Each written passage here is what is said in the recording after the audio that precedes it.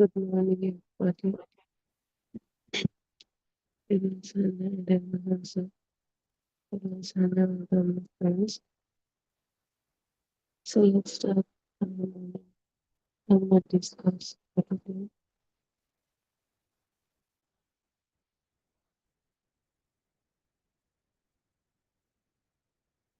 So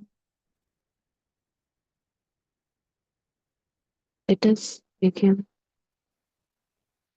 with a simple question.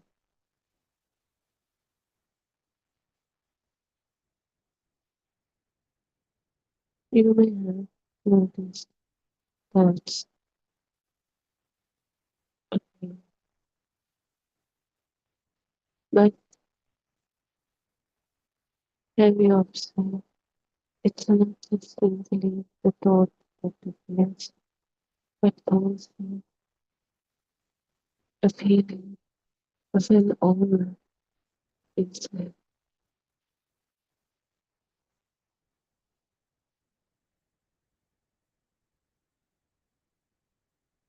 Who thought you last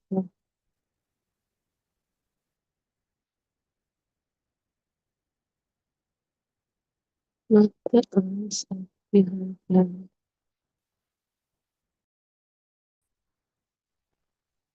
not the answer you believe. Look directly, observe it quietly. The thought appeared, perhaps it was a word, maybe an image, a situation, a moment, line, sentence, anything. And after it appeared,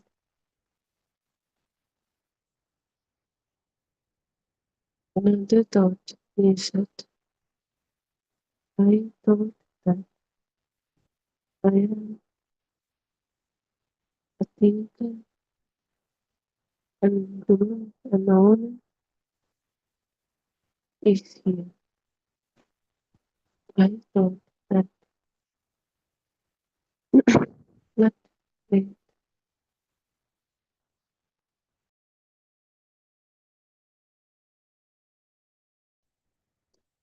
which came first, the thought of the thought that came on of the. This is a very subtle question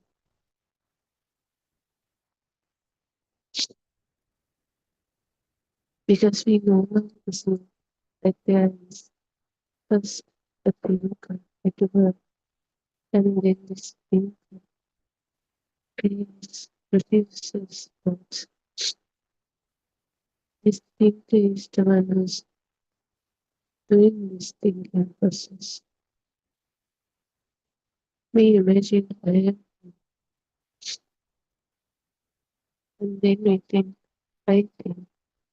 I choose, I remember, I decide.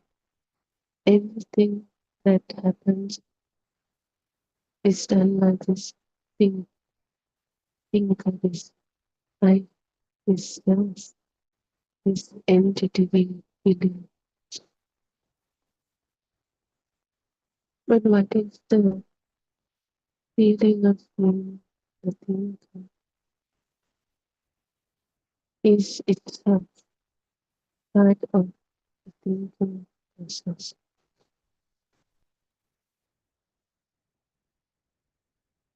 What if thought appears and then another thought says that was me? What if the thinker is not something standing outside the thought, but something repeatedly created within the mind?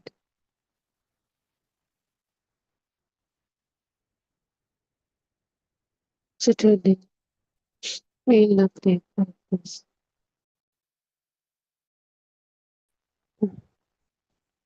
not by believing the theory, but by trying to convince ourselves that there is no self, but by simply observing what actually happens.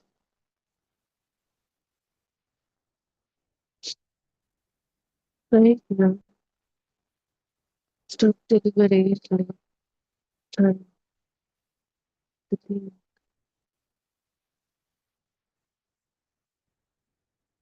Don't choose them. Don't hate them. Simply think.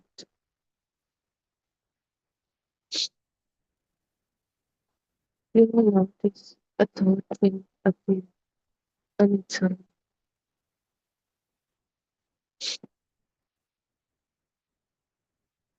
There could be one enemy, all of them, or memory of past, a thought of past, a future plan, a song, anything, no, no option.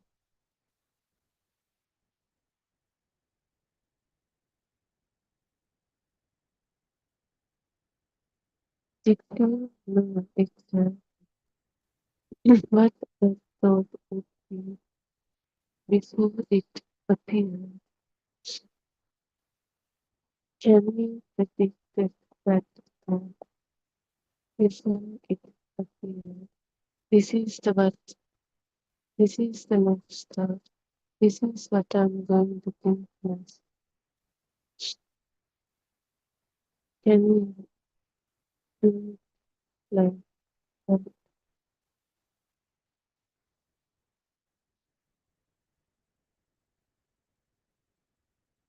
Hmm, you can. It appeared in on its own.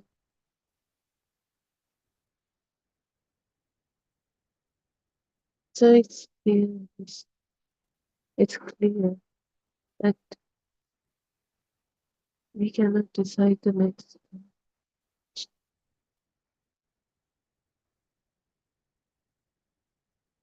It appears on its own. The person, the self, is not the one who's doing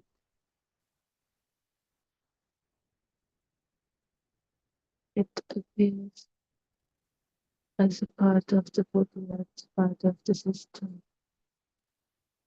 as a part of the process, not self doing it. If the self for me, then the self should be able to control it, tell it even before it appears, know it even before it appears, but it cannot. It always, once the thought appeared, then immediately I thought it happened.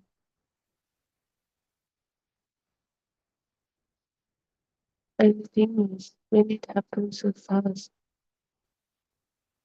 we are unable to see which comes first. So this time mistake also leads to us to believe that we, we are the one who's doing thinking. I am the one who's thinking.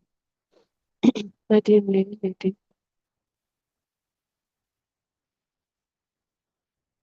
thought appeared on its own, not by ourselves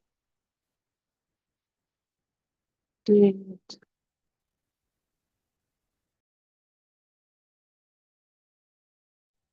So if the self is the one who's doing it, then it should be able to predict the thought before it appears, or know the thought before it appears. Or there are certain thoughts that bother us. If the self is the one who's doing it, then the self should be able to stop the control of think the thought that self-worth and do ignore or not think the thoughts that it is self-worth. But it never happens like that. Everyone has experience of suffering with thoughts, annoying thoughts, keep coming. If you are the one who's thinking, then why are you suffering for thoughts? You could stop it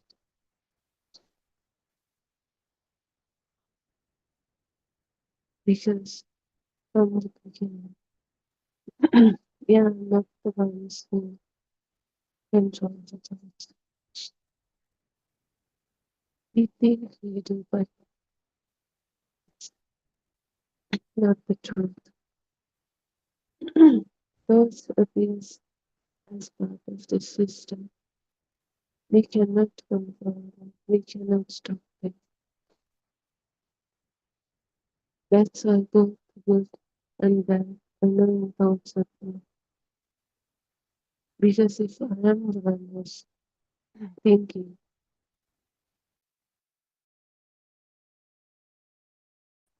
if I am the one who's creating thoughts, I would never create thoughts that hurt me, thoughts that annoy me.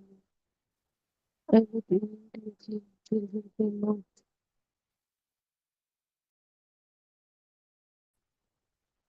But it never happens like that. Sometimes we suffer the thoughts that are so powerful, so annoying, so hurtful. Why did I create a thought that hurts me, that annoys me, if I am the one who's creating the thoughts, controlling the thoughts? So now it's clear. We are trapped in a major form, a blind belief that we are the ones who's thinking, but in reality, we are not. The truth is, thought appears on its own as a part of the system, as a part of the natural phenomenon. When light conditions meet, it appears. We cannot do it. We self cannot do it.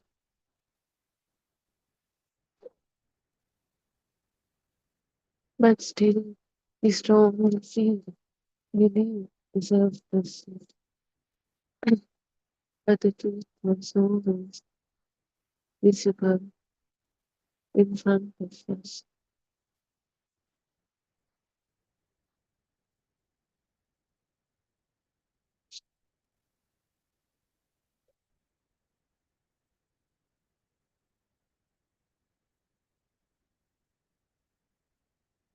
Suppose anything, any event, any thought that appears, it simply never feels like a simple thought appearing. It always revolves around you, this self, this I, me, mine. Any thought appears, and immediately the self appears and take it to itself. Suppose a thought of past behavior appears, or a person's face appears immediately. It doesn't simply feel like a simple thought appearing. Instead, it feels like I am the one who's doing it. And why am I remembering it? Why am I thinking it?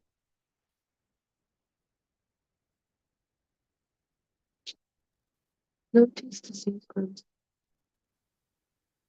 First, the thought definite, then the question about why it definite.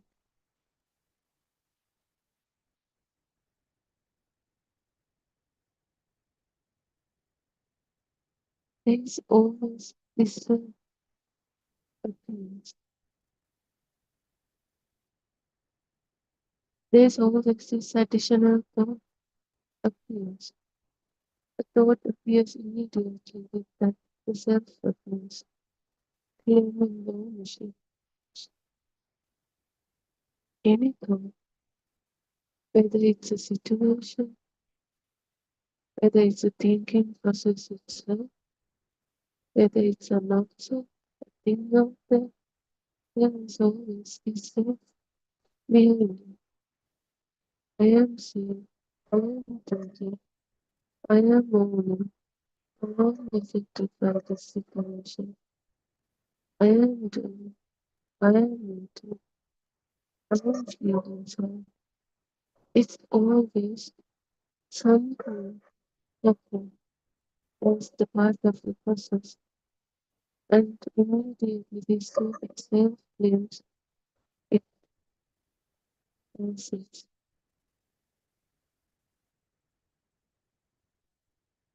But self, it comes after that she was sitting or something happened.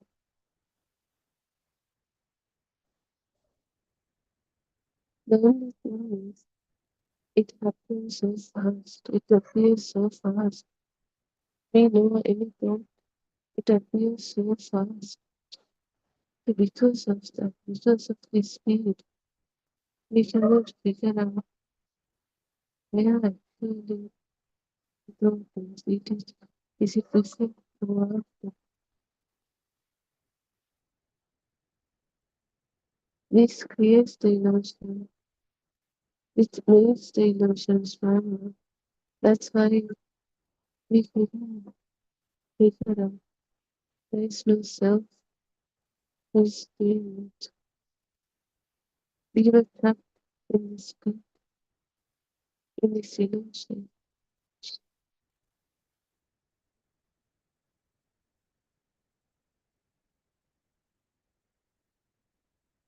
Any thinking, immediately the self appears and claiming it as its. It can come in different forms. I, me, mine, myself, any form. A thought appears, I am affected by. A thought appears, I am thinking. My thought, any form of a sense of a self. Now imagine when each and every time, when each and every thought appears, the self also appear with that. When a self keeps getting repeated again and again, it creates the illusion of an existence. Because this repetition creates an illusion of a self that makes us feel like there is definitely a self here. No, it's the repetition that creates this solid, continuous self. But no matter how strong, how real it feels like, the self is a repeated thought. But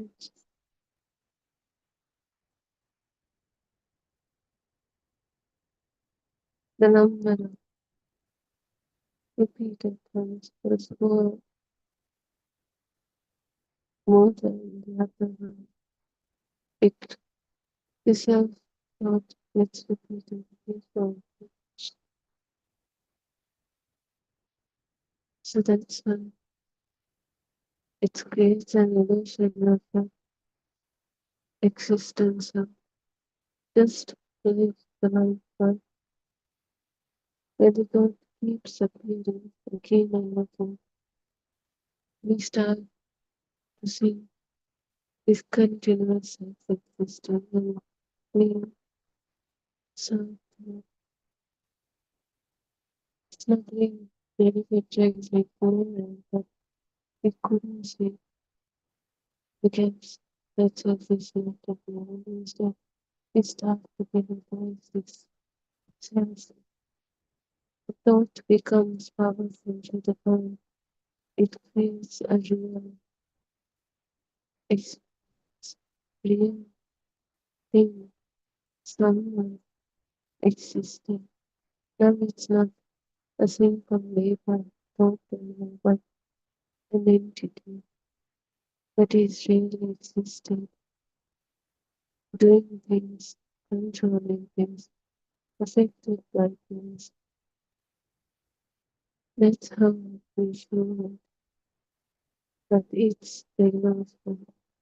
It's the repetition of this thought that got powerful, that creates the illusion of having itself, a person that exists, not a real person existing, but an illusion of a real person existing.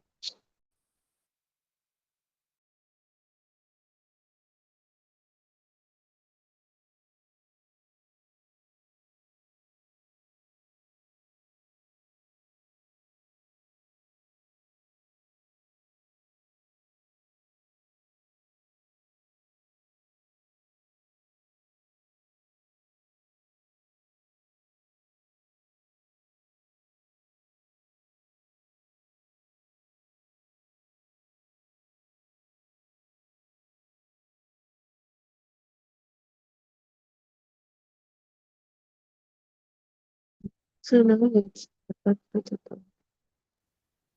We notice thought pattern. So before we believe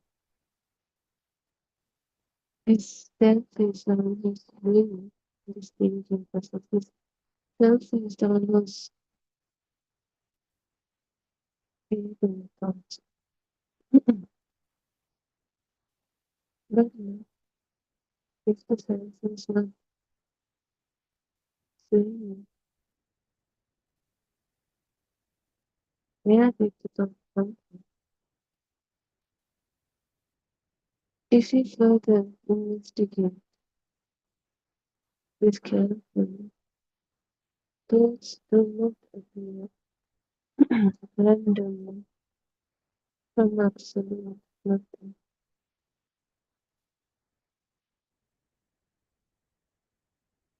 This family is about force and effect. So in the conditions with the effect happens. So the thoughts arise depending on conditions. So in the thoughts, in this thought situation, the conditions are sense of control, the sound, the sight, the smell, the taste, the touch,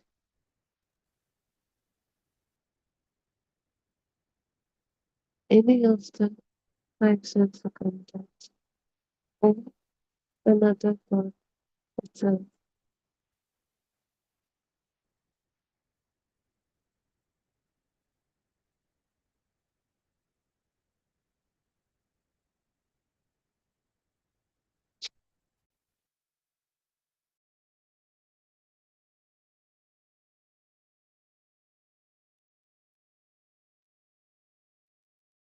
Any of those conditions can activate the thought.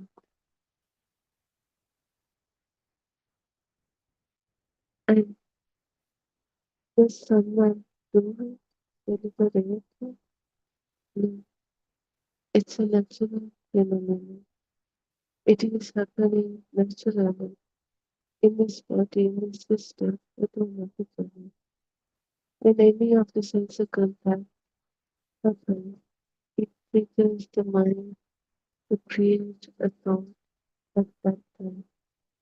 Not a thought from somewhere comes to this world, not a thought that is thought somewhere comes out, but a thought is created right at this moment. So the triggering is the sensor contact. All other thought itself. A condition. You might have noticed some thoughts will, like a chain, you get a thought and it triggers another thought and it triggers another thought. Some of you have must have experienced. If you forget a thought, you go back to the start, the first thought you got, and then that thought chain happens again. Immediately, you then start to remember the thought that you forgot. So this is always exclamation, this cause and effect is always connected to each other. So information can activate.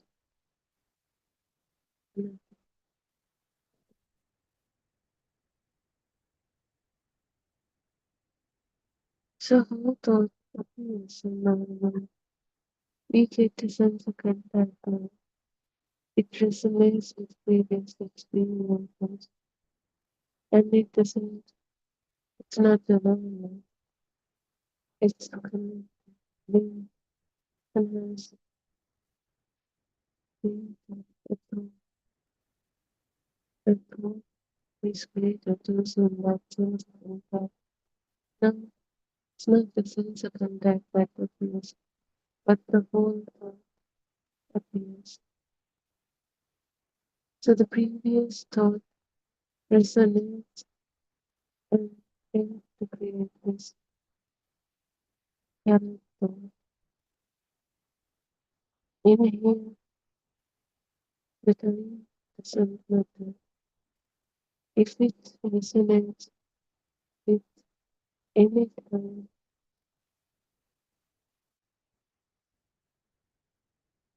the thought appears. It matches its resonance. It doesn't have to be this way. Even in reason. If the frequency matches, they resonate. That's why sometimes people get those that are not related to this stuff.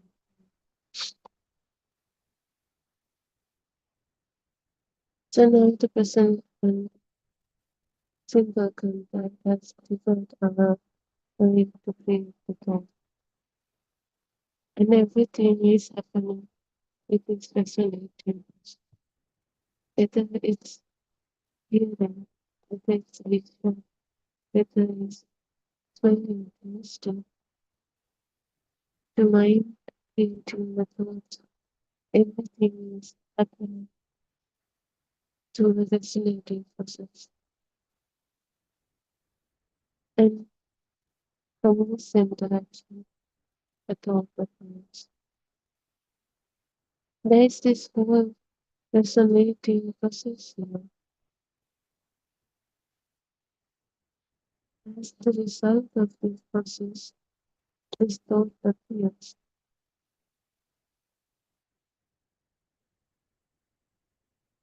So instead of blindly believing this self, simply give us the thought. We have to understanding the process behind the real process behind this thought. Instead of asking who created this thought, now we can ask what connection arise to this thought. That question changes the entire belief wrong belief we have about this thought.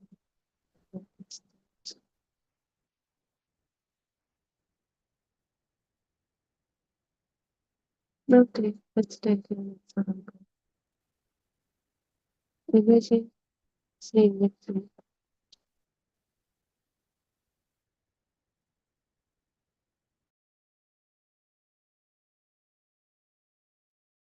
realization, contact, follow, fear, movement, everything.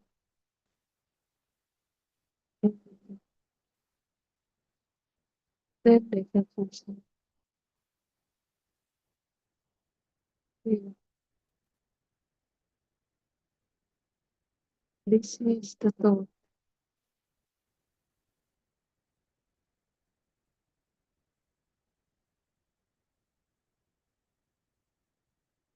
and the thought, it doesn't stop there. It can trigger more thoughts. It is linked with more thoughts. Like when we hear the sound tree, we get the image of a tree in our mind. The same way when we hear the sound tree, we get the information from other thoughts into this thought. Maybe past events, memories of other things. Maybe feeling underneath the shade of the thought. Smell of the leaves. Perhaps a time memory situation, even perhaps a particular place in the city plans, perhaps a person who once stood beside the truth, a person visual constant has activated a whole new network. It's not simply free that the feels fast now. It's just all everything, all things that are in this time. That's why a tree has gotten powerful because now it has no limbs. Now it feels more vivid, which makes it even more powerful, which makes it feel real, strongly real, strongly existing because this living information creates it like a real thing, thing existing out there. It makes the thought stronger, powerful, which gives us a feeling of a real existing thing. It's no longer a simple link, a simple label, a simple word that we learn, that we read when we connect. If we go to the first day, we're learning the thought thing. It's just simple. We get a sound and we get an image. Those two linked and created the thought. That combination created the thought. Simple, a label, not the real thought, not the real dream system, but a simple link there. But when this link is repeated, And more information, more data was added to that. Unknowingly, it gets powerful, which creates the illusion of a real existing tree. Now it's not just a simple sound and a vision.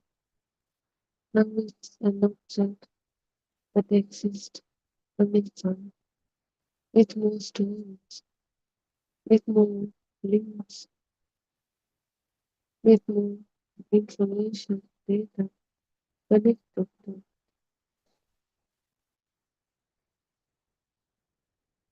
And does any of that happens really outside or we might notice all of that happens in our own mind.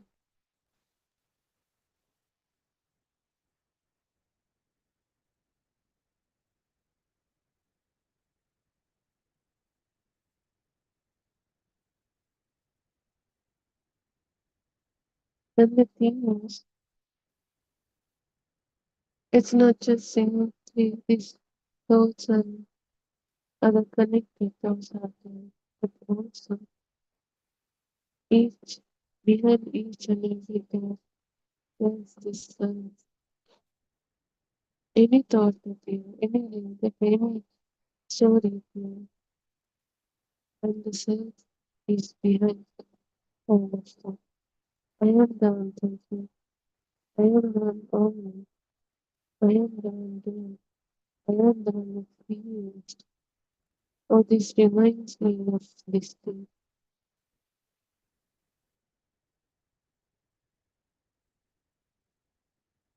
It is like we consciously manufacture every association,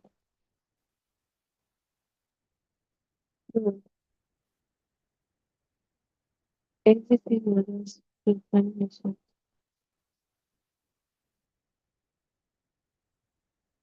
They purchase it, they want resonance, but we don't see it like that. We feel like this self is doing everything, not it as a part of the cause and effect process, but instead a self is doing everything. That's how this so that's what we believe.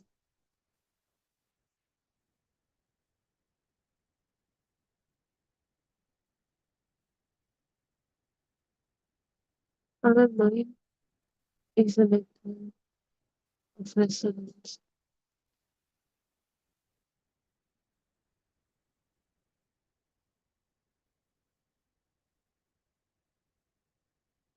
Imagine many tones of one vibrates and the one with a similar frequency,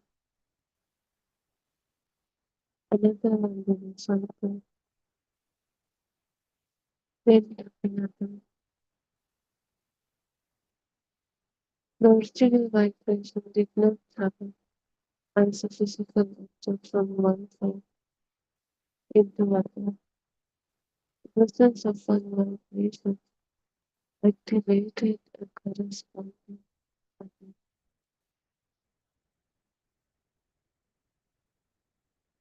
So something similar happened with the thoughts also. The word can activate image. An image can activate the thought. Remember, past event.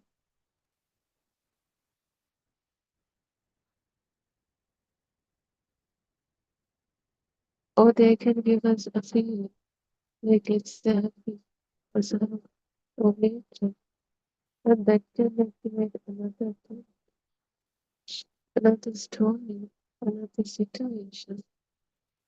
It's always this chain resonating, activating each other. Soon there is an entire mental world, and the mind says, I am happy. But there is a huge process, a resonating process that happens. That's how thoughts appears, not that a self was doing them, but instead as a part, as a result of a process.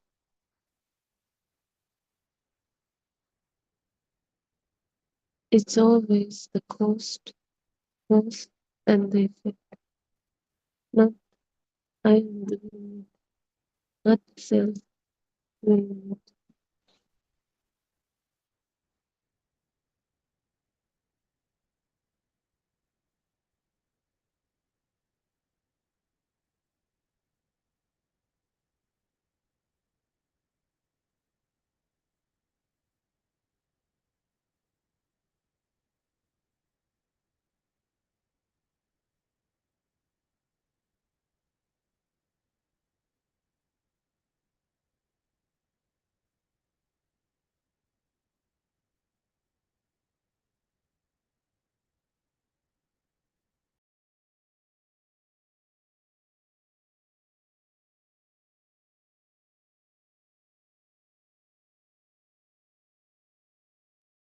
You might have countless experience with thoughts that proves that self is not the one who's doing it. Yet we somehow ignored them, didn't see them. You might have not. Sometimes we want certain things, answers, but it never appears. The thought, that answer never appears. But later on it depends. So if I am the one who's doing it, who's controlling it, then I should be able to think whatever thought, answer you need at any moment. We should be able to control those. And sometimes we get annoyed things. If I am the one who's doing it, I should be able to stop them right away.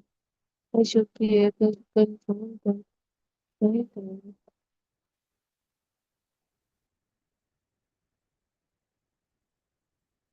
We forget some things and immediately we cannot get back that thought.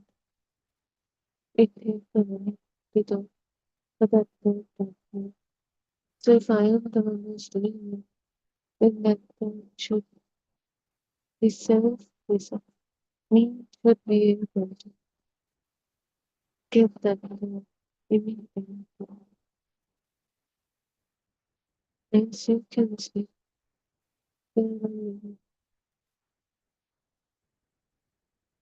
situations that happen that proves that self is not the one who's doing this thinking process, this thought feeling is part of the process. But we ignore.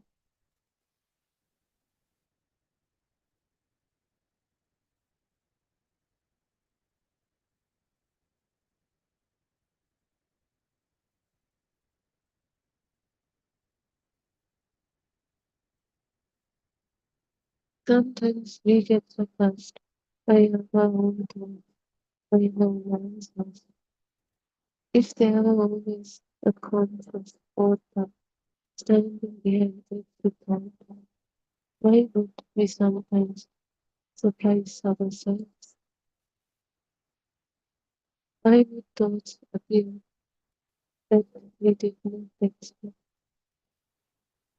Why would memories, situations, events that we were not searching for, that annoy us?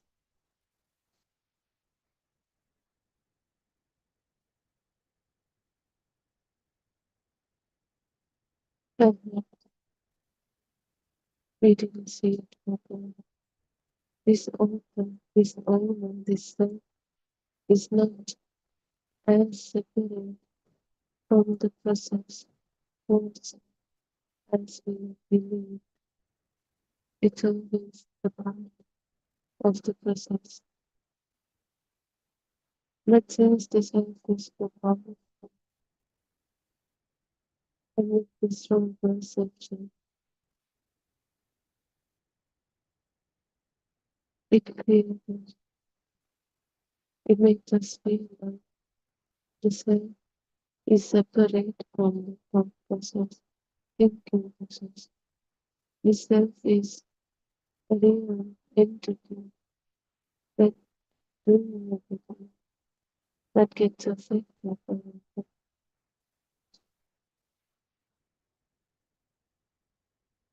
That's the feeling of the thoughts of this program.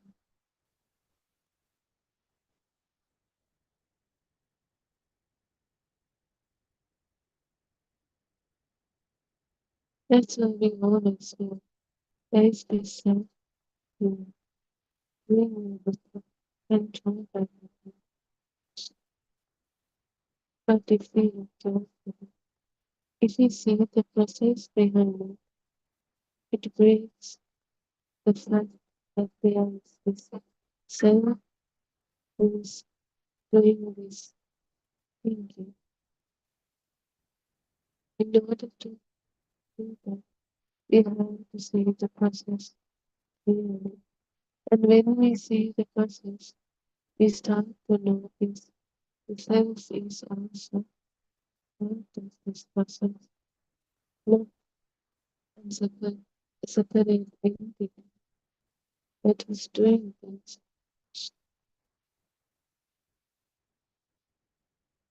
We have to see ourselves from both of view. So this is the cause and effect process. When the conditions, right conditions are met without the fears, it's always the process behind, not random thoughts appearing. There is always a link between each and everything that happens.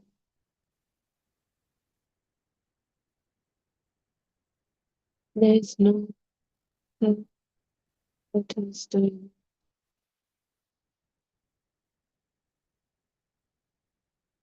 When we start to see this, we start to notice there is no self that is doing this. Instead, this is a process that happens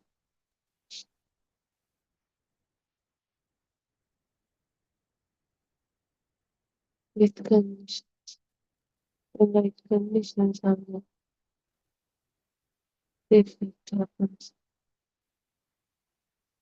So rest, attention, we end our morning time discuss. They don't sound like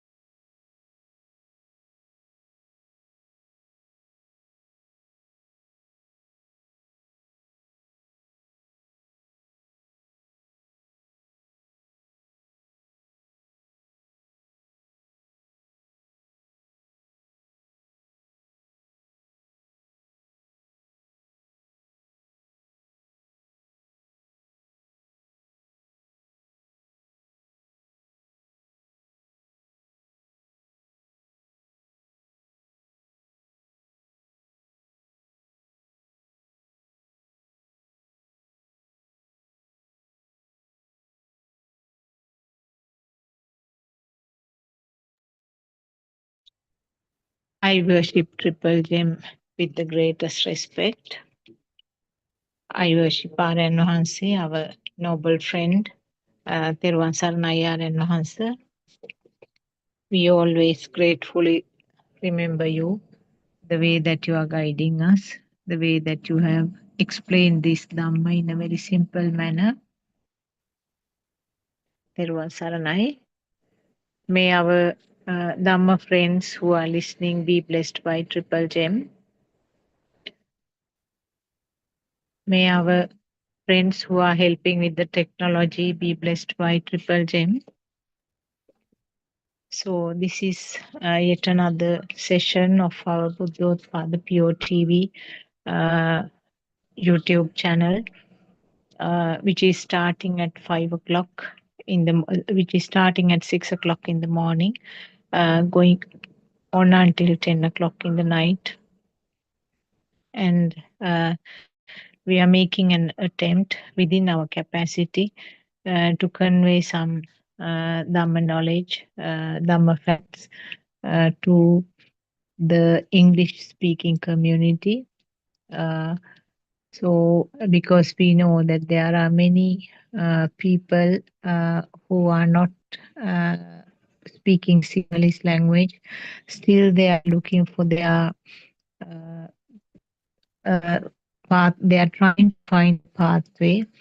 They are trying to find uh, the truth, what is meant by truth, because they feel that something is lacking in their lives. They still do not have that relaxed nature in their mind. They feel that still there's something to achieve. So because of that, they go on screening the various social media uh, to find out whether there is anything new that they can find. We know that the technology is so advanced nowadays, so there are so many people who are trying to convey their views, the way that they understood to the world. So finding out the most correct thing is also difficult because of the same reason. Because there are so many people who are doing sermons, so many people who are doing preaching, and so many are doing with the label of Buddhism. So this is something really tricky because uh, the pure Buddhist teachings that Lord Buddha did is mostly covered in most of these preachings. So that is the fact that we have to understand. Always there is a difficulty in finding out, particularly for a person who is new to this Dhamma, who hasn't listened to Dhamma Lord Buddha's teachings in the past. They find it difficult to differentiate which is the correct one, which is the most accurate one. So we are trying to give some clues, uh, and with these clues, we hope that your wisdom will be blooming, and with your wisdom, you will be able to find out the path that you selected, the address you found out is the correct, and it is the correct direction. Lord Buddha always said that uh, do not believe what you hear, do not believe what you read, even in a book. If you yourself, if your system realizes that this seems to be correct, then you take that path. In Sinhala, it says Dharmayata Vinayata Galapanna, match to the uh, match to the Dharma and Vinaya. What is meant by these two? Vinaya means your defilement should be fading off. The current that was creating within your system should be coming down. You became very uh, angry, or you had a craving. Now, these are the very crude forms of defilements. So, why in the form of sadness, anger, hatred, jealousy, aversion, craving, overwhelming happiness. All these things are part and parcel of your defiled one. So if you feel that the diamonds are fading off, then that Dhamma may not be correct. And what is meant by Dhamma here is the cause and effect phenomenon. So it matches, if it matches with the cause and effect phenomenon, that again is a correct Dhamma that has been uh, disclosed by Lord Buddha. So these are actually words originally which came from Lord Buddha, matched to the Dharma and Vinaya. Then you yourself will be able to find out that these Dhamma facts are true. And also, Lord Buddha said that it is a Sandittika Dharma. So it is something that comes as as a self understanding, self realization. So nobody can forcefully put the ideas, put the concepts in Buddhism, which is, if somebody tries to do that, is not true Buddhism. That is something that we have to remember. So if you yourself understands, that should be the Buddhist philosophy. From whatever the level, uh, irrespective of your education level, irrespective of your sex, your age. Uh, of course, the children above 7 years, below 7 years may not be able to understand these simple Dhamma facts even. So, uh, it is a Sandittika Dharma. That is what Lord Buddha said, means the system itself, the self itself has to understand. So it is something individual, something specific to that person. uh, so what are the facts that Lord Buddha disclosed? If I say it in a couple of sentences, if I summarize it in sub couple of sentences, one is that uh, uh, we are enjoying something created. We are enjoying a magic. We have taken a magic as true and we are enjoying that. Even on the other side, we are suffering due to a magic. So, both ways it can happen. We are enjoying and also we are feeling sad or we are having suffering due to a magic. Now, when I use the word magic, we know that it is not true. So that is what Lord Buddha said. Magic means something, an illusion. And how did this magic come? Who created it? So it is the senses, the five senses have created the magic. So the sense faculties are five magicians. They are creating something, taking turns non-stop. They are creating something. And the creations, we call them vibrations or rupanaya from Lord Buddha's words. Something is created due to a speedy vibration. That is what Lord Buddha said. So the created thing, we do not realize that this is something created.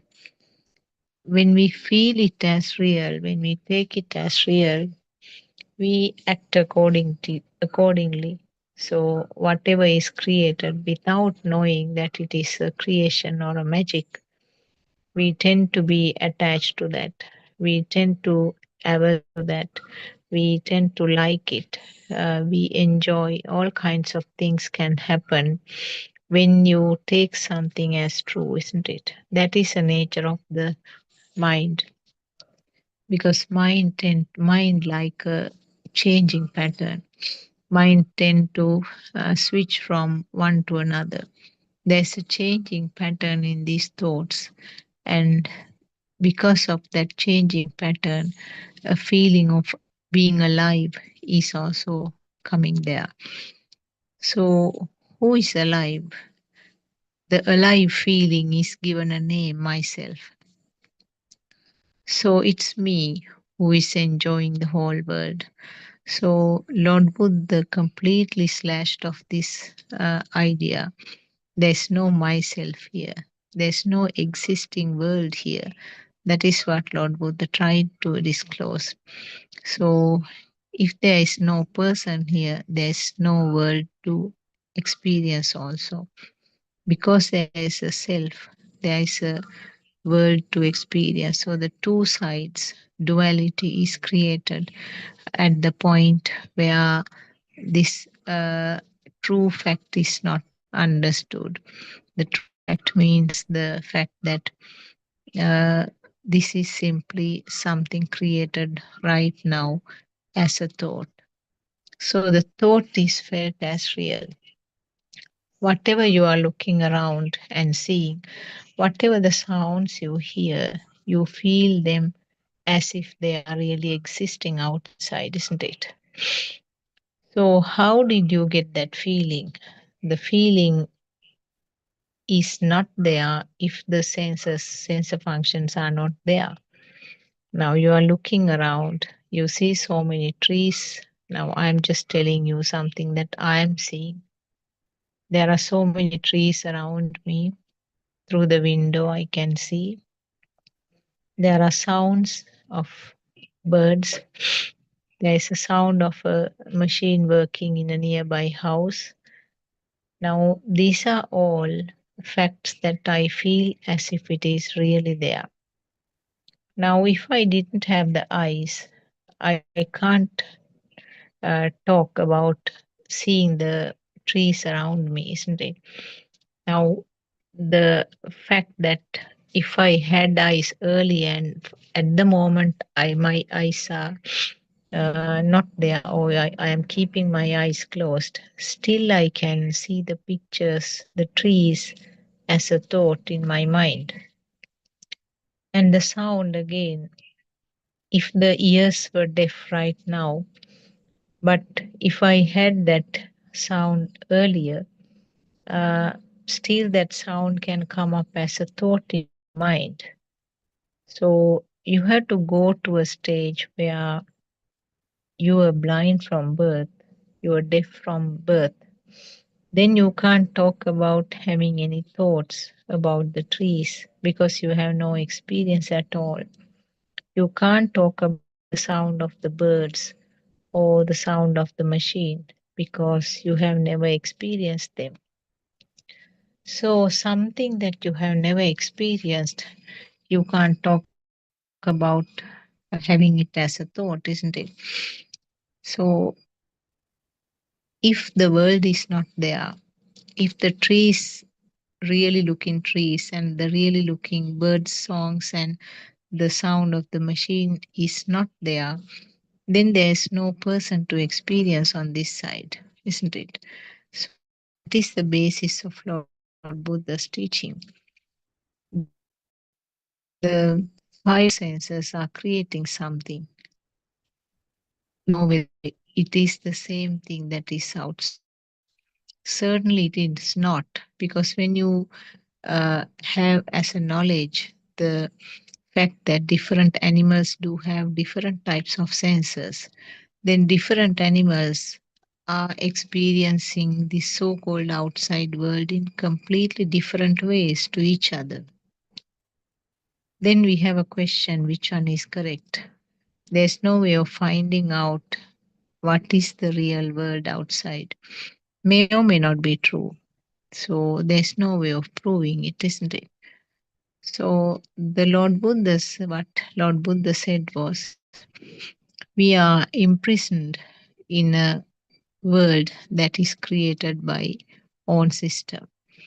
The own system, five senses, create something which looks like real, and the experiencing of that so-called real world uh, makes the attachments, the defilements, the raga, dvesha, and moha, the three main categories of the defilements.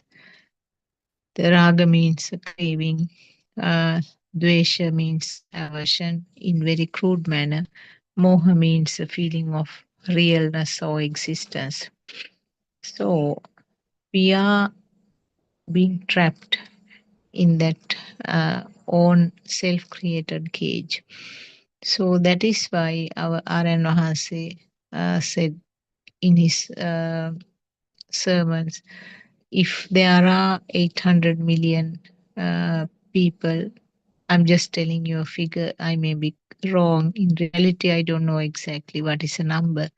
But if we say that if there are 800 million people in the world, the each of them have their own world created with its own senses. So we don't know whether that world is true or not. What is created true or not is not known. But we think each of us something that we got created. We each of us think that it is the correct world, it is a true one. And each of the animals who are having their own worlds, they think that what they experience is true.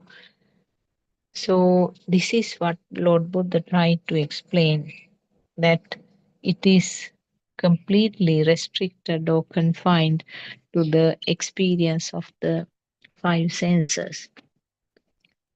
And the way that it is experienced also will change with time. So, the way that we experience certain things will change after certain time. So, then you can see that all these are evolving non-stop, they are changing. Some are becoming stronger focuses, some are becoming weak focuses or thoughts, strong stimuli or weak stimuli. So this can interchangeable, and I mean with time it can change. So Lord Buddha tried to uh, give this message to the world that you are like having your own telephone number. This is an example given by Avaran Mahanse. If these 800 million people do have a phone, separate phone number, it is uh, a personal one, isn't it? It is individualized. So the level of the power or the level of the current in each system is something like that. The level of vibration of each system is something like having an individual telephone number. So whoever tries to contact by dialing that particular number will get connected to that system. So that he used to explain this mechanism called synchronization or telepathization. Two vibrations connecting. Now these things they are new words actually, and mentioned by our RN Mahase to suit the present setup, where people will be able to understand it better if it is if the words are used in this manner using modern examples. So what we have to understand is that we are heavily confined to the cage that is constructed by the five senses. And uh, uh, there are certain laws of nature we know. The Chitta Niyama is one of them, one of the four. And Chitta Niyama explains how this mind is formed, how this pattern of thoughts are changing. Uh, Non-stop it is changing until the moment when the physical body comes to an end. The thoughts always create a power. The thoughts has a power already. We know that some of you may have listened to these sermons done by our dumb friends in this English YouTube channel. You may have heard how the thoughts are formed because that is part of the darshana. where you have to learn, you have to find out how the thoughts are formed. So the thoughts are a combined product of the five sensor functions. So we know that the five senses are continuously functioning from the time that uh, the birth, and not only that, even while in the womb of the mother, babies do have some of the sensors are functioning. At least the body sensor is functioning, and there is uh, there are some possible evidence to say that their ear functions are also there. They can hear some sounds. So that means the sensors start functioning even to the latter part of the pregnancy, the fetus. Definitely, we know that the sensors, that means the eye, nose, tongue, uh, ear, and the skin, those five sensors start functioning from the time that the baby is born to this physical world. So, from that time onwards, the five senses are functioning. But we do not have the sixth sensor or the mind sensor until the baby is about 1 year. That means, in other words, the combination of these five senses does not occur until the baby is a little bit older. It's not something that occurs just instantly, it is a gradual process. The thought formation is a gradual process, uh, and it can go on for several years. Uh, and in between, there's a stage where the baby has this feel level and thought or the mind level fluctuating. Gradually, the mind proportion of mind or the proportion of thought formation becomes more and more. And now, for you and me, we can't actually experience the feel level of the senses.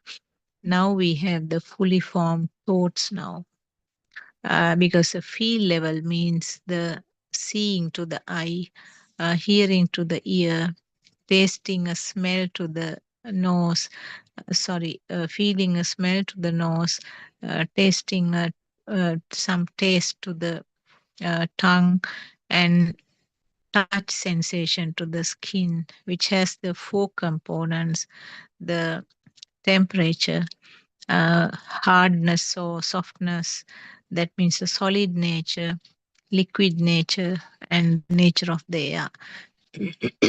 So these are the fields. Uh, so fields are there in the newborn baby onwards until the baby is about 1 year. And they experience those five senses, but no explanation, no description. They don't know what it is really. So that is only the level of the rupanaya or the vibration level. Sorry. So beyond that, beyond the level of vibration, only the thought starts forming. So this process is a natural process. And so the fact that Lord Buddha said that this Dhamma is an aviññānika Dhamma, that means there's no person here doing. So that can be very clearly seen from the zygote onwards. So because there's no person who is doing, no person responsible here. But what happens during the first year, where only the feel level is there and no thought formation? Now, as I said, there's no hard and fast level beyond that the thoughts are formed. I said roughly around 1 year is a time where these uh, thoughts gradually starts forming by combining the sensor functions. Often it is the hearing and the seeing, the two has a major role to play. But if it is something like a food, then the child will experience all five senses. So all five senses means the the when it comes to a food, the smell of the food, taste of the food, texture of the food are added to the seeing and the hearing. Hearing means maybe the sound given by somebody saying that this is uh, an apple, the sound. And also when you are eating, the crunchy sound also can be taken under the sound group. So this is a natural process, as I said. No one can stop it. We know that child doesn't have the thoughts, so that is why we say that they don't know still, isn't it? Have you heard the adult saying, he's still small, he has no idea what it is, he doesn't know. So they have no fear of death because there's no thought called myself formed at that time. Have you seen children sometimes running into dangerous places, and even children fall into big buckets of water and die because they have no concept about death? Or, in other words, they have no concept about self. They have no concept about being careful to safeguard the self. For you and me, we know that we shouldn't go to the edge of that cliff. We shouldn't go near a flowing water. We shouldn't go and peep into the well because we know that we might fall into that and die. We should not go in front of a an elephant who is charging. We shouldn't go and touch a snake. Uh, so these things, they are now established thoughts because there is a self to be safeguarded. But the child has no idea at that time. Child has mostly the feel. Child is enjoying the what is seen. Child enjoys what is heard, and also a child will enjoy the what is felt on the skin, the smells and taste. Enjoy does not mean that makes it happy, but experience, I think experience will be a better word. So experiencing the world with the five senses is happening at that level. And because there is no thought called world, because there is no thought called myself, there is no thought called death or birth also. So you may have seen that how the children endanger their lives. If a snake comes near them, a small child will hold it, catch it from wherever it can catch. A child will, if there is water, because they are fond of water, child will try to bend. And there are instances where children are drowned in a big bucket of water. So simple thing. Uh, we don't feel that something like that can happen, but there have been news where sometimes the mother is trying to give a bath to the baby who is about maybe 1 year, leaving a big bucket of water uh, nearby, and she goes inside the house for something simple if they are not bathing in the bathroom. So sometimes a child wants to pick up something which fell into the bucket of water, a toy or something, and then simple bending sometimes makes him fall into the bucket and drown, and death occurs within minutes. And there are many instances where children are drowned like that. Many instances where they fall from the cliffs or uh, edges or from heights, sometimes on the top of a concrete slab, child comes to the edge and then falls from there and die. So these are all predictable things for you and me because we have thoughts. And Not only that, we have a fear of death. We know that if something happens like that, we end up with a serious injuries which can lead to the death. But the child has no such thoughts. So the children just go forward, do whatever they have a feel at that time. So if they feel curious about something, if they want to have something, maybe if they can't reach a toy, they will do whatever is needed to reach there without realizing that it is a dangerous process. So that is simply because they have no self concept. They have no self concept uh, uh, to safeguard. So they have no concept of the death. So this is a difference between the feel and the thought. The feel is something underneath always. The thoughts are mm, created later on when the child is growing. And in the preschool, this combination and the thought formation is exacerbated by this process called teaching. If you remember your preschool, the your visit to the preschool with your child, or even you might remember yourself how your preschool was there, or if you are going with your grandchild there, you may have noticed so many pictures are attached right around the walls of the preschool, isn't it? Very colorful pictures, charts, letters, all are written all around. And what does teacher do? She, throughout that session when that the child is there, she will use various teaching techniques, trying to put these, trying to help the child to combine these two facts, seeing and hearing. Seeing and hearing. She will show some pictures and then tell the name.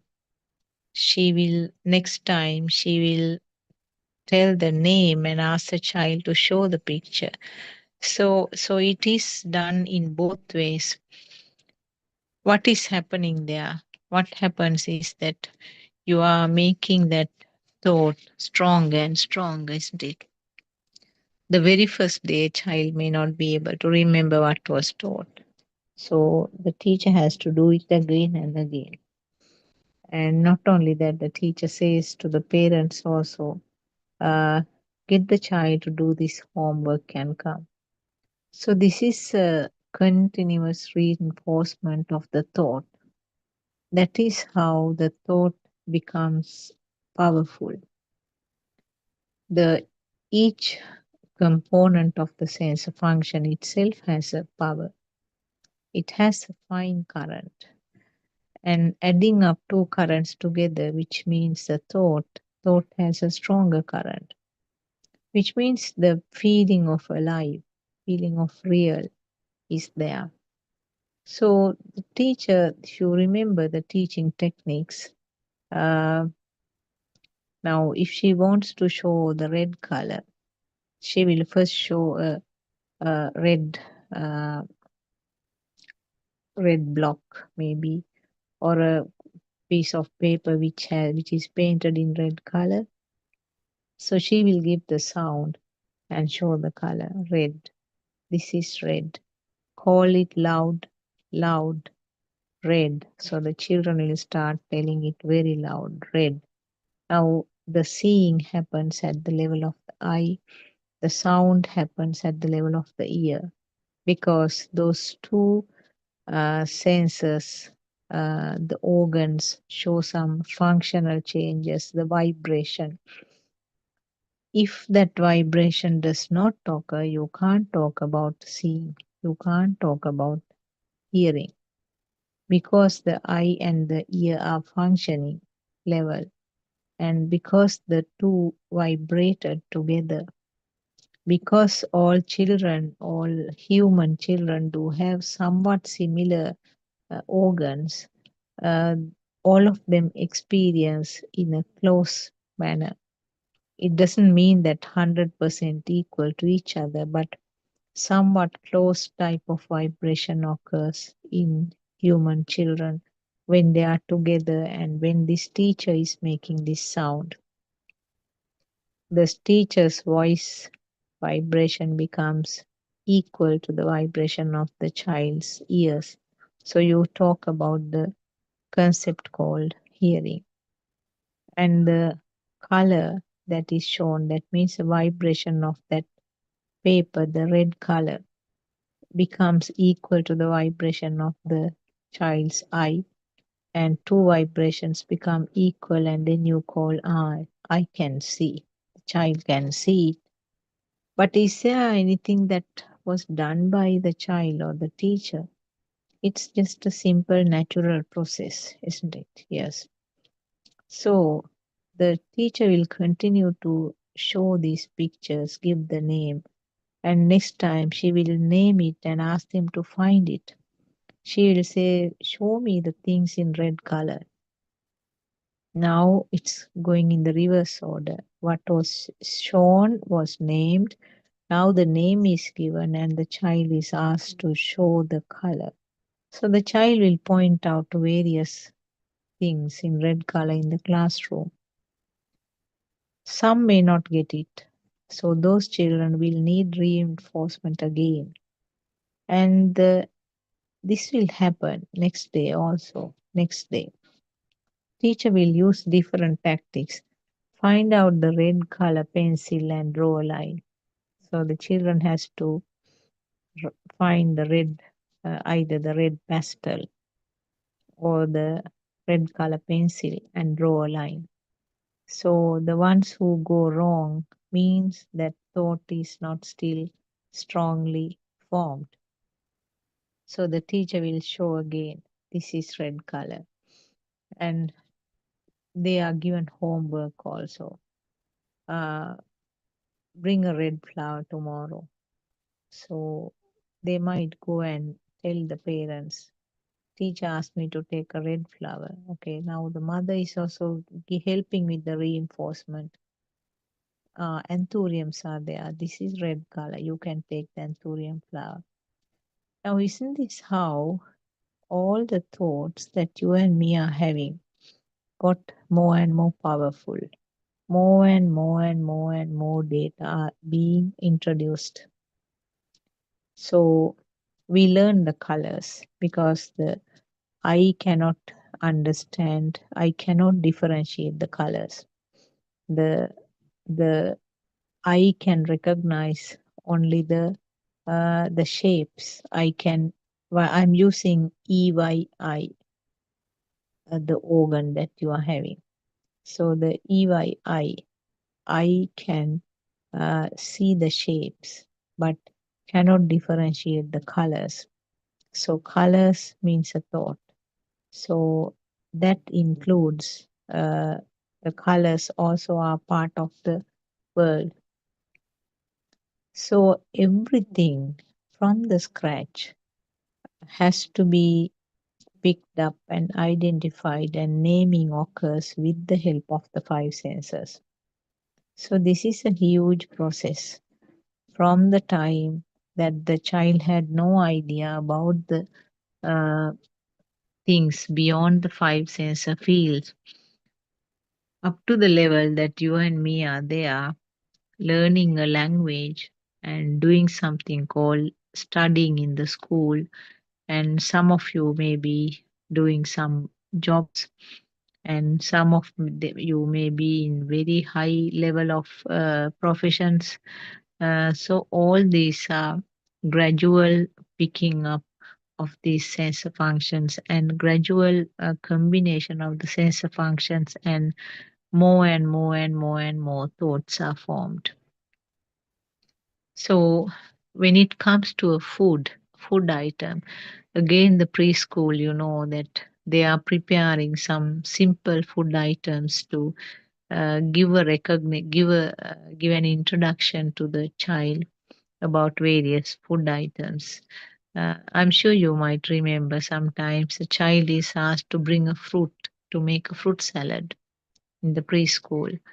So one will bring banana, one will bring uh, an orange, one will bring papaya, mangoes, grapes, all kinds of things, and another one will be asked to bring a little bit of salt, maybe even a little bit of sugar sometimes. So the each and every fruit gives another complete lesson to the children, isn't it? Same thing about the senses. The teacher will show the banana and give the name banana. So the vision, seeing, and hearing. Not only that, sometimes the banana may be sent round the classroom. By that time, most of the children, I am sure, they are familiar with the banana because they have tried it at home. But as a matter of completion, the teacher will show banana. Let the children touch it. Uh, it will be sent round the classroom, and uh, be taste. And of course, the taste also will be able to tested when it is fruits. Similarly, now the children all will they will be able to experience all five senses when it is related to a fruit. I'm just telling you an example, but I'm sure there are different ways giving the inputs about the food in classrooms. So these fruits are sometimes they are cut in the school, so children are watching. So that is eye function is there and the ear function is there when the teacher is explaining. Now I am cutting banana. I'm now cutting grapes. Like that, she may be announcing what she's doing. So the eye and ear functions are combined together, and then uh, the smell is coming. And once it is mixed up and the fruit salad is prepared, children are allowed to taste. So when they are tasting, all five senses will create the inputs. So the taste, smell, and the texture, the soft or the firm texture when they are eating, seeing, and hearing the sound. So you can see now they have a concept, a thought called fruit salad. Now that feel that was experienced differently as a taste, as a smell, uh, as a sound, and as a skin touch feeling. Uh, so those are actually now covered. Now they have got the thought called fruit salad. Even the thought, even banana is a thought, even papaya is a thought, uh, because it is again a combination of the senses. And this is how this world of thoughts are created. More and more and more thoughts are created, and the vocabulary goes up. Vocabulary goes up means more thoughts, more knowledge, and the world is becoming more and more real. So that is something that we have to understand. The world becoming real and real. So the fruit salad becomes real when the same thought, like the way that the teacher was teaching in the preschool, the same thought is given repeatedly, repeatedly, and that thought becomes really powerful. It really feels as if it is real, true. So the true thought means feeling alive. In other words, the true thought means it is the itta sanya, perception of existence. And always a perception of existence and perception of self are coming together, holding hands, like the two sides of the coin. So one is always coming up with the other one. So now for you and me, these thoughts are real and they are really alive. And the thought has a current, as I said, it's powerful. You feel it, you feel that it is real. So that is how, when you are looking around, you have that feel that these trees are real, really existing outside, and the sounds of the uh, birds are real. The sounds of a tractor which just passed by is real. There's always duality created. The things are there outside, and it's me here on this side. So, this is how the world is created. This is how Lord Buddha uh, explained these things. Because of the speed, it's felt as if it is real.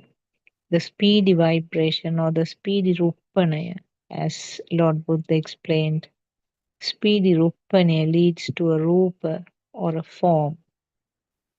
Something which is not there is felt as if it is real. So, if this so called rupanaya or the vibration occurs in an unimaginable speed, it gives rise to that real feeling without any doubt. So, that is how you felt that these things are really existing. Now, reversing is not easy, but not impossible also, because you have to realize that something which happened over a long, long, long time has to be reversed with an equal effort. Now you have to realize this process, the learning the trick of the magic. So, frequently reminding actively that this is not true, this is only a sensor function, and there's no self here. So, frequently actively thinking of those or frequent reflection of this is what is important. And with time, when you go on with this reflection, with a very good understanding and a deep realization of the this Dhamma as a knowledge, with that, that reversing can occur little by little.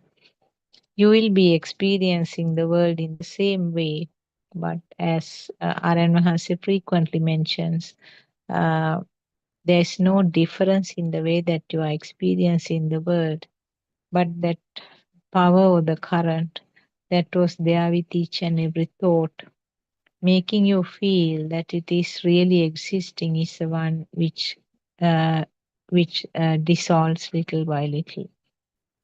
So you will be able to communicate with the world in the same way, but that burning that tend to occur depending on the stimulus is the one which is getting less and less.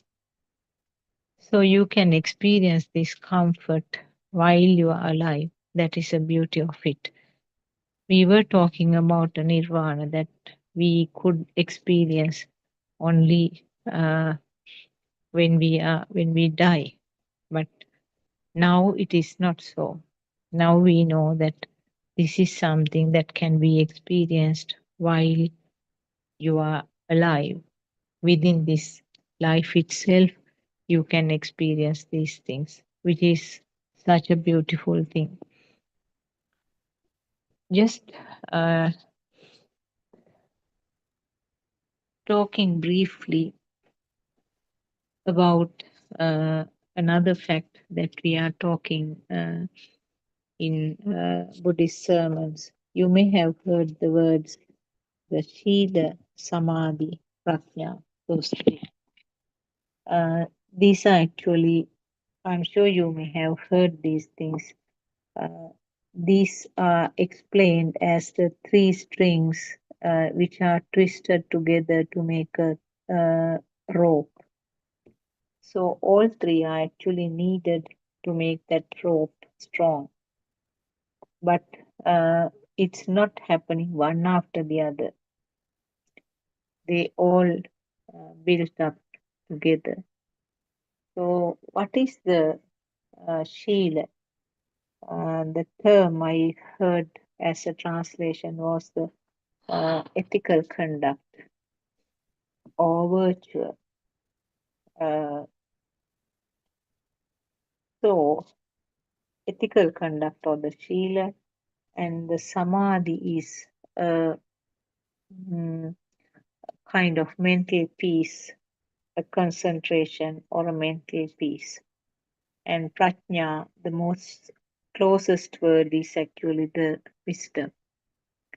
So just talking about these three, uh, one of the Arhant uh, nuns, Sela Terania, she's the one who mentioned this thing. So there are many sayings done by different Arhants apart from Lord Buddha's sayings. So they are always mentioned separately as the different teachings of those other arhants.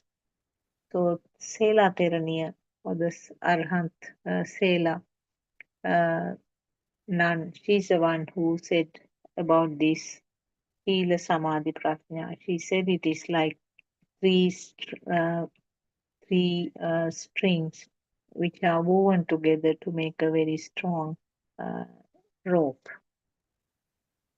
So, Sheila means here actually the ethical conduct here. What is based here is to realize that the Sheila or the ethical conduct, which automatically comes into practice when there is no self concept is understood.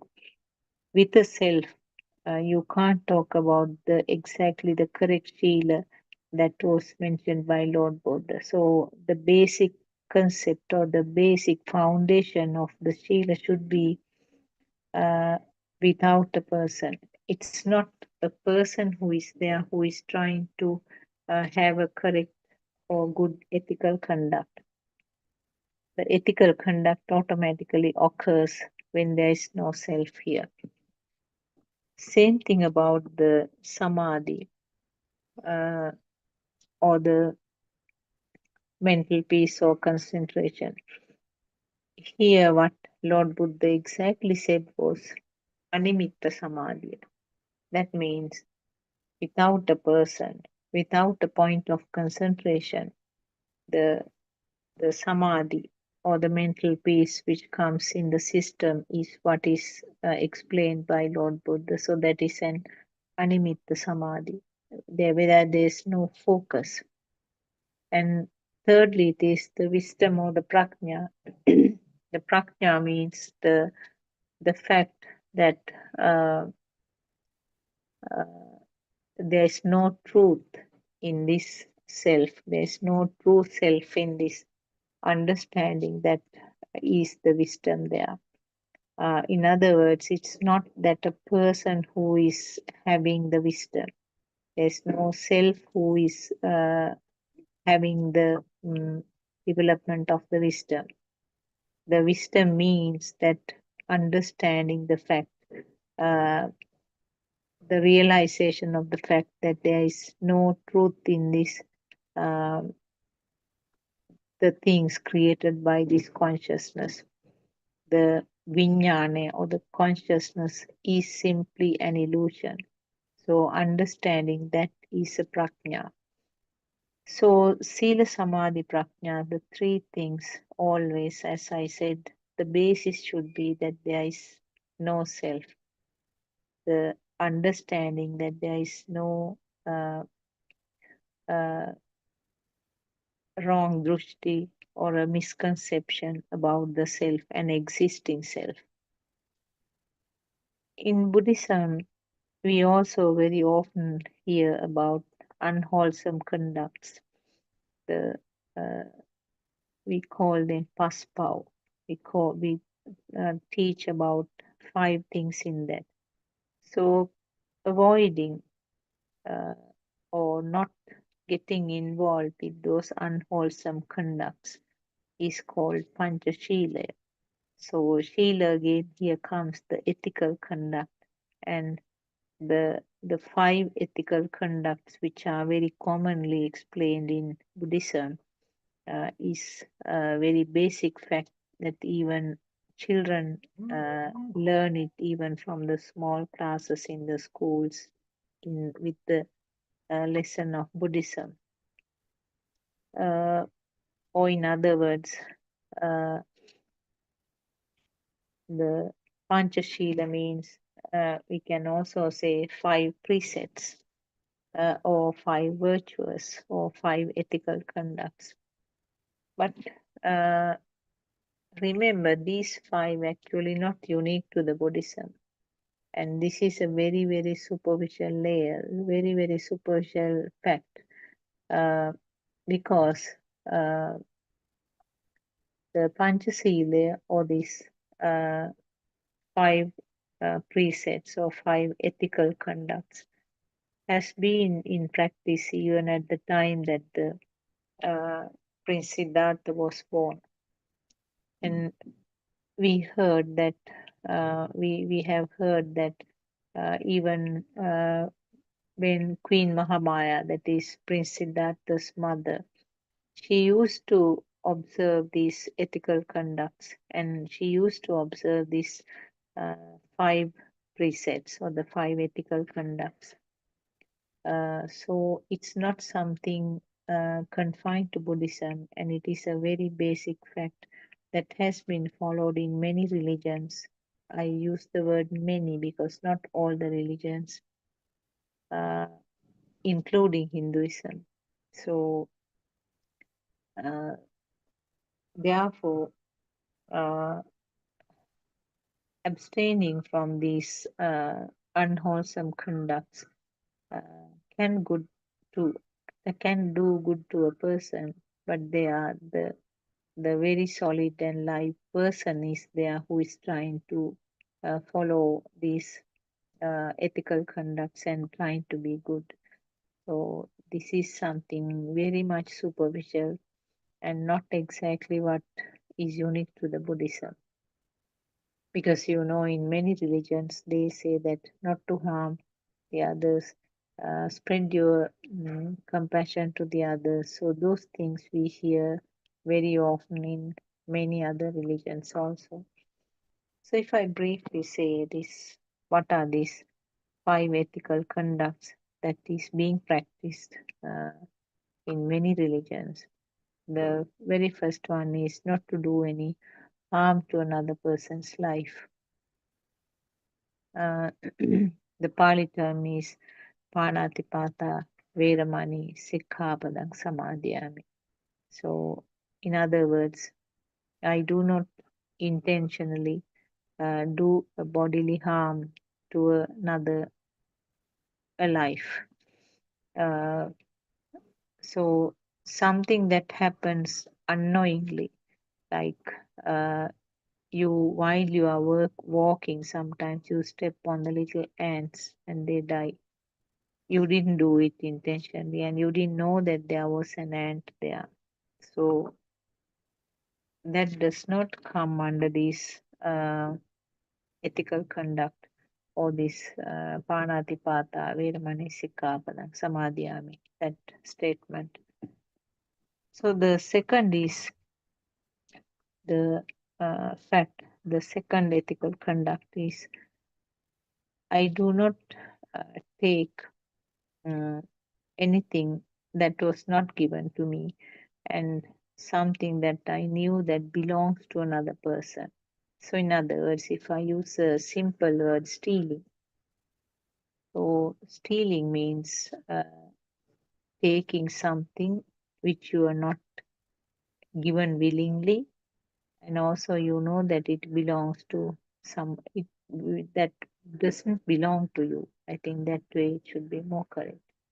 Something that doesn't belong to you and something that you were not given.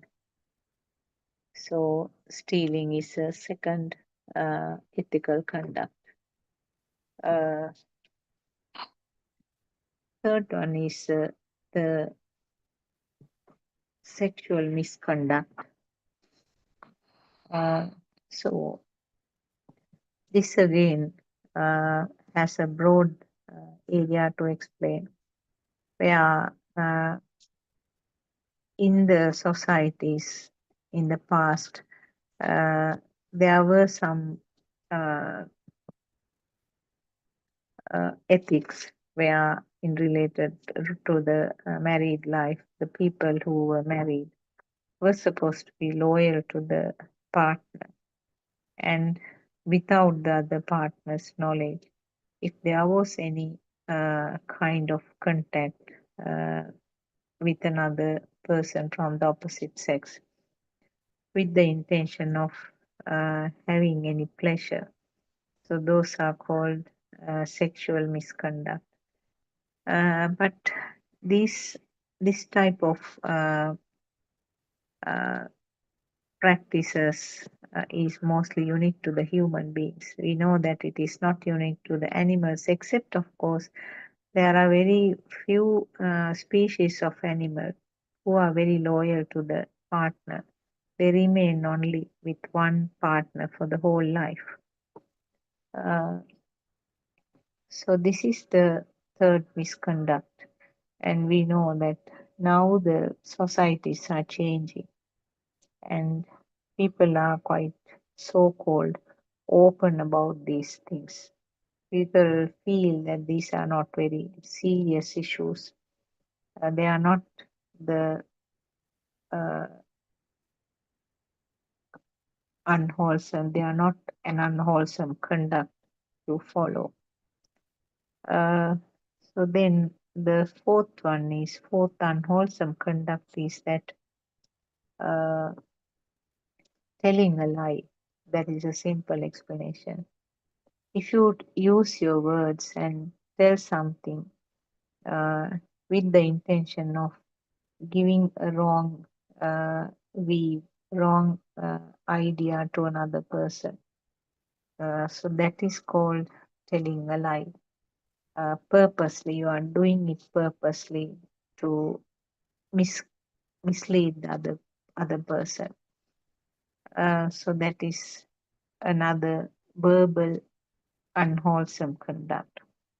And the last one is uh, intoxication. It may be in the form of alcohol, it may be in the form of certain drugs. Uh, if a person is intoxicated, that person will act in a very different way. The decisions he's taking will not be the same, and the way that he's acting will be quite contrast to the level where he's acting when he's in his senses, and that can lead to many complications thereafter, maybe to his family, maybe to himself, and also maybe to the society.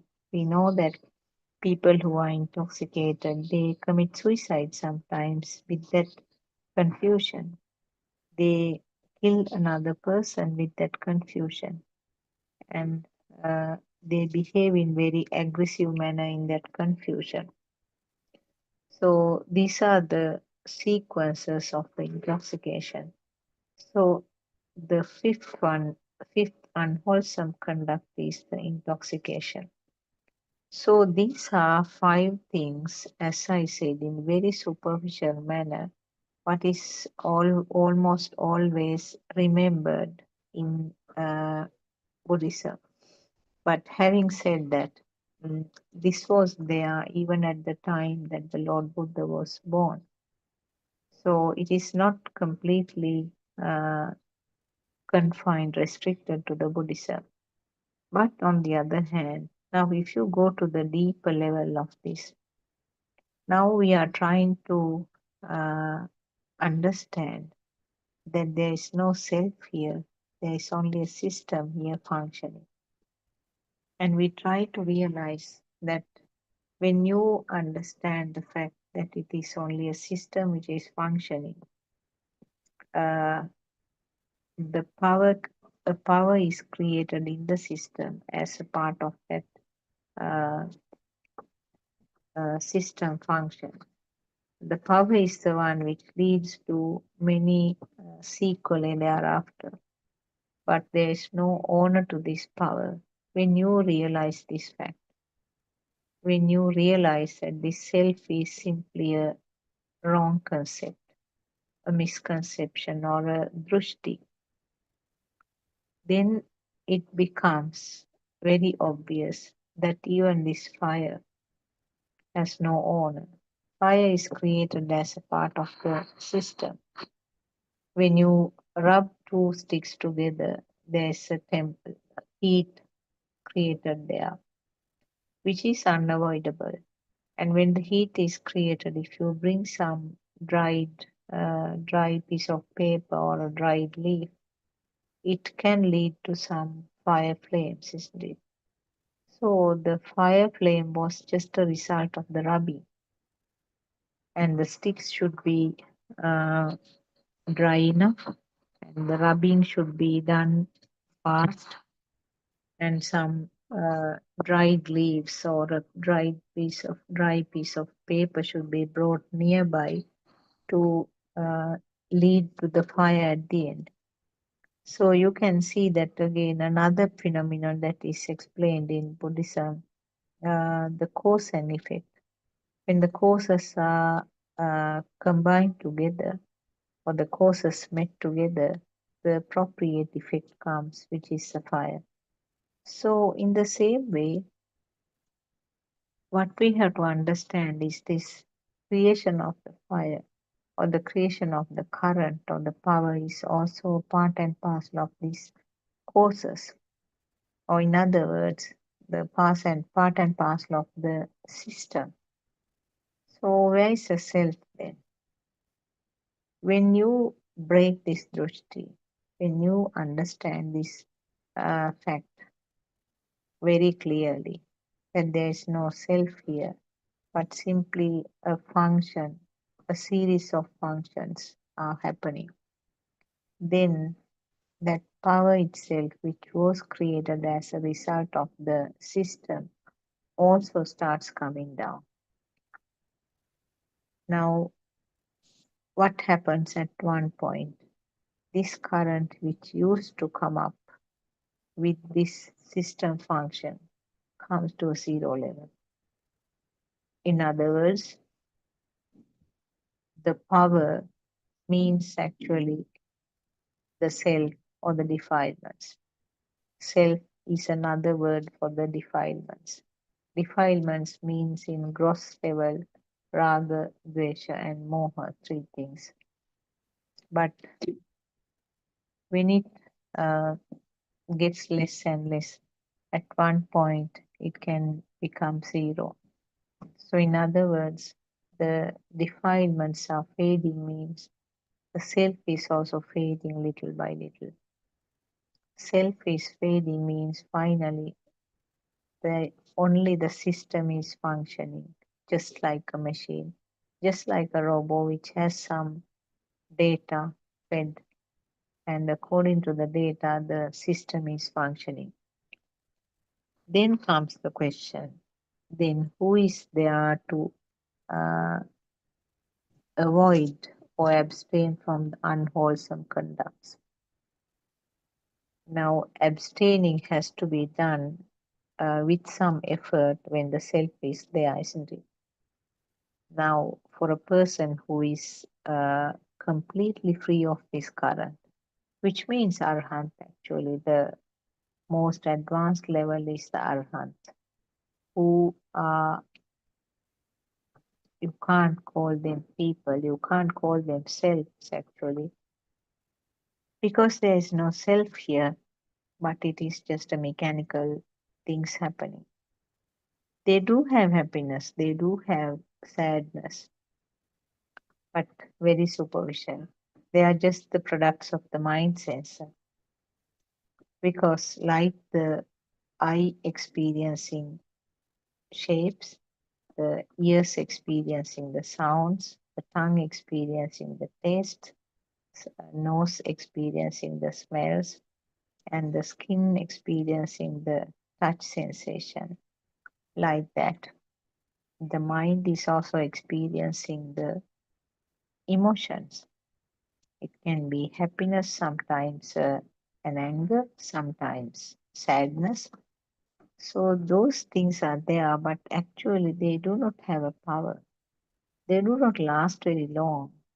They are felt very superficial, short lasting, uh, non repetitive type of sensor functions are there even to the mind sensor. So don't worry about being happy uh, to see somebody. You might see your son after a long time, or you might see a friend whom you didn't meet for 30, 40 years. You feel very happy, but you are trying to control that happiness because you are following this Dhamma path. No, not necessarily. You shouldn't do it. If you are trying to forcibly control it, it is something like you are trying to keep a rubber ball under the water. So happiness is just a part and parcel of the mind sensor. And sadness, you might go to a funeral. You feel sad about the person who died. Now recently we lost one of the famous singers in the country who did such a vast contribution to the singing world. We felt sad. Most everybody who saw the news may have felt sad. I'm sure even if Arhants were there at this time, or the Lord Buddha was there, he may have felt sad because it's such a I mean important person who has done such a lot to the music world. So that is a sadness. So sad. If your mother or father dies, you feel sad. You are not uh, like an emotionless sort of rock to not to feel sad because your mind sensor is working. Mind sensor is working, so therefore you feel sad, but it is not that deep suffering type of sadness. It is a superficial sadness which is a product of the mind sensor. So, like that, if you if the system is very well understood that there is no person here, you do not have to specifically take an effort to abstain from the unwholesome conducts. There is no person to uh, be aware of the unwholesome conducts, and there is no person to uh, take necessary precautions to avoid these unwholesome conducts. Spontaneously, it occurs. Automatically, this prevention from these unwholesome conducts occurs. And uh, there is a saying about the arhants that arhants are not supposed to uh, break the branches of the trees and pluck leaves. This is a saying in the books that we come across. But for this is something that was explained by Yavaryan Mahasi. Without him, we wouldn't have been interpreted in this way. What our Aryan Mahasi said was that the Arhats did not have things called trees. So that conduct, that virtue is automatically happening. That ethical conduct always, it automatically happens because there is no thing called real trees for the Arhats.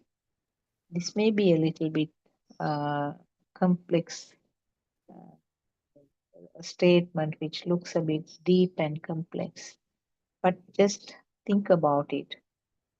If the world is not felt real, if the world is very clearly understood as something which is created at the sensor level, if there is no value to the trees, if there's nothing uh, called real trees is felt, is there any effort that the archon has to make to put to maintain this ethical conduct called plucking the leaves from a tree?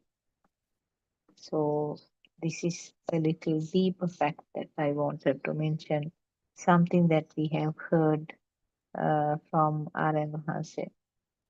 So what I basically wanted to say was that there is uh, the automatic control, or the automatically it happens in that way.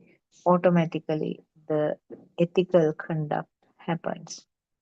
uh, Ethically the mental the ethical conduct happens, and also automatically the mental peace is built up, and automatically the prajna is also there. So the three things, the sila samadhi prajna, three will build up automatically when there is no self. So these are some of the things that we learn day and by day and day. We get these points cleared more and more when we hear R.N. Mahanse's explanations. Uh, and we know that apart from the five precepts, there are eight precepts. So Attasil is there. Then there's something called Dasasil, where there are 10 precepts. Or in other words,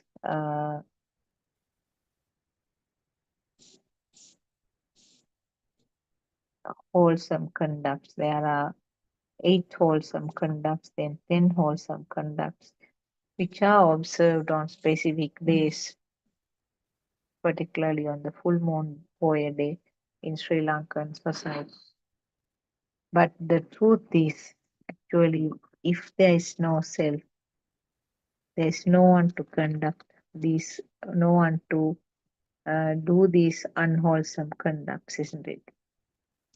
When there's no person here, when the person is also understood to be a thought, and when it is realized that the thought is also simply a creation of the five senses, and also the fact that the five sensor creation means it is something due to the speed, something is created as if it is there.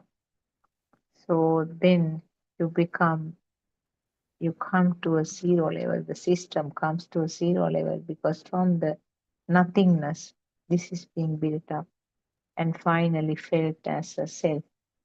And self means part of the world also. So this is what happens from the small age, from the age of around 1 year. I said that the world is being built up gradually. And for that, the power actually starts from the level of the zygote. This we have been explaining again and again. I'm sure you are familiar with this now. The zygote itself has a current, a simple current or power, which is being built up due to the repetition, due to the frequent happening when it comes to the level of the thought formation. So invariably, the power of the zygote is magnitude and then multiplied when it comes to the level of the thought formation. So that is why the thoughts are felt heavy. Thoughts are exhausting, isn't it? When you go on thinking of something, whether it is something happy news or whether it is something sad news, whichever the way, whichever the thought, type of the thought, you feel uh, you feel exhausting, isn't it? The exhausting means that is because of uh, the power of that thought. So the thought is the one which manipulates this physical body. So thought can just stay as a thought. Thought can lead to the wordings, talking. And the thought can, even when it is stronger, can lead to the physical uh, activities. We know, I mean, when we talk about the uh, happy thoughts, now when the happy thoughts are so powerful, you can see that how the crowds cheering and dancing in a musical show, isn't it? They are waving the torches in their hands, uh, shaking their hands this way and that way, shaking their heads, jumping up and down. You can see the vigorous type of physical activity because of the strength of the thought. And sometimes they are screaming at the singer, they are shouting at the singer, asking for more songs, or they are singing with the singer. So that is the uh, a little less level, lower level of the physical activity. So that is the words, the thoughts are coming as words. Or simply you may be a person who is watching the musical show, no shouting, no dancing, no jumping up and down, but still the music, the singer is there as a thought in your mind. But how you felt was actually the singer is outside on the stage, isn't it? You feel as if the music group is there on the stage. You see lots of lights and you see lots of people around you. You see your family members around you. They are all outside, isn't it? That is how you experience. But did you sort of take a minute to uh, analyze this situation? How did the singer was created in your mind? Because the identification of the as the singer, his name is so and so. This is the name of this singer is this, and he's a male, and he has been singing for the last this number of years. I love his songs. He's my favorite singer. Now these are all thoughts. What was the experiences? You experience something with your eye, a shape. You experience something with the ears, a sound. That's all. That was the level of the radiant mind, isn't it? That was the level of the little baby when you were 1 year old. If this same singer came and sang in front of you when you were 1 year old, what you experienced was just a sound and a shape only. That's all. If the sound was too loud and if it was too uncomfortable to the ear, you may have cried even at that time. I mean, there's nothing called enjoying that music at that age. It was a sound to the ear, sound, shape to the eye. And for you now, there is a singer created, isn't it? So see the difference between the radiant mind level and your mind level now. The baby had no singer there, but you have a singer, a real singer, whose songs are so beautiful, whose songs have been there for the last 30, 40 years. And the songs that you really didn't want to miss if they are coming to the city where you are living. And you feel that the meanings of those songs are also very good, very deep ones. And he's famous for love songs, which again you make you feel really deep within you. Now, those are all kinds of thoughts that you are having around that initial thought called singing so and so, the singer so and so, the name. So, uh, if we take a name, uh, you can say Pandit Amarudeva. I'm using the name of a singer from Sri Lanka, so you can use whatever the name you like. So there was no Pandit Amarudeva to that 1 year old yourself, isn't it? Now you have this real Pandit Amarudeva with all kinds of inputs at various levels. You know that he's a great musician. He's a person who had such a wide knowledge about music, capable of playing so many instruments. He has been a qualified, highly qualified person, and he's a creator of the national song. All kinds of things, all kinds of data are there. Stronger the more the number of data that you are having about a thought, the feeling of reality is also stronger. So feeling the reality or the real existence, when it is stronger, and that makes you automatically to feel that yourself. So now the singer is there outside, the real singer, live singer is there, and I am enjoying his songs to the maximum point because he is my favorite singer. Now, isn't that how you experience now? If that 1 year old child was brought to this concert, it is just the child can see a figure, a shape, and can hear some sounds, but the two are not combined together to form a thought. Isn't that very relaxing? If the thoughts weren't formed, the child will be experiencing with the five senses, but nothing goes beyond that. But for you and me now, the Pandit Amarudeva, a real singer, is there. Oh, I love his songs. They are so like soothing, and there's a metaphor in Sinhala saying like pouring honey, bees honey to the pouring honey to the ears, because honey is something which is considered as a favorite thing with sweet taste. This is how this metaphor has come.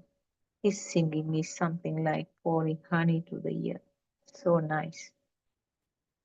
And you want to listen to more songs also.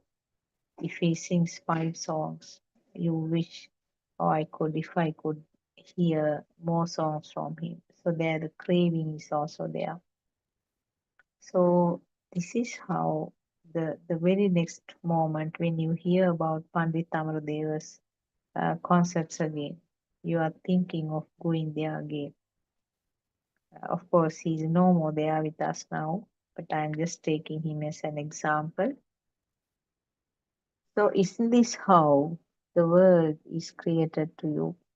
More inputs means the the the thought is more stronger. Thought is felt more real to you now. More real means always the real myself is also there. So you are part of the world now. And at one point, sometime, the excitation that you had for these songs might not be there with time sometimes. So, what can you say about it? Maybe you are following the Dhamma path and you realize that there is no value in these thoughts. The thoughts are simply created right now. Or maybe you have left this focus and is clinging to another one. That is a common thing. So still you are in the mundane world, but the nature of the mind is like Lord Buddha gave the example. Mind is it's a monkey mind. The monkeys will jump from tree to tree. He will let go one tree and jump onto another one. So the let go part is useless because he is clinging to another one. So if you say that you are no more interested about Pandit Amardeva's songs, I am sure you will be able to find out that the mind is clinging on to something else. Maybe another singer now. Maybe the format of the songs that you liked has changed. That is called the Sanya Vipariname, changing pattern of the perceptions. which is again a part and parcel of the chitta niyama, or uh, the the natural law of the mind. So the nature is such that always wants something changing. So I'm sure you might come across, either it may be to yourself, or maybe somebody known to you might say that I'm no more a fan of Pandit Amardeva now. I'm listening to some new generation songs which are very much exciting. So it's a monkey mind, letting go one branch and holding on to another one. And that is 100% in the mundane world. That is the nature of the behavior of the mind. The third category may be with your age sometimes. That excitement automatically goes down. You have a shortage of hearing, and you are not physically fit enough to go for these musical shows. You are not physically fit enough even to watch it for a long time on the television set. You feel sleepy and you want to lie down uh, because of the discomfort. So, because of that, that excitation is lost. So, again, you are in the mundane world. You have lost that interest. You have lost that uh, craving, not because you have improved or progressed in the Dhamma path, but because of your physical disability, you are no more interested about it. So these are different things that you have to understand when you are following this Dhamma. See whether it is just a part and parcel of your physical problems, with your age, with your disabilities, or simply without any such changes, you lose the interest, you lose the excitation. Excitation will be the better word, I think. Uh, that excitation is coming down, so that uh, the craving that you had, you feel less. In other words, the fire which was created within the system becomes less and less. So there are many pitfalls in this Dhamma path, as I said. Now there are uh, many people who explain their experiences in the Zoom discussions. Uh, just I want to remind you that there are about 8 Zoom discussions. I don't think any other uh, Dhamma uh, preacher has this number of Zoom discussions. So you can always join live. Uh, these are actually conducted in Sinhalese medium. The English speaking people, of course, we have this Buddothpado PeoTV channel where you can listen to the sermons, and uh, if you have any doubts, you can get it cleared at the question time, discussion time, which is there from 3 p.m. to 5 p.m. Sri Lankan time. Uh, so, so in other words, and also if I mention the website for the English speaking people, www.wisdomofasia.com. www.wisdomofasia.com is the website for the English speaking people. Of course, if you can understand Sinhalese, there are several websites, number of websites. Main one is www.buddothpado-dhamma.com. www.buddothpado-dhamma.com. So through this, you can expand your understanding. You can hear more, listen to more facts, and particularly the wisdom of Asia has uh, scientific explanations also. We know that science is trying to prove the material world. and they get stuck because there's a limit. Beyond that, you can't uh, understand with your within the limit of your five senses. So beyond a certain level, like uh, seeing, finding more and more new planets and trying to send the rockets to the farthest end of the galaxy. So with all these things, really speaking, there's just simply a wastage of time, money, and the resources. Because what Lord Buddha said was that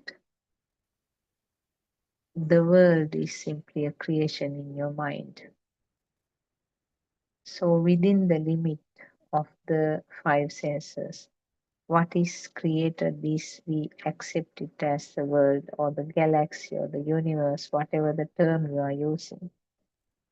And the the scientists do not realize that there is such a restriction. They do not feel that there is a limitation to this physical world. They feel that it is something that can be found out by using more and more technology. But now, actually, they have accepted or they have realized that this fact called synchronization or telepathization, the two vibrations becoming equal. And not only that, they are using that finding to the newer concepts like uh, cordless telephones and also the television. They are using those concepts where the two vibrations become equal. So that becomes here, that exactly is represented or reproduced here. Now, taking a phone call, if you dial a particular number, you can get that picture and the sound instantly reproduced here in this sense, isn't it? What you need is a set of sensors, which is your phone. And in the human mind, we can say this the five sensors. The circuit means the five sensors. So whatever was experienced at some point is reproduced here with the help of the five senses. Same thing is happening in the telephone also. When the circuit is here, the same sound and the same picture is reproduced here at this moment. So it is this moment, it is happening this moment, isn't it?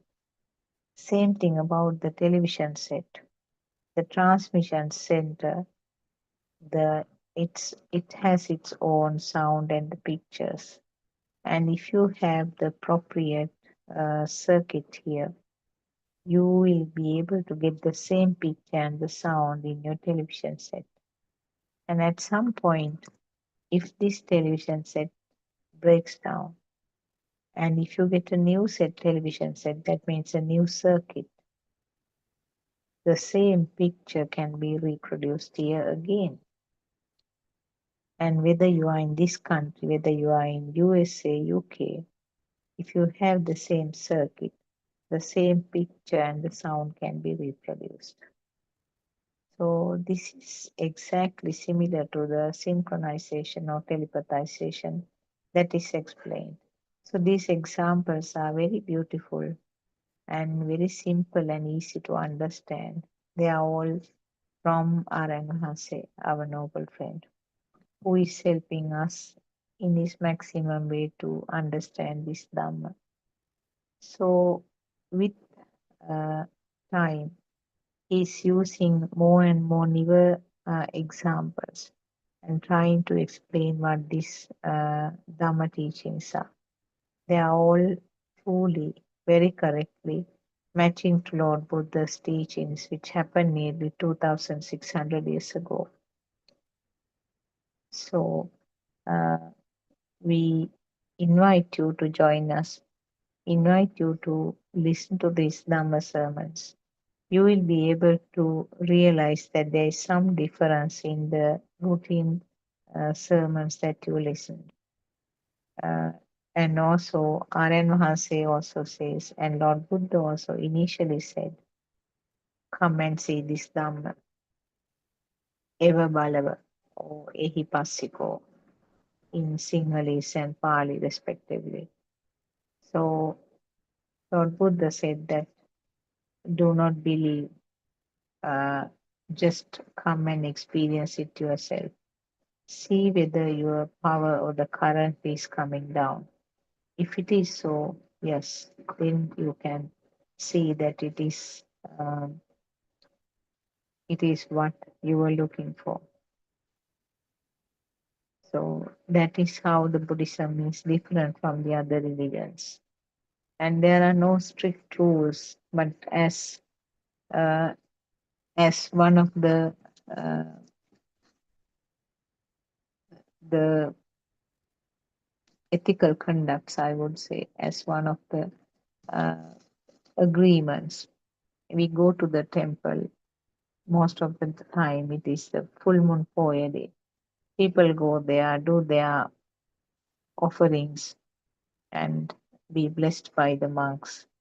So, those are kinds of part and parcel of the rituals, but that is not a must. The Buddhists are not forced to go to the temple on the full moon Poya day. Buddhists are not uh, given any kind of regulations saying that you must come and take part in these offerings. It's a completely a free philosophy, and it is a true fact, something true that is happening to every human being, every living being, not only the human beings, because we are in the same cycle. The birth cycle doesn't mean that it is only for the humans. The birth cycle includes all the living beings. All the living beings again means that they are with the physical bodies. So there are ones with no physical bodies, just in the form of vibrations. Because even the science agrees that these are all vibrations, kampana. Even what is experienced as solid is also compressed vibrations. So solidity or the Patavi nature is simply compressed vibrations. It is explained as something experienced firm or hard by the skin, not something that you see as hard, but something that you experienced as firm and hard, or the solidity is simply a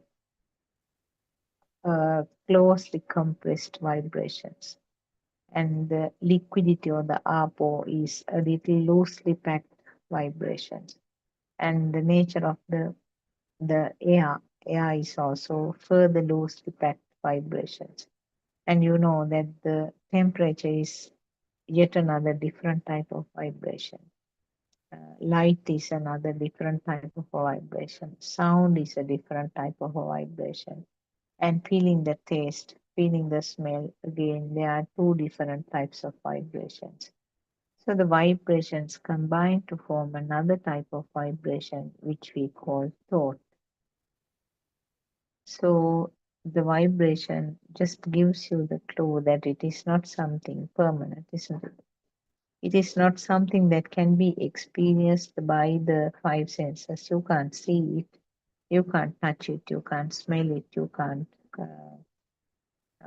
the feel the taste of it. So, but they are there. If the sensor is functioning, it is manifested at some way. Then only you recognize that there is a vibration. So, if the eye is there, the vibration is manifested as a light. If the ear is there, the vibration will manifest as a sound.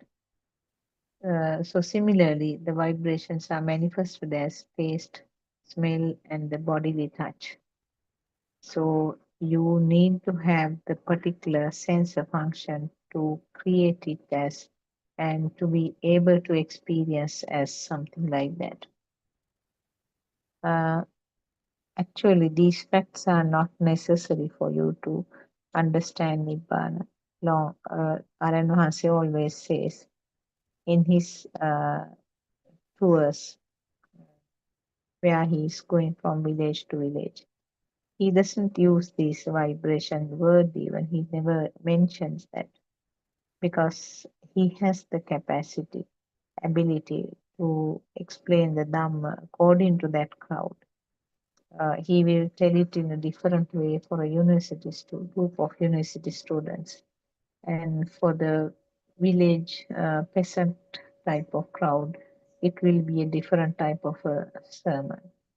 And when he's discussing Dhamma with the monks and nuns, it will be yet another different way, and it is mostly using the Pali Sutras because the monks and the nuns are uh, they are supposed to learn the Pali language, and they have a good conduct in the Pali language. So the way that they are explained is different, and then the way that RNMAS is explained to the other people who have some Dhamma knowledge, who have been listening to this Buddhothpado sermons for some time, they are being explained in yet a different way. So the same message is being given anyway. The same message is conducted in many, many ways, different levels. But finally, the final conclusion is that to understand this is a result of the speed. The world is created due to the speed, and it is just a part of the mechanism, part of the machine work, part of like a robotic type of function. And they are never existed as self, and even present time there is no self, and there is no self in the future either. Whether the system likes or not, has to face this sequence of activities where for sometimes the fire is also created. So fire means, in other words, the current or the feeling of realness of the uh, stimulus. So whether it is understood in the simple manner or the complex manner, the ultimate truth is common to everybody. And the final understanding is the same uh, as for everyone. So whatever you hear, finally the river will enter in the ocean. And once it reaches the ocean, you can't differentiate which river water is which part. So all in the same ocean. So the Arya Bhumia, where all are there, there are no levels actually. It becomes the common. Arya means the status where it is with a deep realization understood that there is nothing called world. There's nothing called myself. All are creations of the five senses. Uh, RNHAS is doing such a great uh, job, doing so much of hard work, and uh, we do not know how to appreciate uh, what he's doing. He's trying in his best to give this Dhamma message to as many as possible people. Unfortunately, there's a small fraction of people who are not still uh, prepared to taste this new recipe without even seeing, without even tasting. They refuse it. They say, no, no, no, this is not good. This doesn't look good to me, so I don't want to taste it. So there were people even during Lord Buddha's time where Lord Buddha, in some instances, he said, A person who was a prince who was in the audience listening to Dhamma. Halfway he got up and went because he said he has some important work to do. Isn't this something that we also see very often? A person who is patiently listening to Dhamma all of a sudden remembers something at home or maybe workplace, or I have to go and do it. Dhamma should come second in the priority list. So my first priority is attending to that event. So he will get up and go. Something similar happened even Lord Buddha's time. There was a prince who was in the audience who was listening to Dhamma facts, but that Lord Buddha was preaching. And halfway he excused and went away. So Lord Buddha said that if that person stayed for a short while, if that person stayed until the end of this Dhamma sermon, he would have been reached or come to the Sotapanna state. But now he got up and went, saying that he has some work, which prevented him coming to that uh, realization. So Lord Buddha could see the people's mind.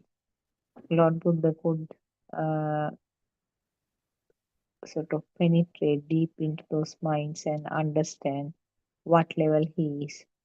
That is why Lord Buddha, when he was doing the sermons, he did it to suit that crowd because he has that super wisdom where he could reach each and every person's uh, state of the mind and then did the preaching and the explanation according to that. So what he said was he just missed the chance. He just got up and went away when that halfway sermon was happening. So see how many people, how many experiences are there for you also.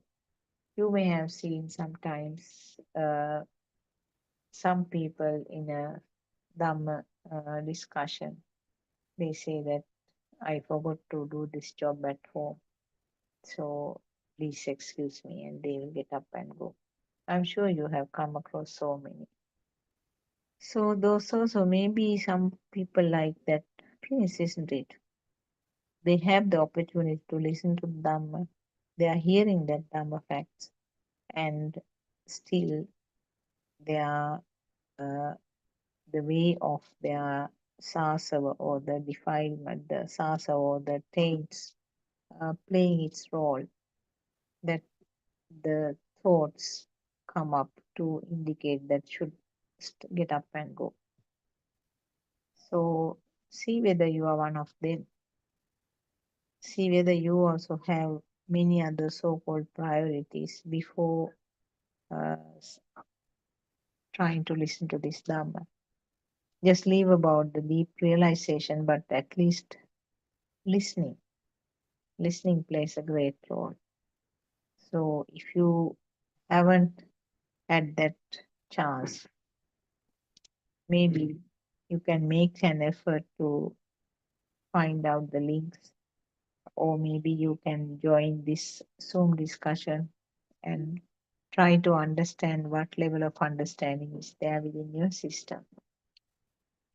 If not, uh, we don't know when we will be able to listen to this Dhamma again.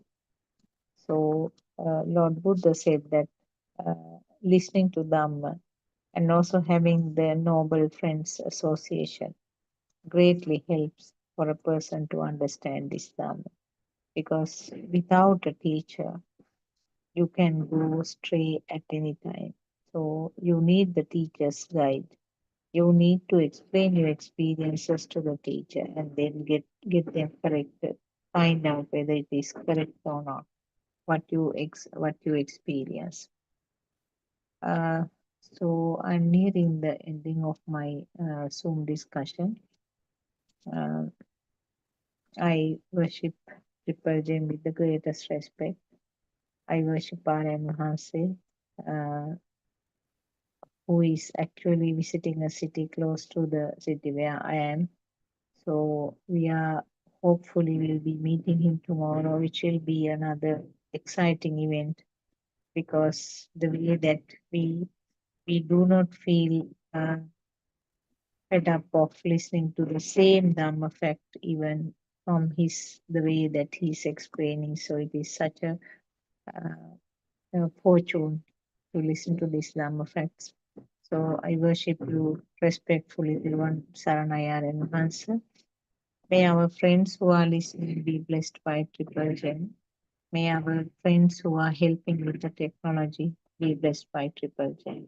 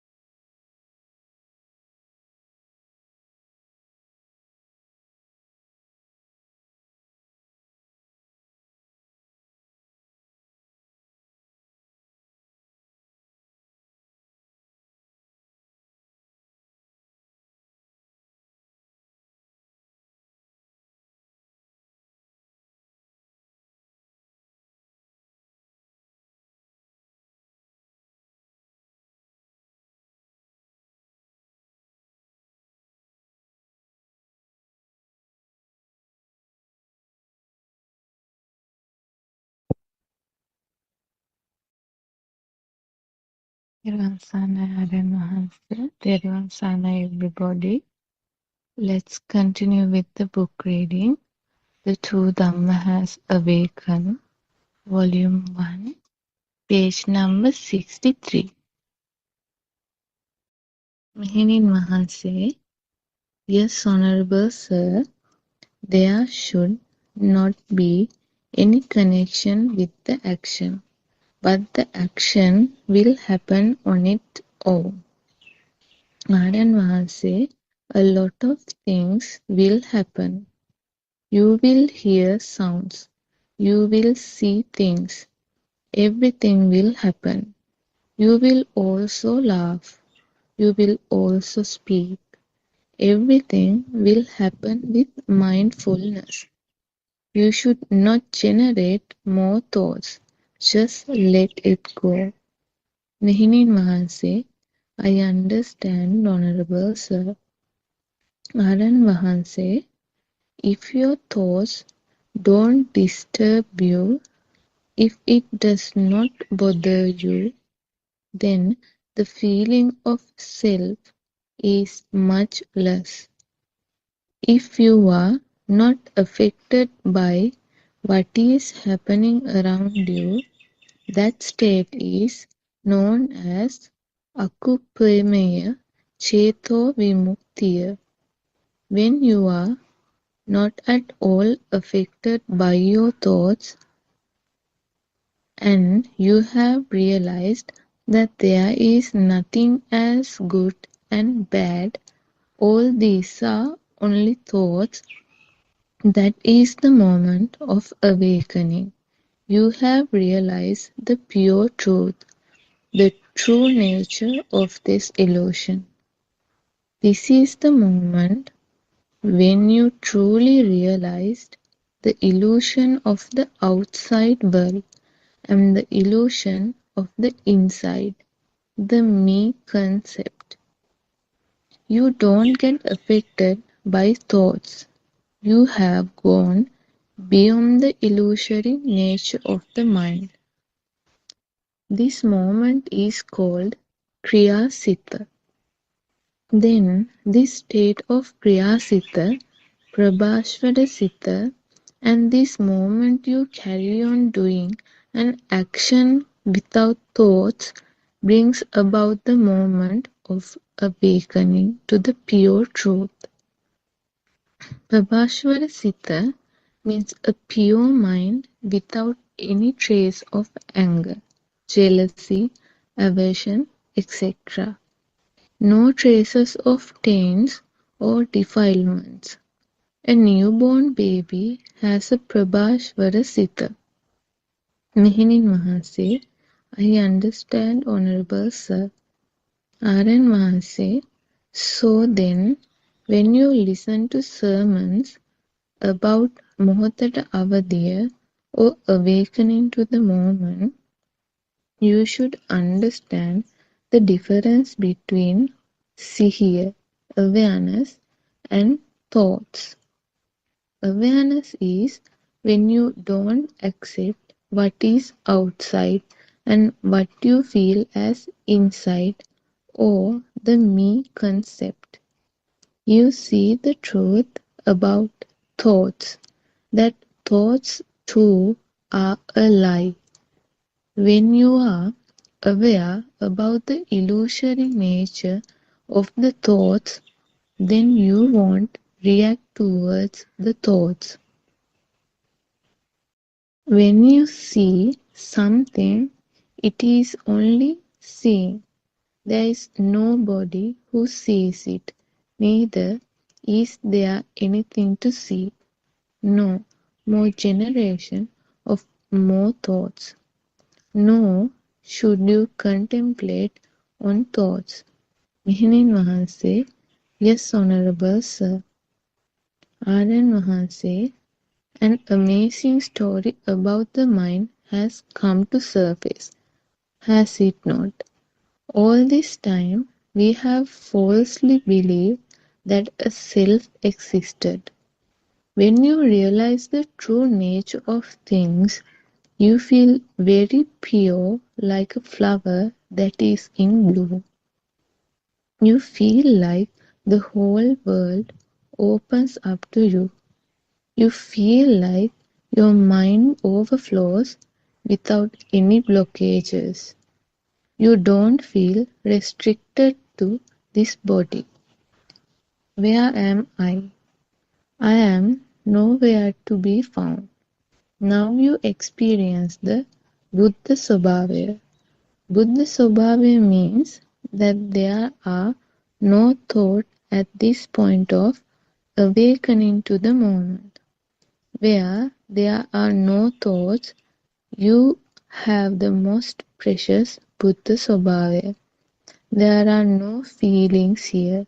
There is no feeling of pleasure or pain at this point. The Arahant, who has reached the fourth supramundane stage of the spiritual path, does not have any desires.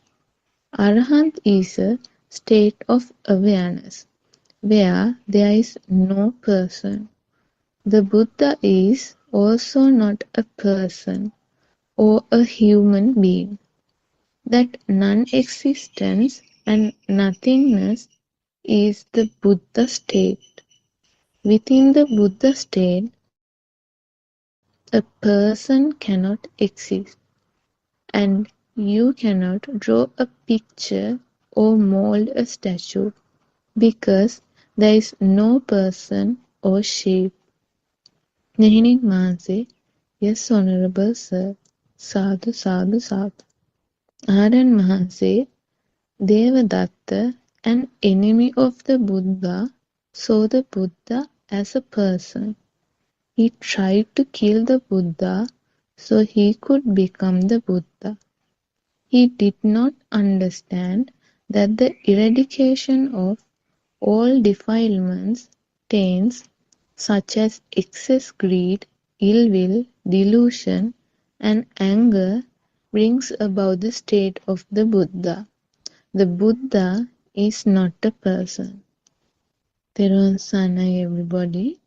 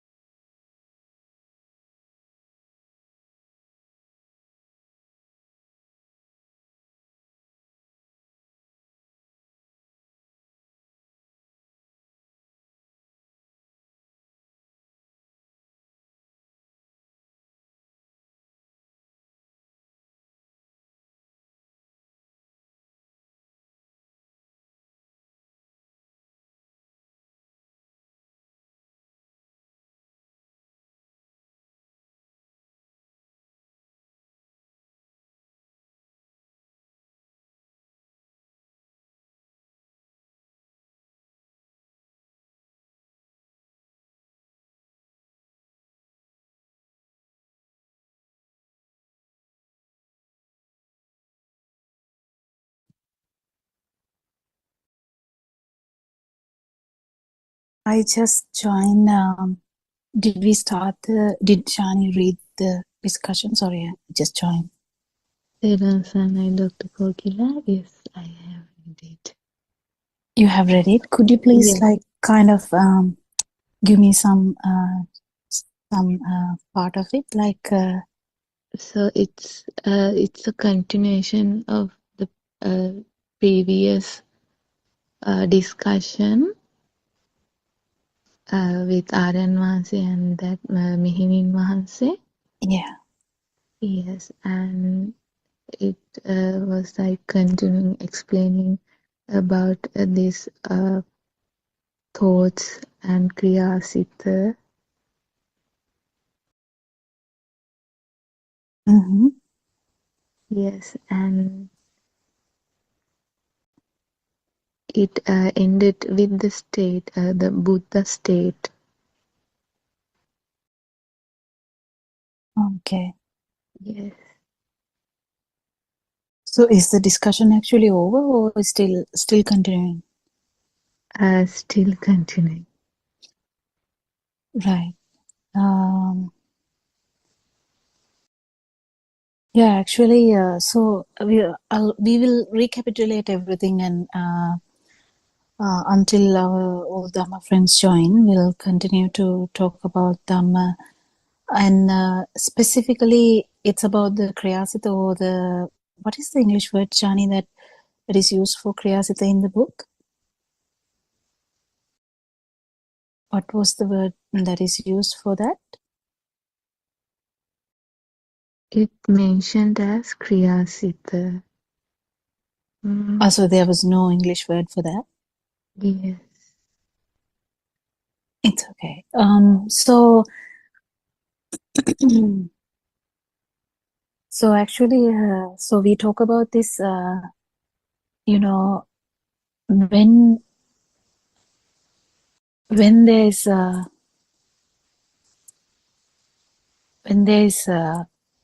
whole, when we talk about a stimulus, because we can't talk anything other than without taking and a stimulus without talking about a stimulus, we can't talk about anything else. We can't, because we have five senses and the five senses keep working, and we with one so the five senses, one would fire at one particular time.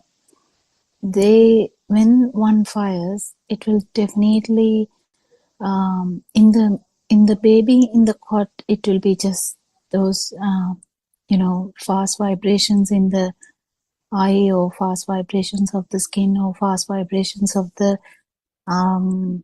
ear, or the nose, or the tongue. But with the development of mind, where this natural phenomena of vibrations happening at the same time, so they kind of co-vibrate at the same time, a new vibration. It's very nice to understand this with a song. Actually, when you take a song, there's so many noises there.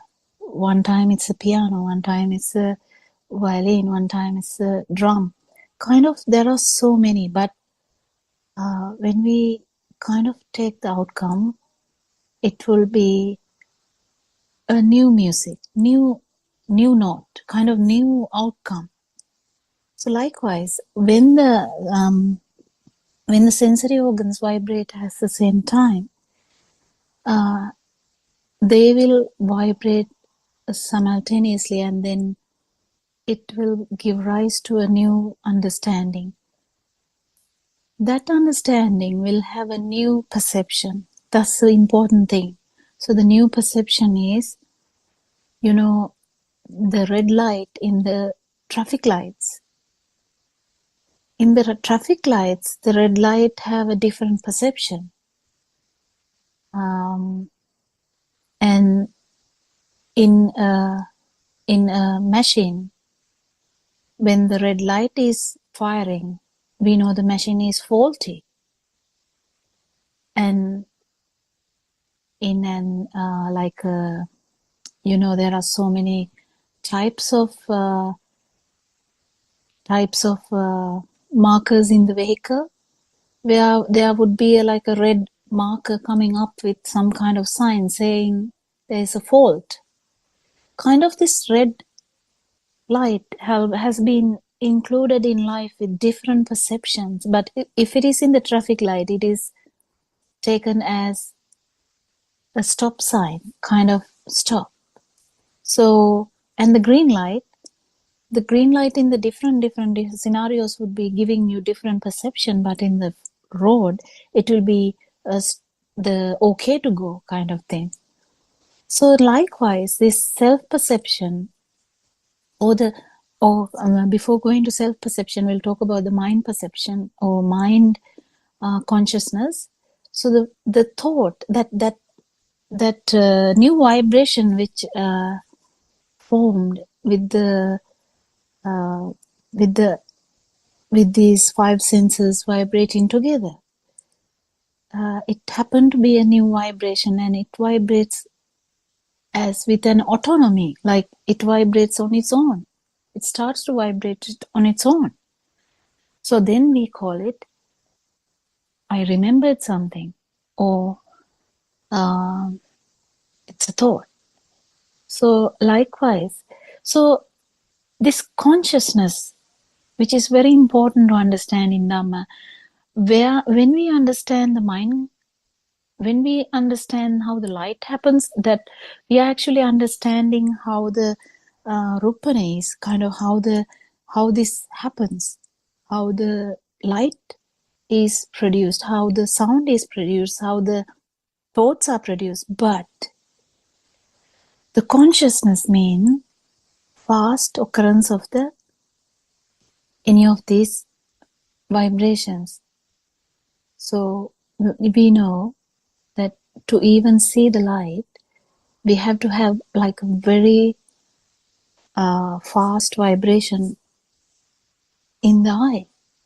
There are specific cells for that. So these very rapid vibrations make is the only phenomena that we say we can see, and the same thing with the eardrum.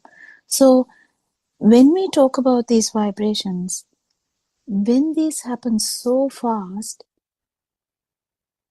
we feel it as existent, because then there is always ground, or the ground for any mind, or ground for actually even with the animals who don't have much mind, still the self-perception is there. So imagine we always take a Gedavila, or for an example, we take always this a worm, basic worm. When we say that, we can understand that there's nothing much, no kind of a great mind, because all that worm can feel is the coldness and the muddy feeling.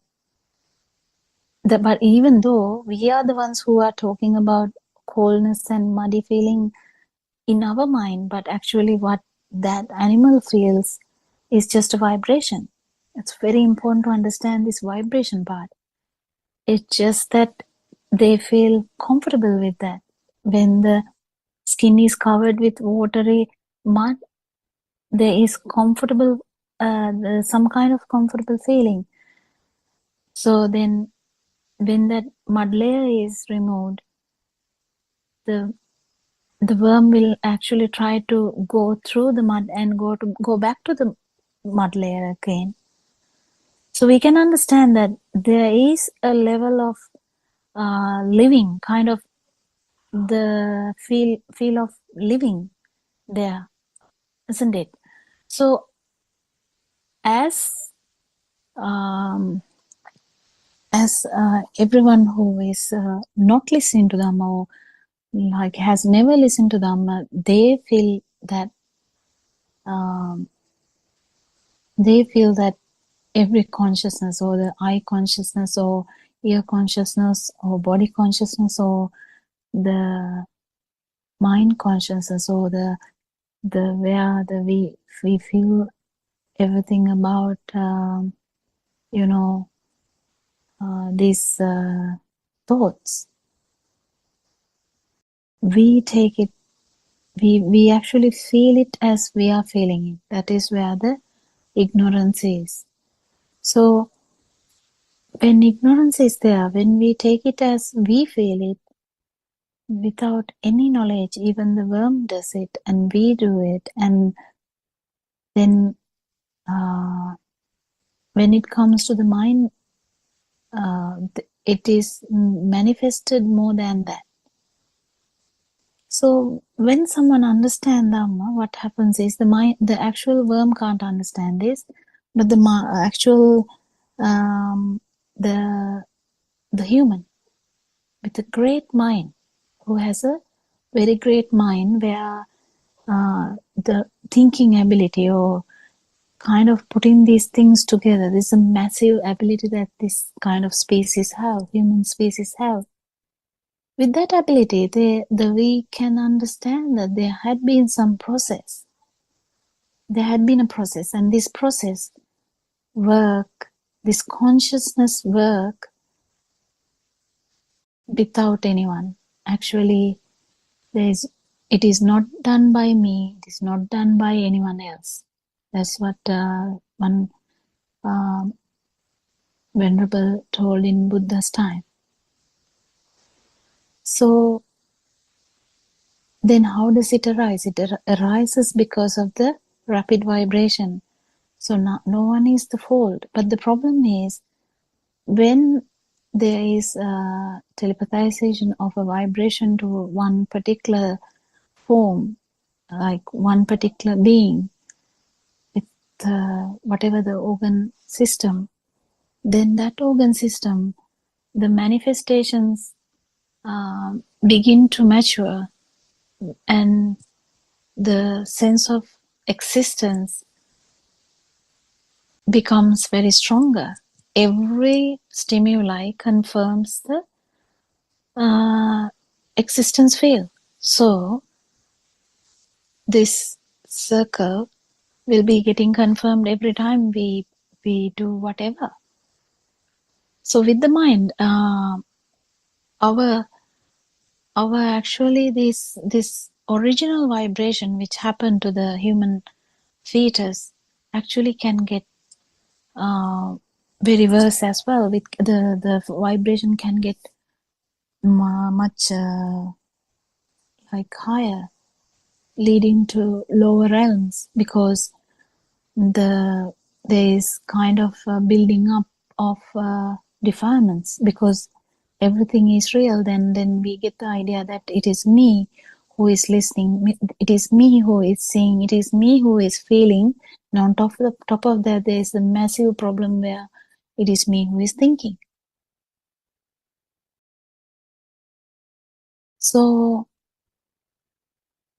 no one even likes to think that what I think is wrong. Every time we feel that what I think is correct, what I think is true to myself. So if someone actually understands this mechanism of consciousness, we understand that there is no doer, there is no actual person. So what happens is this, when we talk about experience, we talk about it, but this can't be brought about by thinking about it, because at one particular point the actual the mind should subside. The power of the mind should not be there for you to directly feel the vibration of any other sensory organs. And then if you feel that, you definitely know that that vibration has nothing to do with the self. That's already carved into the system with the Dham. So then you don't telepathy with the self vibration there, because self vibration happens only when the consciousness is true, whether it's a mind consciousness, whether it's a light consciousness or the eye consciousness, there's the body consciousness or the sound consciousness, whatsoever, whatever the consciousness is, if you feel that it has existence, the field of existence is there. But at one particular moment, if you feel there's definitely you have to turn the whole thing, because it will turn with the practice, that this vibration has nothing to do with anyone, but just a vibration of the sensory organ. And the one particular point, you will cease to feel the subjective objective phenomena. You will cease to feel only the very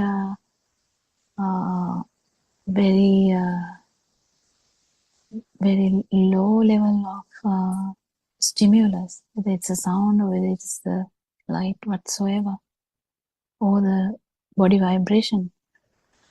So it is very beautiful to understand this. It's an experience where we can't even describe it, but you need to understand the phenomena. That is why Aran Vanse has brought about these 4 steps. If you don't practice this, you will fail to appreciate that when it happens. And it won't happen also because with Dhamma, whatever you understand should keep happening. But it's very random, very random. So how you can, if you want to do something about it, you can just keep understanding the truth. That's all you can do. And keep practicing as Aran Vanse has advised us to do, where we kind of practice that outside is actually a perception in the mind, and the mind perception is not true. So if there is a sound, it is, automatically it comes as the crow's sound or bird sound. But we definitely know that there's nothing like that. Then automatically you might feel the ear vibration, and definitely you already know that it is the function of the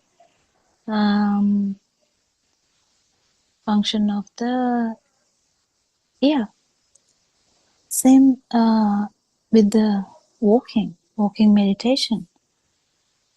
If you feel we can't force into any situation, because you can hear things when you're walking, you can see things if you're walking, you can feel mostly you can feel the feet,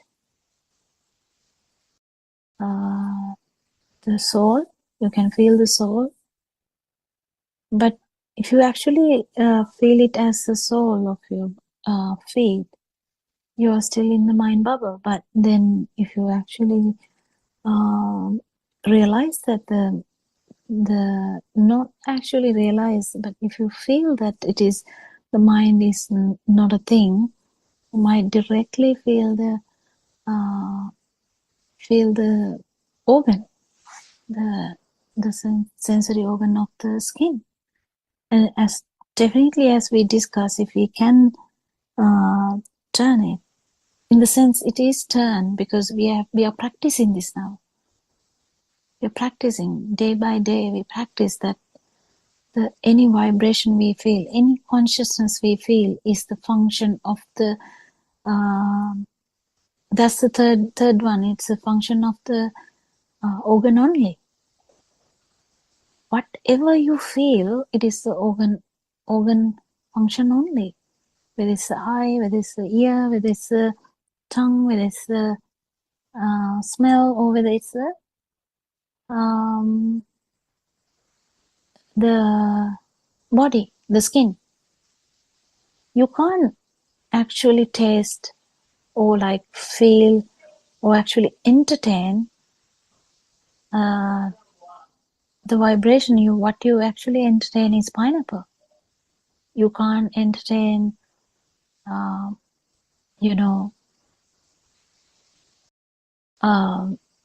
waterfall. You just entertain the vision. You can't entertain fur of your cat or dog, even though we feel like we are doing it. So this kind of the the attachment we feel to things is there when you have a thought attached to it. You can't really hate just sound. You can hate it when you feel like, oh, he's shouting again. Oh, here comes this one is lying again, or something like that. Then it's always in the mind bubble. You can't entertain without the mind bubble. So but still they in the like the worm, or as we talked, even in that level there is a slight, very subtle feeling of existence. Even though the liking part is not there, still there is liking towards the formless. What is that? So you want to feel something. It doesn't matter what it is. You just want to feel. When you say aruparaga, it is like you want to feel something. It doesn't necessarily mean what it is. So you will be looking forward to feel, because there's no kind of thought attached to it. You actually don't have anything specifically to say that I like what lapang or what I like pineapple. But now you have something to feel. So you have a liking to feel, wanting to feel. Is very specific and very very subtle. The wanting to feel. In the mind world, when you are in the actual karma, what is it called?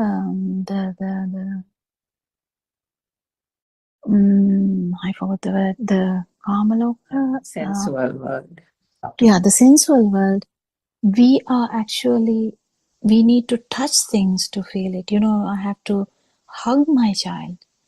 I have to call my friend and talk to the friend because it's my friend. Or I have to marry someone because I want to be close to that person. Or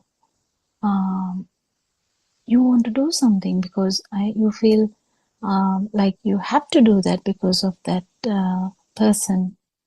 Whether it's a teacher, whether it's the parent, whatever.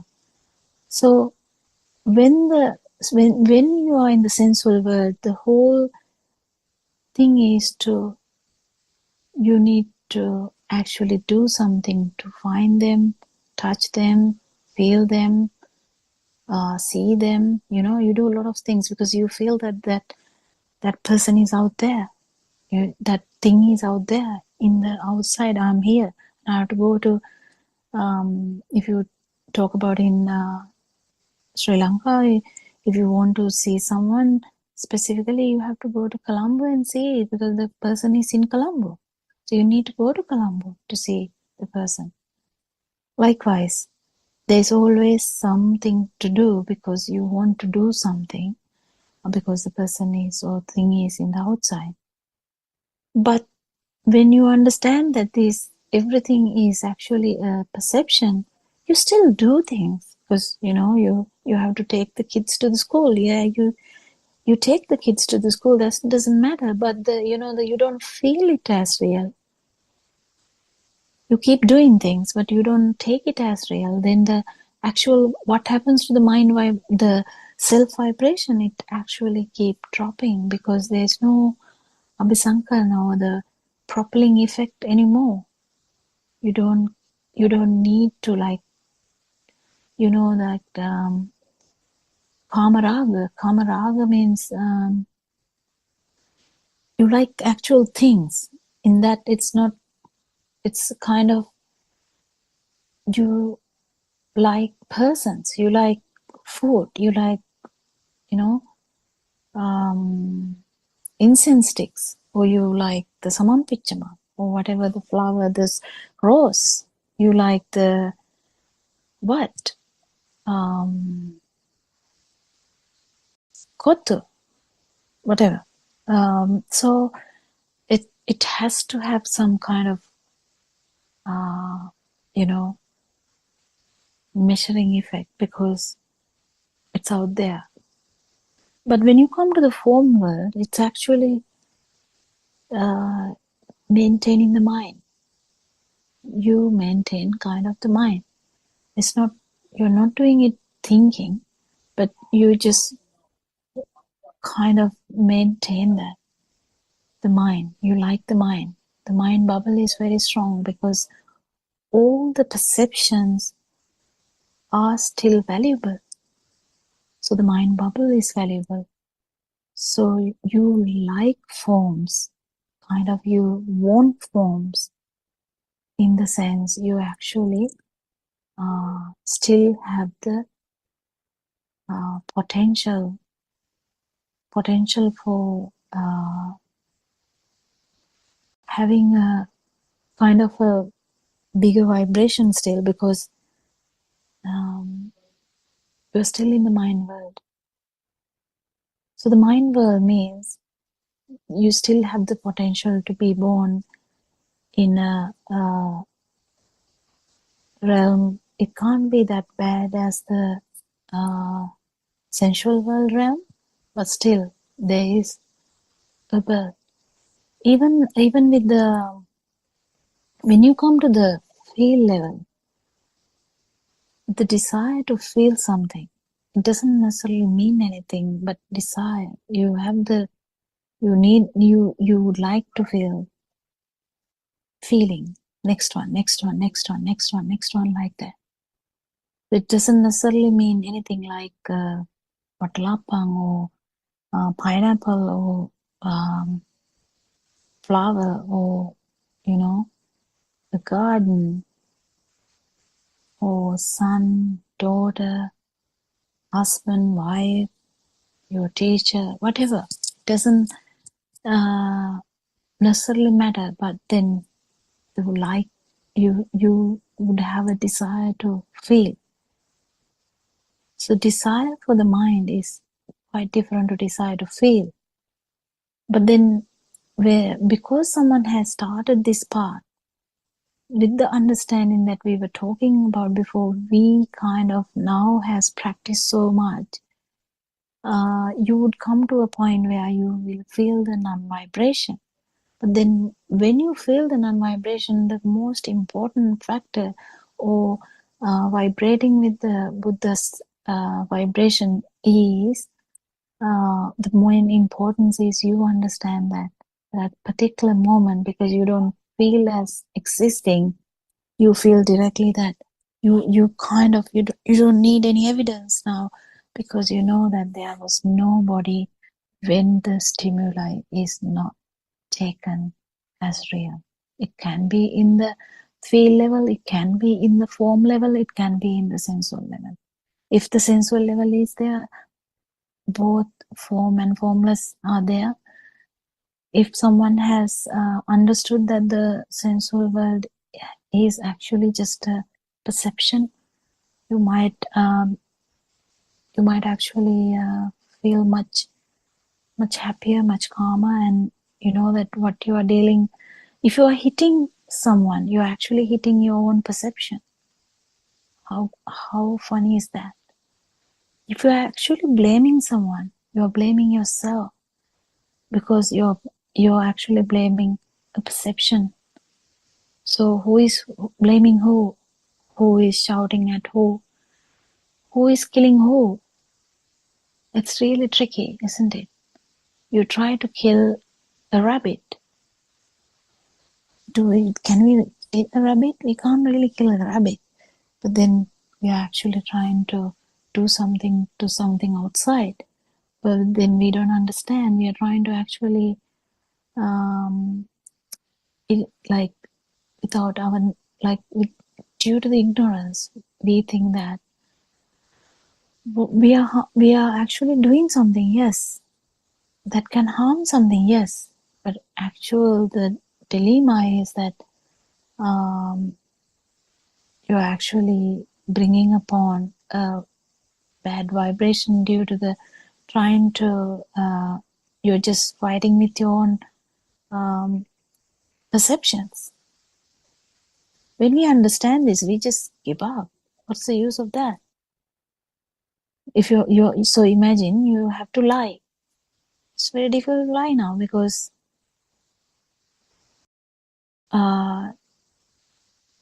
it is kind of why are you lying to? Because you know that there's no one outside. Then you're actually lying to yourself. Likewise. So when we keep understanding how funny this world is, the world of thoughts as well as the world of the field. Even the field is funny because it's just the function of the eyes or the any sensory organ.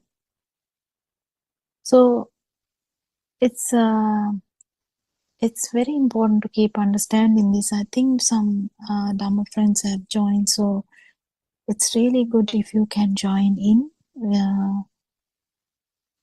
So I also joined a bit later. Shani has finished reading the thing. I'm very sorry about that, but I just started the discussion with the Kriyasita and the telepathizing to non-self vibration. Yes, Sudhama. තෙරුවන් සරණයි Dr. Kokila. Yes, I can talk about what I have experienced in this path. So, as you said, Dr. Kokila, Kriyas with or the functional mind, actually, we personally, I had a time with trying to understand how the occurrence of thoughts and how to get rid of. Well, if you are telling you try to understand, yeah, you have to be very careful. It is not anything that you can understand. that's It true, has yeah. to be felt. You can't really understand this. And when you feel it, you feel it. If you don't feel it, you are just thinking about it. And it's okay to think, but it's okay to think. But this functional mind is nothing that we can produce by thinking, because we have to actually win that layer, the thinking layer, to feel that. So it is something which should be felt, not thought about.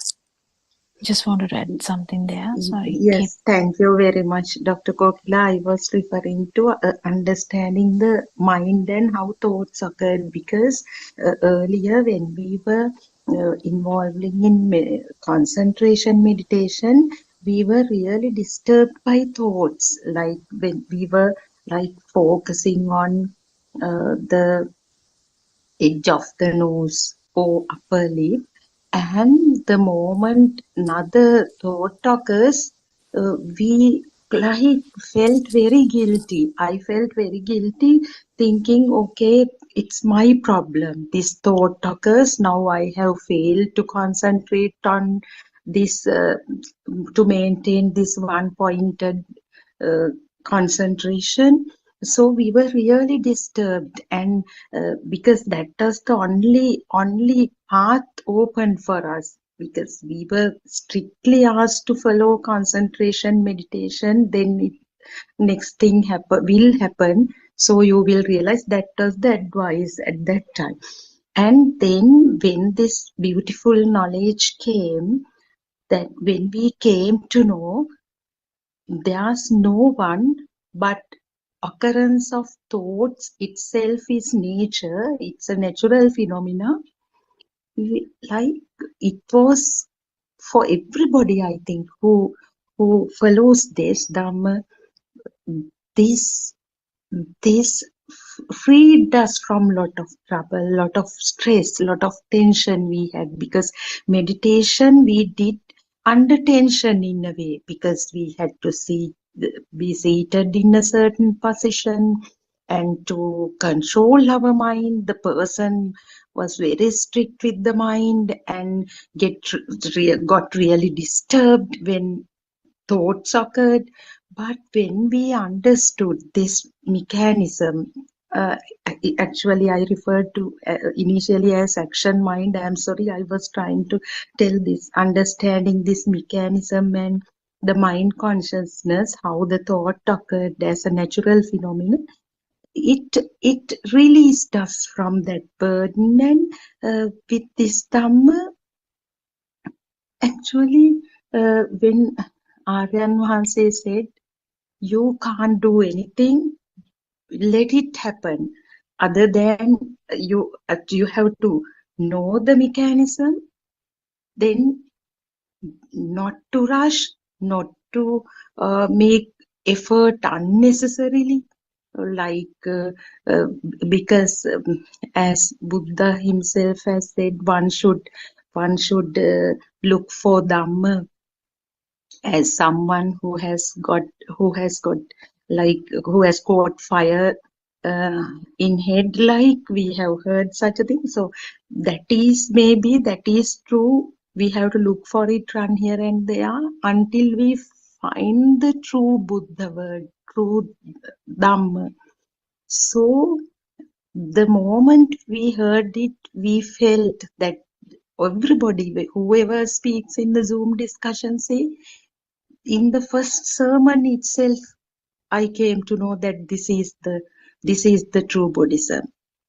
So 101, so many thousands of uh, disciples or meditators of Buddothpado, they say so. So it's in the same way it applied to me as well. We felt it, and from that moment onwards, on the very first day when we heard this sermon about the sensory organs, and it is a natural phenomenon, we felt because we were trying to control the mind.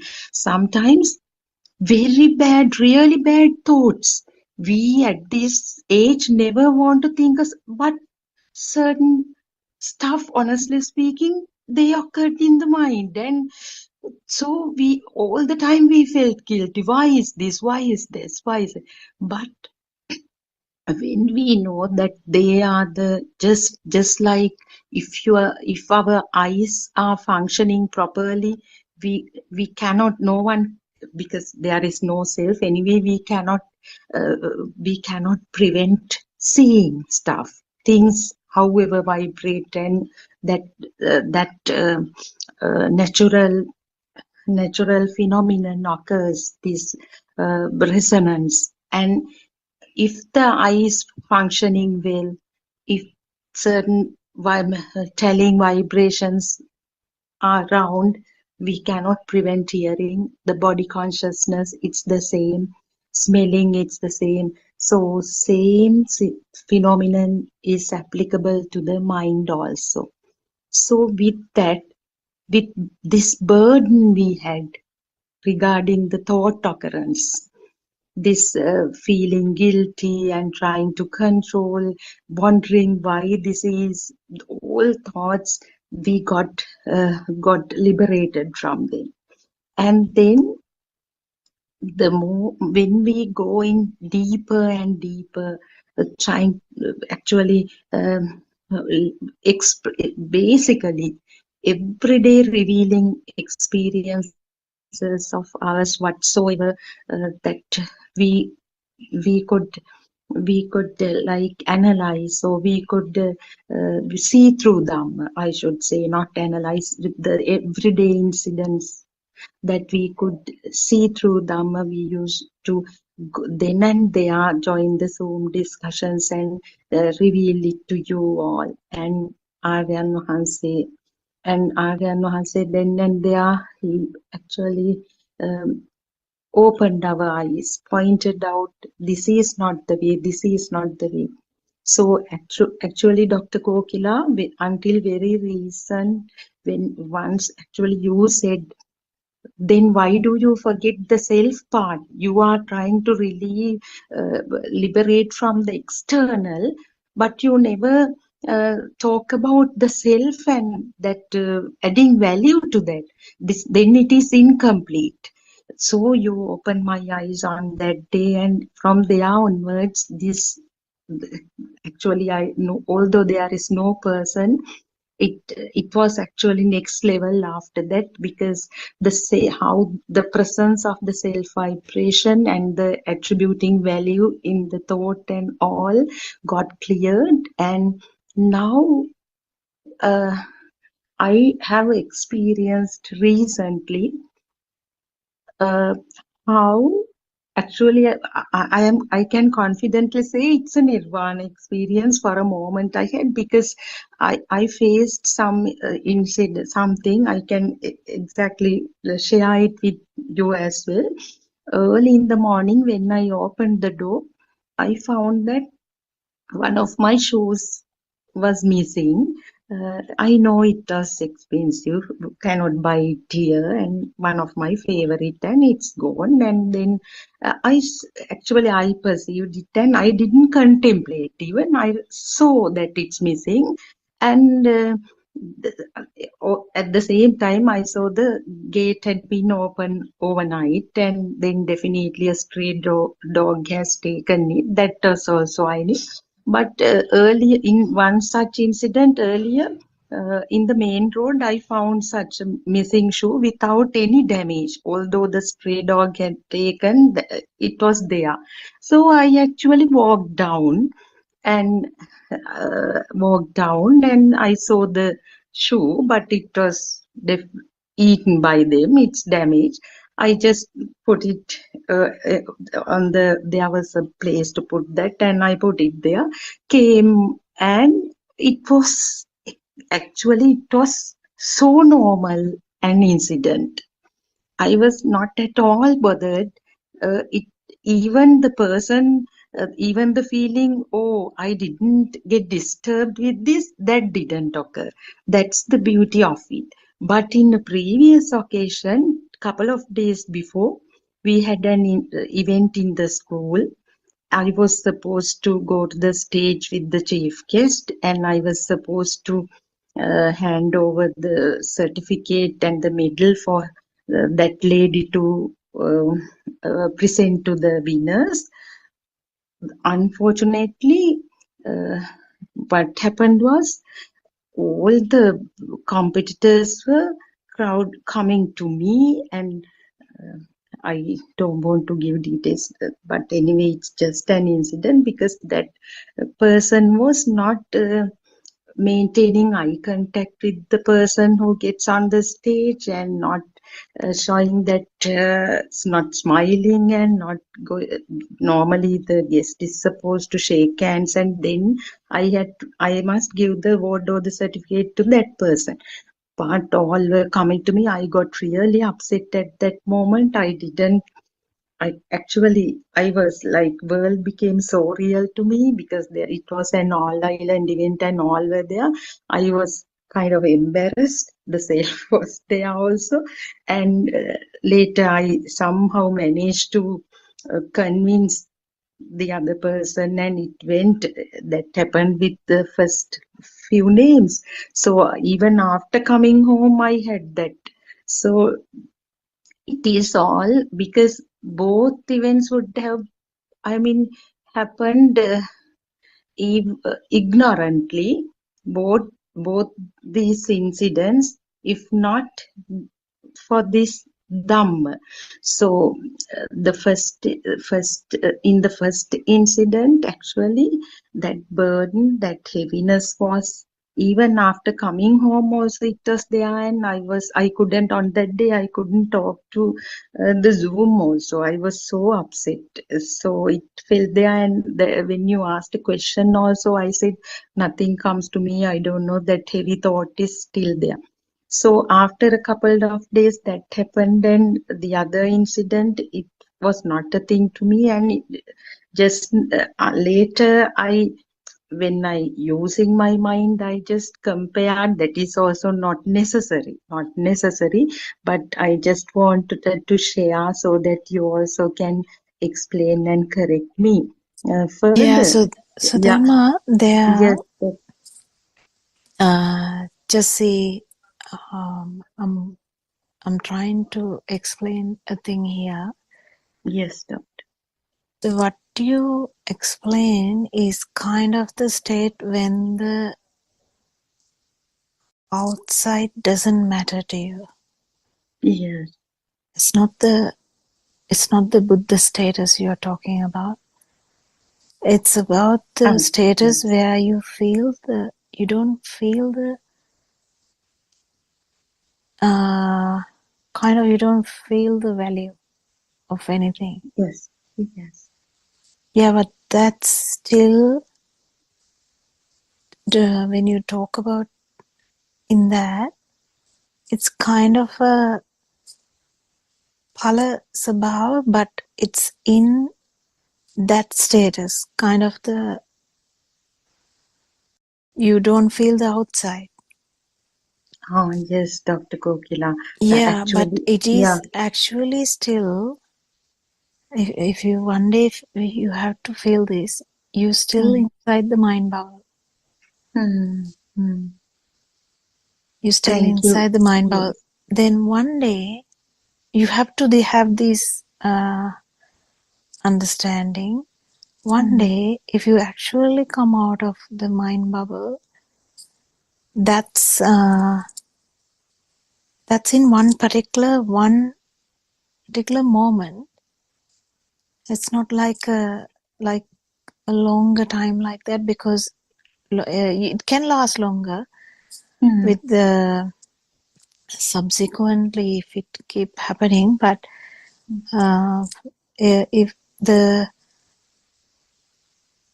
The actual word I thing, used is wrong, Dr. Kokila. It may not be a nirvana experience, but free from suffering, and the moment was free from suffering and no free from burning. Yeah, suffering, but but yeah. the feel of existence was there. That's what I'm trying to Um, say.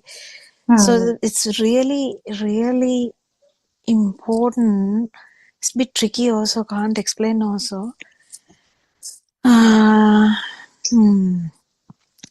The alive feel or the consciousness is there. Yes. Yes. So it's as well, the mind bubble also is there according to your description. But Hmm. what you felt was a level of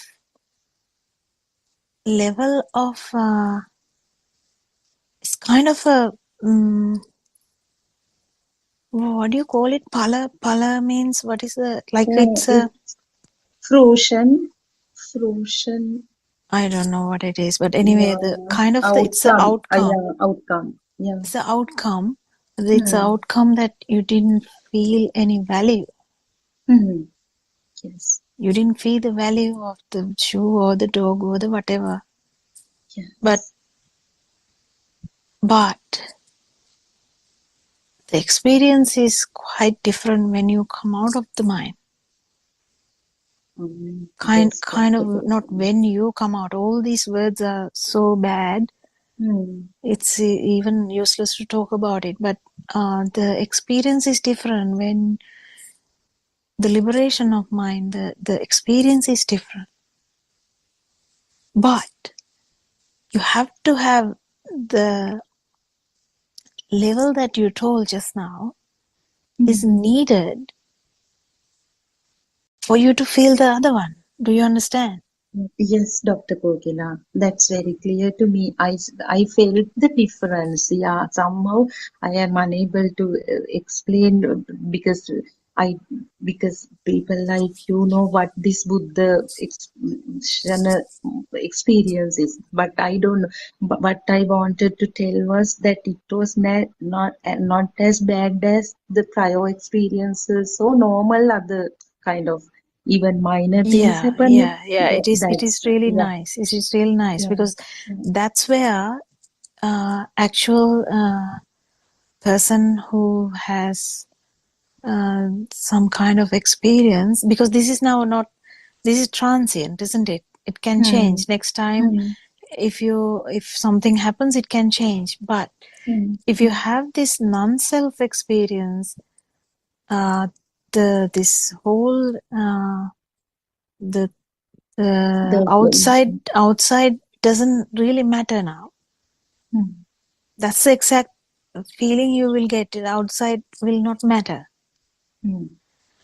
But when the perception part, the form world, because form world means it's the mind, complete mind.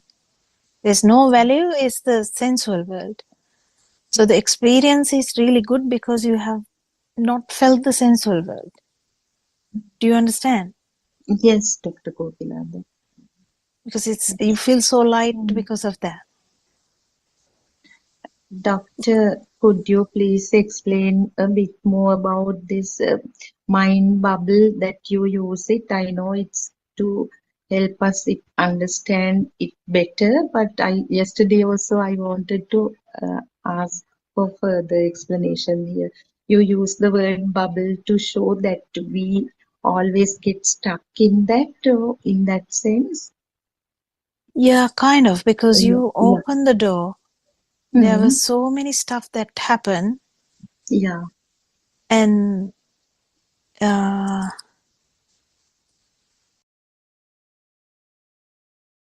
if you, how can I say that? If you,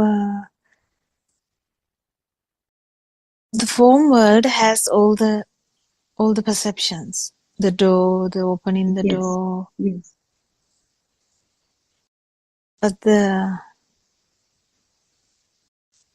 non-form is just a vibration, just a feel. So to get to the feel, you have to break through the mind bubble. Is it? Yeah, but it's actually when the value is not there, that should happen with one particular sound or one particular touch. It could have happened in one thought though, because you had so many thoughts out there in that particular experience. That is why I say it is like the outcomes are like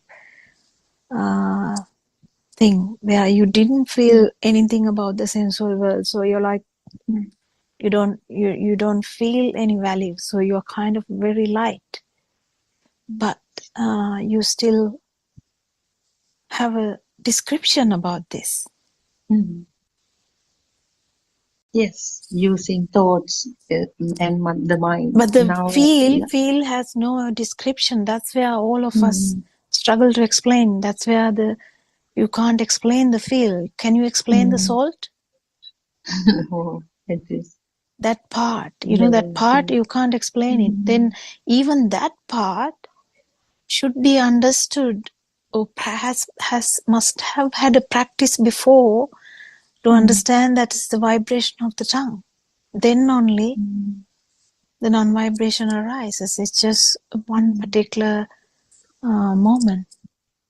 But what you experienced was like a pala sabhave, where your sensual world wasn't a thing for you, but the form world is there. Non-form is anywhere there.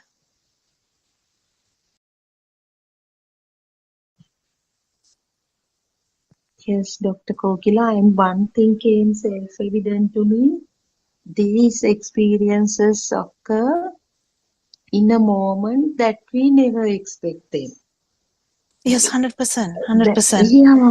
That But if you actually didn't, if you actually explore more, and forget about all Dhamma also, as you did in the morning, that time when, because you didn't actually think about anything or did you think about the dog and stuff? I think you thought. No, doc, because I didn't think it. It also like it came from. Didn't you understand that the dog has taken the dog has taken the shoe? But I knew it came as Oh my knowledge, but God, oh my God. Now, yeah, now, listen, yeah, Sudharma. yeah, yeah. That's what Arananse keeps saying. You have to understand what about this form world. Mm, So the mm. perception is there. You didn't think about that. Yeah, that's because gates That's the was form open. world. Ah, You, right. you don't even Yes. Yeah. understand that then. Yeah. You Mm. had so the red light is there. Mm. You don't think about, oh, there's red light, I have to stop the car. Do you think like that? Mm. No, no. But the perception is there. Mm. How can you Mm. say it is not there? Yeah.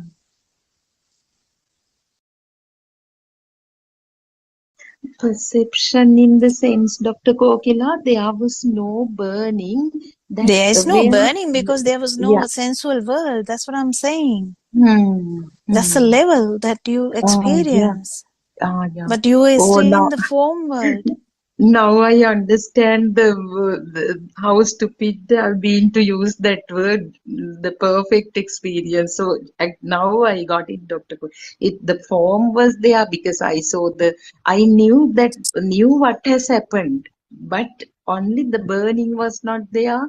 I didn't want to buy another shoe of that nature. That didn't occur to me after Yeah, that but this because, is actually yeah. a very deep talk. Hmm. We don't Hmm. even go that deep usually in Yeah. discussions. Yeah. Yeah.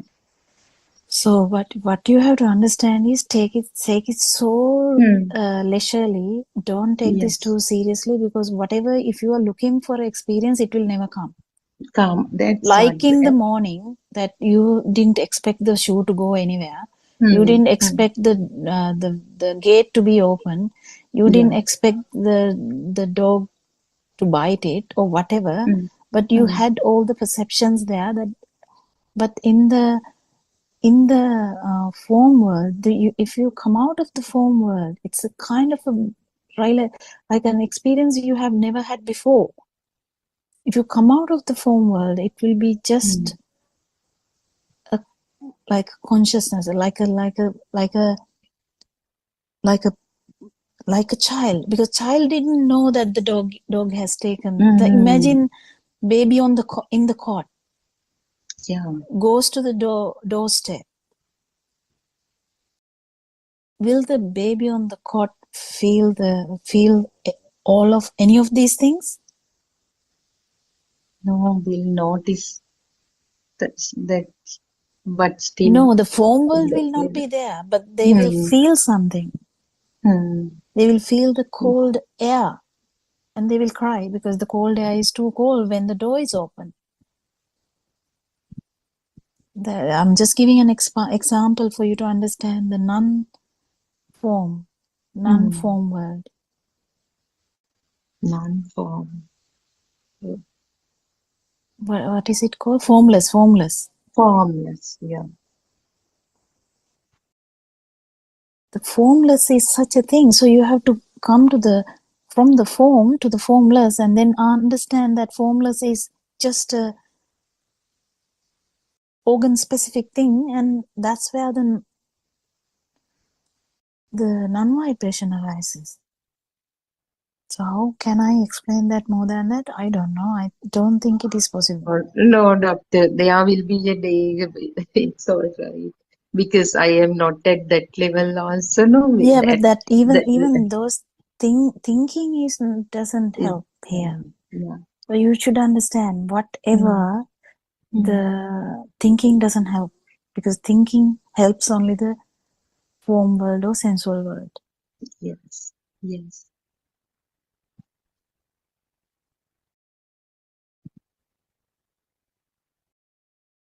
Therwan Sanai, Dr. Gokula. Is it possible at that point, although Sudharma is using words now to explain the situation, is it possible at that time that she did that mechanically without actually forming No, she those? didn't talk about one particular organ, because any aramuna, any stimulus, I think Aranwan did a beautiful talk yesterday in Andolnatmaka Deshana. Yeah, Any true. aramuna starts from eye or the tongue or the smell, the nose or the ears or the skin. There's no way that the stimulus will start from anything else. It starts from there, and the mind sense will be part and parcel of it or not, because usually the touch sensation, you don't need it. Actual touch sensation doesn't need it. That's where we use the it's easiest way to feel it. But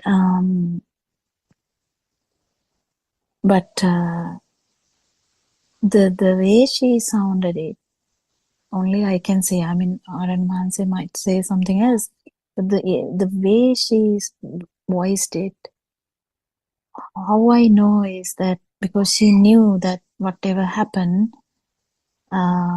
if she's in a trance level, like in a like a where the outside doesn't matter, it is that kind of level. That is, if someone has the Sotapanna, there is one kind of meditative state. That's kind of the meditative state, but if that is not permanent, that is temporary. But what I'm saying is to come to that, it should come to the complete experience to feel the non-vibration at least once. That's where the actual path starts. That's the thing, isn't it? So the whole thing starts from there. That day also I told you, one can feel, you will be like, you won't feel the sensual world at all. You will not have any problem. So it's kind of like a very good level. It's very good. But then with that, you go to the feel level. To go to the feel level, you have to understand that form level is useless. Kind of not useless, but form level has no value. If the form level has no value, only feel will come Emerge, to the surface. arise, isn't it? Yeah. In one thought, it is very, very difficult to explain, but when we take the whole life as a thing, it is very easy to understand, because one will feel the no value at all. You don't mind whatever happens outside, it doesn't really bother you, but still you will be inside the mind, so it will be in the you will have all the perceptions. The perceptions will become real. But then if the perceptions level also, if someone understands properly, in the sense feel it that they are not real, then you will be easily, you will come to the feeling level. And even in the feel level, if you understand that the feel level is also just another consciousness which happens due to the rapid vibration, and then the non-vibration arises, because this self-vibration, the headache we have is the self-vibration, where self-vibration is something you telepathy all the time when the consciousness is taken for granted.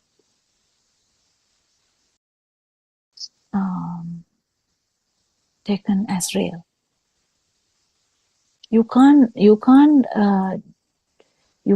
it at that level. You have to understand it fully in the Satyajnana level. And when you understand that in the truth level, when you understand it properly in the beginning, then only you will clean these whole three levels because then what matters is the correct vision or the right vision.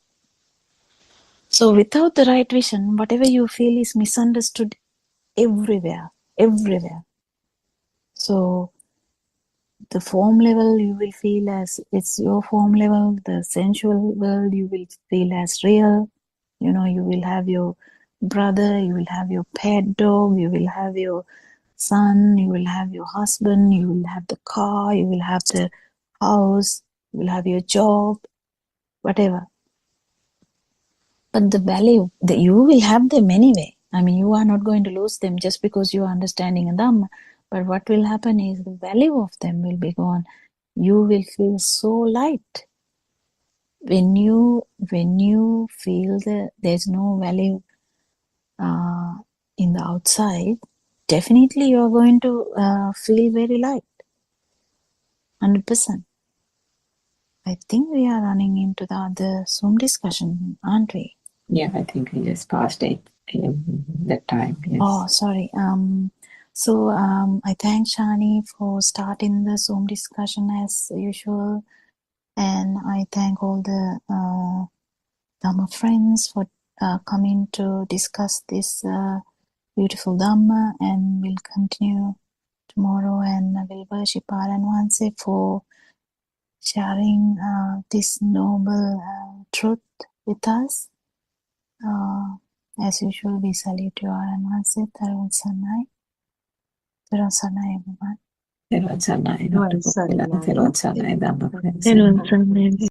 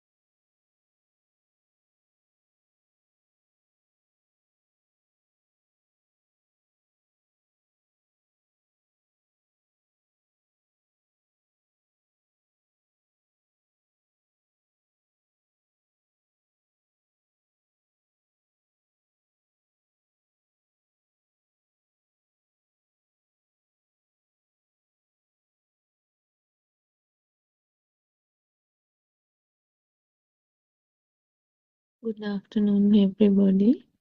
තෙරුවන් සරණයි ආරයන් වහන්සේ. තෙරුවන් සරණයි, everybody. Let's continue with the book reading. The True Dhamma Has Awakened, Volume 1, page number 59. This awareness, or Samma Sati, goes on to develop into Samma Samadhi. At this point of Samma Samadhi, seeing things through the wisdom of Yathabhuta Jnana becomes a normal thing. You let go of all the stimuli that comes from outside and inside. None of them are accepted. Letting go of the outside world and letting go of thoughts that come from inside is what develops into Samma Ditti. Samma Ditti is the realization of no self, the destruction of one's self-identity. Mehenin Wahanse, I understood, Honorable Sir. Aran Wahanse, the moment you realize the pure truth, you also realize that there is no self. The realization of no self is called Samma Ditti. Then all the other good qualities develop automatically with the help of the mindfulness of the Yathabhuta Jnana. These good qualities automatically develop once you realize the pure truth, and that is when you are truly on the spiritual path to attain enlightenment. A person who has realized the pure truth automatically falls onto the noble eightfold path, the path leading to the cessation of suffering. All actions and thoughts and speech of a person who has realized the pure truth will be followed by the word Samma, which means selfless or without a self-identity. Samma Vacha, his speech; Samma Sankappa, his thoughts or intentions; and Samma Ajiva, his livelihood. All will be very well executed and conducted according to the Yathabhuta Jnana, without attachments and defilements. Samma Vayama, Samma Samadhi are also good qualities that one automatically develops when one is on the noble eightfold path. Samma Vayama is the effort made of realize the pure truth. Samma Samadhi is the continuous awareness of the illusion, so that one can be on the spiritual path to attain enlightenment.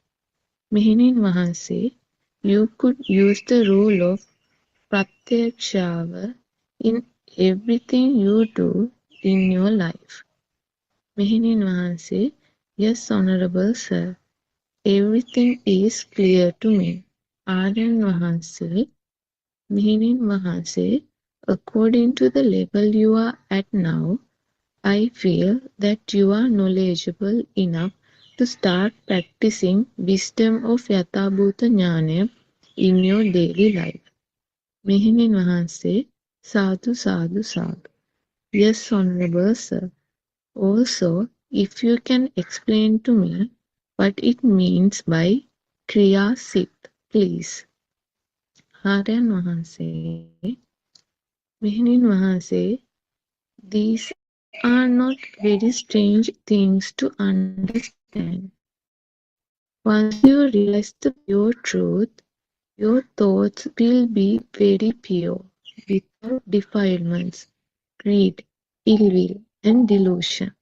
Then you will not be tricked by the illusion and believe in the stimuli coming from the outside or from the inside. You will not be disturbed by anything. It is when you do things without getting affected by the thoughts. You do not react to thoughts as you already know that they are all an illusion. After you have realized the pure truth, you will do things without giving any value to thoughts. This is a Kriyasita. This state of wisdom or awareness is of the supramundane plane. Meaning Mahanse, Honorable Sir, when I sweep the garden, I also receive other thoughts apart from the thoughts of sweeping the garden. How should I look at those extra thoughts that I receive apart from the thoughts I need for the action of sweeping the garden? Aryan Mahanse, when you receive thoughts while sweeping, you can adopt the method of vipassana, which means observe your thoughts without judging or expanding on those thoughts any further. Be aware of the thoughts, that they come and go. That is all. You should just be aware that thoughts come and go. Therun Sanai, everybody. Teruvan Sarnai Aryan answer. Thirvan Sarnai, all Dhamma friends. Today also we continue discussing the pure Dhamma, the pure Buddhist philosophy, Yathabhuta Jnana. Today especially we touch the topics Noble Eightfold Path and Kriyasit, and what this method of insight meditation, method of Vipassana. So whatever we speak, whatever we think, whatever we do, are we aware of we are living in an illusion? So first thing is to understand the illusion. What is this illusion? Whatever you think, whatever you speak, whatever action you do, the illusion is involved always. If you don't know this pure Buddhism or Yatha Bhujanan. So in order to understand this, today we start with Noble Eightfold Path. So all your actions, all your thoughts, all your speech, are they involved with illusion or are you on the path? So let's start our discussion. So we would like to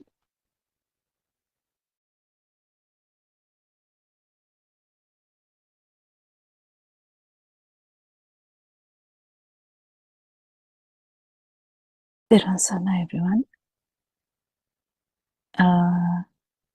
We'll start the discussion now.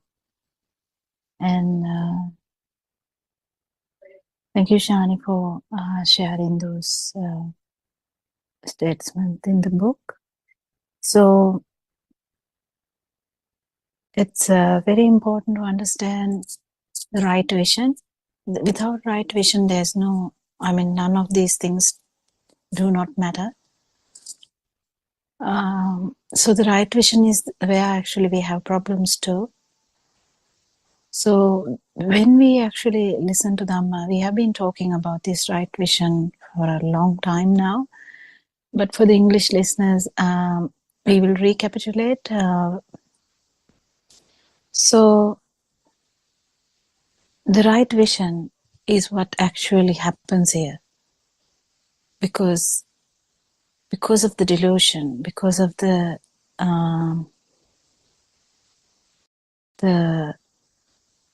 illusory nature of the manifestations, we kind of have the idea that there is a self, and then we have like a perception that there is a self, and not only that, we have like a self vibration too, like a kind of a vibration which can vibrate, which can telepathize anywhere. So we do have an issue here, but to change this or to become the non-vibration, we have to start from the thought level. We have to understand how this wrong thought has come, wrong idea or wrong vision. So this is the right vision, is a samadhi. So how did the wrong vision happen? Wrong vision happened because of not knowing or ignorance. So sorry. So then we understand there is a telepathization of self vibration to a human zygote. Yes. So now there is 6 kind of 5 organs first, and then the mind becomes the normality in the child level. So now we have 6 senses as humans. So these 6 senses keep working. Actually, what happens here is we understand that how 6 senses work, and we keep understanding that it has nothing to do with the self at all. That the 6 senses keep working and working, and that's where the the kind of the problem also is trying to understand this illusion without getting entangled in that. We can have problems in realizing this, but it's okay. But after listening to Dhamma for a long time, how understanding that these 5 senses, when they vibrate together, we get the like a collective vibration which can act as another organ. It's not situated anywhere. So even though we call it organ, so be careful, it's not an organ. It's not a kind of a, it's not anywhere.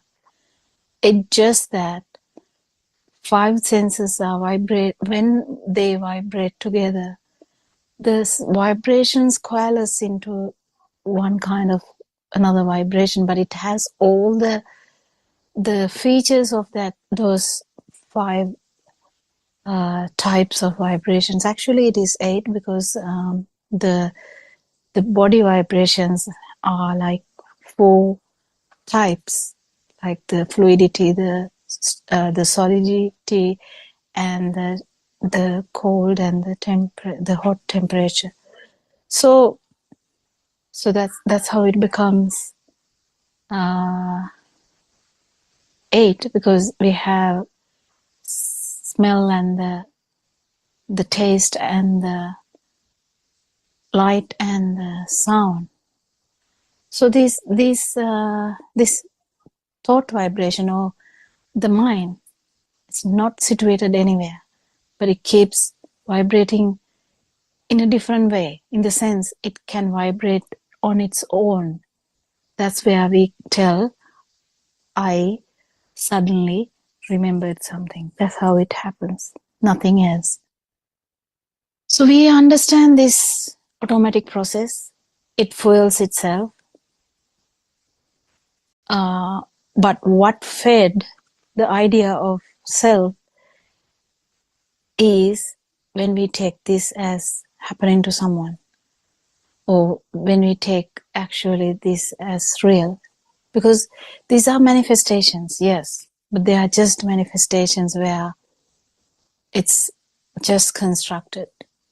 It can be, so all the things that we have, kind of like the tree, the mother, father, whatever you call it, you name it, they are all mental constructions, mental constructs. So the mental construct part is sometimes it's easy to understand, but we have to understand a few more things too. Even the light is a construct. It's not a mental construct, but it's a construct. It's a construct because of the very fast vibration of the eye. That's why we feel as light is existing. So we keep understanding this. At one particular moment, you will, not you will actually, the words are misleading, the non-vibration will arise. Non-vibration will arise. Then you know how the stimuli arise and subside. So that's where you get all this understanding about how actually things happen, because you never see the subsiding of the stimuli. You never understood that. But to see that one particular moment, you have to feel the non-vibration, because non-vibration is where that the actual stimuli wasn't a thing, deyak novima in Sinhala. So when we keep understanding this, the one particular moment, if you felt that non-vibration, where you will have the perception will be there, but the feel that you feel that there's, the subjective feeling that you are seeing, it will be not there. It is very specific. We haven't felt this before. So then you this all Dhamma that you have preached, you have understood, you have by hearted, or you have read everything comes into place because now you have felt it, because you have to feel it, otherwise it's useless. So when you feel it, everything comes into place. You understand that the self-perception is there when there is a thing, but even when there is no thing, or the even the light perception, if it is not a thing, in the sense you don't take it as something happening to you, it is just a high vibration, then you know that you don't get the feel of existence. This feel of existence, you can't explain it unless you have felt the non-existence. So this is very important. The experiences are very important. So then starts the right vision. What is the right vision? There is no self, but we get the self-existent feel because when the stimuli is taken for granted or taken as real, it telepathizes into the self vibration very easily, very swiftly. It just happens.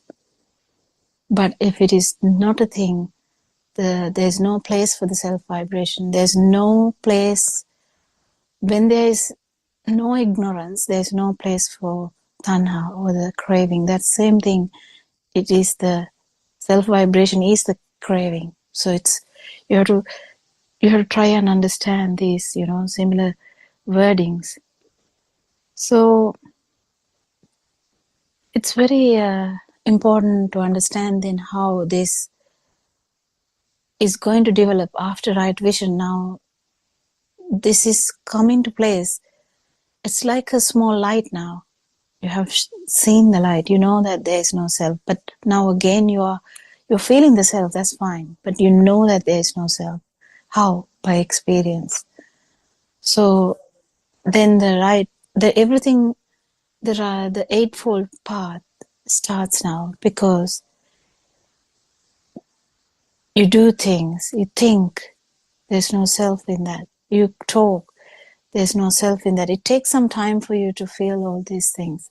You work, you don't work with the self there. It was like that before, but due to the ignorance, we didn't know that. Now with the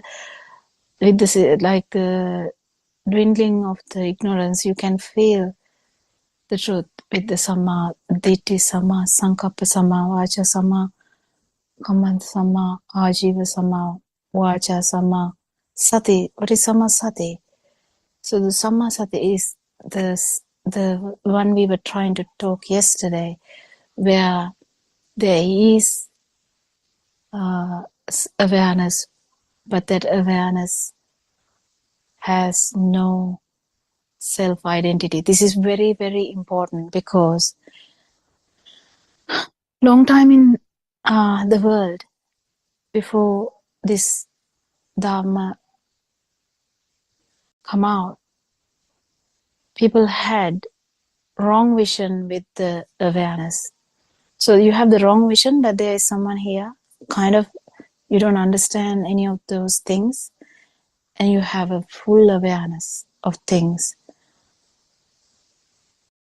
You will be like a security guard, but still it is with the self-perception that you are doing that. Self-vibration will be persistent. Even if you go to asanya, or where there is no perception, still there is a chance of self-perception coming back, self-vibration coming back, because you didn't do anything about that. You have the ignorance. So where there is ignorance, there is always self-vibration. So it's very important. There's two types of everything, kind of, because you can think with the self-perception, then it becomes wrong sankappa. What is this? Wrong. So the right vision, right. Now I'm lost. What is the sankappa? What is the word for that? Can't remember. What was it, Shani? Are you listening? What's the English word they used in the book for the...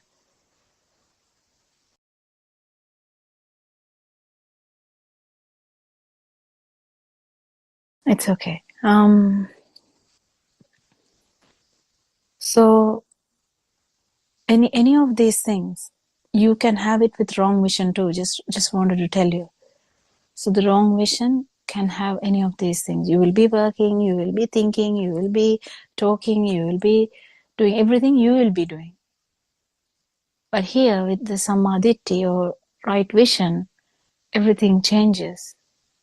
Everything changes from the beginning.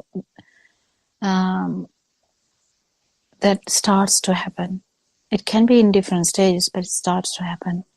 But one has to feel the non-vibration at least once to understand this non-self perception. Yes, Sudharma? Thiruvan Saranai, Dr. Kokila, the words right thought is the word used there, Doctor. Right thought, post All right, sankappa. thought. Okay. Doctor, I won't be able to still. So, Mr. Ranika is also there. There is some That's urgent okay. issue here. That's okay. Dr. That's okay. Kokila, Theruvan Saranai, I will listen to this. The 8 here in the book, Doctor, it is given as right view, right thought, right speech, right action, right livelihood, right effort, and ultimately right mindfulness and right concentration, right insight concentration. Yeah, okay. Thank you so much. Theruvan Saranai, Dr. Theruvan Kokila. Saranai. Theruvan Saranai to all. So we I think we have the understanding correctly that how this happens. So I just wanted to reiterate that wrong vision can have the wrong vision. With wrong vision also there's a concentration. You know, everyone can have samadhi with the wrong vision, so there's no problem in that. We are not actually trying to attack that. But what I'm trying to say is you just have to know that there's two types, otherwise you don't know. So everyone who is listening to this Dhamma starts to understand this, and the right vision will be a part and parcel of your life. So then the life starts to change. You start to look through that new glasses. Before it was a different type of glass, but the wrong awareness. It's a different kind of. It was a wrong glass, but now you have the correct glass. You see things as they are. You don't see things with the view of me, my, or mine. So that's the main important thing. Then only you go for the other additional two, which I can't remember now. Sama Vimukti. So this eightfold path only will lead to Sama Vimukti, or the liberation of mind. So it's very important to understand. Very important to discuss about these things, very important to talk about these things, very important to actually try and understand these things. How these things work. What is right vision? Have you understood this? Sorry. The main thing is to actually feel it. That's the most difficult part, I would say, but to feel it. You can't feel it without knowing it. So you need to know it, you need to listen to it, and you need to try and understand it. You have to think about it, and then you need to do the pratipada also, like the programs, and then you have to feel it too. Once you feel the non-vibration, you know it will be like you are dead, but the actual perception would be there, but it's in a very minute way. It's not significant. So can someone join? Can Surangika add something? Surangika, are you free to add something, please? තෙරුවන් සරණයි Dr. තෙරුවන් කෝකිලා. සරණයි. තෙරුවන් සරණයි ධර්ම friends. තෙරුවන් සරණයි ආරයන් වහන්සේ. I'm not quite sure about the Eightfold Path, how to explain itself. It seems to be a bit hazy, but one of the things I thought maybe I should ask you is, I know Dharma said right thought, but it's Samma Sankappa. Sankappa in Sinhalese is like Sankalpanava, and if we look at it from the Arya Satya angle, it's right, maybe reflection might be the appropriate word. And then the reflection is about the Satyajnana, true Dhamma philosophy, isn't it? The right view, as you quite rightly explained at the beginning, Dr. Kokila. What that right view, and that, I mean, and all this is again not sequential, because everything is being practiced concurrently. Would that be right? So if we are practicing concurrently, the ones that Satyajnana is being ascertained or being absorbed or understood, shall we say, with that itself comes the right reflection, because we are not reflecting on wrong things, as you said, not what you call that mundane sammaditthi or something like that, because one can reflect on the wrong things also in the name of so-called Buddhism.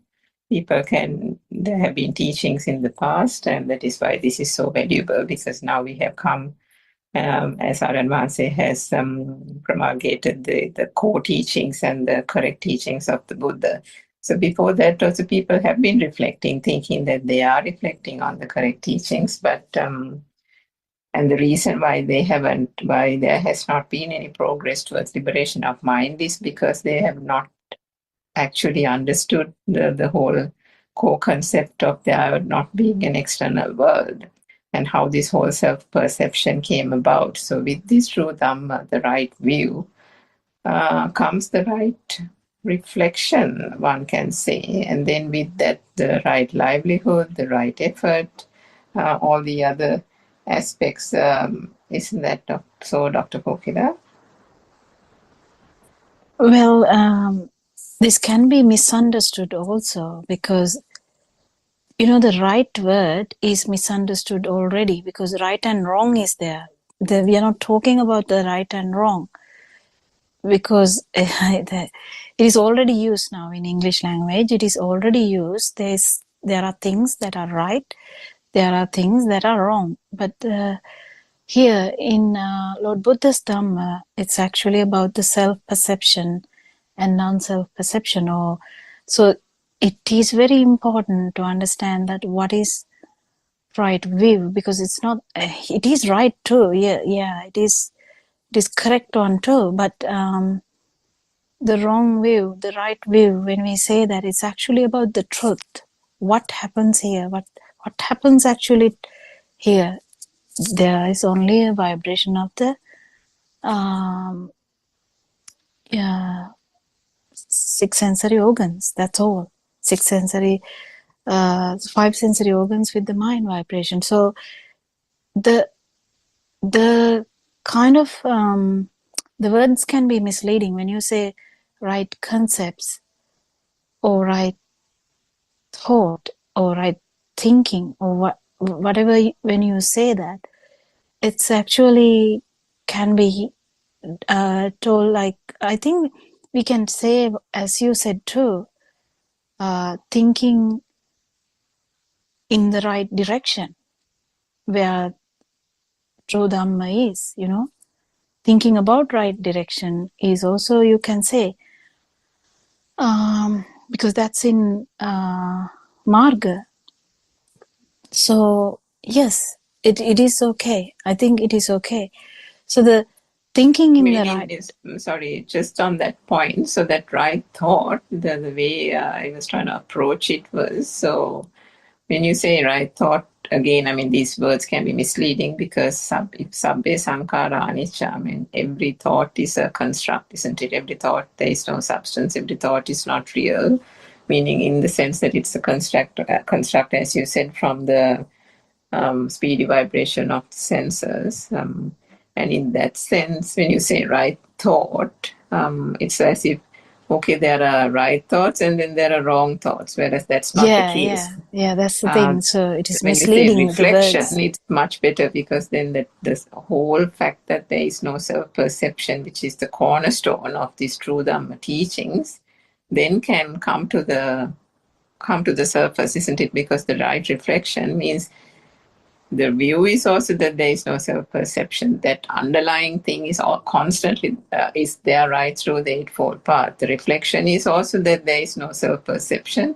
And how do you get to that? Through the teachings and so on. And the correct reflection will lead you to understand that there has not been a self here. So then the right action, the right livelihood, and so on again. But when you say right thought, then a listener who doesn't have the correct view might think, okay, there are right thoughts that we should be thinking about, as opposed to not so right thoughts, isn't it? Yeah, and you have to remember that this starts when a mundane world person understands Dhamma or enters Dhamma. So there's Sotapanna Marga also, like in this, when you hear Dhamma, there is like a path. So you're in the path. So when you are in the path, there are like kind of this evolves slowly. These things evolve. So, but if someone actually feels no self-perception, at least even for for one stimuli, even if it's a very, very small time, it doesn't matter. But then that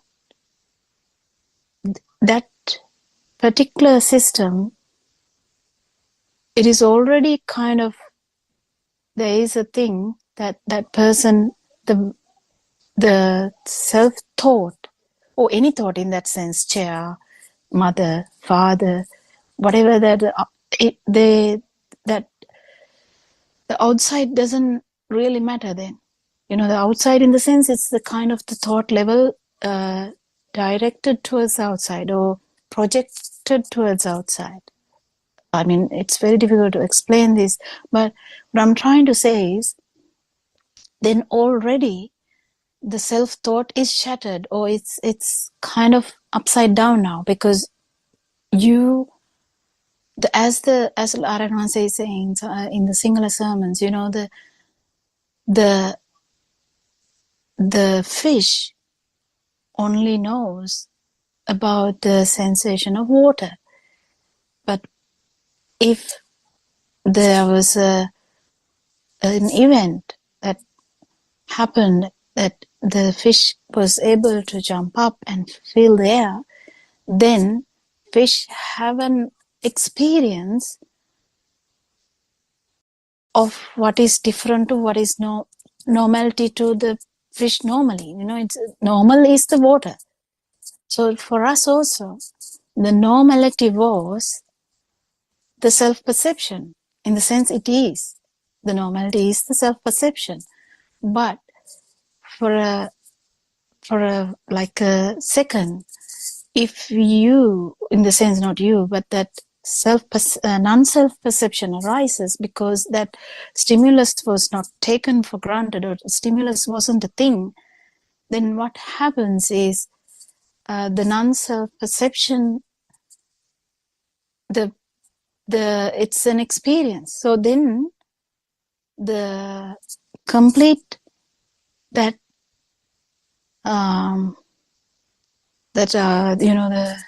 michaditti, or that thinking that there is a self always, is shattered. It can't function normally like before, because that was like concrete, like, I am here, yes, I am here, you are there, what are you telling? Like we kind of confront, yes, I'm standing near a tree, what are you telling? I can see the tree.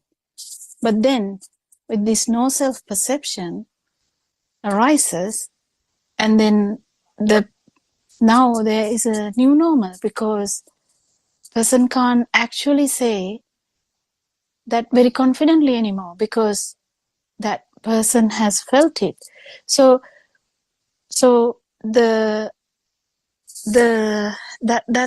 a very, very, very important part of this path, where everything, so this evolves. As I was trying to say, this eightfold path evolves into, that's how it evolves, like that, and ends up in Sama Vimukti, because it evolves, keep evolving, it getting improving, it keeps improving.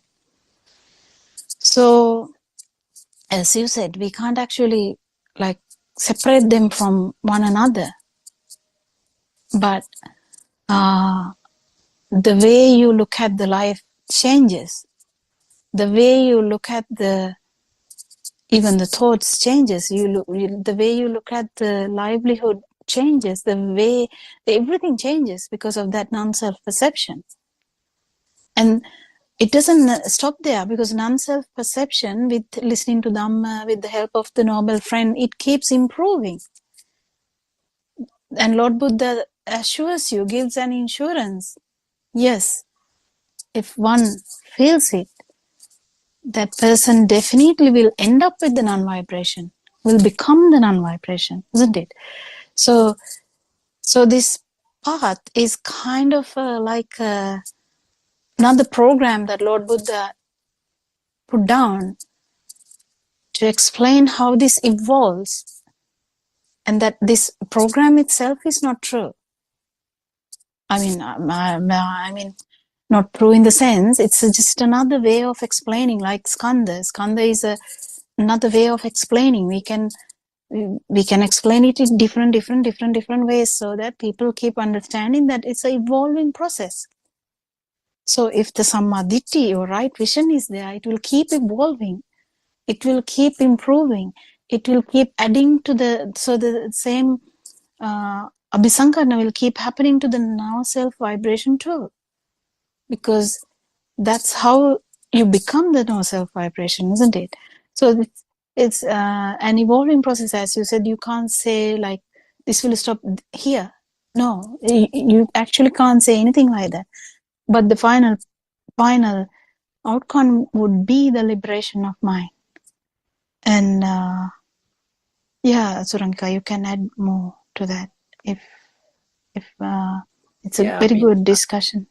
I was just thinking, and you said that, Dr. Thought came to my mind. Few years back, I as well did this meditation and did the jhanas and things like that, thinking that that was the correct thing. But then when I started listening to Paramartha Dharma, and then I was trying to explain to a friend who was still doing concentration meditation about this whole non-self perception, then he turned around and told me, then who is gaining enlightenment? So I mean, I at that time didn't have there was no answer to say, although deep down there was this thing that if the Buddha taught a non like anatma dharma or a non-self dhamma, then there is some deeper truth that had not been understood at that time, I thought, by myself. And that therefore it was my ignorance that made me unable to explain that to my friend. So that was a few years back. And then fast forward to a few days ago, or just yesterday, even Narayan Vasi has said this so many times. And to your point, it's an evolution, because until such time one understands that there is no self here and has never been a self, one embarks on this journey with a me here and an I here. And it is the I that we bring to the temple. It is the I that goes in search of the Dhamma. It is the I who wants to get out of suffering. It is the I who doesn't want to feel the death of the child, and so on. So the I is in search of salvation. But the beauty of it is, as R.N. Vasi said, it's that in this quest, when one starts understanding the Dhamma and one is on the path, practicing it, putting it into practice, then what does one lose? One loses oneself. And when one loses oneself, the quest for the people who seek stages of arahathood, who seek to commercialize arahathood or so on, and various things, and mislead people, all that falls away. That is the beauty of this Dhamma, because the more one practices it, the more one understands and progresses on the path, that even those shadows of doubt, even those little cobwebs of ignorance that has been plaguing a person, through continuous listening of the true Dhamma, those things get wiped away, those things get dissolved. And what gets dissolved with it? Even the semblance, the wisp of self-perception gradually dissipates, isn't it? I mean, if we think about Kemakatero, and despite the other monks saying that, surely you have ceased all defilements, surely you have, come to a stage, you must be Arahat. And if Kemakatero very confidently states that no, there is still the semblance of self-perception, then, to that extent one can understand the understanding of the Dhamma and the understanding of the point at which that understanding lay, which is, there was an understanding that there was still semblances of ignorance which had to be cleansed, isn't it, through the true Dhamma. So it's such a beautiful thing. And as you said, one embarks on this and it is an evolution. There can be thoughts at the beginning, but one of the things Aryan always says, approach it as you're not approaching like an individual approaching, because you don't discover that this is a non-self Dhamma halfway through. Right from the beginning, that is the core Dhamma teaching itself states right from the beginning that this is a non-soul Dhamma. So make no mistake, there shouldn't be any confusion as to what that is. The self-misconception or the sakkaya drushti will only gradually go away, as you said, through that one light moment where one sees the other side of it and the non-self perception. But until such time, one can be holding on to this purely through ignorance. But still, that because of the association of the noble spiritual teacher, there can be no mistake that the teacher is always going to say to you and nothing else that this is a non-soul Dhamma, isn't it, Dr. Gopila? Yeah, we keep repeating this. So we keep repeating this Dhamma, we keep understanding, like listening to Dhamma, like discussions, whatever. Then after doing all that, we go into the programs and try to do the Pratipada. So all that is actually helping you to, polish your path. It's actually going to make it so easy with so the noble friend, the importance of noble friend is the remarkable thing here, because there's always caveats everywhere. Like you can fall into small stuff, like you won't understand the next bit. Usually that's what happens. You don't understand the next bit. So it is always very important to come to Zoom discussions and have a discussion. Open yourself and see what happens, and get an idea about yourself and your perceptions or your vibration, because the vibration can't be hidden. The vibration is can be very subtle, like it can get smaller and smaller, in the sense the frequency can get very light, but still whatever the frequency, if it is there, it is there. So until you become the non-vibration, it's very important to be in the discussions with noble friends who can guide you, like Haran Wanse, so that everything is not lost. You know, like in between, you can get lost. You can feel like frustrated and you can give up. Things like that. It's very easy to get misled.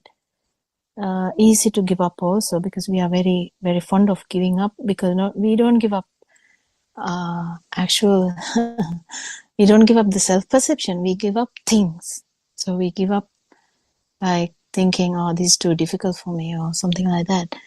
So because self-perception is the greatest friend of this beings, any being in that sense, whether it is anyone, any being in the 31 realms, the self-perception is the friend, self-vibration is the core. So it can't be easy, but it is easy if you take it in that humble way. So humble, being truthful, being open, very open, helps actually a lot, and that will make you relax too. Because you know, like a small child who will run around in the garden with the butterflies, that child definitely will not understand Samma Ditthi, but that child has no much self thoughts. There is self vibration though, but there's no much self thought. The self perception can be mild. So we at least have to come to that level to feel this, because if not, feeling this is very difficult with very thick mind bubble. As I was talking yesterday, the thick mind bubble is a problem, because the more you grapple things with interest, taking things as true or real, makes that bubble of self-bubble or kind of self-thought or the mind bubble, it makes it thicker.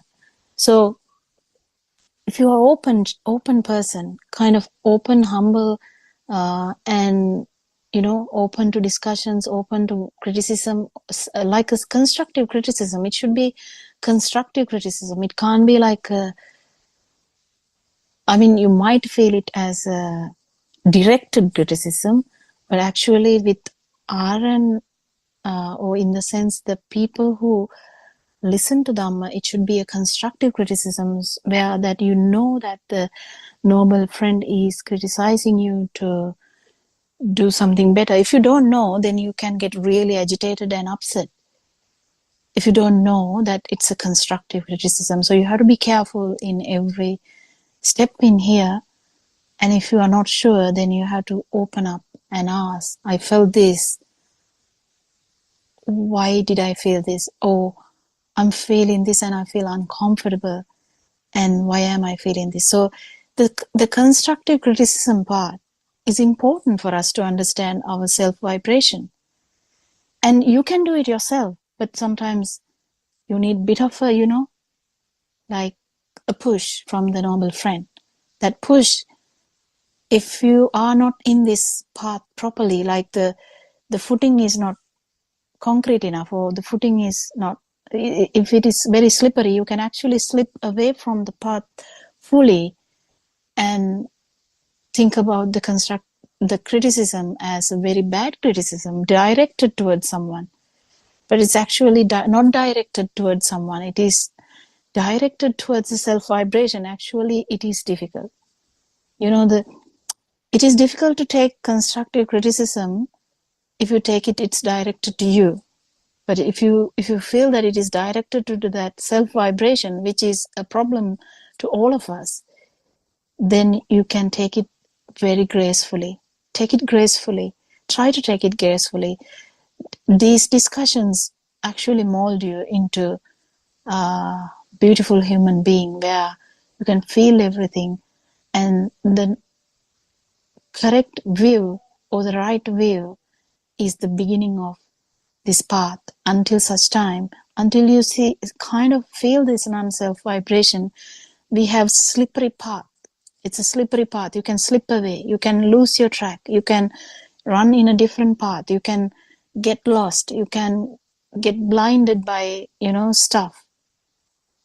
So be aware. Be mindful about this slippery stuff. Like it's very easy to lose the track. So it's difficult though, but it becomes easier and easier because now actually if someone is actually in the path, it's a fight between the non-vibration and the vibration. It's just a fight between non-vibration and vibration.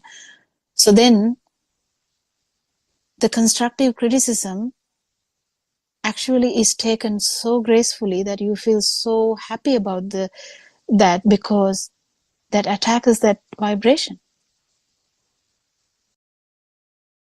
isn't it?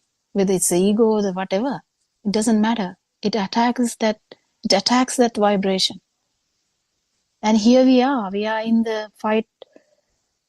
Actually, there's no we here, but there's always a problem of or war between no self-perception and the self-perception. So all the Aranhans will be trying to try to help someone to understand the non-self perception. That's all. So we kind of understand that it can be someone who hasn't attained the full liberation, but still, even with minute understanding of this path, someone would be trying to give that to someone. So you have to be very kind to that person. Understand that is a goodwill that they try to spread this Dhamma with a goodwill, the really goodwill. So it starts there. Do you have anything to add, Sarangika? Or anyone in that sense? Anyone can actually talk. Anyone else, if they have anything to contribute.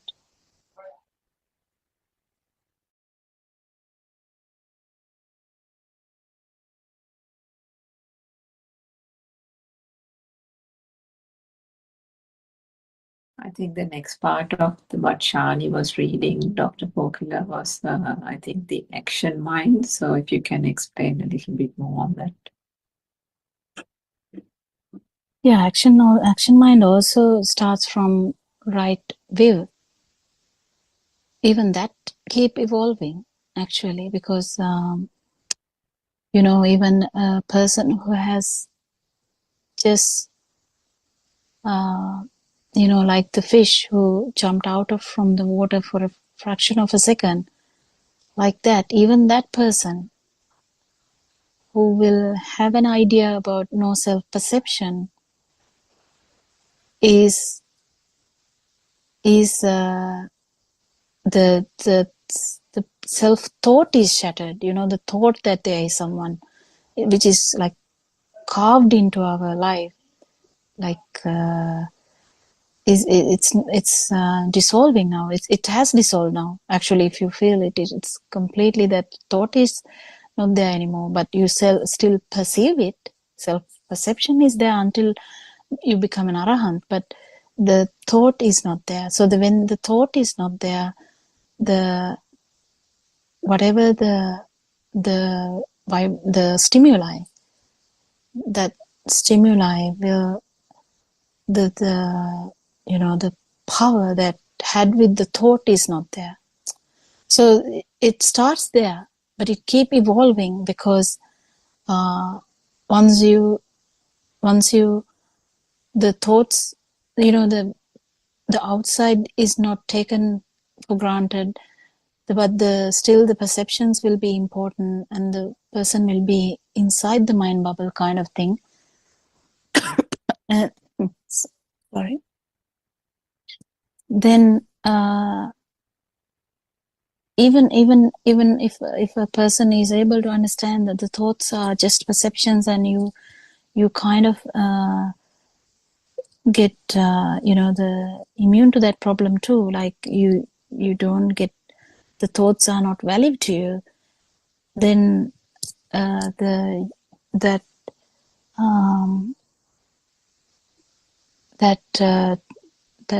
it keeps improving, because as soon as the self thought is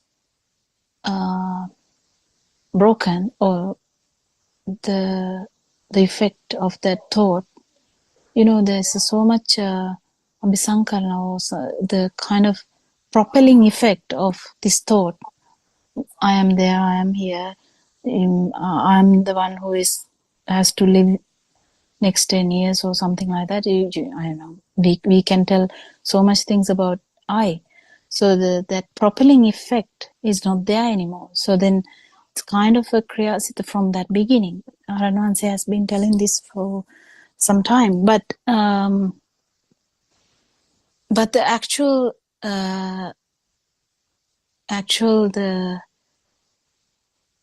the most effective no self perception moment will be the kriyasita of an arahant. So if you know that that keeps breaking our the system, there's 10 fetters, so the 10 fetters keep breaking. 3 fetters are broken when someone knows that there is no self, who feels that there is no self. It's just a feel, but even that breaks 3 fetters. You stop thinking about in such a way that you keep thinking about everything happened to me, everything is happening, I am doing things, I am the one who is going in this path, and everything is weakened or gone. So in that context also, there is as soon as there is no self thought, the path properly starts actually. So in that there's always but in the 4, the actual the liberation, the moments where you feel this non-self vibration is the actual thing. And properly when we talk about it properly, the arahant has the kriyasita all the time, and because there's no self vibration at all at any time, but it can fluctuate in the path, but it doesn't matter. So it's a bit difficult to explain sometimes. Even in Sinhala, we have this caveats in explaining, but it is something you will keep understanding, because a lot of mothers would say, I did things, but inside the mind bubble, you can't talk about a kriyasita. That is the problem. But if someone has gone out from the mind bubble for a fraction of a second, then starts, we can talk about this. That is the beginning of even we can talk about the kriyasita, because kriyasita actually has been felt by the person. So not sure whether whether it addressed the question, Surangika.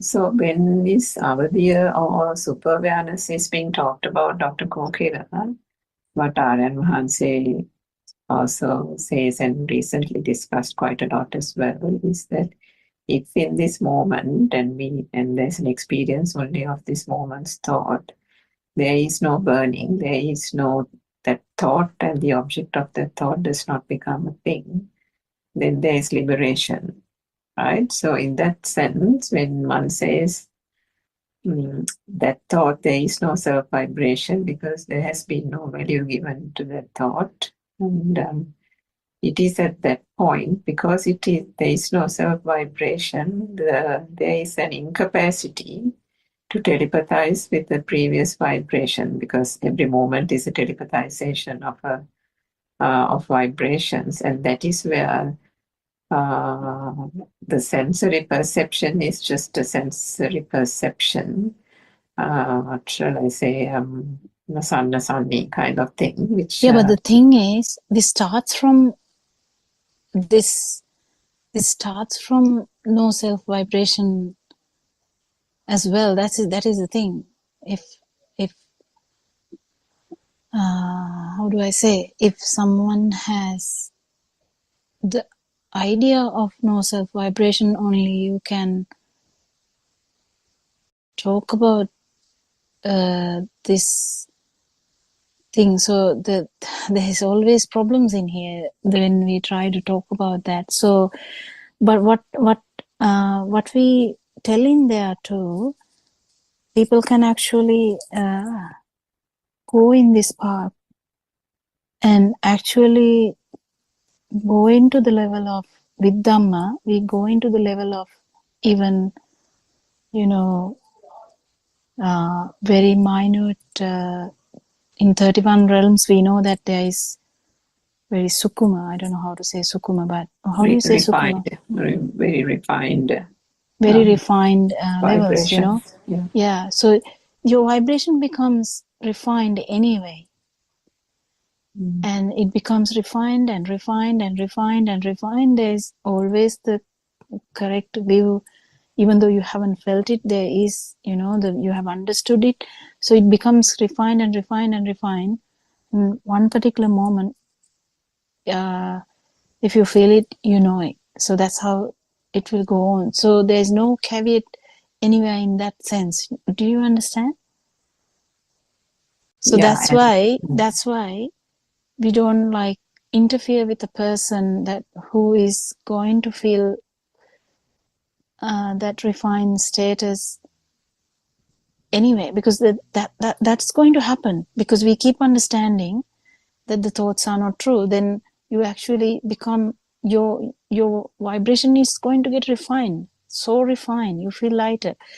Doesn't necessarily mean you have felt the non-vibration, but you will be refined. Like in the sense, the vibration will be very, very minute, like very less low vibration. So, which means that the telepathization is also happening with low vibrations, very refined vibrations, isn't it? Because that is why that the sense of burning and those coarse kind of perceptions do not arise. Because the telepathization doesn't happen, because if there is no heavy vibration happening here, then we can't talk about getting angry and stuff, exactly, but still you feel the existence. The Yeah, feel of existence is there. One of the last fetters, as you said, yes. Yeah, so, but there's no problem in that. The main thing is the ability to stay in the path, because sometimes if you are not sure, you can get, you can get weird, you can get, angry about the path, you can get frustrated, you can get upset that why didn't I feel that, or whatever, your mind bubble can get thicker. But if someone is actually feeling this slowly, the mind bubble is not going to get thick, and it's actually going to get thinner and thinner and thinner, isn't it? And one particular moment it will shatter anyway. Did you get the point what I was trying to say? I don't know. Yes, Dr. Pankila, that was understood. Yeah. And then, as you said, I mean, even the 10 fetters, though we have ignorance right at the top, or the 8th one, as R.M. Hansi quite rightly says, it is that ignorance that gets gradually eroded right from the beginning, isn't it? Yeah. There's no problem because of that. So the main problem is the hold on there, like we say, hold on, or like, to stay in the path is the problem. But if you actually in the path and you don't give up, because there's so many, in Lord Buddha's time, there's, people who tried for 30 years to feel this. Yes, that's true. And didn't give up. So as far as someone is understanding that there can be delays, it doesn't matter if you don't have any suspicions or like weird deviations, then you can handle this. And one particular moment, this mind bubble should rupture, I would say. I don't know whether I'm talking in sense, but I think it should rupture because it can't sustain. This is such a strong Dhamma, it can't sustain. But when there is that progression on the part of Dr. Kokila, the sense that that perception, self-perception needs to, melt away. There's more to melt away. One kind of, there is an awakening to that, isn't it? Like, how Yeah, you have to feel it. says, That's what Aranwanse is trying to say. Unknown kind of thing. That means Yeah. that feeling emerges that there is more. If you're in the field, it's really, really easy then. Mm-hmm. It's really easy because it becomes very easy for this path if you feel the things like more than think, because we have the tendency to think about stuff, but the feeling we have lost because it's covered with thoughts. We have the feel. Everyone has the feel. Everyone has even the non-vibration. It's just that we can't telepathize to that. But the feel is always there. It's covered with so many thoughts that it's masked, like it's covered. You can't really feel it. Mm-hmm. But if you actually understand there's no validity of the thoughts, because the validation was given by the self.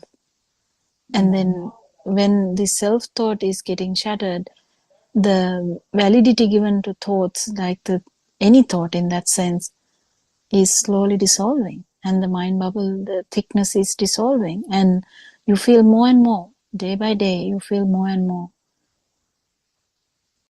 And that is why I think sometimes the problem with that is also one's life experiences, isn't it? The whole reason for that field to get so submerged and not come to the fore is that I think we've heard several mothers on the Zoom talk, and that is why Aranwanse says, turn the light towards oneself and see who is this so-called person that you have, created, this egoistic person. And it can be even a person who has been suppressed due to life's experiences, had a bad childhood, had a bad marriage, true. had a bad, and because of that, some people, the mind, the psyche, human psyche is such that they have naturally become submissive. They have naturally ignored the fact that there is a self here and given priority to family, given priority to other things, given priority to putting food on the table. And as a result, when they come to the Dhamma, that turning the light onto themselves and finding where are the fallacies, where are the defilements itself is a very challenging thing. And it is in that sense only that Aranwanse said there's such a great thing by, tuning into that vibration and being able to take them by the hand and pulling them towards the light, isn't it? Because they themselves are drowning. And that is where it is very challenging also, isn't it? Yes, and it's kind of a protective layer that mundane people have, for the survival, that all the bad experiences are suppressed, and, you put up a great smile and keep saying, good morning, how are you? I'm fine, thank you. It's like a puppet,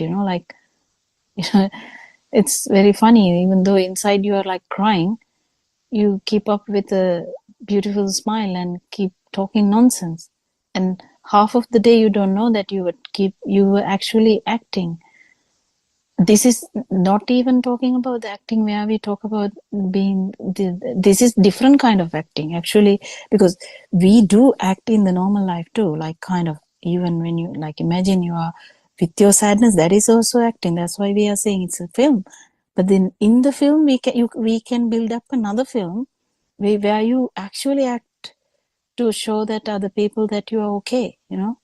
So kind of these things should unmask to actually find you, for you to find yourself. Yeah, true. It's very true.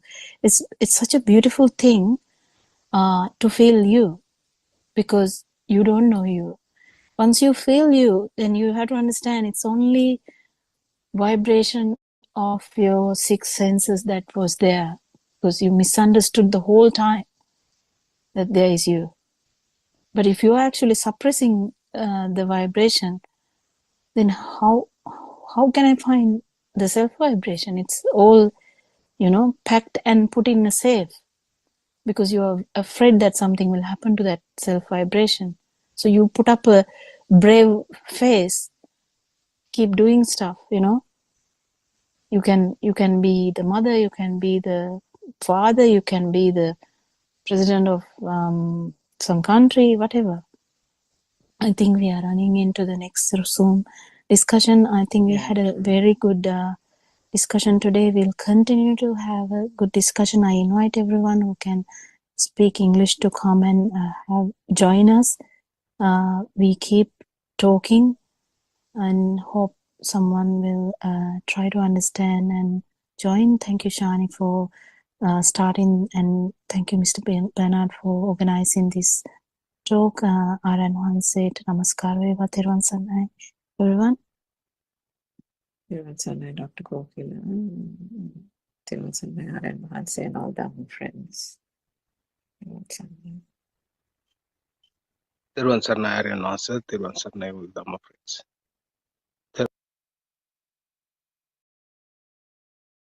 Of not allowing ignorance to trick you in the illusion is called avidya ashesha viraga nirodha. Avidya means ignorance.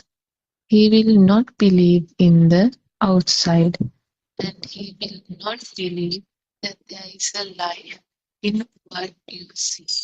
When he understands that the outside and the inside me concept is an illusion and that nothing exists, he begins to let go of the things and let go of stimuli that comes to him. This state of letting go is called avidya ashesha viraga nirodha. So now we understand that we design something using sound and image.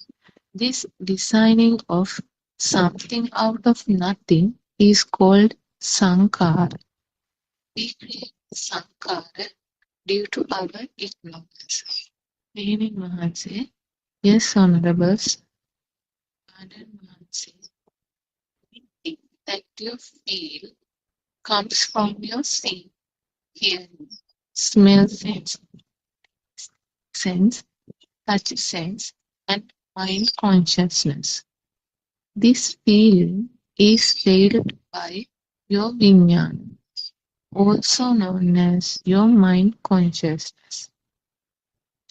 When you maintain a constant awareness of the Yathabhuta Jnana, for every feeling or stimulus you receive, your mind consciousness cannot establish itself fully.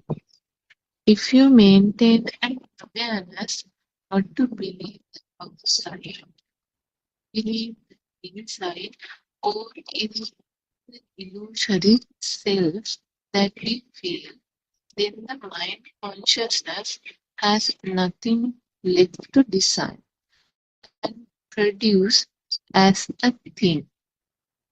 When there is nothing, the mind consciousness ceases to exist.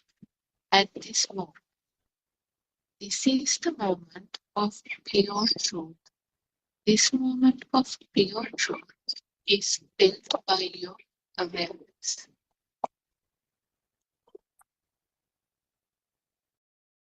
This realization of the pure truth, which is felt by your awareness, is known as Sandittikai, meaning the pure truth has been realized by you. Nobody can do it for you. Mehenin Mahanse, I understand, Honorable Sir. Aran Mahanse, when you use the wisdom of Yathabhuta Jnanaya in everything you come in touch with, and when you come to the realization of the pure truth, your awareness begins to increase steadily and very fast. This awareness is also called Yoniso Manasikara. Yoniso Manasikara is the awareness that you maintain according to the Yathabhuta Jnana. That is, being aware that the outside and the inside is a lie, and the thoughts too are a lie. This awareness of the Yathabhuta Jnana develops into Samma Satya. Samma is when one is devoid of all taints and defilements, devoid of greed, ill will, and delusion. This state of awareness is a quality of a supramundane plane. Only the one who has realized the pure truth enters the supramundane stages of the spiritual path. Samma Satya means the awareness maintained by looking at each thought. This awareness is devoid of all defilements. Only a person who has realized that there is no self would be on the supramundane, a mental state beyond this mundane world, spiritual path. Samma means that he has already realized the pure truth, and he has already realized that there is no inside self and that there is no outside. He has already realized there is no such thing as a thought either, that both inside and outside are an illusion, and they do not exist. Therwan Sana, everybody. Teruvan Sarnai, Aryan answer. Teruvan Sarnai Shami. Friends, today also we discuss Yathabhuta Jnana or pure Buddhism, pure Dhamma. So the people all over the world suffer. We always hear that their lamentation, their bitterment, and how they react to their catastrophes, different type of sorrow, pain. They experience pain. So They they experience pain due to their ignorance. What is this ignorance? Ignorance is that they think this world is real. Everything they associate, they think they are real, and also they feel, they experience that I am doing this, I am experiencing this, I am undergo these pains.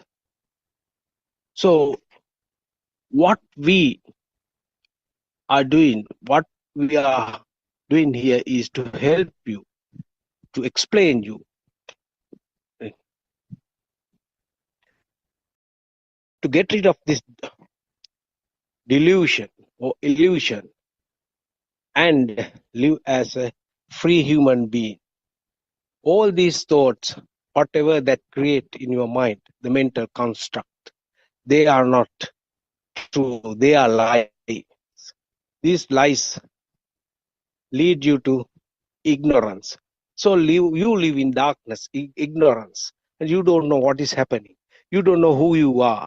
At least you don't know a person called I is existing or not. That is also a lie. everything that comes into your mind as a thought, the mental construct, they are false, they are lies, they are illusions. So today we start our discussion.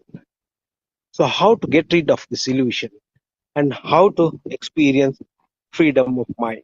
Let's start our discussion today. Teruvan Sarnai, my friends, Dr. Kokila. First, I would like to invite you to join this conversation and explain how to uh, realize the illusion and how to get rid of this pain and live as a free person, free human being. Teruvan Sarnai. Sanai, actually, we were talking about that all along last few weeks, and it's the main thing we can do is study, or not study, actually go through this truth and see whether we understand that. First, we have to understand that that's the main thing. I think lack of understanding about what really mean, but when we say thoughts are not real, that every perception is included in that. So keep understanding this Dhamma is the main factor, main requisite for this. So, and how we apply it in the normal day-to-day life is the second one, I think, because if we don't know how to apply that, whatever the knowledge is not useful. Some part of the Shan is the discussion, some parts were not heard properly, that because of the internet issues, but the most of it were heard. I will invite someone else to just highlight if there's anything important or any particular part we can talk about, because we talk about this every day, the truth or the Satyajnana. Because I think the polishing or the like improving on the truth is the main part. I mean, that is even with the practical aspect. I think what it is the Satyajnana or the truth which is getting more and more evident, and that is actually the transition from ignorance to prajna, or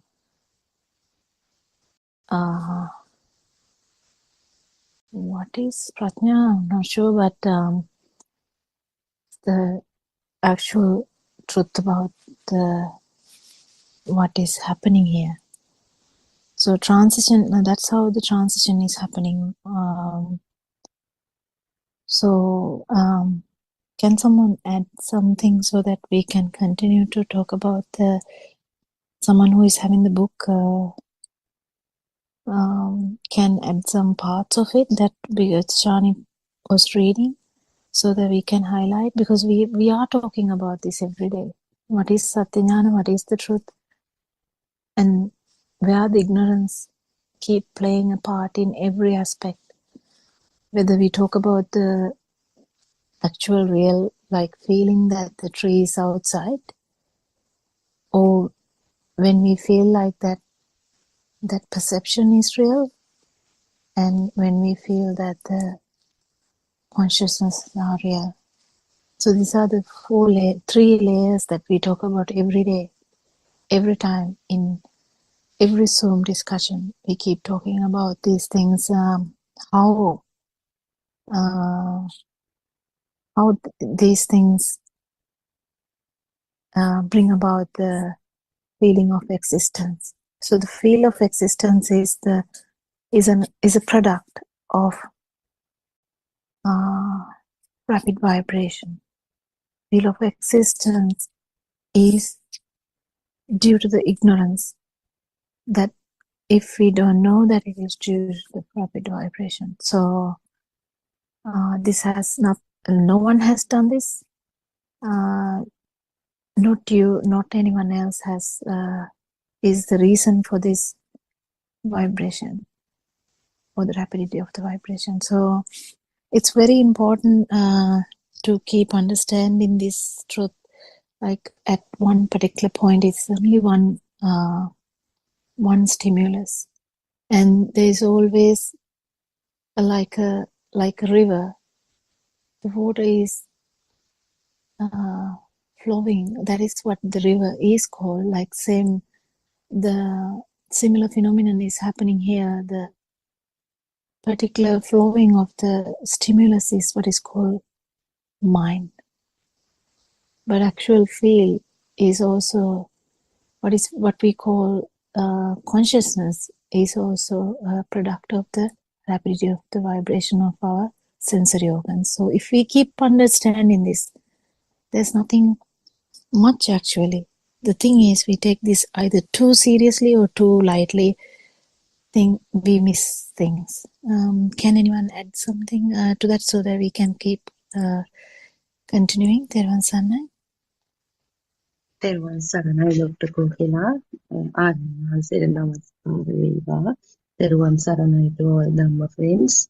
So if we try to look at the key points in this conversation between Menin Wahanse and Aryan Wahanse, so yesterday we focused on 5 levels of awareness. It was given in Pali as Nibbidanti, Viraganti, Nirodhanti, Patinissanu, Assi. Finally, they will attain perfect Nibbana. So I'm just recalling it to connect it to today's section. Yeah, actually, So it was said in yeah. the very last part. We couldn't talk about it. Yes, Dr. Kokila. And here also, what Aryan Wahanse highlights is only key to drive away ignorance or to not to get caught in this illusion is to awaken this awareness. Actually, not awaken, to maintain the awareness. So unless and until one has this awareness, this inside outside thing is inevitable, because there is no we can't talk about a moment. I mean, in Arahant stage there may be where there is no thought, because always thoughts are occurring. It's nature. So awareness is the only key that we have to liberate from it, because otherwise we always get the feeling of a continuous world. The moment we do not have that awareness, we are caught in that. And then again, there is a phrase in Pali as avidya ashesha viraga nirodho. So that is again what it means is letting go of things, let go of stimuli. The only way to let go of stimuli is to maintain awareness and to have this clear knowledge of the real nature of the thought, or yatha bhuta jnana. So then, otherwise, using the mind, actually in the morning I had such experience. One of my colleagues who is practicing this was telling, today I now I am very careful with the occurrence of thoughts. Now I understand all my emotions. I am like very vigilant, or I'm trying to maintain awareness. And what she was trying to do is to prevent the occurrence of thoughts. She was telling, my husband said something, and I got really angry. So I'm trying to like not to have such aversion or anger, or uh, trying to get rid of that, to like not to let such thoughts occur, so which cannot be done. That is not actually what Aryan Wahanse is telling us, and in all Zoom discussions also, just like once we open our eyes, the process of seeing happens. If your ear is functioning, the process of hearing happens. If your body is, if it is not like under certain drug, you are that anesthesia, under anesthesia, not under anesthesia, anesthetic drug or something, the body, the feeling, body perceives uh, heat, cold, hardness, softness, and knows the same. Taste buds of the tongue, they also perceive the taste. Similarly, the mind may uh, recognize, or the thoughts occur in the mind. That is another organ, another faculty. So being there like a watcher, and to and to identify, okay, now I feel angry, I should drive it away. Oh, I feel sad, I should drive. Then the now Dr. Kokila might explain it better.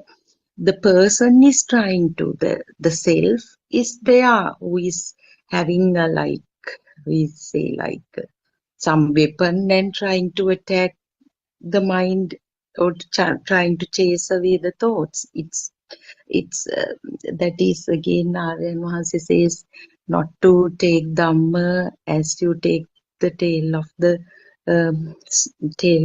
serpent or whatever. So these instructions in these sermons also, we have to take them wisely and very carefully. That's why I really appreciate when these senior practitioners like you all always guide us, always show us, no, it is wrong, this is how, because it's so hard.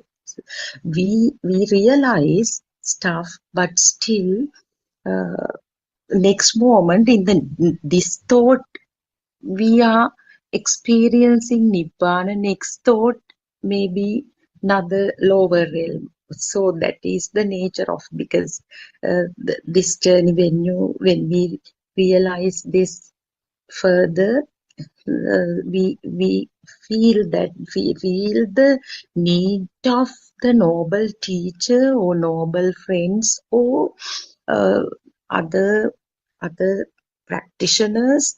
Their role is very, very important in when somebody um, matures in this path, or tries to like to make more realizations.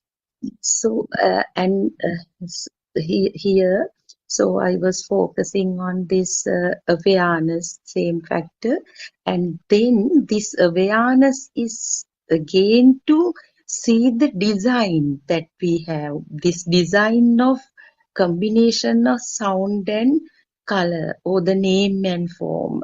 When we maintain awareness at the beginner stage, when the thoughts occur, now first step is to see that everything is the mind. It is chittena niyati loko, or salayatana loko, that point. And then the next is to identify what is this design, what is this composition of the thought.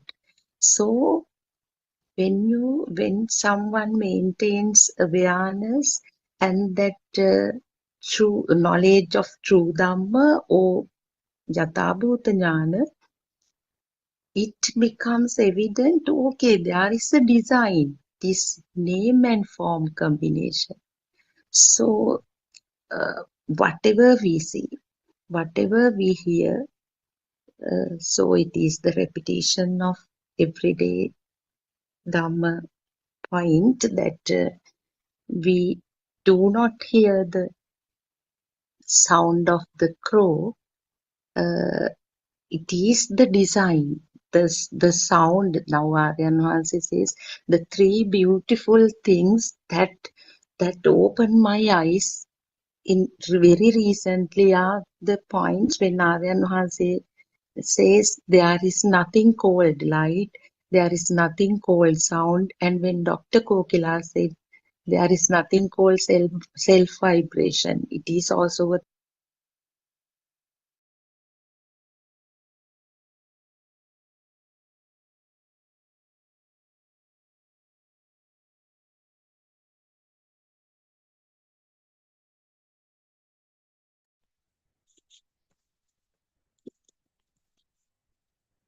තෙරුවන් සරණයි. I worship Triple Gem respectfully. Also, I pay homage at the feet of our Kalyana Mitra, Buddothpado Aryan Vahanse, the great sage of our era, the most valuable spiritual master with the highest wisdom. May Aryan Vahanse live long to spread this Dhamma all over the world to end the suffering of all human beings where their sansaric journey is created in the human mind. තෙරුවන් සරණයි Dhamma friends.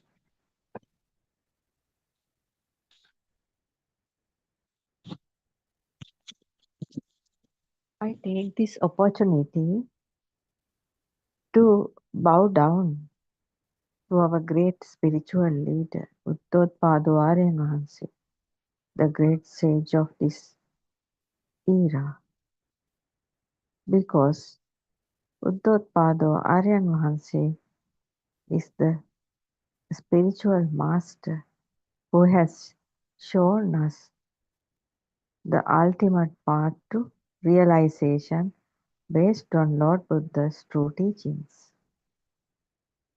Lord Buddha's true teachings, especially the true Buddhist philosophy, was hidden so far, nearly more than 1,000 of odd years, because of the cruel people of on this planet who tried to destroy the true Buddhist philosophy with their greatest ignorance, because they didn't know the true Buddhist philosophy is the life story of humanity.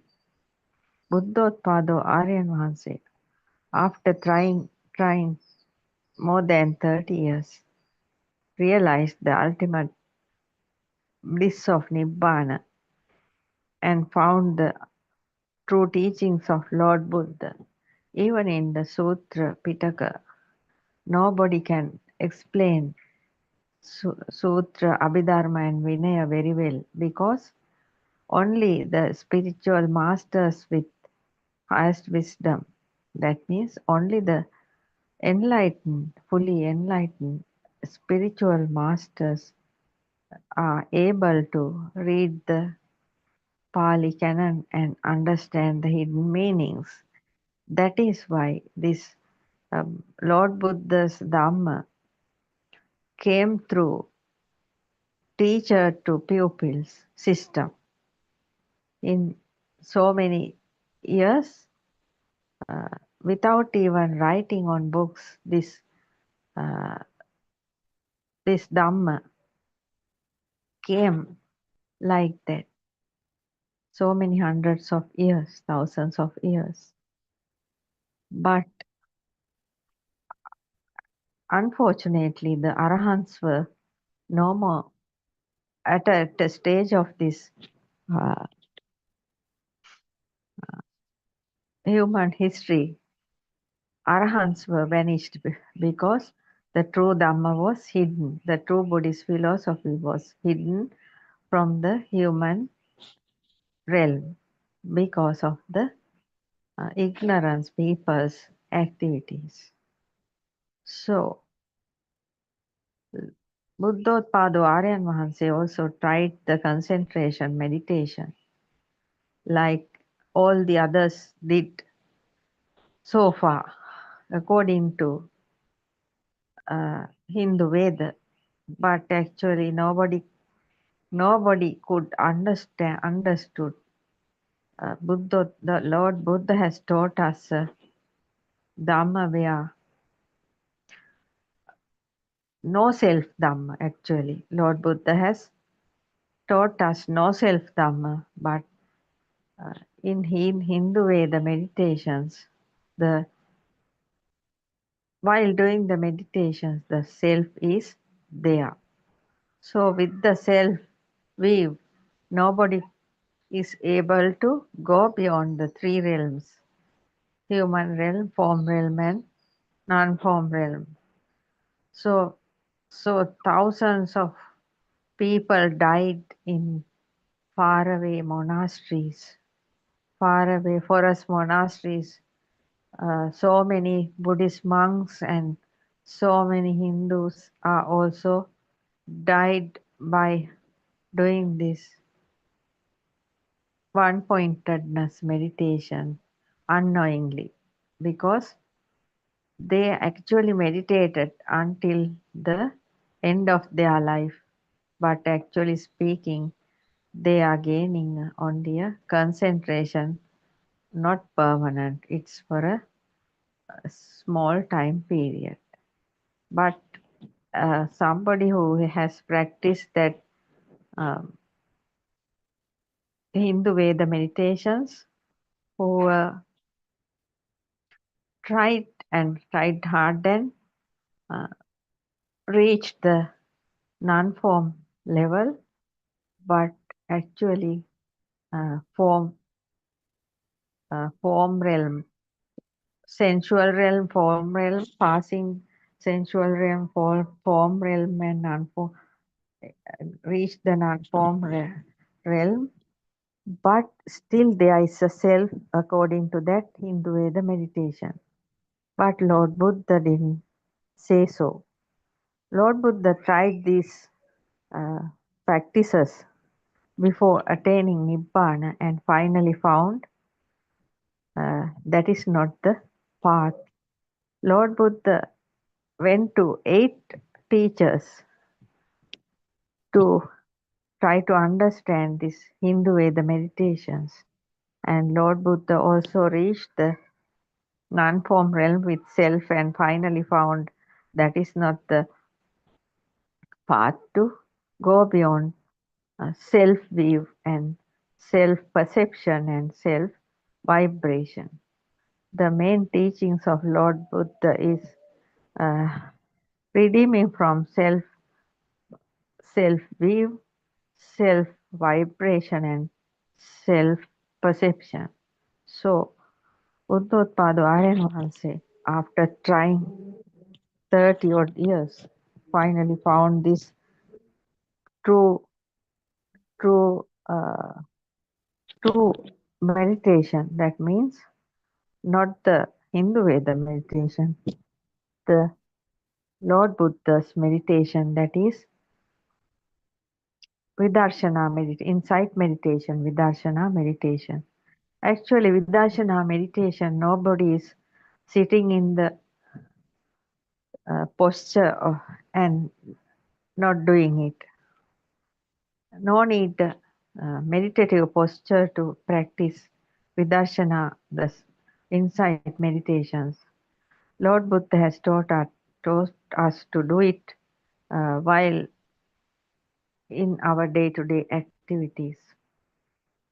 So that is the easiest way of doing things. That means to understand the mind. So based on these Lord Buddha's true teachings, Buddothpado Aryan Mahanse has reawakened the true Dhamma to the human world, and uh, Buddothpado Aryan Mahanse revealed the true Buddhist philosophy from the end of 2019 and up to now. Based on true Buddhist philosophy, there are There are more than 13,000 sermons in the YouTube. People who are listening to this Dhamma, no age group, even for a 7-year-old child can listen to this Dhamma and live a beautiful life. His education will be very methodical, and his life is also be very methodical. People who are doing jobs can do their jobs very well. Their social life will be very fulfilled and happy, and people who are having family lives can lead their family lives very well because they understand the lust, hatred, and ignorance. What is the base of lust, hatred, and ignorance, and how the craving is creating, and how the thought created world is creating inside the human mind.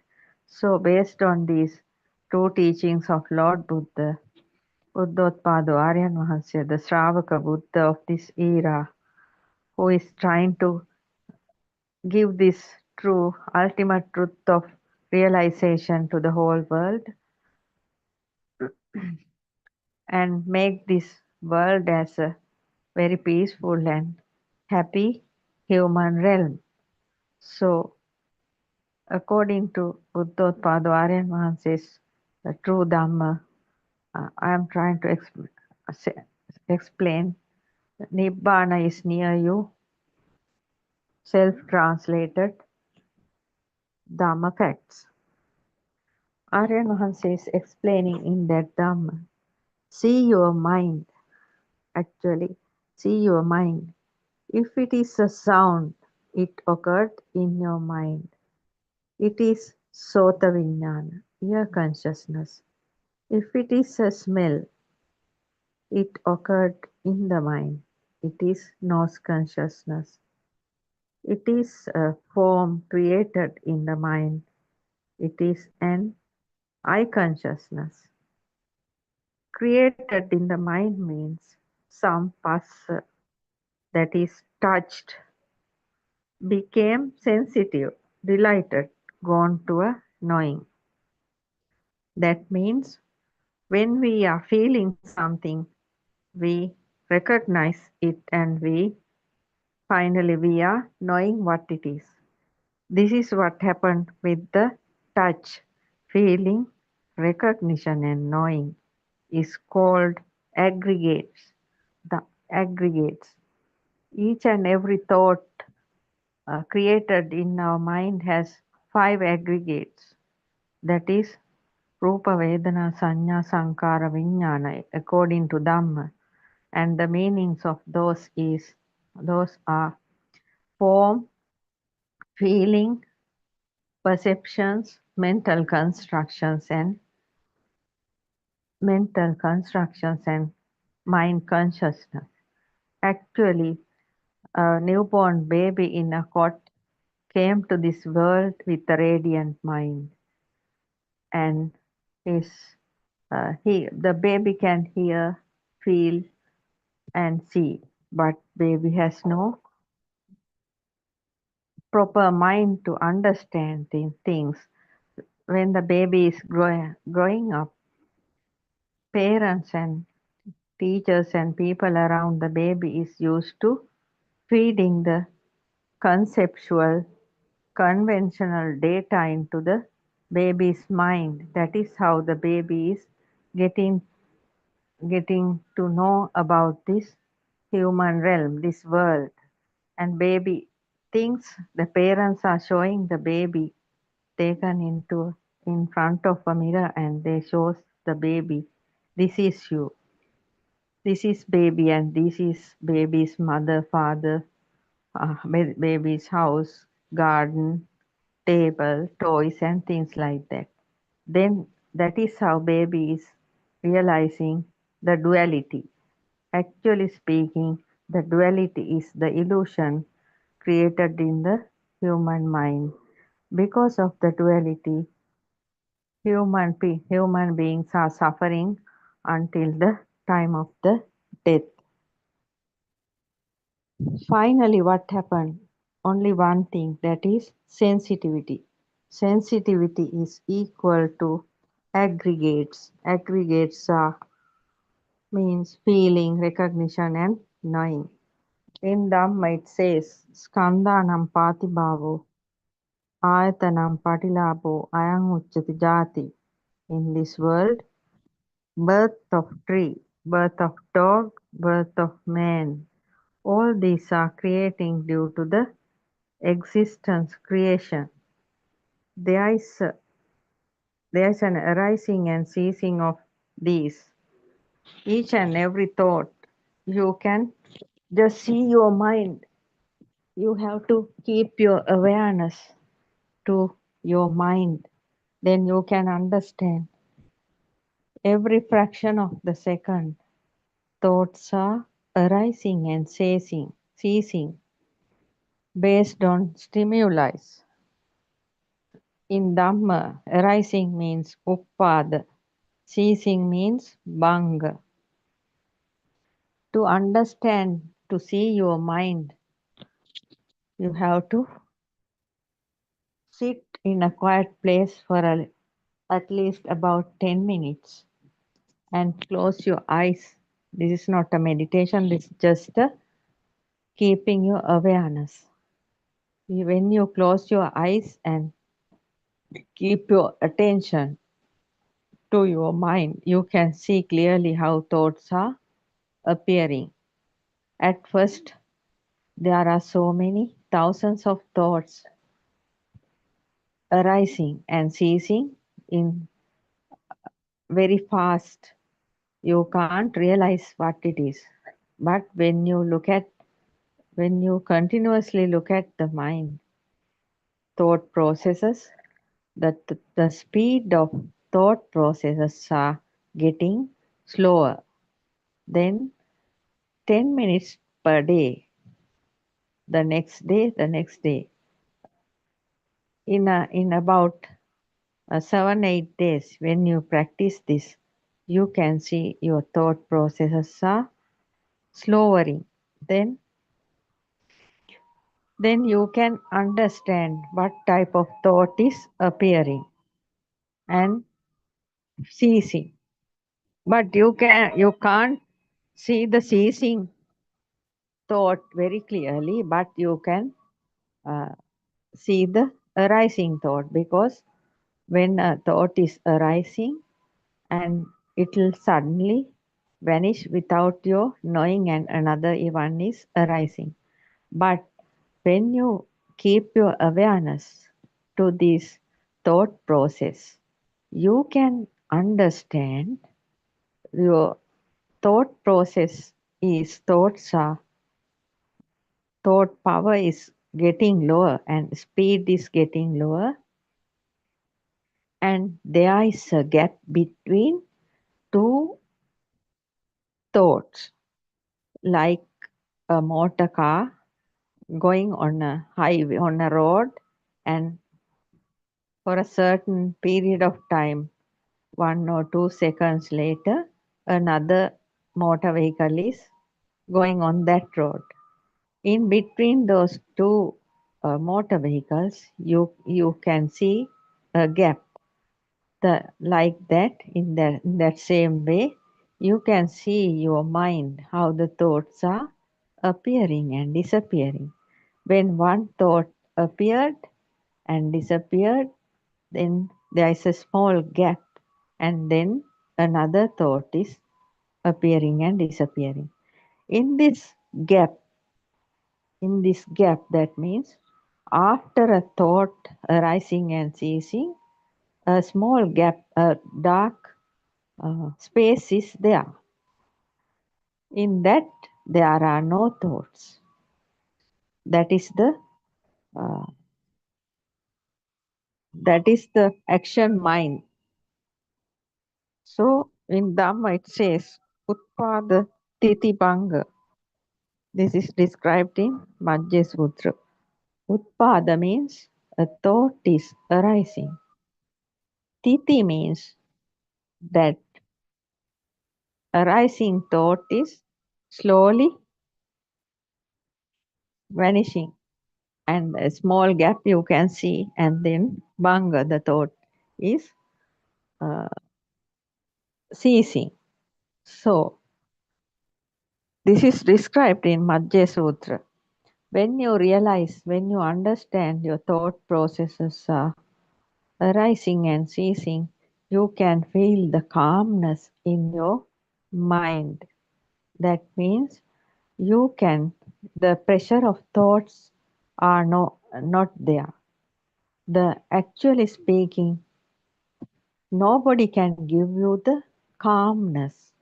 You have to find it from your own mind, because we cannot find our uh, calmness from outside. It is inside your mind.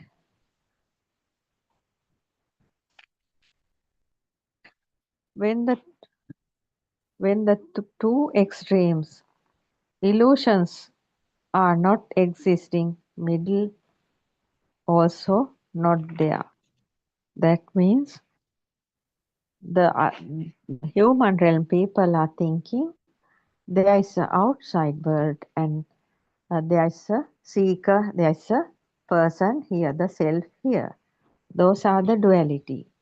But according to Lord Buddha's Dhamma, described by Buddothpado Aryan Vahanse, there is no outside world, because we are taking each and everything through our six senses. Each and every human being has six senses. We can see things through our eyes. That means in our eyes, two lenses are there. Through these two lenses, the because of the light, we can see forms. So the reflections of stimuli comes through the two lenses, and we are seeing not the original ones. We are seeing only the reflections. Until the time of death, we are seeing only the reflections of stimuli. So, hearing is also like that. When a sound is created, that means the eardrum is uh, vibrating. Eardrum is vibrating, and the sound is known by the self. So that means the sound comes through the ears, but it is also created in the human mind. And the touches, the body sensations comes through the body skin, cold, uh, heat and everything, fire, anything we touch, hardness, uh, softness and everything we can feel through our body skin. Through our body skin. Those are also coming through the skin. Touch sensation, those are also what? Vibrations. Lord Buddha said, Ditta Sutta Mutta. Ditta means what we see. Sutta means what we hear. Mutta means what we feel through the body skin, that is, smell, taste and touch. That is how the human beings are getting things from to the inside world. Each and every human being has a world created on his own inside the mind, because there are each and every country, there are so many languages speaking people, all of them have different worlds based on their thinking. That means based on their uh, re- um, based on their languages and thinking patterns. Nobody's world is equal to another one's world. That is why there are so many clashes happening. We are not seeing one world. 800 billion people has 800 billion worlds inside them. So, but actually speaking, there are no two extremes. That means in true Buddhist philosophy, Buddothpado Aryan Wahanse is explaining us there is no outside world. What we see, hear and feel, everything is in our inside our mind bubble. So there is no outside world. We have never experienced, we have ever never experienced outside world. Therefore, there's no outside world. There's no outside at all. So we are redeeming from the form because we are only seeing reflections, shadows, and uh, sound vibrations, touch vibrations. But that means there's no outside world. There's no inside world also. The two extremes, one is outside, one is inside. That means the mind. The mind, there's nothing called permanent mind. In mind also, each and every fraction of the second, there are so many uh, thoughts are appearing and ceasing. There are so many stimuli comes through six senses and ceasing. Therefore, there's nothing called mind. Actually speaking, when we see something, according to our vocab, the data fed from our early childhood, we are giving a name to what we see, what we hear, what we feel. Therefore, there are no names outside. Everything, each and every name is inside the mind, according to the data system put from the early childhood. Then, inside, there's no permanent mind. Each and every moment, we can see only pictures. That means mental pictures, mental images. Seeing is a mental image. Seeing creates a mental image. Hearing creates a mental image, and feeling creates mental images. So we are living with mental images. The mind means a flow of mental images like rainwater or like a river. All the time mental images are changing, arising and ceasing. That means at one time we see a uh,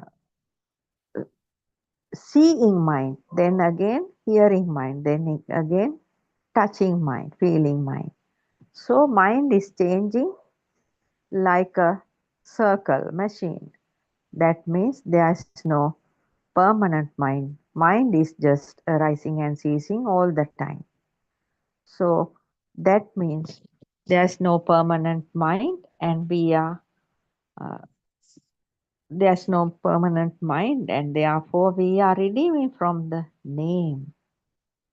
So the two extremes, outside, and there's no outside and there's no inside mind. When the two extremes of this illusion are not existing, middle also not true. So according to the wrong views, from the early childhood, we thought there are two extremes and there is a self in here middle. But now we know There's no outside world and there's no inside mind. The two extremes are not there, means the self is no more there. There's no middle is also not true. There's no self at all. Actually speaking, there's no self in this body. This is a machine, human machine, like a robot. It is working based on the cause and effect law and the habits. So habitual nature. So when we understand how the thoughts are creating, the power of thought is also going down. That means the two extremes are not no more there, means middle is also not there. That means there's no self here. So this is non-self Dhamma. Lord Buddha preached us a non-self Dhamma, and we are free. After listening to this non-self Dhamma, we are free from the karmic law and we are free from the mind. That means there are no any type of lust, hatred or ignorance pressing us. They may be there, but they are not giving us trouble, because all the time this mind is having full of unnecessary hatred thoughts or lusty thoughts or ignorance thoughts, and the human realm people are always fighting with each one another, because they used to think that they know everything, but actually not. The person with a hot temper means he has he has not known the reality of this world. But most of the people are like that. There are so many uh, heavy soil, so much heavy soil on this planet Earth, but a small, a very small quantity of soil we can we can catch onto our nail. That much of people who are understanding the true reality of the humanity according to Lord Buddha's teachings, and Buddothpado Aryan Vahanse is now explaining this Dhamma to the people who are willing to listen to this true reality of life and understand the human cycle of rebirth and death. The people who are really interested in go beyond this cycle of wheel of suffering, actually they are listening to this Dhamma and they will be happy forever, because there's nothing for them to suffer, because they are not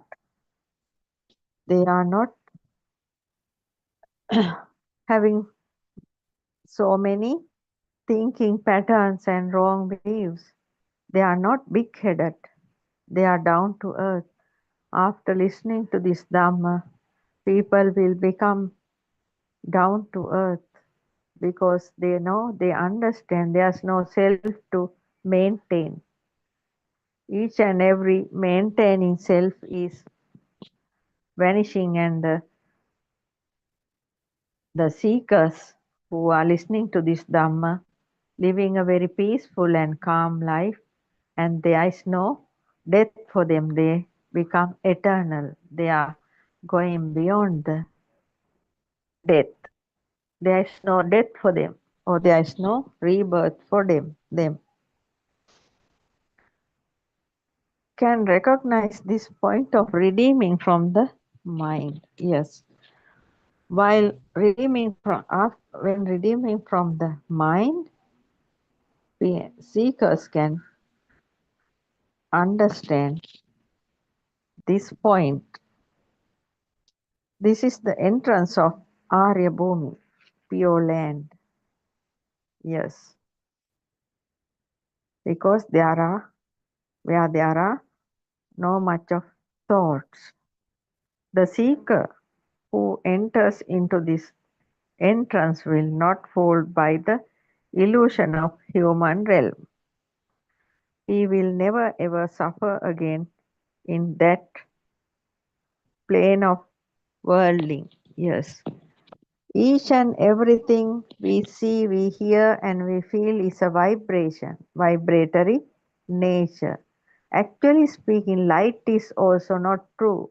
There are only light vibrations around this human body, and when the I vibration is equal to light vibration, they both of the vibrations are synchronizing, and that is how the light creates in the human mind, human eye, and the stimuli around the human body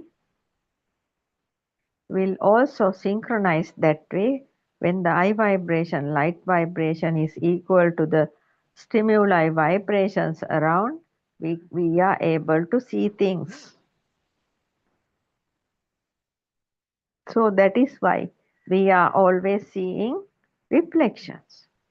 That means when we look at a mirror, we see a world inside the mirror, but we know it is not actually true. What we see, what we hear, and what we feel, and all the thoughts flowing are also the same. We are actually living in an illusionary world like a mirror. We are living inside the mirror like. Because mirror image, everything is a mirror image. There is no permanent thing and there is no self here. This is a complete nature. We are like trees, swaying branches. We are human beings are swaying hands and legs. Trees are swaying branches. What is the difference? Only this human body can move. All the creatures can move. Trees can't move so fast. Yes, that is the truth. But actually speaking, we are just worrying and suffering and going through this uh, ultimate wheel of suffering due to this samsaric journey, due to the ignorance. Actually, we didn't know in our olden days, we didn't know where this samsaric journey is created. We thought everything is outside. No, this samsaric journey is created in the human mind because the thoughts have power. Thought power is creating the samsaric journey based on these cravings, craving or hatred. The things creates the samsaric journey. The seeker who follows this path will have a feeling at the beginning. It will open up slowly. In Dhamma it says Vivarito Vijatito. That feeling of truth will become a big truth. That means while listening to this Dhamma we can experience the ultimate path to Nibbana because from the beginning, because our thought processes are getting low. That means we don't have any type of pressure through our mind. Because when we hear this Dhamma, true Dhamma, we understand thoughts are not true. They are just shape of light, color and sound. So color and sound plus combination is a thought. When we understand how the thought is creating, thought power is going down and we become relaxed. The mind is the one giving people very much suffering. That is why people who are having tons of thoughts will become mad, because they are having so many stimuli nowadays through the from the early morning until midnight. People are with this struggling with these handphones, and so many stimuli are coming inside them, and they are giving them pressure. Uh, because of that, people are always very much tensed, and they think they can have happiness from outside. Those are idiotic thinkings. Nobody can have pleasure or pain or relief from outside. All the pleasure, pain, and relief, everything is arising within the mind. So until listening to this Dhamma, nobody will be having a calm mind. But actually speaking, people cannot, most of the people are not going to listen, not listening to this Dhamma, because this is only for wise people. Because the ignorant people cannot listen and understand this Dhamma. But people who are having some kind of brain power can understand this Dhamma, because this is not difficult, this is too easy to understand. That is why people are always thinking about big things, but this Dhamma, Buddothpado Aryan Master is explaining even for a 7-year-old child and a very old village mother with no education, they also can understand. Because this body is not me, this mind is not me, this body, this name is not me, this thinking pattern is not me. Because this body is changing in very differently. In once in 10 years time, the appearance of the body is fully changed. So appearance is not the self, not me. And the body is not me, because Lord Buddha has shown us in a meditation called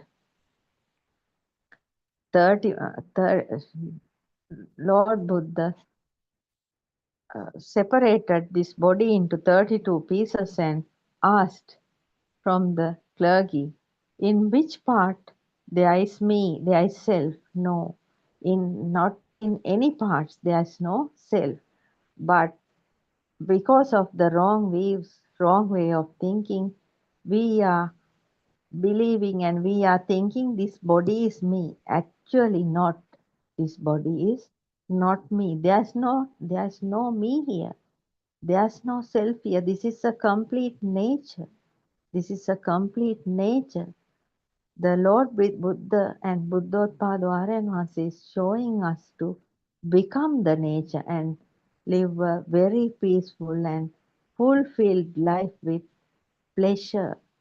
So we are trying to become the nature. To understand this, we have to become the nature. We have to understand how these stupid thoughts are created based on the stupid way of thinking. What we see, what we hear, what we feel, everything is for only for this moment. But the human beings are living in the past. Human beings are living in the past, not in the present. But we are living only in this fraction of the moment. The past is past, and people are living based on these past thoughts. That is why people are suffering with all these thought processes. Actually speaking, it's a very pathetic situation. People are suffering without an end, without knowing this ultimate truth of Lord Gautama Buddha. That is the unfortunate situation of this human world, but Buddothpado Aryan Wahanse, the wisdom of Asia from Sri Lanka, now trying to give this Dhamma in 3 languages. In Sinhala language, there are more than 13,000 sermons in YouTube channels. There are so many Tamil sermons are also there, and there are so many English sermons are there. www.wisdomofasia.com. If you can go through this website from every corner of this human world, no matter whatever religion you believe, no matter whatever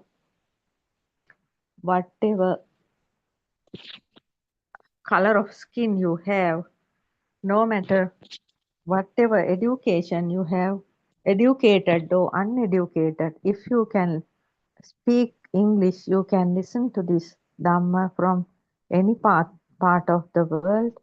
You can be relaxed, because this is the story of the human beings. Lord Buddha revealed 2600 years ago, and now the Shravaka Buddha, fully enlightened spiritual master Buddothpado Aryan Wahanse, is trying to give this Dhamma to the whole world, going in nowadays in Sri Lanka, going village to village, town to town, place to place, sit with people and showing them how to overcome this wheel of suffering created inside the mind. People are suffering without any reason. They are just thinking wrong things and they are just suffering.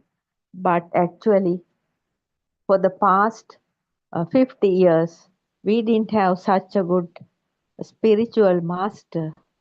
We have gone behind so many spiritual masters, but we couldn't get the ultimate truth. But after meeting Buddothpado Aryan Wahanse, we understand how to overcome this suffering of wheel of suffering, where the human mind is pressurized with thoughts.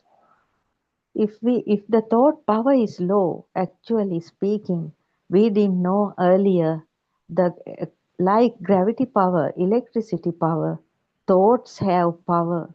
We didn't know about it. The great scientist came to this world is Lord Gautama Buddha, and this his son of that Gautama Buddha is Buddothpado Aryan Wahanse, is now explaining the science, theoretical science Lord Buddha revealed and to the world of science, and there is a great science behind this nature, human nature, and the scientists are still not even fully understood this great science. The synchronicity is the main reason for each and everything happening in this cosmos, because in this cosmos, each and every human being or each and every creature or everything is only a vibration. The vibratory nature is inside this cosmos. Each and every vibration gives us power, and this human body is also a vibratory nature. And what we see, what we hear, and what we feel, all are vibrations. And because of this vibratory nature of everything, the human mind is also vibrating. And according to the vibratory nature, some people are suffering, some people are living a calm life, because after listening to this Dhamma, The wise people can understand there's nothing to worry about this world, and there's no more death for the people who is listening to this Dhamma. No more death, no more rebirth. They are free from the mind. They are redeeming fully from the mind, and the thought power is going down very well. And at the time of going out from this body, there is no more thoughts. That means you are completely gone to the ultimate Nibbana, the ultimate realization. That means you will become the nature. So you are in the wind, you are in the clouds. There is no more rebirth. So each and every human being listen to this Dhamma is very much lucky. Therefore, we invite everybody from this world to listen to this Dhamma. After listening to this Dhamma, whatever your religious beliefs, you can still continue to do those things, but understanding the ultimate truth of realization. So after listening to this great Dhamma, there's no reason for anybody to suffer because of lust, hatred, or ignorance. Ignorance covers the human mind. That is why people are living in the darkness. People who listen to this Dhamma will understand how thoughts are creating. Because of the light vibration, we see shape of light with color, each and everything. Even the colors are created inside in our eyes. That is why some people are they are color blind.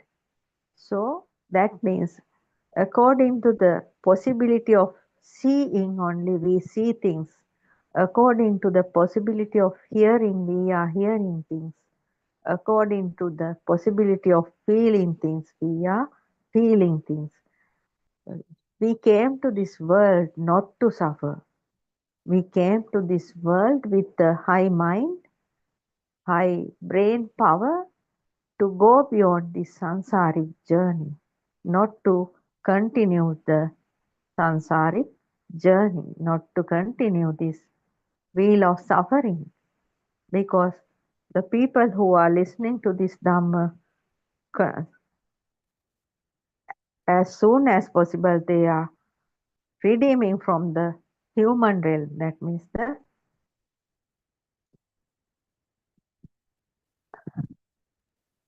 the first realm, then the form realm, then the non-form realm. So that is why there is no sticking, or there is no uh, here and there, roaming here and there. The Lord Buddha's Dhamma, Buddothpado Aryan Vahanse is showing us the ultimate result, that is Nibbana. The people who are listening to this Dhamma and practicing the 4 contemplations. First contemplation is there's nothing called outside. The second contemplation is there's nothing called the permanent mind. And the third contemplation is this human body is a 6 sense system. Actually, it's working based on cause and effect law, the law of cause and effect, and the habits of this human system. Finally, we have to understand the system is working based on action minds. So we have to fully aware of this action mind, then the thought processes are not giving us trouble. Finally, we should understand there is no self here. This is just a human system. We came to this world to go beyond this wheel of samsara and live a peaceful life until the time of death. That means there is no death for the people who are listening to this Dhamma. They are redeeming from the death and the rebirth. That is the greatest ever thing happened on this planet Earth after 2500 years. Buddothpado Aryan Vahanse finally found this great Dhamma of Lord Buddha and helping each and every innocent village mother and uh, even for the small children of 7 years old, they can understand. Each and every age group can understand this Dhamma and they can live a very fulfilled life. They can live unshaken. They can live unshaken to whatever happened to them. Because if somebody scolds you, you can hear the scolding, but the scolding is not giving any kind of pressure to you. Because of this Dhamma, your mind become unshaken. That is why even your body parts are not there, even you can live a peaceful life because your mind is unshaken due to this ultimate truth of humanity, ultimate truth of Nibbana, the human story, the human life story. Each and every human being on this planet Earth, 800 billion people should listen to this Dhamma. That is the greatest ever thing happened in this era, in this human era. We are lucky to hear this Dhamma, and as a duty, we are spending our time to give this Dhamma to others as far as we can. That is the greatest duty we can do to the mankind before uh, closing our eyes and leaving the body. We have no fear of death after listening this Dhamma. We have no fear of death because we know we are fully assured. We have the assurance. This great Dhamma has given us the assurance of the greatness of the humanity. So for today, I am going to conclude this session. Teruvan Saranai.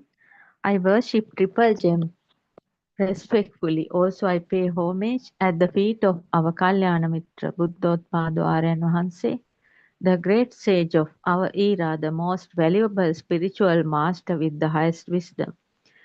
May Aryan Vahanse live long to spread this Dhamma all over the world to end the suffering of all human beings, where their sansaric journey is created in the human mind.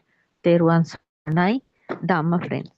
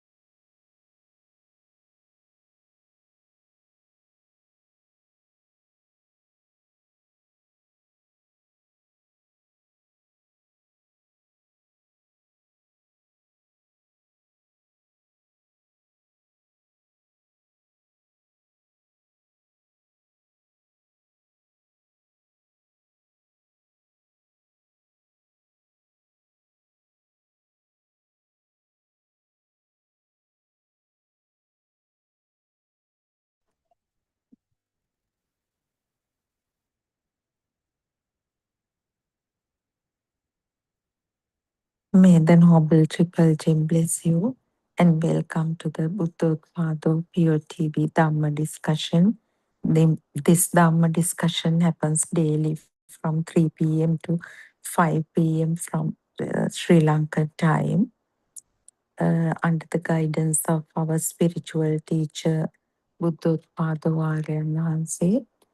So uh, we actually uh, we expect uh, the non-Sinhala speaking communities all over the world who really need look for the truth of life will uh, make use of this opportunity to explore uh, what this life is and whether actually there is a self in this body or mind.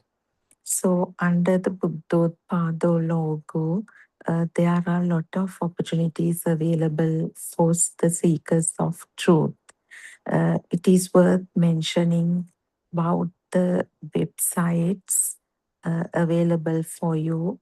Buddhothpadodhamma.com, www.buddhothpadodhamma.com website is a good resource for uh, someone who is interested in understanding the Buddhist philosophy.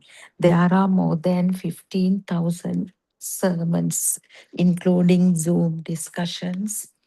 The beauty of that website is all these sermons are categorized according to the themes and also the level of complexity. There you can find sermons based on basic philosophy, then the advanced sermons, and then sermons based on practical program. Now we know Lord Buddha has prescribed the path to Nibbana as preliminary practice and the final stage of practice. So, this preliminary practice is basically about understanding the philosophy. That is also known as wisdom of truth or Satya Jnana. They are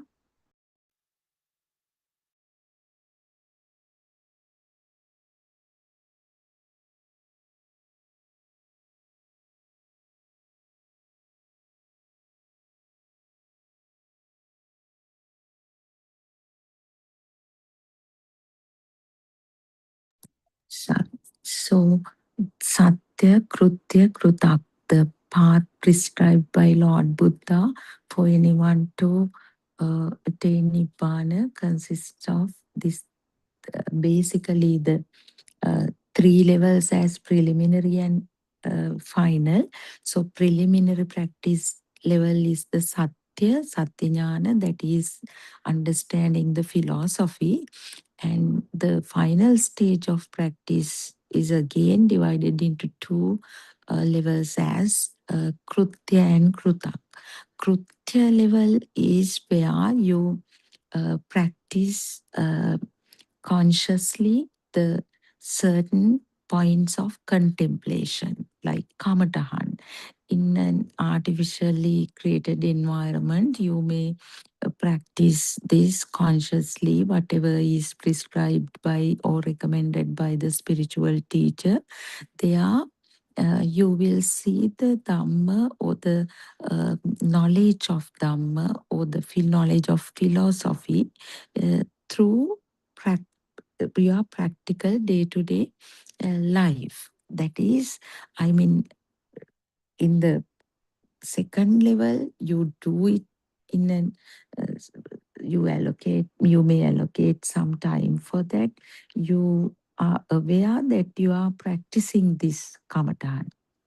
So, Krutak level, the third stage is actually in your day to day life, naturally, you see Dhamma because now you are not consciously practicing Kamatahana or Pratipada, but your life becomes a Kamatahana.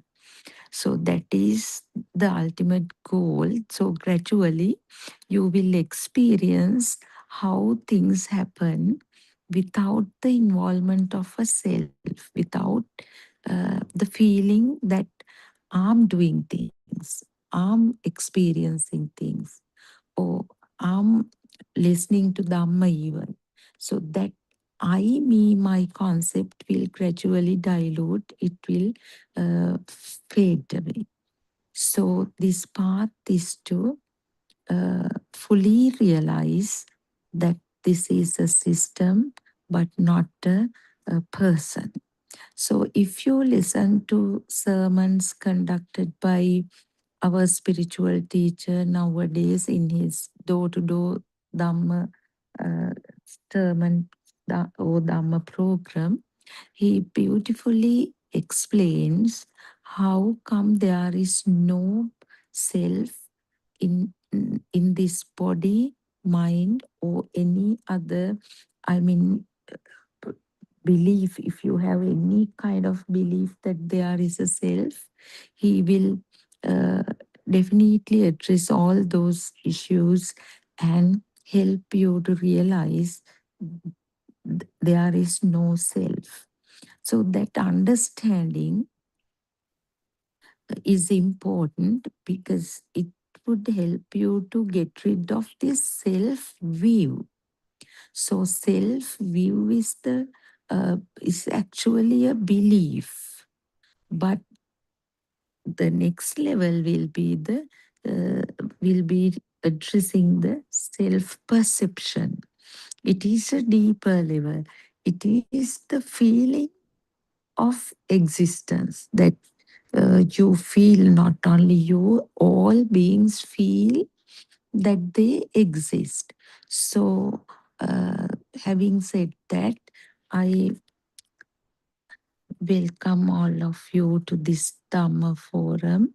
And until our Dhamma friend, Dr. Kokila, Dr. Sakuntala, and Surangika joins, Joel is also there. Welcome to the forum. Hi, Joel. Uh, Glad to see Hi, you. Sudharma. Hi. So, yeah, we can discuss. Dr. Kokila will join soon. Until then, Yes. we can, yeah. You were So, talking about this psychode yesterday and after you left away. So, what is it uh, all about? what did I talk about? Uh, Yesterday, you were talking about the psychode and how it comes through vibration. yeah, suddenly, Yes. no, that was until Dr. Kokila joined, right? Coconut, yeah. Yeah, yeah, Yeah, yeah, yeah. because I just explained something until she joins, because this is just like a discussion, no, Joya. So Yes, yes, she's yes, the yes. most experienced Dhamma friend. So Mm. normally we request her to continue, and then actually Mm. she helps us with our problems. Yeah. So that is, I got Mm. things answeric vibration. Now also I Mm. mentioned self-perception, Joel. Did you Yes, hear? yes, yes. Yeah, so Yeah. self-view is the belief of a self. So Believe. that Mm. comes at the age of 3 or 4, maybe Mm. somebody tells that it's you to us, right? Mm. Now, if you have observed the children's behavior at that age, they Mm. normally Mm. don't call them as I, don't identify them as I. Mm. So parents Mm. say sometimes baby or darling. Darling, are you hungry? Are you? So they might call, Mm. yeah, baby is hungry. In Sinhala, Baba ta Mm. badagini, Baba is About hungry. mm. Yeah, Baba is Mm. thirsty. They at least don't use Mm. the word die there.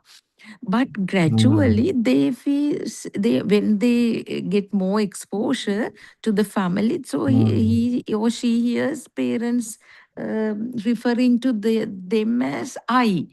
They are Mm. I. Mm. Then Mm. then only the baby picks that. up and start telling Mm. I. From then onwards, then Mm. everybody says this is your toy, My your ball, my your choice. plate. Mm. Like that, I concept gets established gradually. And this Mm. is your Mm. sister, your mother, your, then everything. I mean, your, and then still the baby doesn't know this. I mean, how the baby looks like. Even this body is not me, but still Mm. we Mm. believe it to be so. No? So now, Mm. then somebody should carry the baby to the mirror and say, "Oh, see, this is you." Now, from that Mm. point, the baby, it's that image also. Now we see how this self view gets stronger and stronger. Isn't it, Joel? It's actually Yeah. beautiful because we Mm. can't remember, but that is what actually happened to us. So Mm. then all the belongings become our things, my things. Mm. Then Aryan, I was listening to Aryan Mahanse's sermon today. He is doing a sermon in Mm. Battaramulla, and there Mm. he said now at the Montessori, the preschool, the teacher asks the child to draw the family. So the child draws mom, dad, sister. Then the teacher says, "You are not there. You are not." Then only child thinks, "Oh, my image." Then he recollects the image that he saw in the mirror and just put it some. So that way, then the photographs. So like that body, the face, that whatever actually it is also something that occurs in the eye only instantly.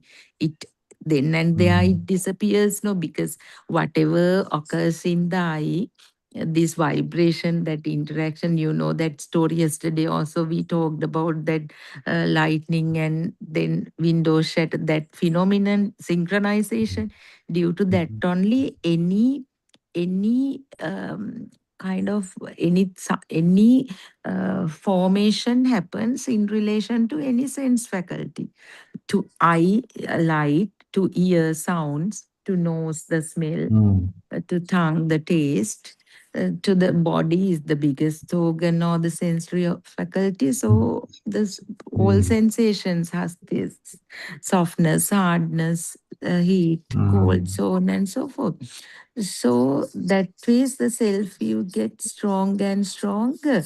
And another beautiful example, I think it's worth talking about. Very recently, Aranwasi brought it up also, Joel.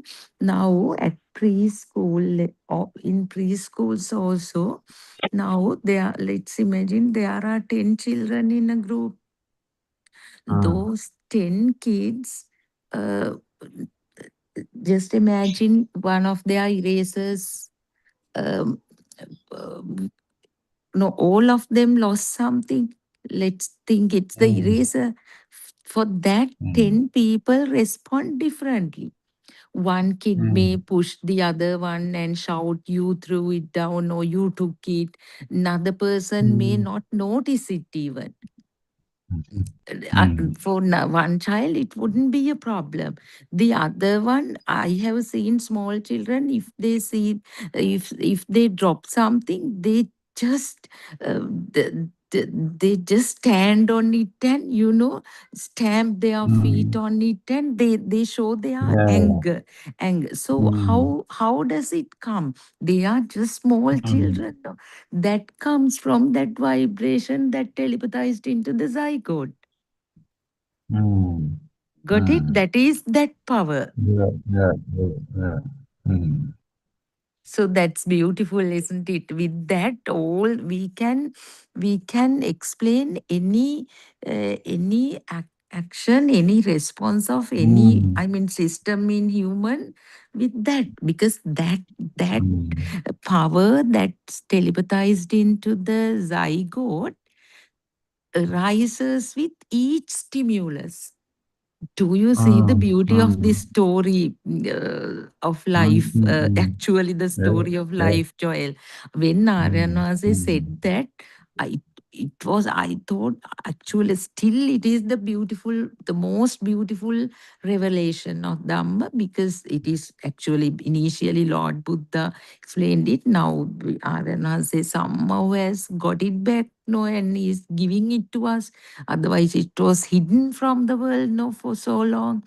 So that power is there in each and every stimulus. Now both of us hear Dr. Kokila's voice, Joel. So the for that voice is just a stimulus, no. So the power that gets generated in your system is entirely different from the power that gets generated in this system.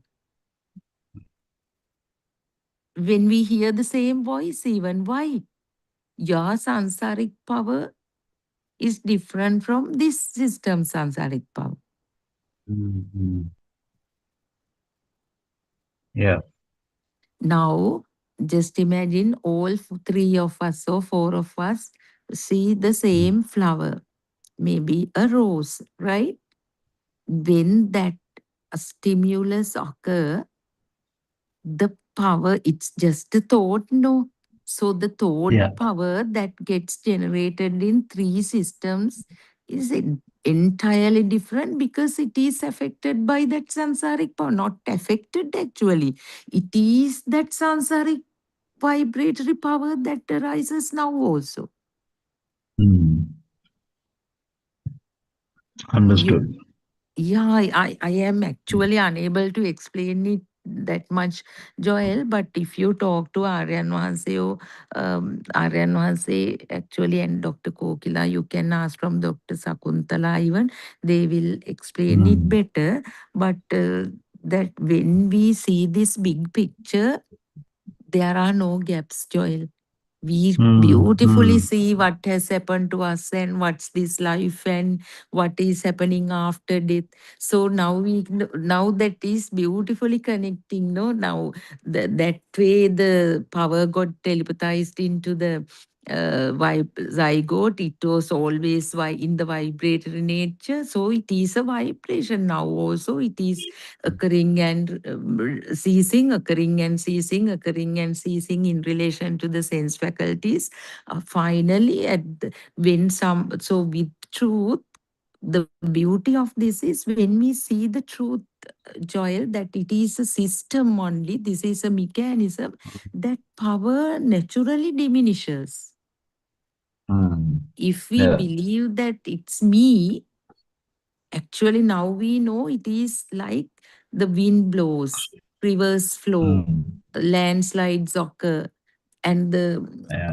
earth revolves around something and things happen. So similarly, these vibrations synchronize. Now lightning occurs, things happen knowing by nature. So this arising of mind is also nature. The Lord Buddha has told, no, chitta niyama. Chitta niyama is law of mind. Law, there are four things, no. Law of, I can't actually now recall. In Sinhala, I can say, Uttu niyama, bija niyama, kamma niyama, uh, kamma niyama, this thing, chitta niyama. When the others join, we can. So this is nature. Now, however much we need to suppress a thought, Joel, we can't know.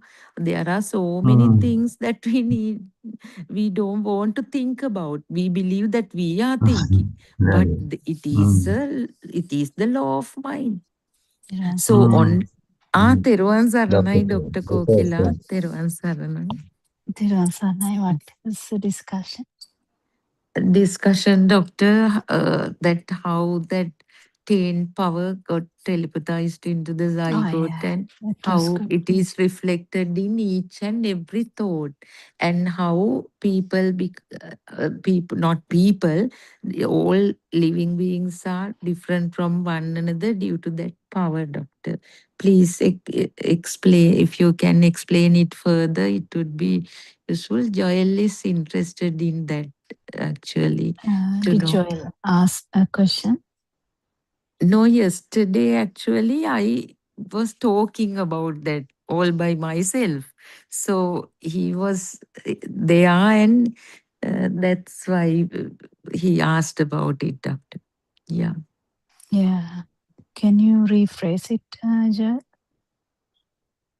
Rephrase your question. He was talking about this psychote and the vibration that comes out of the psychote and how it works in a baby. So I was just Ah, asking, yeah. how does that happen? How does it go around? Yeah, actually, it's an interesting thing. So this no self angle is important to understand here also, that it's nothing to do with the self, but this why this synchronicity happens is because of the self view, though, because of the self view and the power which has the power which propels, because there is a propelling power for every fraction of a second there. I mean, and we have millions of thoughts per day even. So there's so many thoughts. So apart from the thoughts is not a problem, but apart from the thought, there's a propelling power also. And when someone dies also, the power doesn't go anywhere. So the power is the thing that is going to actually synchronize elsewhere. So that power is the power that we talk about, this vibration, because it acts as a vibration, this power. So that power is actually is the reason for even the cell division. Even in the zygotic, after zygote is formed, even the cell division, the power is needed. Initially, cell division can happen, but if this power is not there, usually we can't call it a baby and miscarriage can happen. But when the power is slowly, actually, every cell has this power. And slowly, because this power has something similar to the mango. So the mango seed, even though it is a very small seed, even if we take very small seed like jack tree, jack seed is very small, not even big as a mango seed. But when you plant it, see after few years how big the tree is. But every little thing which is needed for that power was there. Similarly, this vibration in this system, the zygote, is needed for this sensory function development, sensor function development, and also the gatipurudu. That means the features of the person, not the features, traits, personality traits of the person. So everything is actually in that vibration, whatever the aspects, habits. Because one child is different, even if there's 5 children in the same womb, or 4, or 3, or 2, like even twins, we know that they are different. Even though they look very similar in the genetically, even if they look very similar, the children are different. So we can understand that the actual traits are different. So the traits are actually coming from that initial vibration, and that vibration is the other reason that that one child may be reacting in one way and another child will be reacting in another way. One child will be aggressive, another child may be very calm and quiet. But these things can change with the environment, with the family background, with the peers, with the interactions. Everything can change. So best example from Lord Buddha's time was there was a boy called Ahinsaka. When the name sounds that he was a very what is Ahinsaka? Angulimala. Yeah, but what is Ahinsaka word means? Innocent. Very Innocent. innocent, He was harmless. he was an innocent boy, and he was strict. He was strict in such a way that his teacher didn't want to give his daughter to Ahinsaka and told Ahinsaka, you bring 1,000 fingers of people's fingers, then I will give the daughter. He may not have thought that actually he will do that, but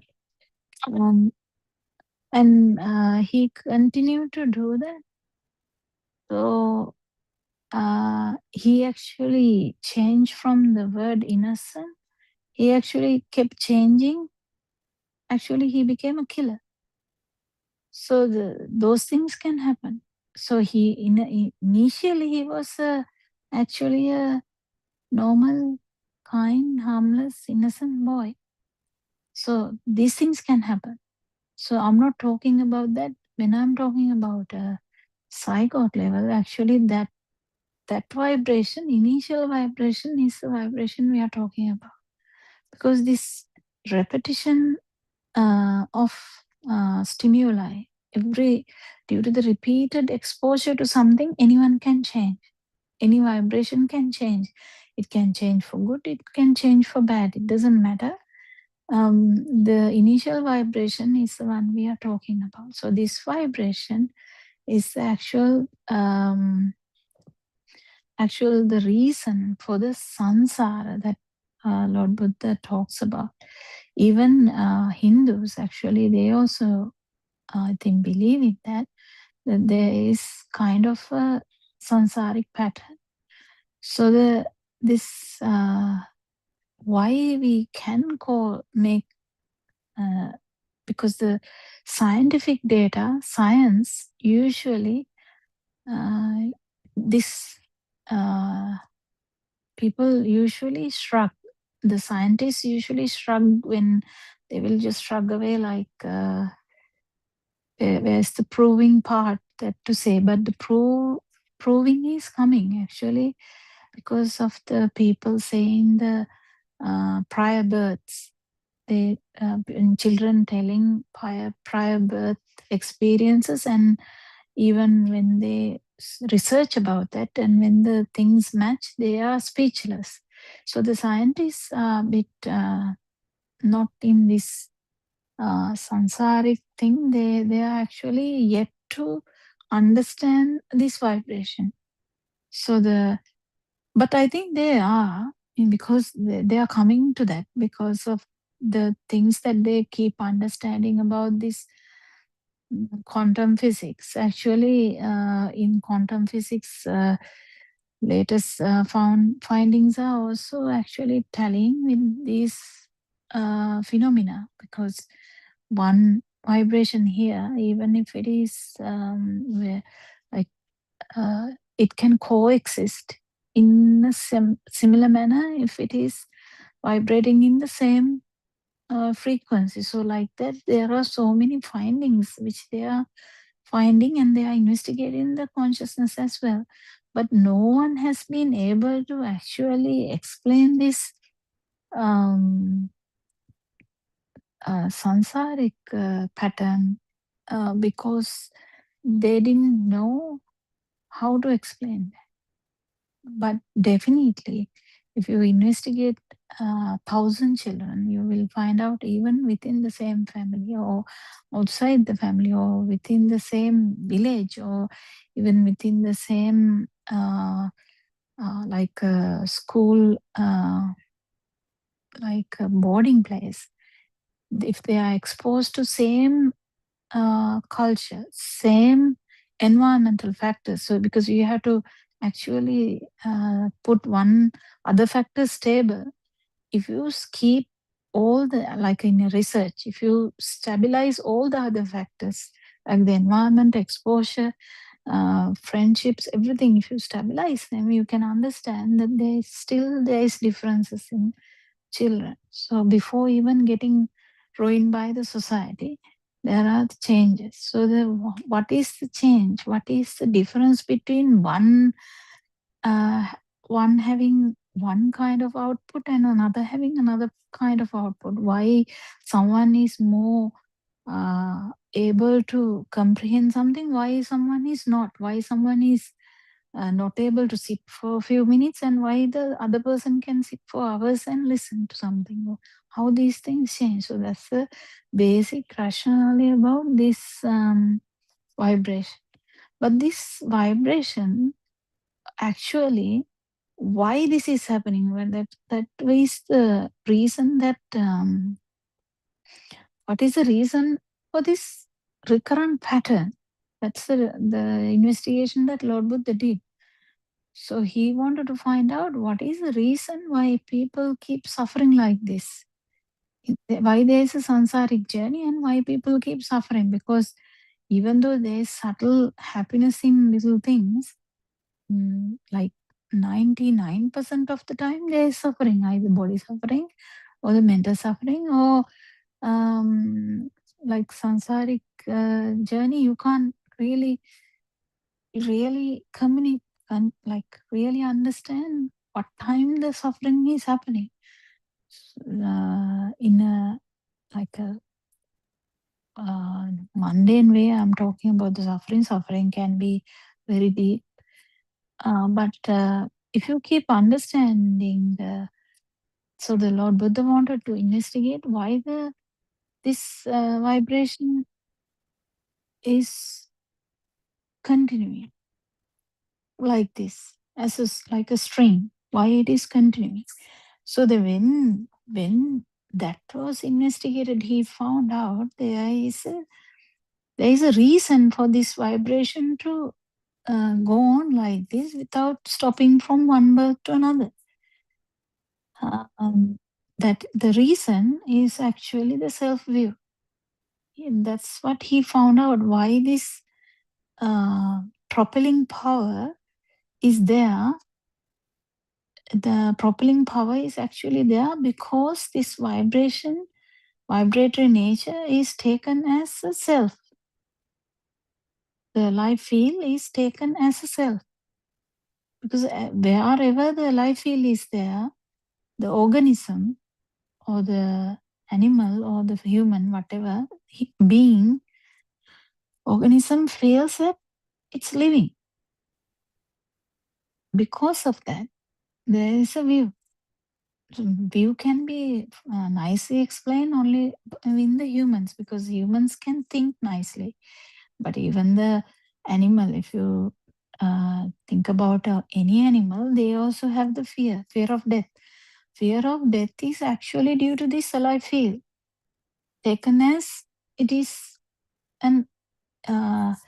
it is a thing that they don't want to lose, because they think that if that is lost, that is the end of this thing, and so they get a fear.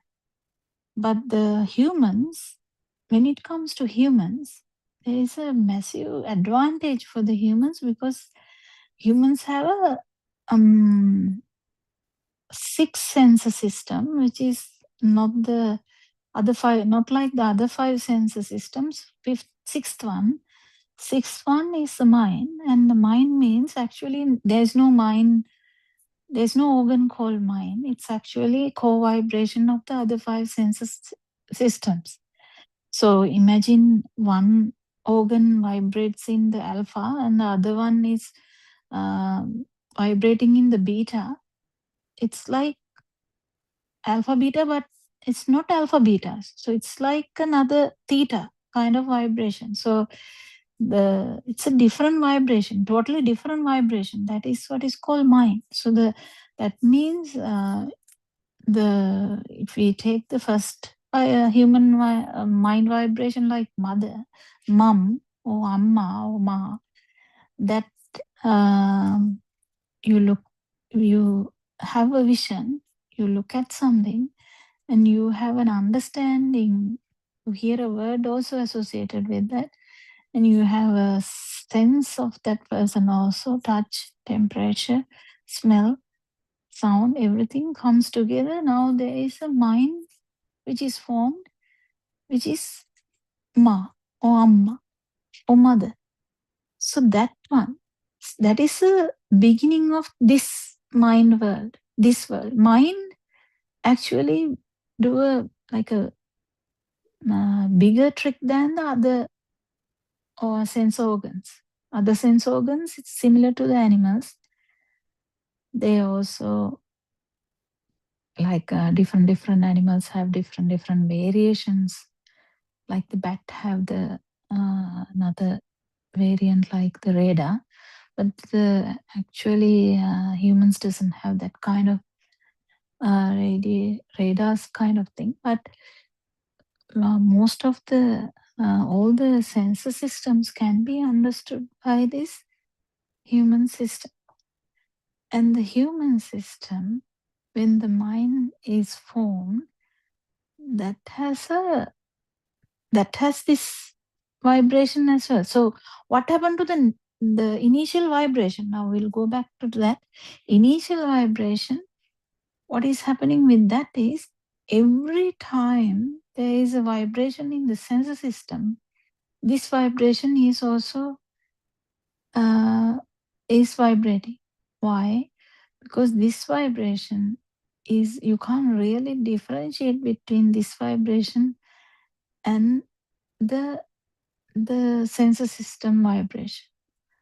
But in it, like at least one should know Dhamma to understand this. Otherwise, we can't really understand. We just see, see or hear or touch or smell or think. That's all we can do. And when the sensor system is functioning, this vibration is also co-vibrating all the time.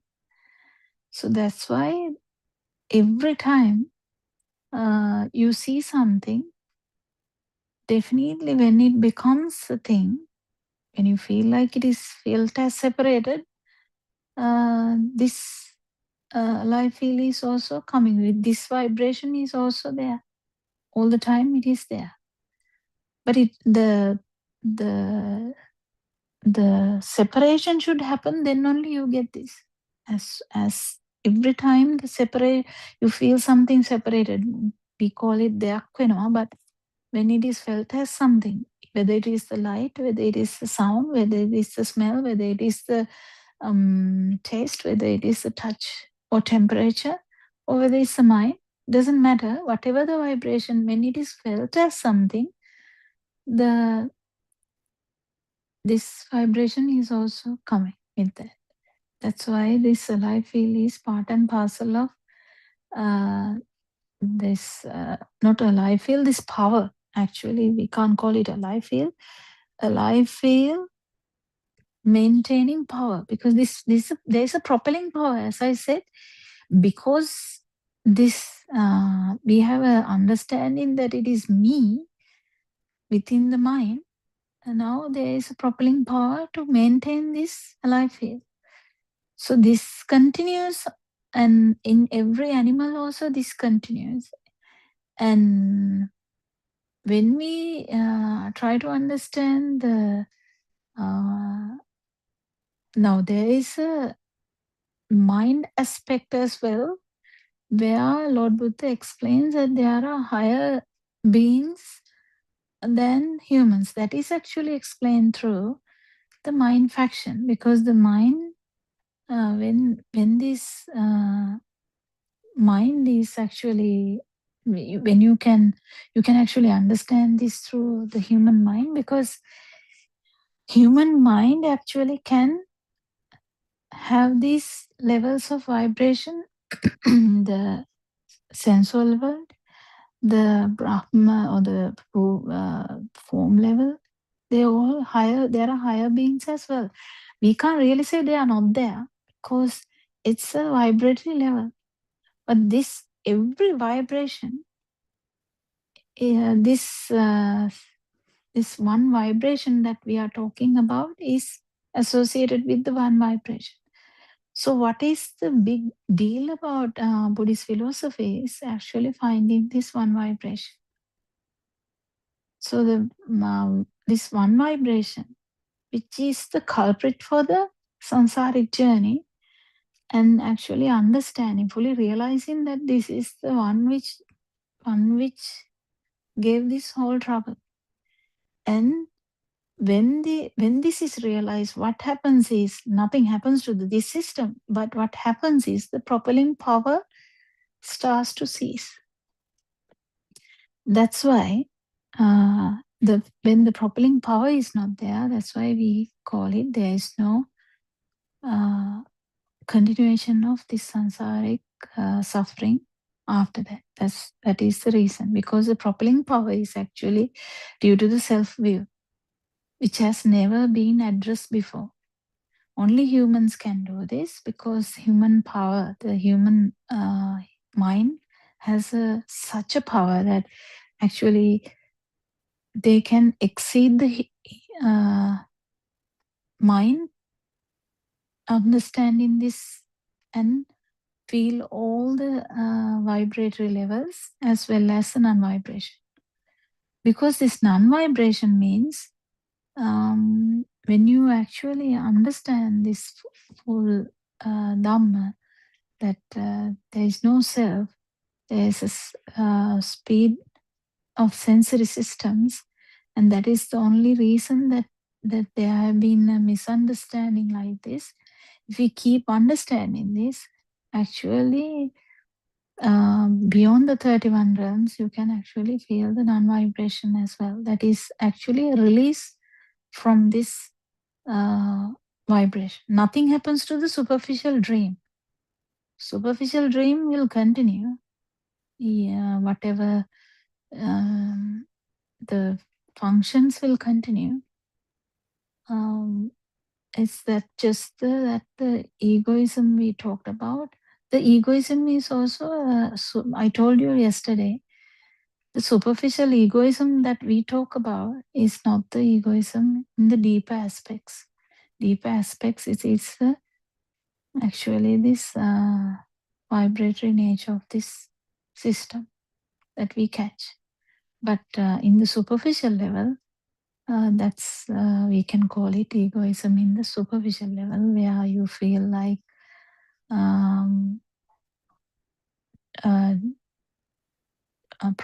proud or something like that. But in the deeper level, it is like the restlessness or the like a comparison, or how do I say that, having a kind of a power. This is the power that goes to zero. So in Lord Buddha's Dhamma, there is two types of Nibbana. Why Lord Buddha has discussed that was until the system is continuing, the system will continue to have all the problems associated with the system. The body will decay, body will have problems, mind will have problems. Everything that hormonal aspects, everything will be there.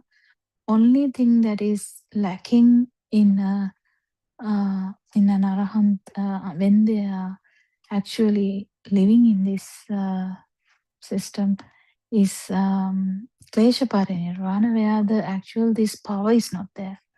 Additional power is not there. Additional power will be gone, but the system will continue to function. And when the system stops, it's like as pahana nivi giyase. That means lamp is lamp flame is gone, because we can't really call that flame is going somewhere. That's like that. Just it is vanished. there's nothing propelling, there's no propelling power which is manifesting elsewhere. So it's a lot actually. So you can ask questions so that maybe I can help more. There may be questions because I said here and there.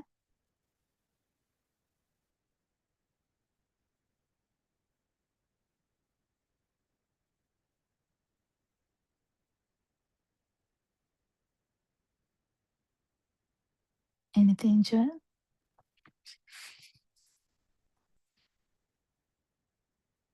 Don't know whether he could even listen.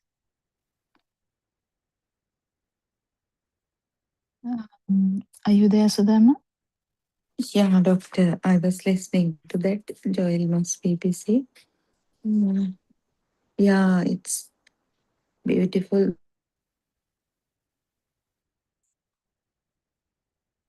Do you have any questions in that? That power, so that is why all these differences are there, isn't it, Dr. Kokila? Now, when all three of us experience the same No, stimulus, even without the power, the difference will be there. Now, right. Rahatan Wahanse also, difference will be there. That is normal. Difference in the sense? Difference in the sense, the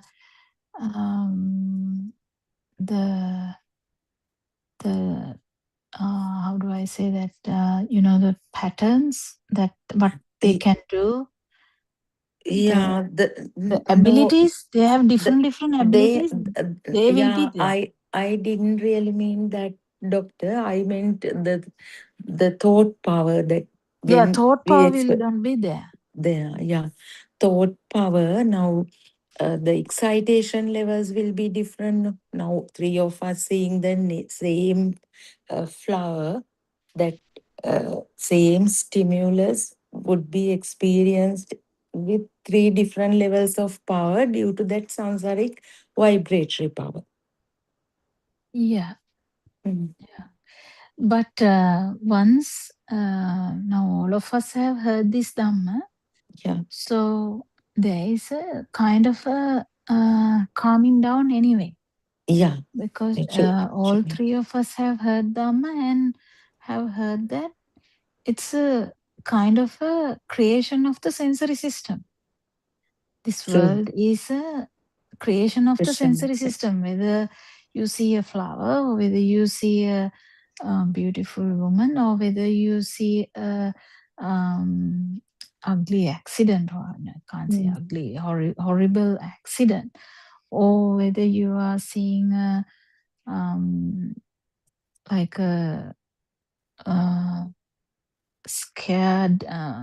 scary movie or whatever. Anything in that sense is just a part of the film. That is why Aranwansi is saying you have to have an experience beyond this film to understand the actually that this is a film. So otherwise, if you are telling anything, if you have never felt beyond this film, you are like a fish in the water, where that fish has never come above the water level, has not seen the sun directly, so or has not felt the air directly. So that fish, deep sea fish, who has the only idea about the water. So it's like that because we are usually trapped inside this mind bubble. So that's the importance of exploring this Dhamma and understanding that the sasava level or the initial this vibratory level is actually is touchable when you exit this mind bubble. So to exit mind bubble is an example. Fish jumping up to the air is an example. You can fall back to the water again, but after that, that fish is fully aware that there is something like that. That is about the vibratory level. And imagine that there is 3 layers. If the fish actually jump to another layer, it's like the non-vibration, then the fish will be aware about that layer as well. Yeah. So at least for a split second. Yeah, even for that, yes. So that is the thing that Aran Hanse always highlights, that everyone in the path should know their own vibration, how thick that is, and how powerful that is in the beginning, and slowly see it coming down. But you can't really do it by thinking, because while you are in the mind, it is difficult to measure. You can't really measure it by thinking. We can think, we can say, now we don't feel angry, now we don't feel this and that. We can say, but that's the kind of the sensual world judgment. That's a judgment done while being in the thing. But Arananse nicely says this: the understanding that there is no self, that this is only a power that who did the damage, that knowing itself is so beautiful that the self view is gone. And then after that, because the self view is gone, slowly the power will slowly go down. So what happens is the slow reduction of that power, not the sensor level. There is nothing changing in the sensor level. Sensors will work. Mind will work. Mind will have this. It's nature. Mind is nature. I was talking about that also. Yeah, sadness, happiness, the mind will work. Taste buds will work. Touch vibration will work. Temperature buds will be working. And eyesight will work. Hearing will happen. If the senses are working, they will work. If they are not working, they will not work. But the suffering is in the mind. So the suffering is in the mind. Actually, this suffering is in the mind is initially, I said no, the fish will understand that. But once the power is gone, whether you're going backwards here in like going to the mind, or whether you are using any sensor system, it doesn't matter, because the power is zero. Yeah, it is a bit difficult. I think with the practical life, it is more easier. But it is good to understand also that this is what is happening. Specifically, the 31 realms. Yeah, but Doctor, when we fully understand the philosophy, then only we see them in our day-to-day life also. No, that way, that is actually knowing that is the first thing that everybody should do. Yeah. Yeah, and the most importantly, if one fully realizes that there is no actually this mind bubble is not true, that itself brings so much goodness to the person. The extreme anger, extreme weeping, extreme case will not be there. And Lord Buddha reassures everyone that Satarapaya is excluded. Satarapaya means four hells. What are they, Sudama? No, doctor, for health actually, I can't remember. Animals?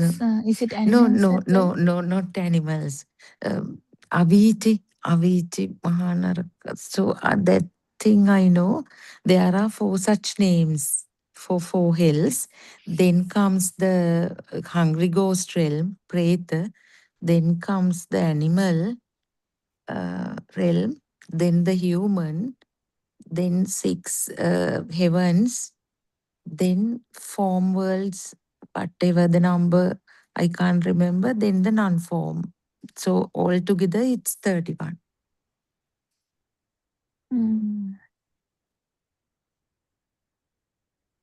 There are names for heavens also, 6 heavens, form So worlds. they say Niraya, Preta, Tirisan, Asura. Manusya. Manusya is not for Hatarapaya. No.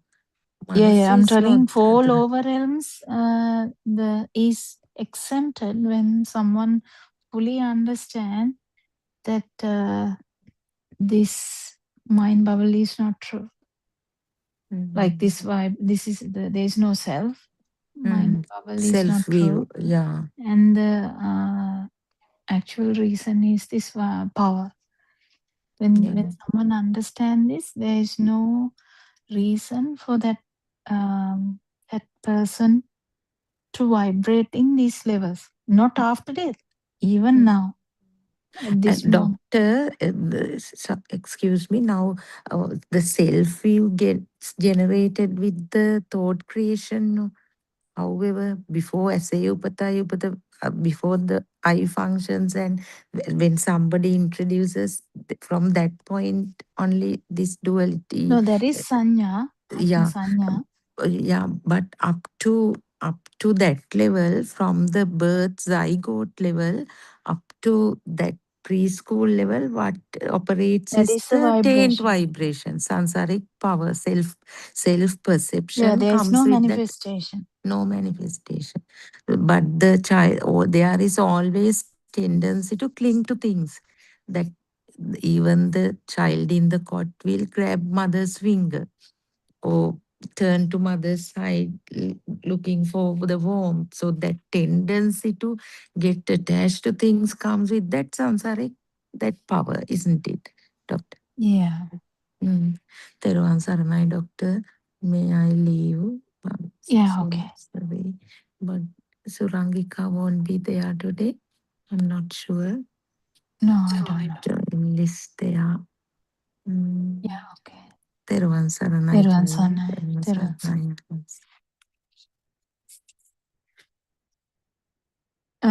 Are you busy, Joel?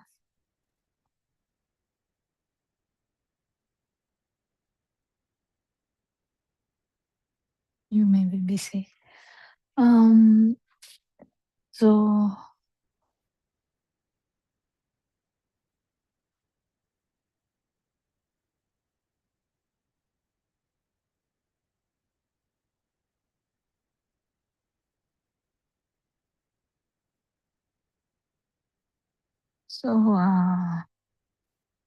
there are so many aspects in this Dhamma, different ways we can talk, but it depends on the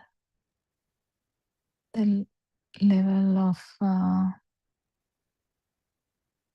the understanding as well.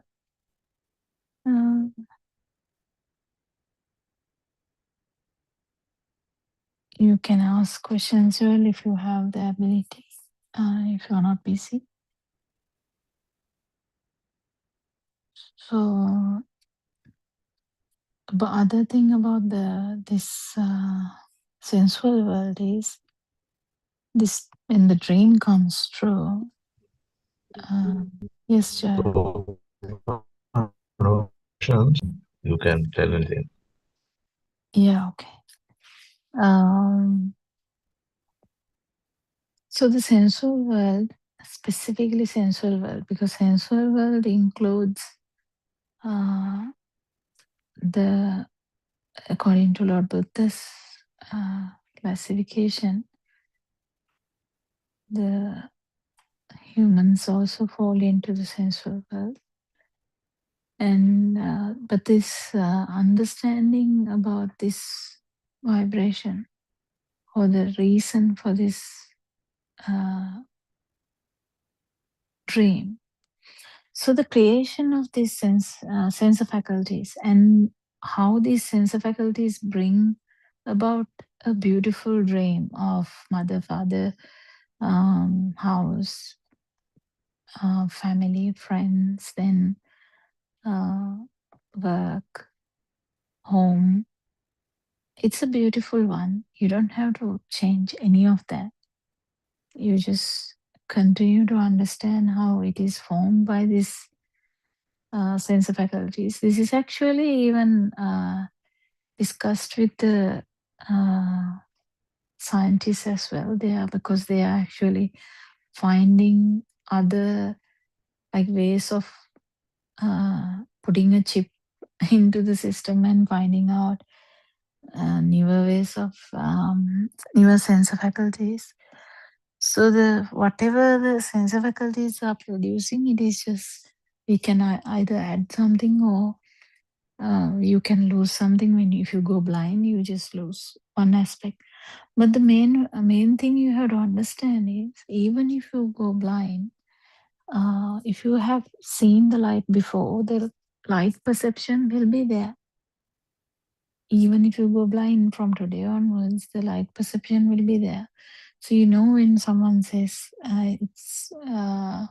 this room is full of light, you know what they are talking about, because you have the perception of light.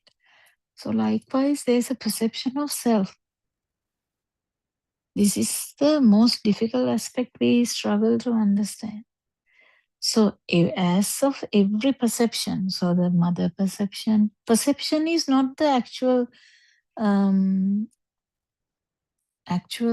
projection into the outside. It's the actual mind side of it. If we understand fully, we now know, even though actually we project it outwards, it's only a mind output. When we say this is a diamond, we actually project something. We name it. As soon as we name it, it becomes something. As soon as we name something, it becomes that. So if about 10 people start saying the same thing, it becomes a norm. So likewise, a diamond, someone actually started saying that, right? For a rare type of stone. So even the stone word is the same thing. But if you take the example as a diamond, can we find a diamond in anywhere? Diamond is actually a sound. Actually, it is a concept. This concept is nowhere. But concept is in the mind. Concept is in the system. That we have to fully understand. So if we say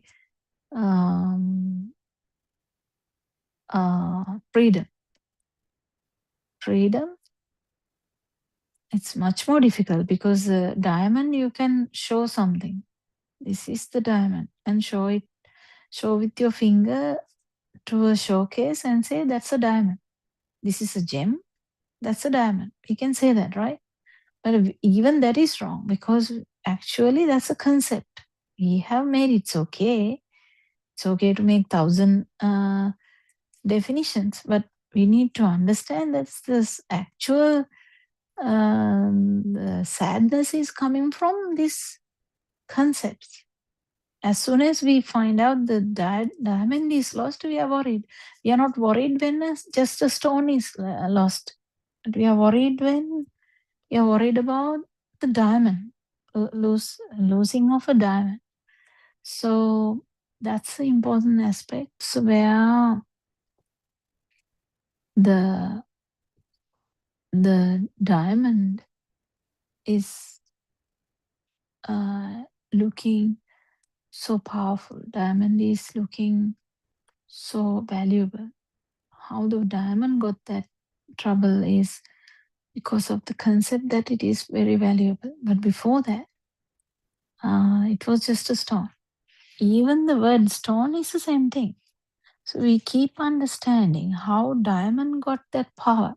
The word diamond has a power. If someone says, I bought a diamond ring, that will bring so much happiness. How is that? If someone says, I just did a ring with a normal stone, you wouldn't be happy. I mean, one will not be happy. But if someone says, no, I did the ring with the diamond, which is very expensive, then you're happy. How? Because these concepts have a value. This value is the problem. We talk about the value in the like the zygote level, but that is the same value that is happening here. How a diamond is more valuable than a gem, and how gem is more valuable than just a stone in your garden.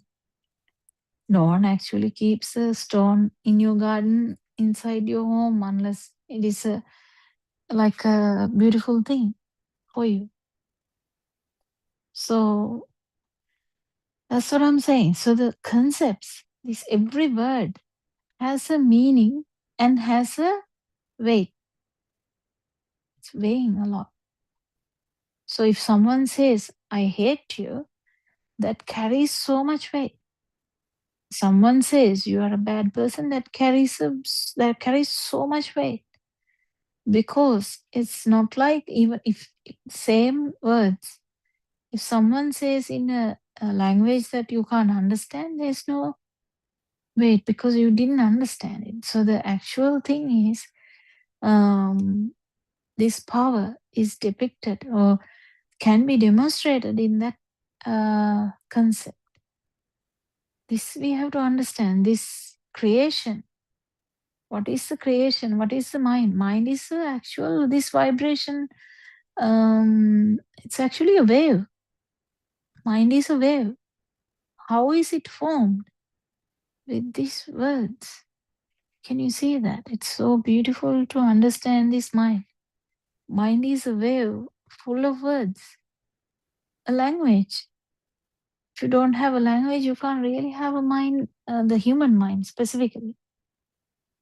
So the human mind is specifically, if you know 5 languages, it can be such a complicated thing because you will understand everything in those 5 languages. But if you know one language, if you take it as English, or now Joel will be understanding English, Tamil and Sinhala, all 3.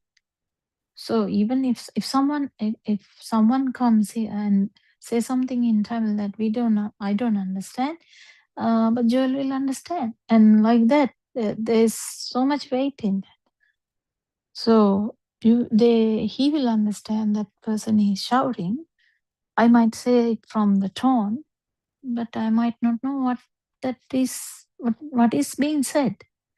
So actually, the mind is a wave.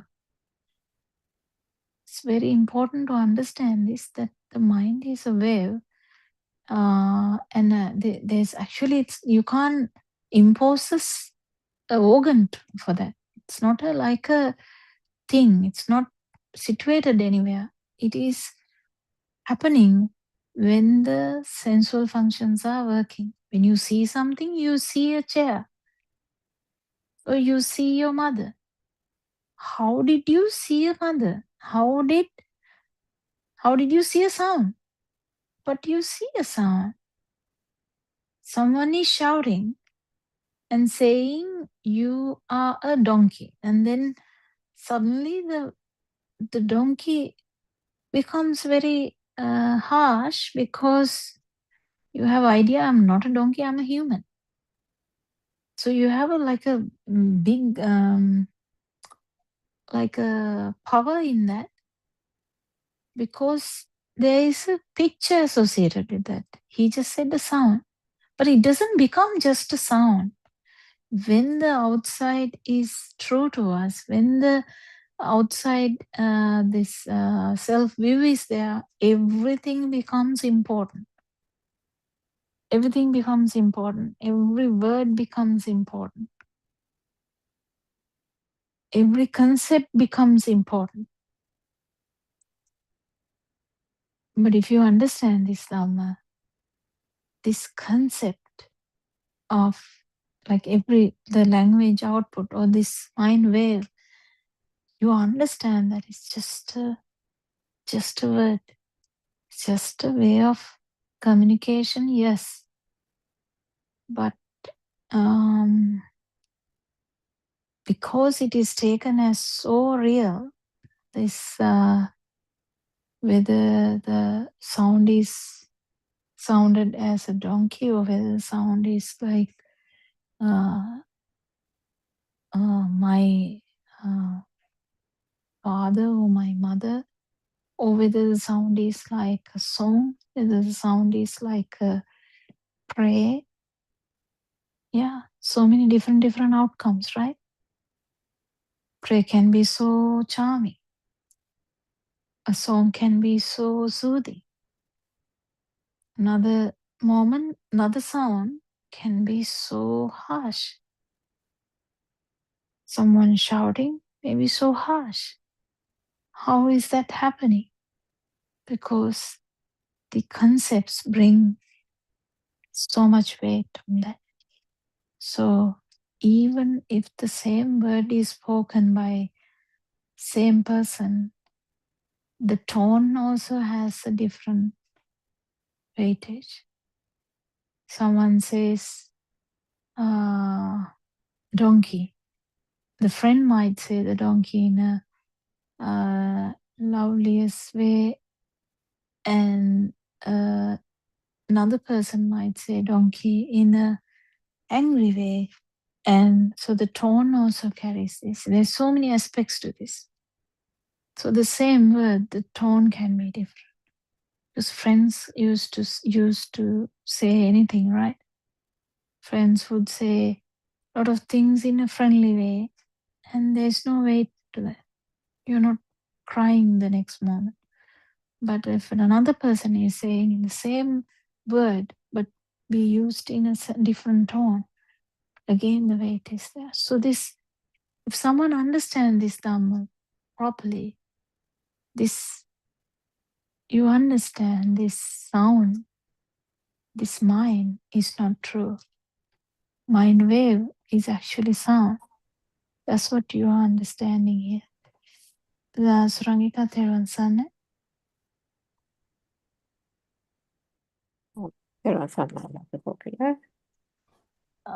It's good to hear you didn't come yesterday. Yes, I Joel, tried to join, but I had to go out again. Yeah, that's okay. Joel joined from yesterday. He's okay. Hello there. because he's listening. He said he talked before, but he said he will listen immediately. Hi. Very good to hear you that you're back, Joel.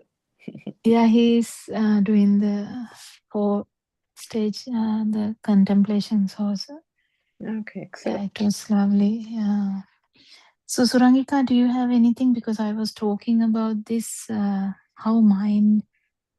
the sound carries so much weight. How one can say donkey and how another one can say donkey, and how these two words by one a friend and another one, how these sounds can carry so much weight, and the mind is a sound wave. I was just trying to say that it's a different way of looking at the mind. Actually, sota panna, even sota is actually the sound. Yeah. Do you have anything from last night or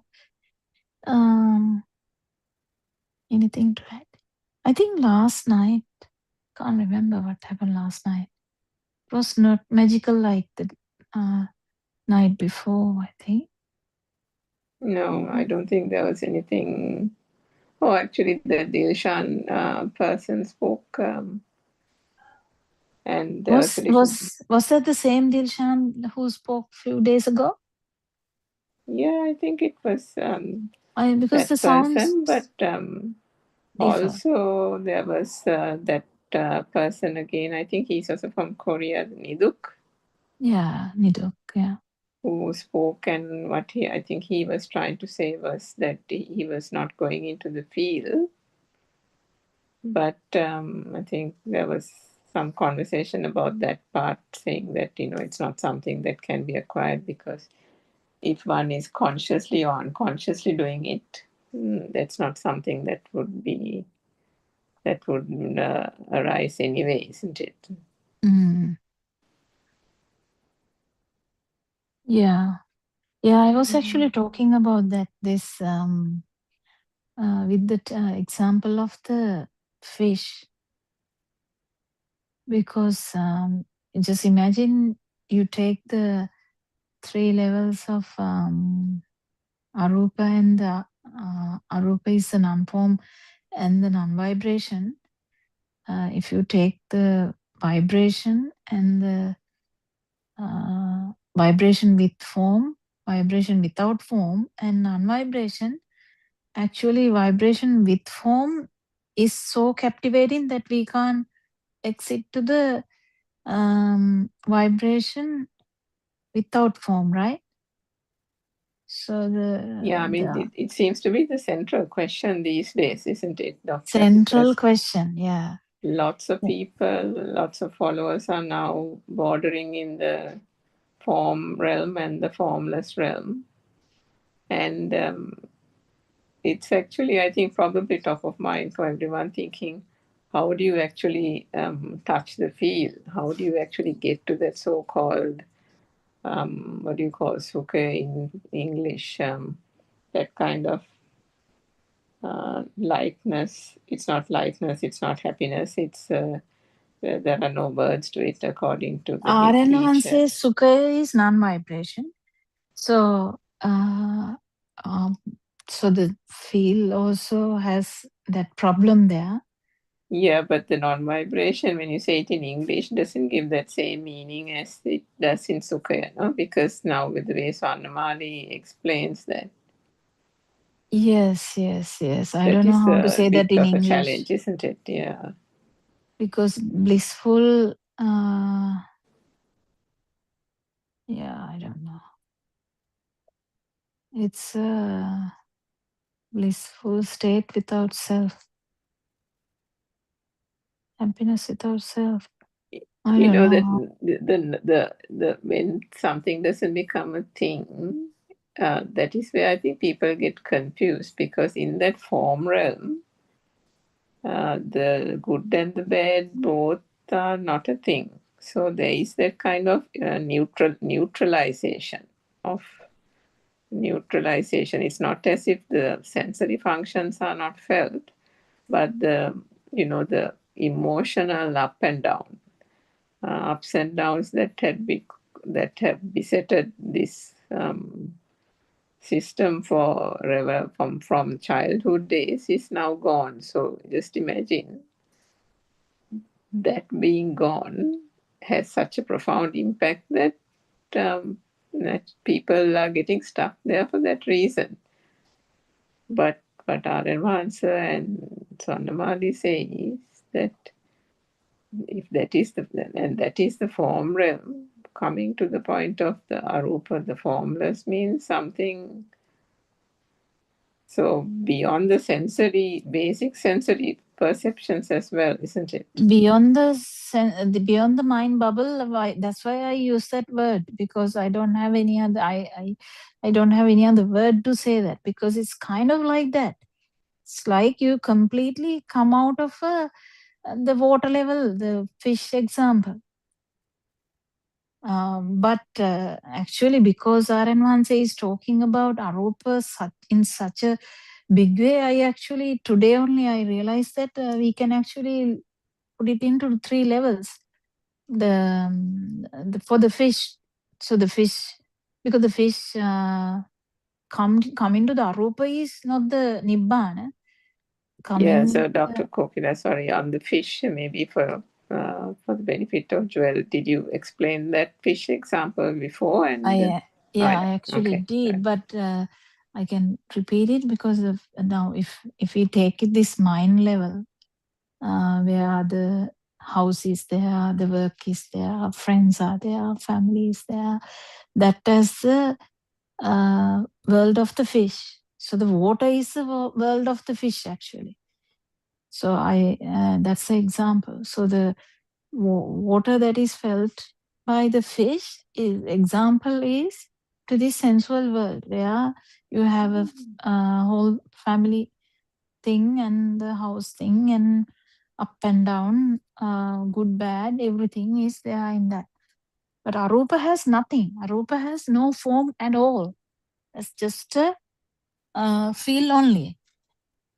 So that level, if you take it, take that above the water, then I have to put another level for the nibbana.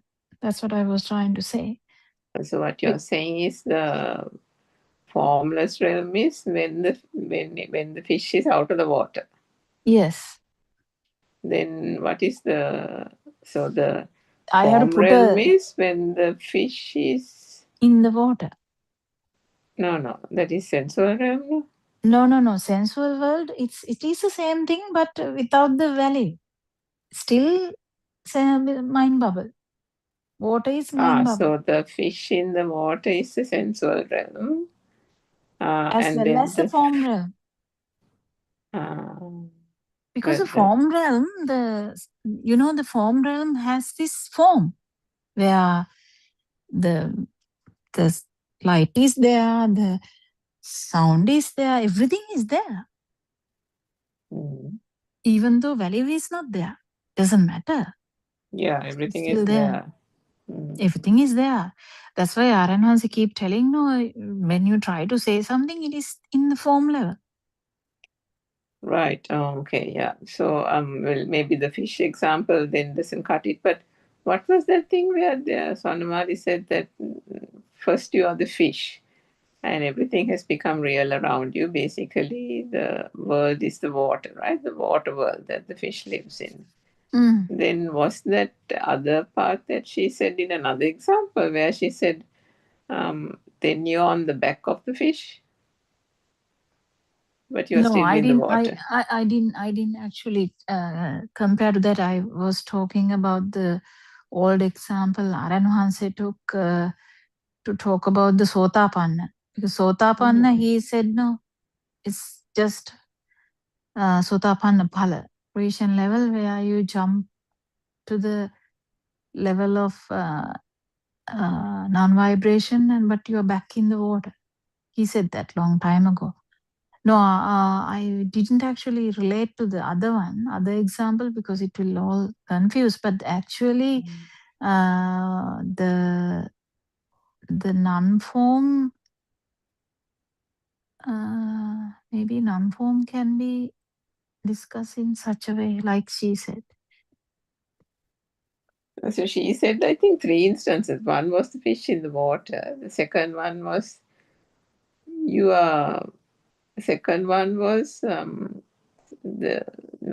it's not the fish, but the fish, it's like riding on the back of the fish, but still in the water or something like that. And then one is on the side of the riverbank and watching the fish, meaning the observer type. There is a clear differentiation between the sensory functions, but one is no longer part of the film, but there is an observance. But I don't know whether that is the final stage, because no, I don't think it is the final.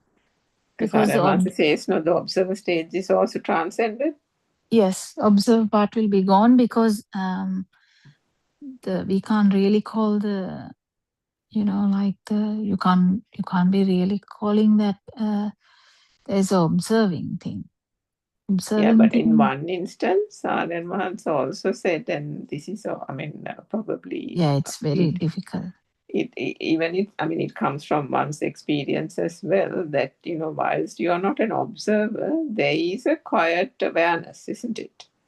That is true. That is true. That is because the feel is not gone until the in the sense not the self feel. No self feel is there. So no self feel is there means every aspect is there. No self feel is also there. The sensory functions are also there.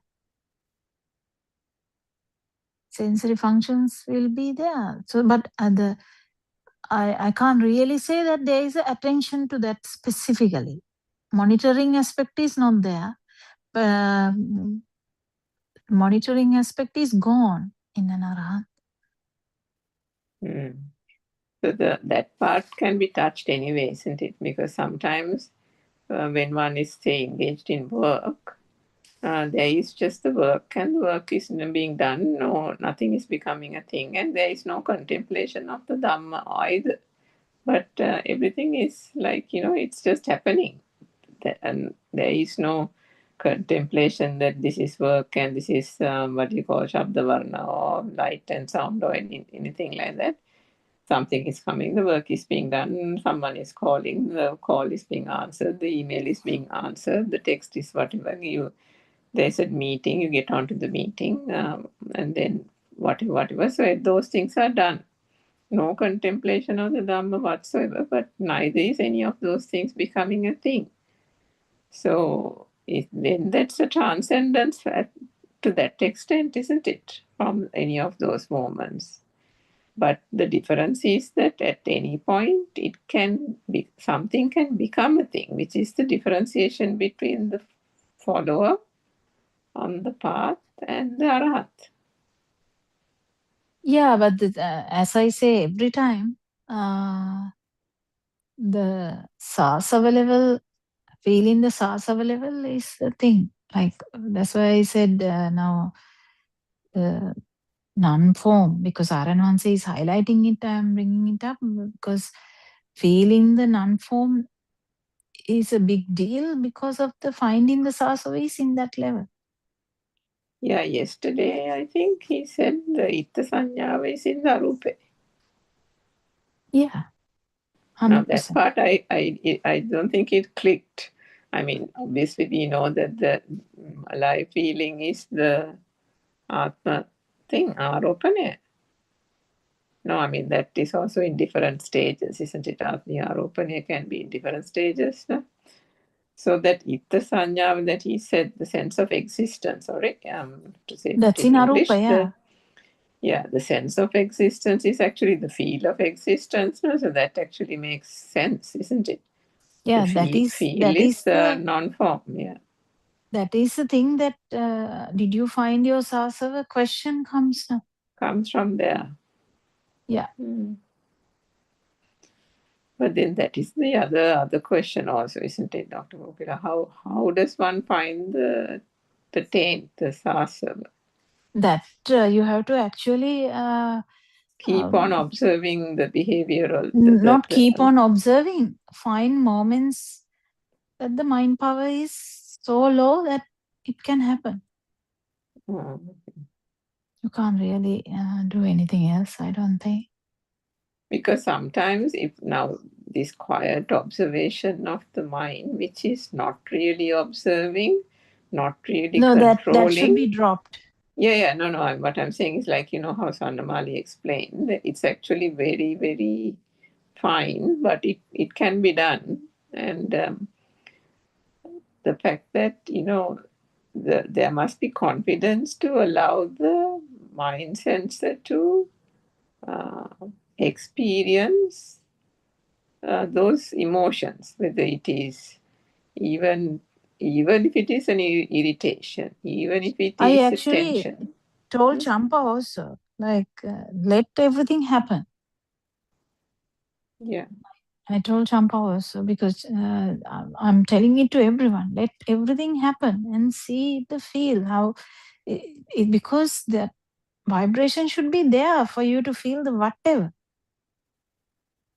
Whether it is the non-form, the form, the sensual, or the non-vibration, even non-vibration. How can you feel the non-vibration without a vibration? But there has to be a vibration for the non-vibration to happen, for the experience.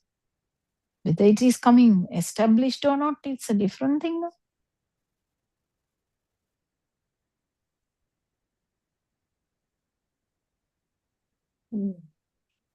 And I think the last night, what else he? I think at the end he was tired.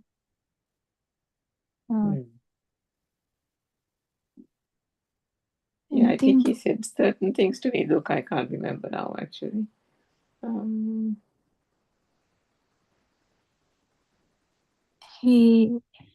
Niduk, I think he just told him to calm down, right? Relax a bit more, no? Yeah. Yeah, I think because he's not from the Japan boy, right? Niduk is not from the Japan. It's a Korea. I think no, he's also Korea, I think. Yeah, the Japan one is different, I think. And that USA. There's someone. Not there's someone. There's someone question. He postponed that now. But some lady called, no? No, last minute she called from. Is it? She was here in Sri Lanka. Not here in Sri Lanka. She came to Sri Lanka for 40 days. Maheshi. Maheshi was talking. But at the same time, Aranwansi was saying about this experience. Because it's a very tricky area, you know. So it was Maheshi who said that you have to completely relax, no? In response to Niduk's question. How does one experience the feel was the question. Sorry, for the benefit of our listeners, we should be repeating, otherwise nobody knows what on earth we are talking about. Yes. The question that arose in a prior Zoom was, how does one actually feel the what was that? Formless realm. Formless. Yeah, non-form. So what Hiduk was trying to do was, he was consciously trying to go to an environment where, you know, being part of nature. Being part of nature, and then he was trying to relax, and then he was thinking, why is the feel not coming, right? It was quite obvious. It was. He was like a child. Yeah, true. I mean, all the boys, they are really genuine, by the way. It's so beautiful.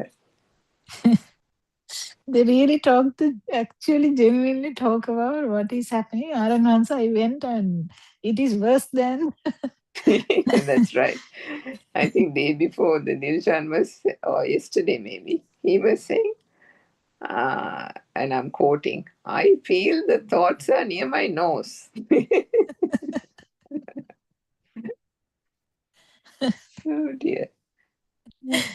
Yeah, and it's beautiful. Yes, I mean, hats off for the genuineness, definitely. And this path is for people, for the genuine, you know, if you're absolutely transparent. And it's not easy to be like that, isn't it? Because, but the genuineness is actually very heartfelt. Yeah.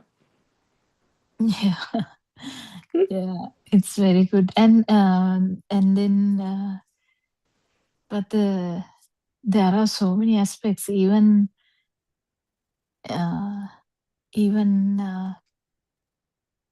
you, if one minute you can say that like that, but next minute you may feel it, you know, like it's very difficult to say anything,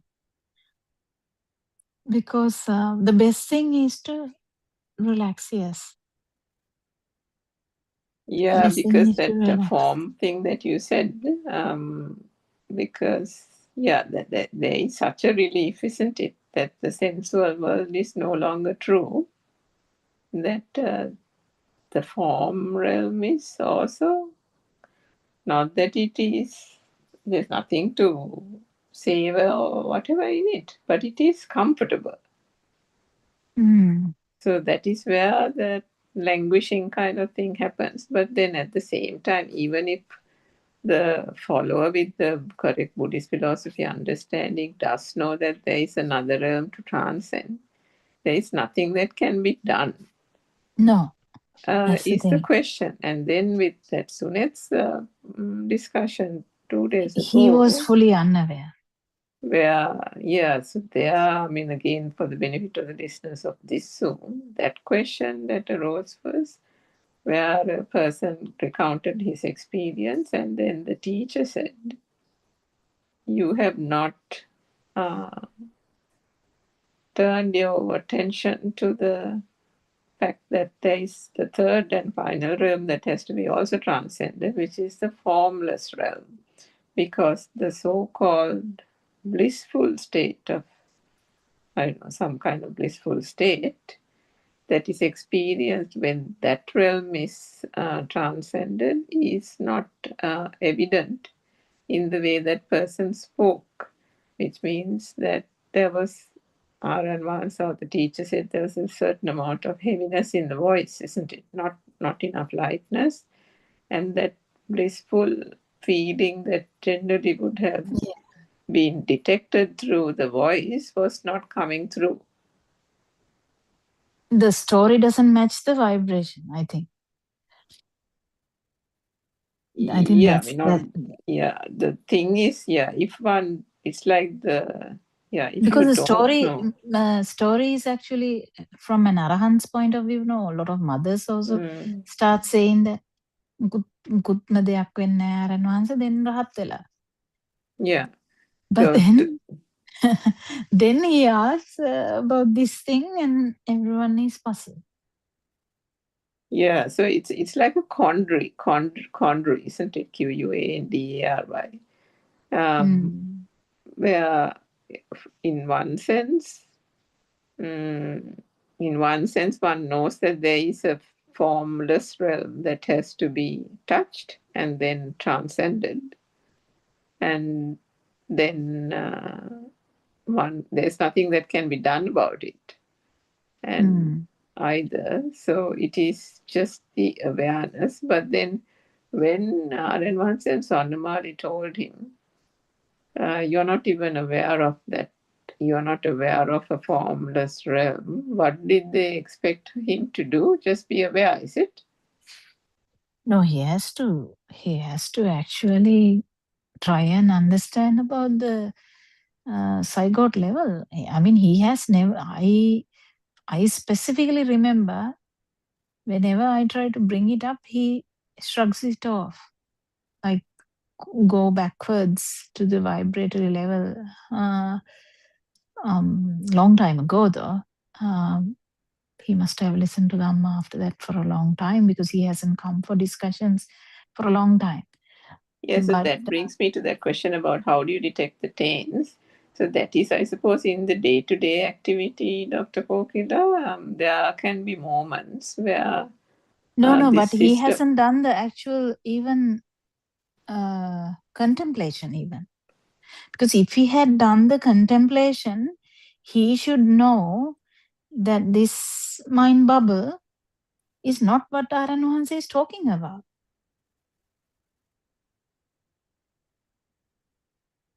Because he talks about a vibration, one vibration also. If he actually made an effort to No, Aran actually, I think Wahanse's... it's quite advanced. It's just that, as somebody said, there is only a tiny little thing that has to be kind of broken, because the experience I think he has now, some other most systems don't have to that extent. So that means Swarnamali or somebody said පොඩි කෑල්ලක් තියෙන්නේ, පොඩි දෙයක් තියෙන්නේ to release or something. Yeah, thought but I that's heard. even to feel this for a moment, even that is the same thing. One thing, of course, I think has been. Yeah, anyway, leave that person Because if aside. Yeah. someone has seen Nibbana for a moment, always Aranhansi asks, no, I don't know whether it is the stream mentor or the whatever, but if someone has seen Nibbana for a moment, three realms are fully understood. That's what I'm saying. Yeah, that's because all three are transcended in that fraction of a moment, isn't it? Yes. So we don't have a discussion about that. After that, you know that this Dhamma is always about the deeper aspect, deeper waters. That power is the one which is coming down. Superficially also the power is coming down because the self-view is gone, it will come down anyway. But actually what is happening is this specific self-vibration power is the one which is coming down.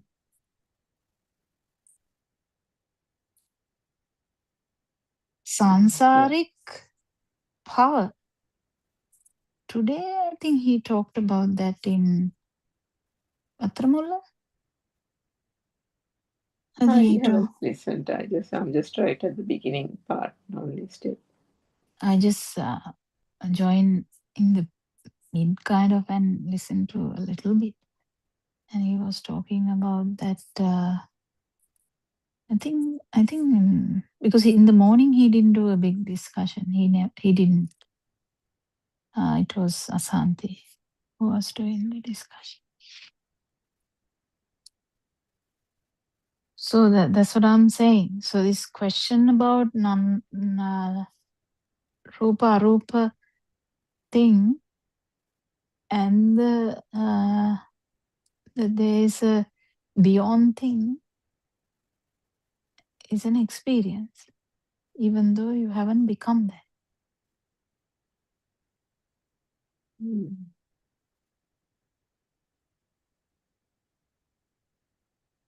Yeah, so that those taints is like now not even Gatipurudu, isn't it? Because somebody actually asked about Gatipurudu habits. So it's not habits. Habits are things that can be acquired in this lifetime through the environment, upbringing, and so There on. are habits from But like Arupa habit of Aranvansi is not from this life. Yeah, so we are talking about finding out those deeply ingrained kind of characteristics, no? Which now one day Aaron Master told the mother that her depression, unsatisfactoriness, this and that are all coming from this birth or this life's experiences and the husband and the married life and so on. But he said those are things she can address, but he said that that mother has a stubborn trait, which is a taint coming from the zygote level, which she shouldn't bother to do anything, at least not for now, until she sorts out the rest of the habits and that kind of thing. So does that mean that once that the Gatipurudu, the habits type of defilements are seen, and through the seeing they start diminishing, then only just like the murky waters are clean and then it paves the way for the bottom to be seen. That kind of example works in that context, isn't it? So the system, those things that were clouding the system is now cleared. But now the source of the system start kind of thing is the thing that has to be, again, can it be searched for, or does it just arise. No, you can't search for it should arise.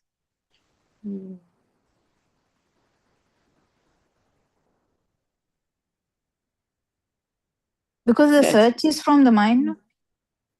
Yeah, search is from the mind. But there's one place where he said that he recognized certain traits as coming from his mother, isn't it?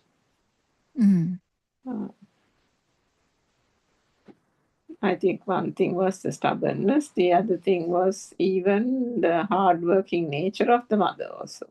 The persevering type, no? Those persistent qualities, perseverance, that type of thing, as well as being probably strong-minded and stubborn and willful and all that. So there were certain things he said that was recognized. So that is also important, because this is all trying to find the pulse that is called the so-called self-vibration, isn't it?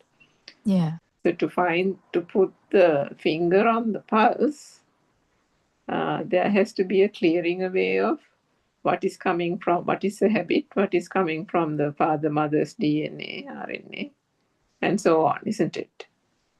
So you're gradually kind of figuring those out. And then by figuring those out little by little, only the taint will be more evident, no? Yeah. So, for example, have you done anything like that, Dr. Kokila? Can you talk to, for example, just as an illustration, are there things that are in the taint for you that has been detected?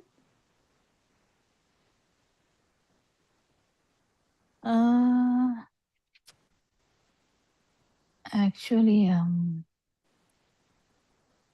there are, I think it comes to the Manoddacha Vidya kind of thing, this vibration. So aspects of that, I mean, my way of talking is useless because it doesn't talk in the way you talk. That's the problem.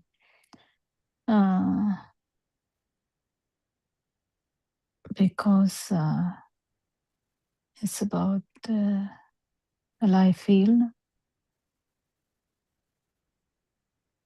So it's a feel. Okay. So it's not a trait, actually, isn't it? Is it just the feel? Yeah, I'm talking about the feel. I don't talk about the non-form is a feel. You can't. Because the taint is in the non-form, no? Yeah. And then because so that thing he said to the mother about that mother being stubborn, and that's coming from the taints. The nature of being stubborn is that non-form. Yeah. Yeah, that's what he's trying to say is actually, if I tell it from my understanding, because Aranwansi's understanding is wider and broader and all that. My understanding is Sasava carries this past, I mean, infinite number of telepathizations. So those infinite, it's not related to this from the time of the Asayupata, that is beginning of the I, or this mind bubble, not related to this bhavaya. The feel is related to everything. So the feel means feel has so many aspects embedded in that, which can be synchronized at any time for any reason. It doesn't matter what. I mean, because our Lord Buddha says, මේ සංසාරේ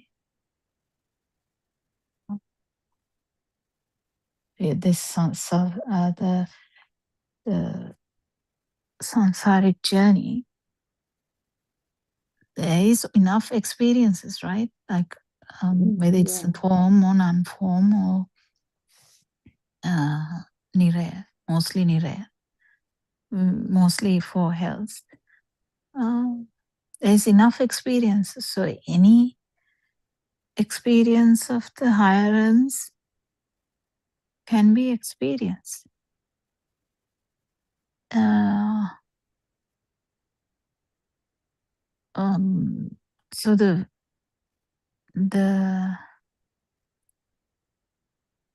so actually mastering of that is an art, which may come or not. Zaranwanse is a master of that. This Arupati. So he has mastered that. Not everyone will be master of that, but you know that feeling the other person, feeling the environment, feeling, interpreting other person. Like Lord Buddha had the ability to not only interpret the other person, to become that person and go backwards and forwards in that birth, right? In that system. Remember, I think, I don't know what jnana that is, but Lord Buddha had that ability. So he will become the person who is in front of him. And he has the ability to see through forward and backwards. He can see through that this person is going to be the next Buddha even, you know? Remember? So these are the mastering of non-form. So there are so many aspects in non-form.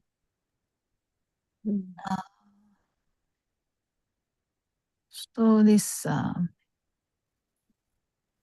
anything can synchronize. Doesn't necessarily matter which one, but yeah, that's why Aranhansa is saying most of us are not skillful enough to master that. Yeah.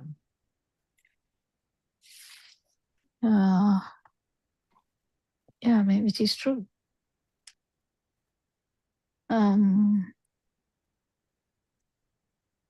But the non-form, those minute things, I don't know whether those are important, because it doesn't necessarily matter after that, you know, like what this system has. Because mastering whatever the field is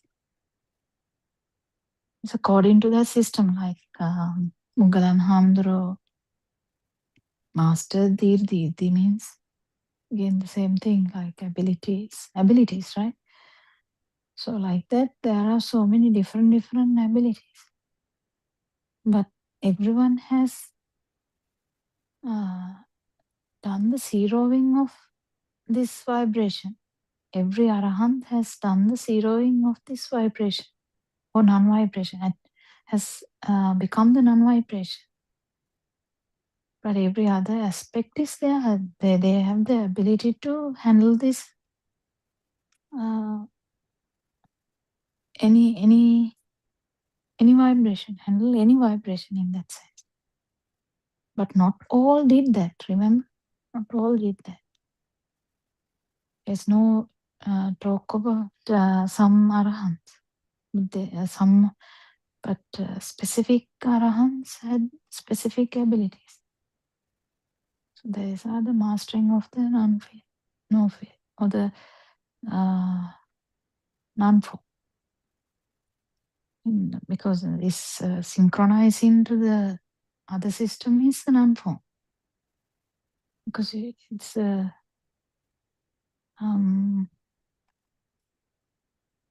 even non-form, Michadittika non-form also, wrong view non-form also had this stuff, remember?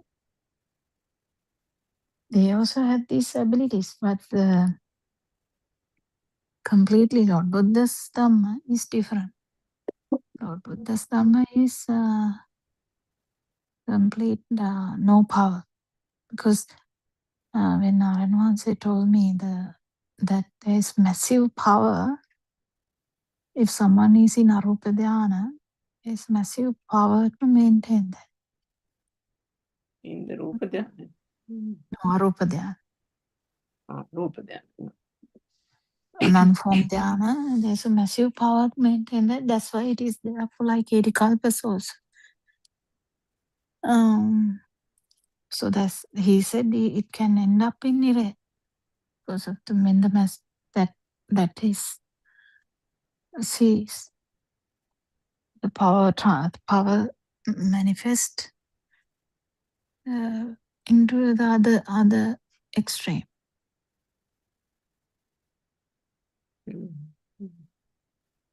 So there's so many things. I mean, I don't know if even I answered your question even. Because the way I get it is different. That's the problem. Yeah, I think it's all quite difficult to. I mean, you can't even say difficult actually, because it's that example Aaron Masi says, you're wondering about something that cannot be wondered about, no? Yeah. And this is also only during the Zoom actually, because I mean, for the sake of the conversation and the discussion, these are being discussed, but one doesn't sit and wonder how the field is feeling like. Yeah. How the But it Arupa is is feeling like. Sometimes when one listens to the Andonatmaka and when somebody brings up that question, one would then contemplate. But other than that, the system doesn't go around thinking, will I get the feel, and is there a feel, and is this the feel, and that type of thing, no? within the mind also you can explain the feel to an extent. But Yes, so the form realm can be mistaken as the feel. Yeah, in the mind. No? Yeah. But clearly, when one uses the word sukhaya and bliss to think that, It's a very distinct experience. exactly. You will never So, forget that. Yeah, I mean that kind of unforgettable experience can't be equated to this day-to-day kind of sarala rekha kind of thing, Yeah. I mean, nothing can become a thing, and then the other aspect, there were so many features, isn't it? The fact that the other person is completely felt. The sorrow of the other person, the happiness, there's a certain amount of wavelength that is felt. Maybe not every time, but then the fact that, that type of thing. When is the Perahara ending? That of course I don't know now. It must be, how long has Dr. Sakuntala been away from? Last Tuesday, no? That's how to gauge, doctor. Because he said 10 days, no? Thanks to Sudharma, there's someone till 4 o'clock from Sri Lankan time. And she has to go as soon as 4 o'clock comes. And yeah. So the Hawaii Perahera Day procession was 28th, I think, maybe. No, it's culminating final Randoli is 27th, the grandest procession.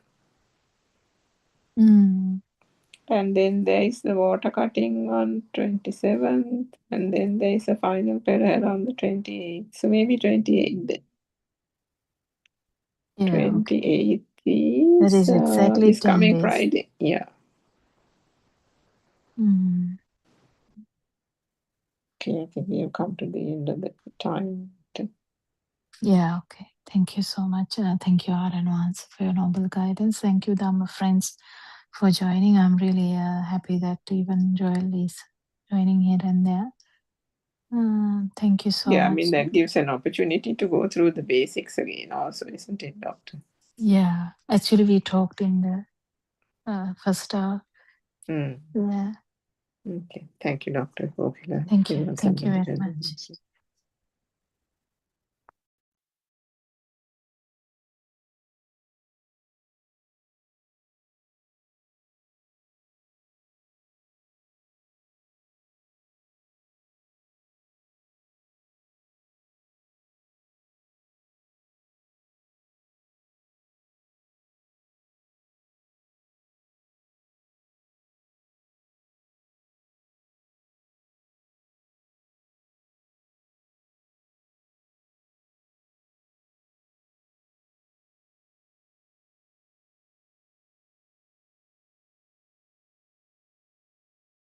Good afternoon, everybody.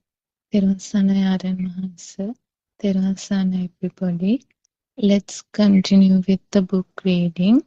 The True Dhamma Has Awakened, Volume 1, page number 55.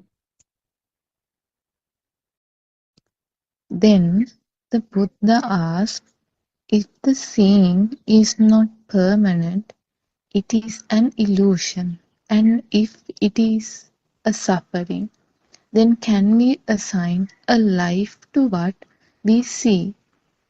The monk replied, No hetam bhante, meaning that no, you cannot assign a life to images.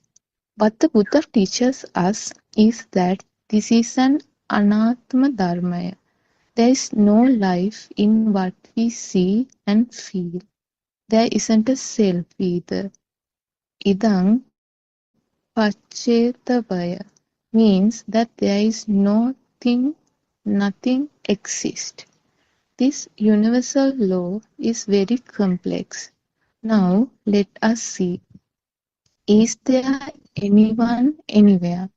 We think that the image we see in the mirror is me. That is only a thought. Does a thought exist anywhere? Are thoughts true? Now you have to learn to be practical. First, you need to have a knowledge about the universal law. Listening to sermons and acquiring knowledge is called Shrutamaya Jnana. To be practical, you have to maintain an awareness about the thought you receive at every moment. Apply the wisdom of Yathabhuta Jnana, which means you look at the thought and know that this is not something coming from the outside, but it is only a thought from your mind consciousness. Also, know that this thought is also a lie. Do not accept any stimuli coming from your six senses as true. Nothing truly exists. There is nothing to believe in. Coming back to your question regarding pratyamokshaya, the rule of contemplation about the four requisites of a monk. Should you contemplate only on the four items, which are the robe, food, shelter, and medicine? What about the rest of the thoughts you associate with? You should contemplate on the food and apply that to the smell, the warmth, to the cold, and to the touch as well. Contemplate and inquire if it belongs to you. Contemplate using the wisdom of Yatha Bhuta Jnana, that there is nothing outside, that it is only a thought, and that the thought too does not exist. It is also a lie. See the pure truth in the thought. Meaning Mahanse, yes, Honorable Sir. Aryan Mahanse, little by little, you will begin to feel you seem to let go of thoughts without holding on to them as true. You tend to let go of them little by little. In time, you will realize that you do things without a feeling of self. At this point, while practicing awareness to the thought and seeing them with Yathabhuta Jnana, your Chandaraga or your attachment to these worldly things will totally disappear. You can also say at, that at this point, your attachment and dislike to the thought will totally disappear. Then you will go on to develop a state of awareness called Nibbidanti, Viraganti, Nirodhanti, and Patinissanupasi. These are states of awareness that is dispassionate towards the world with the wisdom that this world is not true. There is a destruction of the concept of self at this point, leading to the perfect Nibbana. Mihinin Mahase, I understand, Honorable Sir. Aryan Mahase, so coming back to your question, whenever you get an aramuna or a stimulus from seeing an image, a color, you do the pratyakshava. See with the wisdom of Vyathabhuta Jnana. Then, when you hear a sound, you do the pratyaveksha. At this point, by applying the wisdom of Yathabhuta Jnana, apply the rule or awareness of pratyaksha to the smell, to the taste, to the warmth, to the cold, and to the feeling of touch as well, and inquire if me feeling can be there. You need not apply the code of discipline only to the 4 requisites of cloth, food, shelter, and medicine. You can apply the wisdom of Yathabhuta Jnana to each and every thought you receive. Mehni Mahase, yes, Honorable Sir, it should be applied for everything.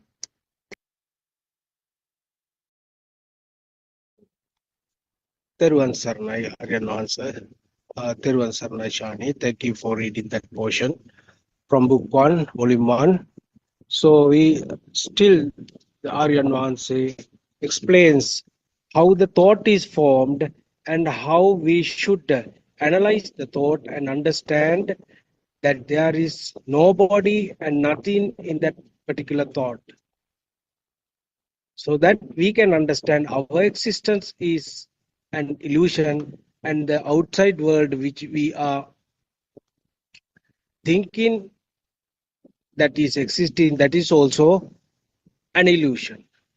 So this Zoom discussion or English forum encourages you to understand pure Dhamma, pure Buddhism, true Buddhism, and help you to understand the philosophies of Lord Buddhas and also to help you to practice how this Dhamma, the pure Buddhism, is apply in your practical sessions, and also ultimately you will understand, you will experience your transformation. Finally, you will understand the illusion, how this world is created and how you are created. All these are creations of illusions.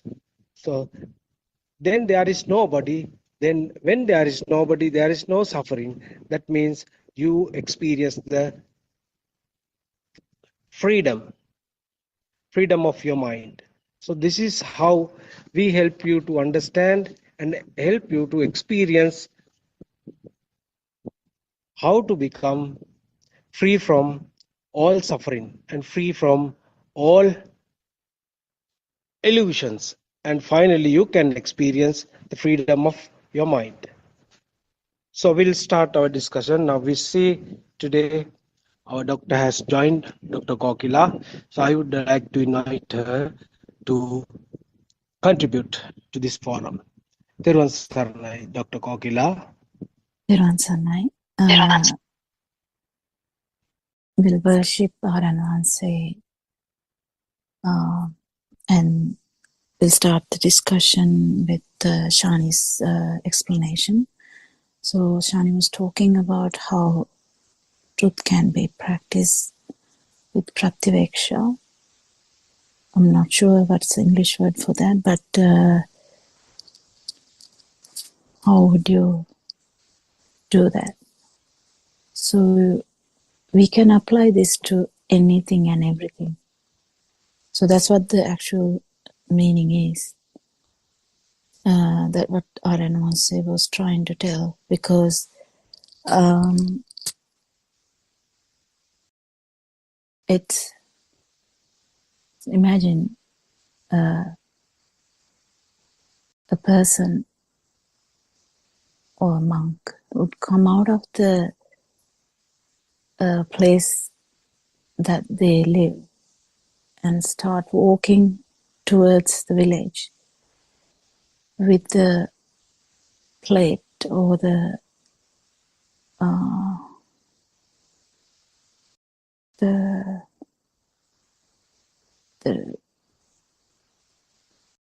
don't know what we call that in English, we have how we collect the food. Baking ball, I think. The bowl, yeah, the food Baking bowl. yeah. We will be walking, and then we would be in. We would hear. Sounds. We would see things. We would feel things. We can see how. If you are actually going in the breakfast time for the food, then you would see how villagers are getting up. They are trying to make some food. When they see you, they will quickly try to make something, and they will make an effort to do something and offer that to you. And you would hear how morning breeze is coming. You would feel the morning mist, if you are in a misty area, of course. Or otherwise you would be actually feeling the warmth of sunlight. So this is practically the best time for you to feel the Dhamma. So that can be used for Pratyaveksha. That particular time can be used for anything. So because we have so many types of stimuli, but they come only from 5 doors. So the 5 doors would be, as we always say, the eyes, ears, the nose, tongue, and the skin. And there would be one mind, because we always have the mind consciousness where thoughts do happen. So if we are using that time, the time for the breakfast time, we are going out to get some food. We kind of go begging, and then you might not get anything. You may get something, and you will say, "May Triple Gem bless you," and you will be walking back. So imagine this time. This is the most valuable time of you, because you can use this time to feel them. So you can feel how the 5 senses work. You can definitely, when you feel that the pratyaksha would anyway happen, because the moment you step out from the place that you are living, you have had the idea that you would be in Dhamma. So you would feel it everywhere. We have heard how in Lord Buddha's time, how monks went out and heard like a song sung by a lady in the village, not sung for monks, but the lady was just singing, and that song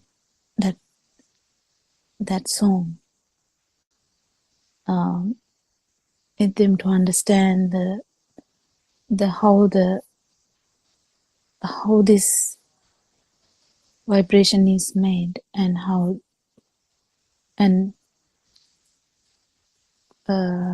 this led to the non-vibration. I mean, non-vibration is anyway there, but that to surface, the vibration should be understood. So pratyaksha can be done at any time, any moment, if you know Dhamma. So that's what we are trying to talk in every Zoom discussion, how to bring about this truth. Sometimes we have difficulties in expressing the truth, but we keep trying. And it's very important to understand that how these, the mind consciousness specifically is a bit difficult to understand, because it is associated with emotions. It's very important to understand that the emotions are just a production of the mind sensor. It has nothing to do with a person or a self. But when you take it as real, when one thinks in such a way that I am sad or I am happy, they have lost the plot to understand how the mind sensor works. So as people who listen to Dhamma for a long time, you need to understand how any sensor works, pratyaksha, how any sensor would work. How is eye working? How is ear working? So the ear, if we take an example for the ear consciousness can appear or happen at any time. And when we combine it with the ladies, not ladies, actually the song, because we hear only a song. So when we hear a song, we hear the song, isn't it? Or otherwise we would be hearing music. Okay, for an example, I would take Sri Lanka Mata, then that's our national anthem. So if you hear the national anthem, you definitely telepathize that is the national anthem. Is it wrong? It is correct.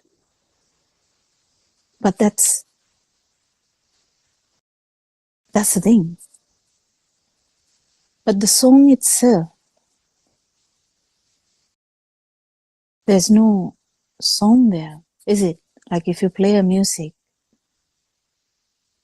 there's no actual song there or music there, because it's kind of we don't hear music as such. We hear some sound. And when you come to basic sound, is there a sound? Actually, no, because sound consciousness mean it's because of in like very fast vibration of the eardrum is a sound. So it's like a vibration.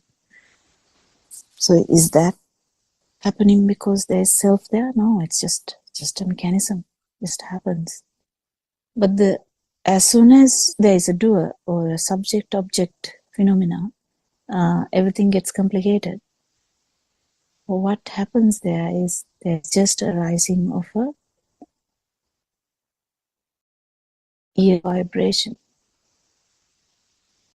And if you see so if you're going for the breakfast in the village, you would see how sun is rising and how beautifully sun would fall on trees.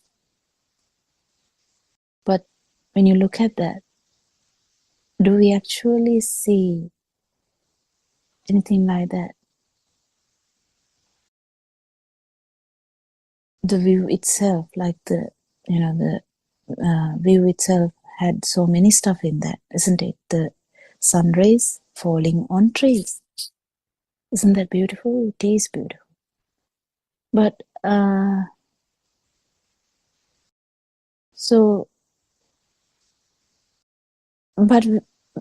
if someone knows this pratyaksha, that knows the truth, need to think about this will actually cease. And one particular moment, you won't be thinking about it. You won't be thinking about anything. Actually, you will be just feeling it. That is what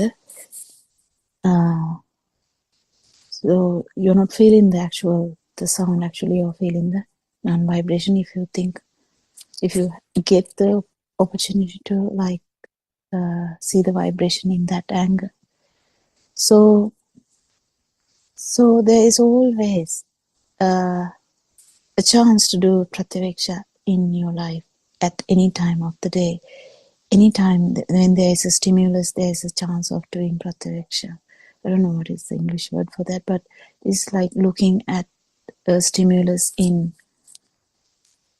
non-vibration way or non-perception way, or understanding that it's just a rising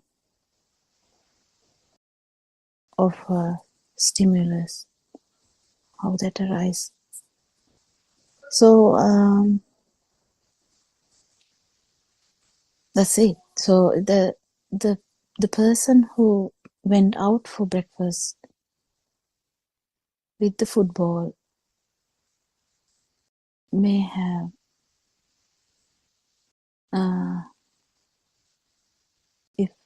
felt this truth would change the way the way they look at the life. It's like a way. It's different, completely different. It like changes the way you look at the life. So emotions. Again, I was trying to tell that, and I get sidelined. My thoughts get jumbled up sometimes. So emotions and thoughts. It's a human ability. It's such a beautiful human ability that we have.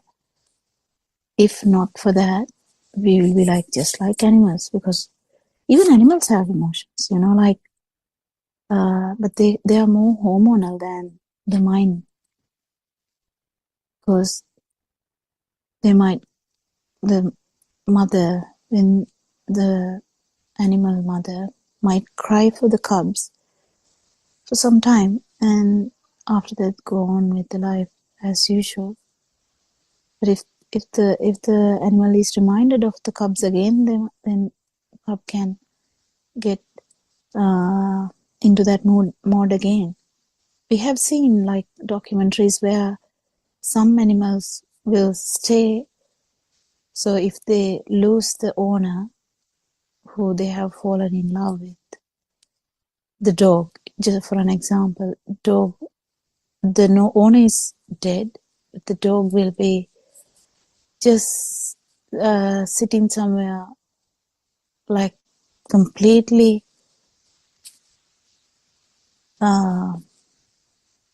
like almost dead, even though he's living. So it happens like that because the part of the vibrations. Imagine a dog's life. If the owner started to look after the dogs from childhood or small baby time, puppy time, that try and see whether you can go into that mind and see that mind is full of images, smells, voices, or sounds, or feelings of that person, because you are living near in that house or outside that house. So do you understand how you feel like you're almost dead because the owner is dead? Because the vibrations which happen from birth to now was related to that owner. So all the vibrations it's nothing to do with the owner. It can be even another cat. Just imagine it was a dog and a cat living in a street. And the dog will see the cat every day. And they might, share the food. Sometimes we see things in like that. So the dog's perceptions are full of the cat sound, cat touch, the images of cat. So what? When the cat is dead, this dog will be like dead because all the vibrations, all the stimuli came from that particular thing. But the dog can't understand what happened, but the humans can. That's the beauty of the human mind. Human mind actually can go back and see what happened to me. So Dhamma is like that. Dhamma teaches you, the truth teaches you about this thing. So imagine a person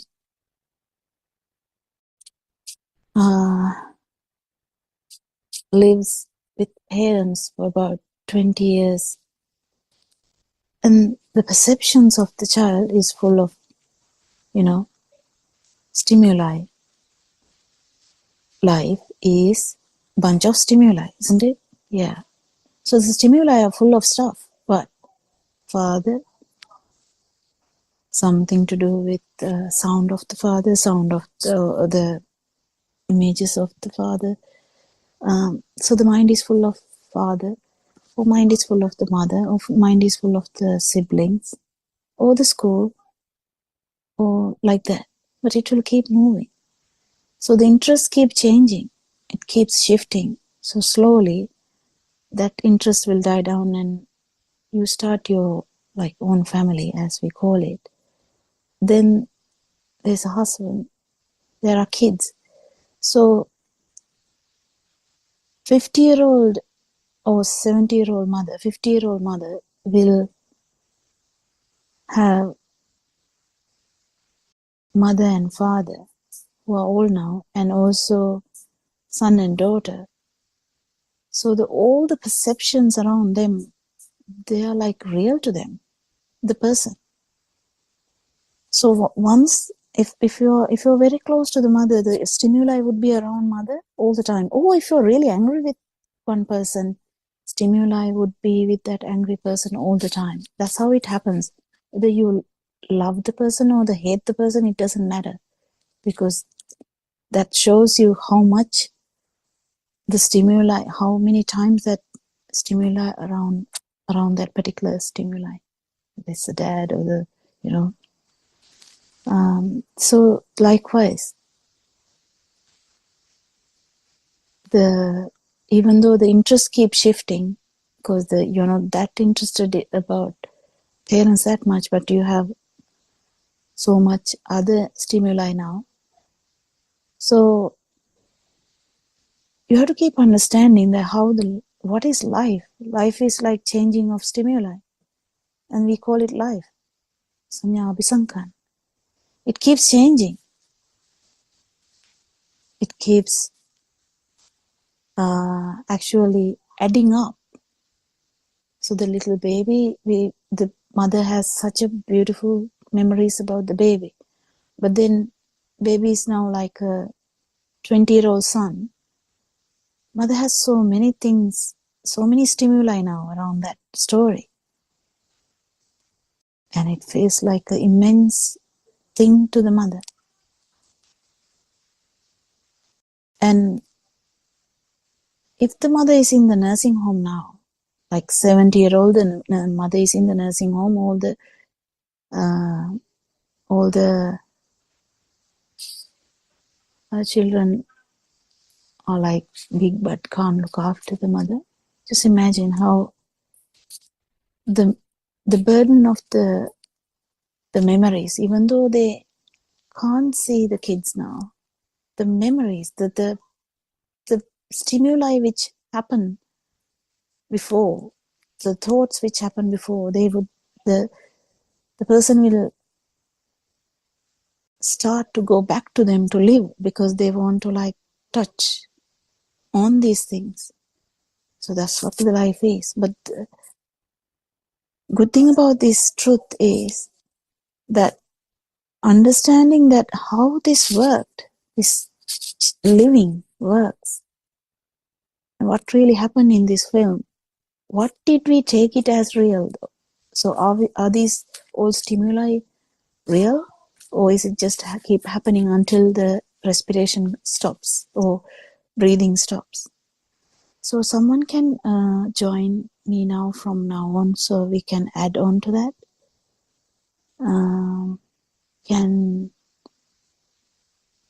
Can someone add to this discussion? Teruvan Sanai.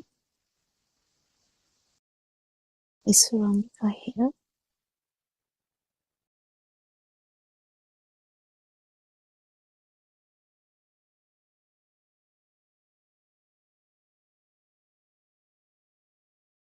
Musdharma, anyone?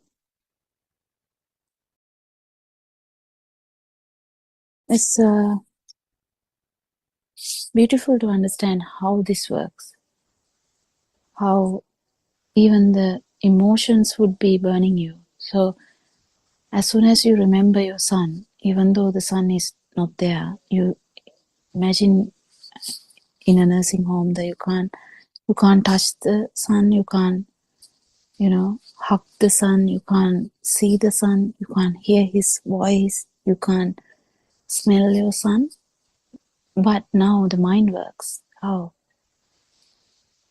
You think about the sun, and then all the memories of those smells and the emotions that was brought about by sun will be coming back. So what? If we don't know Dhamma, we will be thinking, oh my God, I miss my son.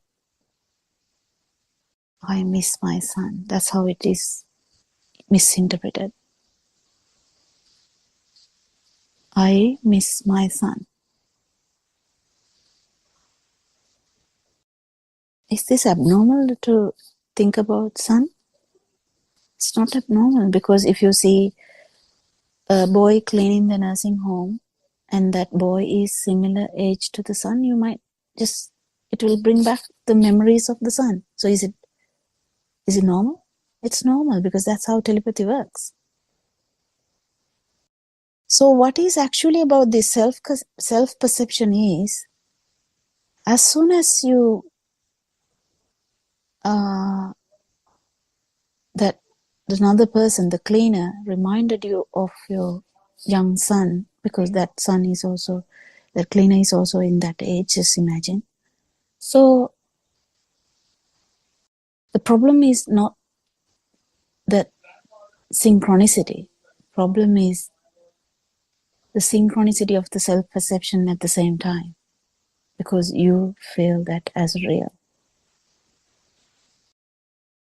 The thought, you feel it as a real thing. Imagine now, after a long time, son wanted to come and see the mother. Imagine it's a Mother's Day or something. And mother sees son, and it will be like, I'm actually seeing my son. I can hug him now. It feels like very real now. Not about thinking, right? Now it's very real. My son is in front of me. But actually what is happening is, we don't have experience of outside. That's really scary to know. We actually don't have experience of outside. We live in a bubble of mind. It's very difficult to understand. Just has to be felt. Can't be explained actually. But it's inside the mind bubble that we feel that the touching of the sun, listening to sun talking, hugging sun, smelling sun, you can even taste sun if you want to. And that's, usually we don't do that. But so that's the real bit, People might say, oh yeah, thoughts are not real, but this can be real. This is what Suranka asked one day, long time ago, when we were talking about like a waterfall. Same thing, because sun is in front of you now. Dog is in front of you now. Husband is in front of you now. So understanding that it is still that mind is a bit tricky, because it is the mind. It is in that mind bubble, or the dream, that, or the film we talk about. That is okay. You just have to understand that is okay. You're not imagining sun there. Sun is actually there. But the thing is, we don't have an experience of outside. I don't think anyone, even scientists are grappling with problems when they try to understand how this works, because it's the same thing. The synchronicity happens here, the same synchronicity that happened a few weeks ago when mother was thinking about the sun. It is the same sun, the same thought of sun. That is the same sun which you remembered a few weeks ago. That's where we get tricked, isn't it? how these 5 sensory organs work and bring about this beautiful dream which we have, like the dream that we entered when we come out of the place we live to get some breakfast in the morning with the football. That's the same kind of, we enter into a different dream. Is that dream true? Have you ever felt that? You go for a walk in the morning, you go for a walk, you feel that you're going for a walk.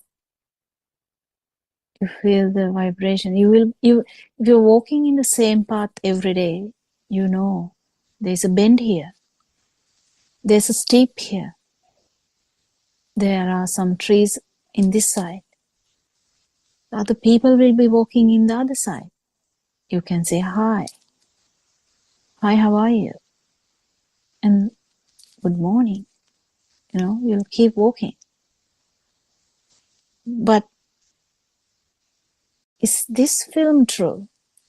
Which film is true? The film that mother was thinking about a few weeks ago? Or the film now the mother is seeing when the son is actually there? Or last night before going for the Pindapata, if we think about the Pindapata, we will be thinking about it, but we are actually going for Pindapata now. Which part is true? So we thought about going for a walk, but now we are actually going for a walk. Which one is true? Which part of this dream is true? So we have to keep understanding even the light is just a vibration which happens in the eye, and that is the only thing. At one particular moment, it's only one entry, one door, one sensory organ. But that brings about woman's voice, or my son, or trees, whatever. So none of these things are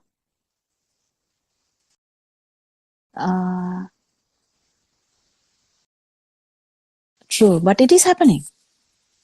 So you have to be very careful about, because otherwise you will go mad, because you have to know that sensory organs would be working.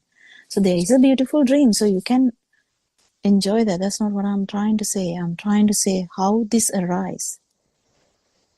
So when we keep understanding how this arises,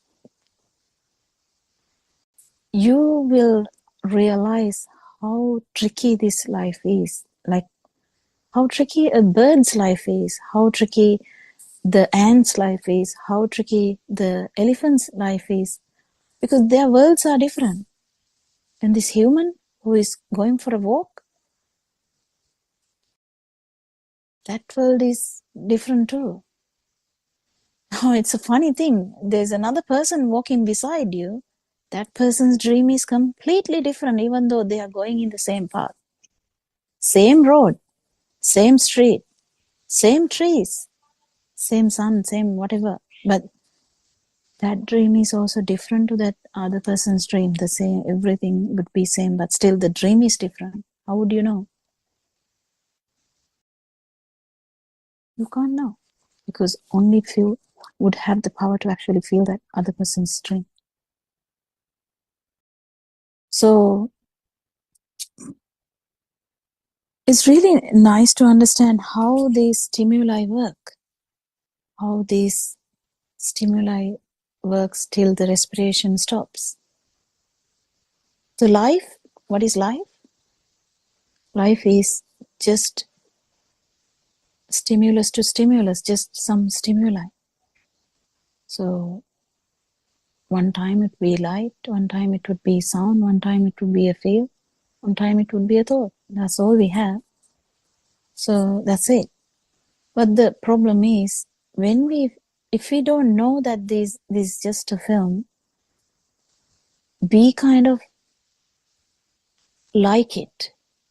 we have a liking. What do we like? We like the sun. We love the sun. Actually, we feel that the sun is in front of you. But when we understand Dhamma, we know that it is kind of a perception we have. That's how you thought about sun 2 weeks ago. In nursing home, you were thinking about the sun 2 weeks ago. But now, he's actually there. But now, someone who knows Dhamma will know it's still the perception. Perception of sun is just in the mind. So if you understand the mind part properly, the importance given to this mind will dwindle, like go down.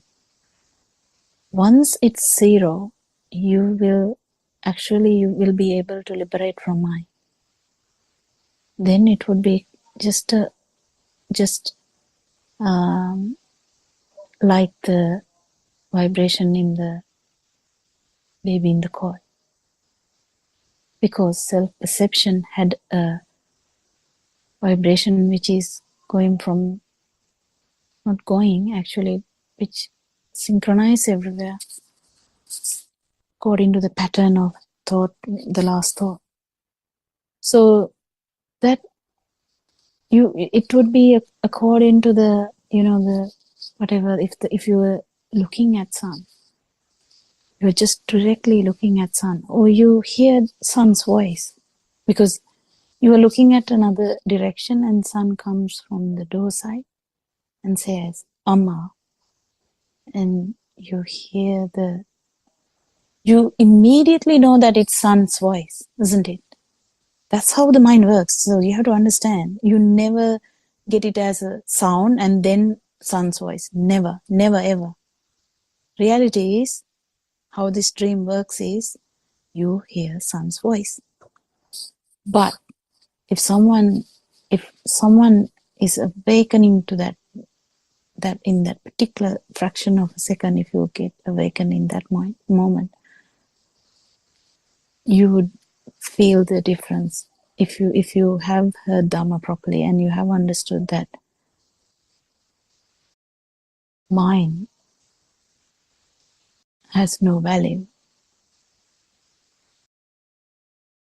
then you would feel the vibration of the the ear vibration. And if you correctly have understood that it's a vibration in the ear only, definitely the non-vibration would arise. I would like someone to talk, I think, because I may be talking too much. Can someone unmute and start talking? Is there anyone who can unmute? Yes, Theron Sanai. We didn't want to stop you because it was a beautiful explanation. Theron Sanai. So I think when we talk about the stimuli, I think it's quite interesting when we think about a human's life as opposed to an animal. I mean, I think I've heard Anand say that animals, even birds and I suppose various animals have only a very small mind consciousness, and that is why they kind of react to the moment, and then they get about I think it's more like survival instinct. They get about their daily routine. If they're hungry, they'll go in search of a worm or something and then have it, and then that's it. And another example that is also cited that we constantly witness is like when a crow dies. I remember in Sri Lanka also, if a crow dies, sometimes they get caught in the electric wires. And then there's this big commotion. All the crows around the neighborhood kind of come there, fly around. There's big noise with the crows cawing and all that. But in a few minutes, the whole place goes silent and none of the crows are to be even seen. So that even shows that, though they get suddenly agitated by a death or something like that is happening, which is a bit of probably a a more than usual vibration that the crow sends. It is momentary, it doesn't last long, and then that is it. And then they get about their natural instinct of just going and finding food, and that's about it. But if one compares that with a human being, because of the whole mind consciousness that is there, we can't say it's there, but because it plays out through the Chitta Niyama, humans hold on to these stimuli.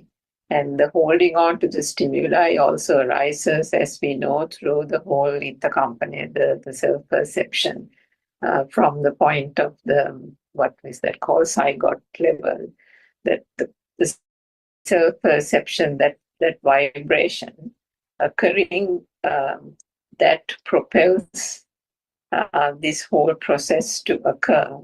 It's not as if anyone is doing it.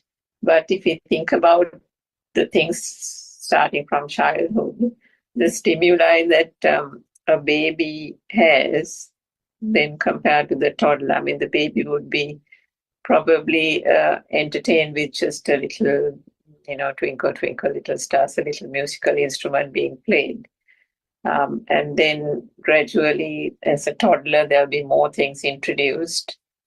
And then they want the ball, my favorite toy, various things. And then that goes on to my favorite school bag, and then children and various games and so on. So the stimuli changes. And as we get into the teenage ages, the hormones start playing up as well. There are, attractions and relationships and various, addictions. Things like that can happen. But again, the stimuli is only changing. That is all. But the process that happens, and even as we get on to adulthood, during education, there's nothing more than wanting to get the next qualification, the next qualification. You're stressed about it, you're anxious about it, you get depressed about it, and yet you still want the qualification, you still want the education, because you're chasing a dream that is beyond the qualification. You think, if I get this qualification, I will achieve that. If I get this job, I can, earn so much of salary, save the money and buy a house, or, get married or something like that. So there is a chasing of a dream. Again, what is a dream? A stimuli. And so it goes on. And R.N. Mansi also keeps saying, we go to school, have an education, get married, have kids, grow old, and then look after the children's kids. And then once you're almost in your deathbed, you're thinking of what's going to happen to me, and what's my spirituality, and then think about the next life and go to temple or something like that. And well, is that the life that a human is born to? So basically what I was trying to say was the stimuli changes, but unless one knows what is happening, and unless one has access to the true Dhamma, this is like, it's like people just getting born, chasing after a dream, not knowing whether they are coming or going, and just being almost like puppets in a cycle, not knowing head or tail of what is happening to them. So that is the,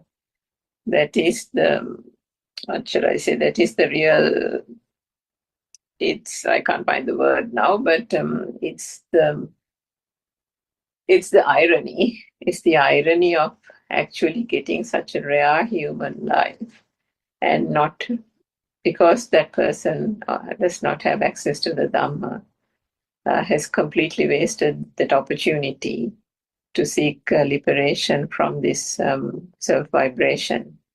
But the fortunate few who have access to the Dhamma, as people who are on this Zoom and people who are possibly listening to this discussion at through any other media, do have that opportunity, do have the opportunity to listen to this and then find their own way of, thinking about what is being said, thinking back on their lives and going through the same thing. And that's where the beauty of the human existence comes about, because you have the ability to go and see, what shall I say, the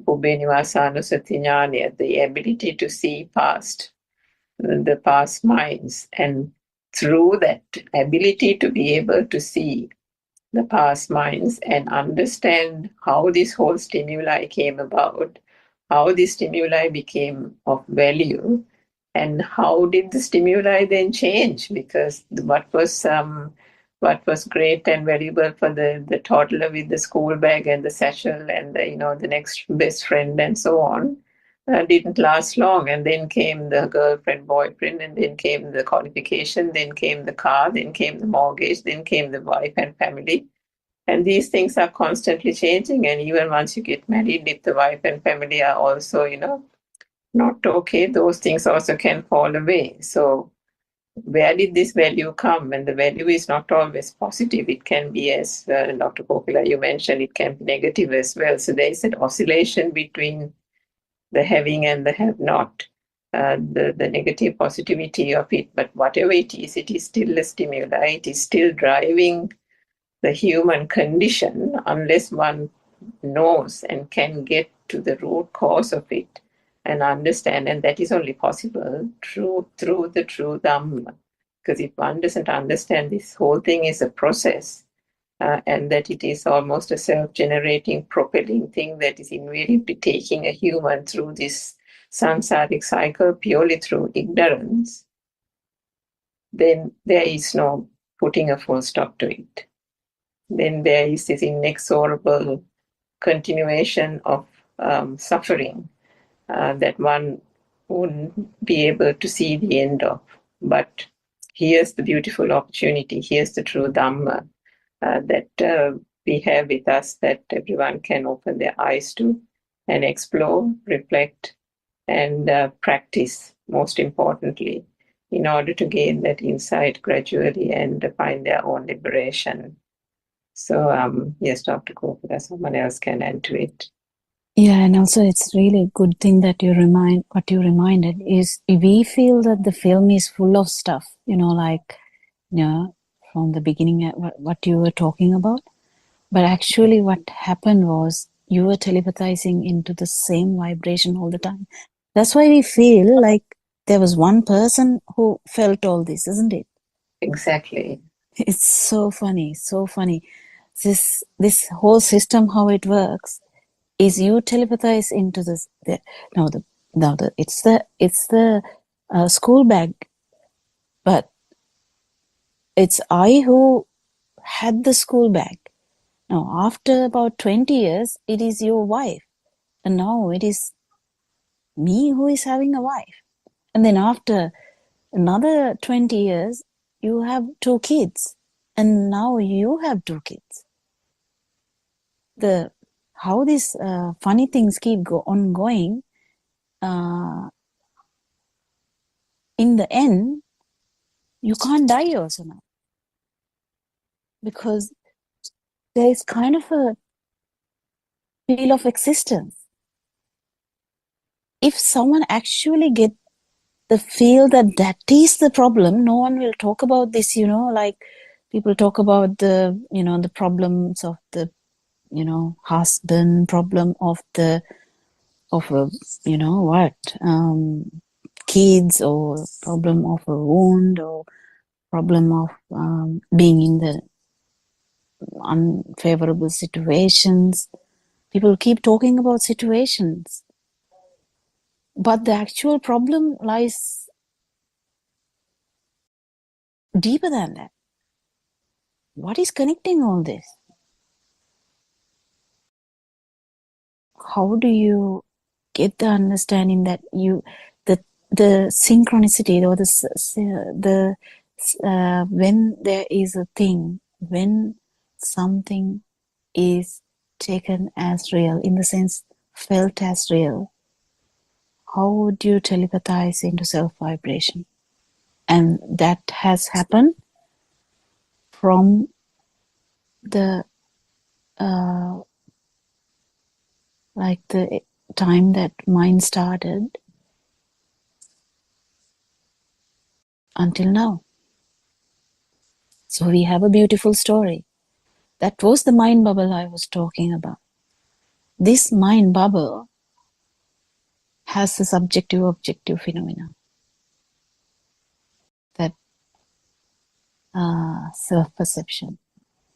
But even in the even without that, even without the mind bubble, the just the feel also had that as that is sasava.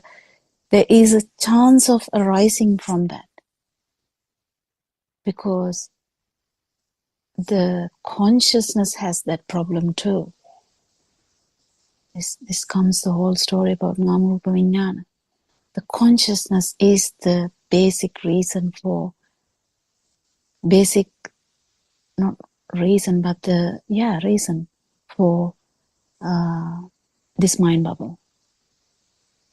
That is because consciousness is taken as real, never taken as the vibration of the ear, or vibration of the eye, or vibration of the skin, or the tongue, or the nose.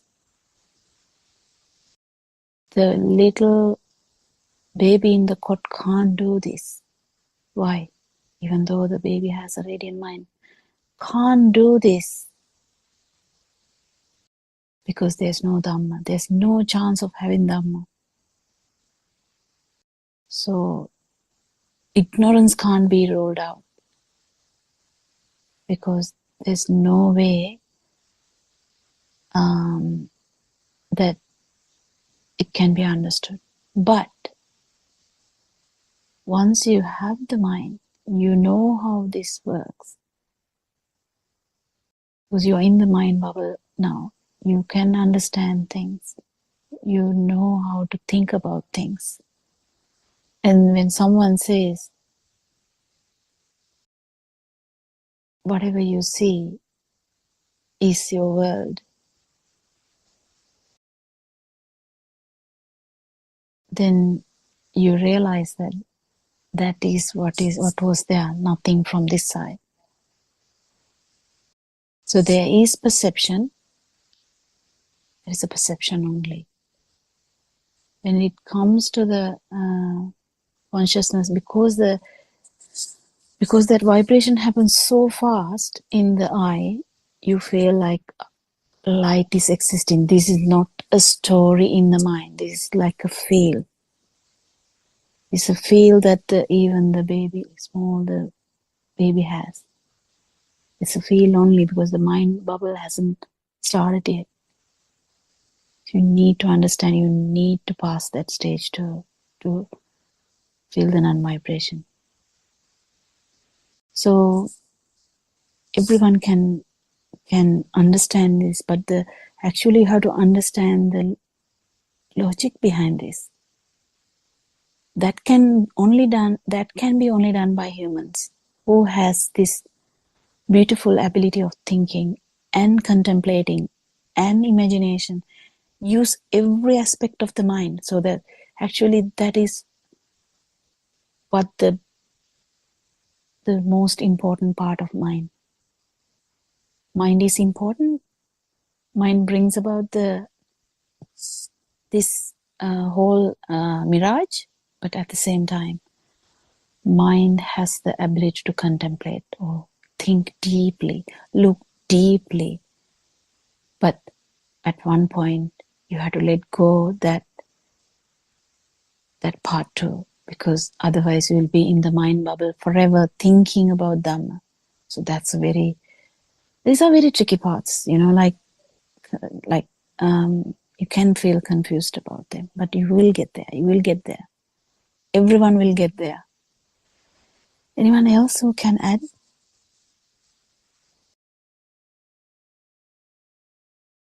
Thank තෙරුවන් සරණයි doctor කියලා අවය මහන්සියට නමස්කාර වේවා තෙරුවන් සරණයි to all Dhamma friends. So it was very beautiful. Both of you touched on almost all aspects related to this. How actually, as we want to understand the emptiness of thought and how we get caught in this, how this self angle or the self view has become the cause for this suffering. So here also Aryan Hansi mentions the non-soul angle. This is non-soul Dhamma, and as both of you pointed out, when we were small, we felt as if everything happening to me. From the moment that we established the notion of self due to various factors that we are talking every day, we we always say I see, or I can't see properly, I can't hear it properly. Can you repeat? I can't hear, I want to see, I want to eat, and this angle. So in that beautiful metaphor, uh, of Lord Buddha, that if one is capable of seeing the rainbow through the dewdrop, which is on the blade of grass in the early morning. So that beautiful metaphor reflects the importance of the perspective one should have to understand true Dhamma. And also Arya Mahanse mentions that the next point is one must understand the universal law. That is what both of you were highlighted, and Dr. Kokla was talking a lot about that. That is nothing but this cause and effect Dhamma, that everything is manifested due to this rapid speed of the vibrations and sparking, and that is universal law. And then again it is highlighted that the importance of having awareness and yatha bhuta jnana, the ability to see the truth. When we hear the true Dhamma, when we know the mechanism of the creations of the six sensory organs, we actually, not as a person, that awareness should be there. I have read the metaphor given by Aryan Mahasi that it's like the two poles of the ladder. On one side, the awareness, and on the other side, the ability to see the truth that as it is. So, yatha bhuta jnana, if someone to like climb up it, uh, both poles should be equally strong, because then they may not, at the beginner stage, they may not miss the they may not get deceived by the stimuli. And in here, uh, as Dr. Kokila explained in detail, the four main requisites of a nun. The I also use the conventional word we used to use in as kids, begging bowl. Actually, it should be alms bowl, or alms bowl. So robe, that food, robe, shelter, and medicine. Those things also are, actually all these were explained well by both of you, and so just like retelling in a way. So what Haryaman says is they are also thoughts. When you see food, see it as another stimuli. So there is no harm in practicing this code of conduct in this. We can't say it's a new version, but it's not the traditional way that Dhamma was preached by monks. No, they were like, everything was a thing for them at that time. This Pratyaveksha, all what is this? Four main requisites were also things, they took them as things. So they are also stimuli. So you have to use everything, food, robes, or whatever, but see the truth through them. And then, Dr. Kokila, there is a beautiful thing. Now, Aryan Mahase, you will be able to explain it to us. He mentions the four levels of awareness as Nibbidanti, Viraganti, Nirodhanti, and Patinissanupasti. So the four levels. Before one reaches perfect Nibbana, the awareness will develop into those levels. And when Dr. Kokila brought up that beautiful example of having a thought occurrence of the sun and presence of the sun in front of us, both are parts of the film, but ignorantly the observer or the person who perceives this may take the physical that the when the eye perceives that the image of the sun as if it's real. So actually I was, when you were explaining, I was just contemplating which thought must be having the more power, would generate more power. So I was trying to like having in a kind of conflict of thoughts, and I was thinking maybe the thought may be having less power, might not generate that much power, but the physical presence might generate more power, and the mother, so-called mother, would jump in and hug and do all the, but still we can't come to such judgments also. That is again mind. Sometimes a thought may create even more power. The thought will make the mother cry and stuff, as you said, may feel as if son is missing and so on. So it's very beautiful and enlightening. Teruvan Saranai, Dr. Kokila, Miss Surangika, and all of you. That's all I can contribute, and actually that's all from the book itself. Teruvan Saranai. Yeah, that was very good. Actually, I have no idea how to tell those four things in English. I mean, I'm not sure. Like Nibbidante, Viragante, those words in English, but even in Pali, I'm not sure, but I can only say that once we keep understanding this, you will feel that this world is not real.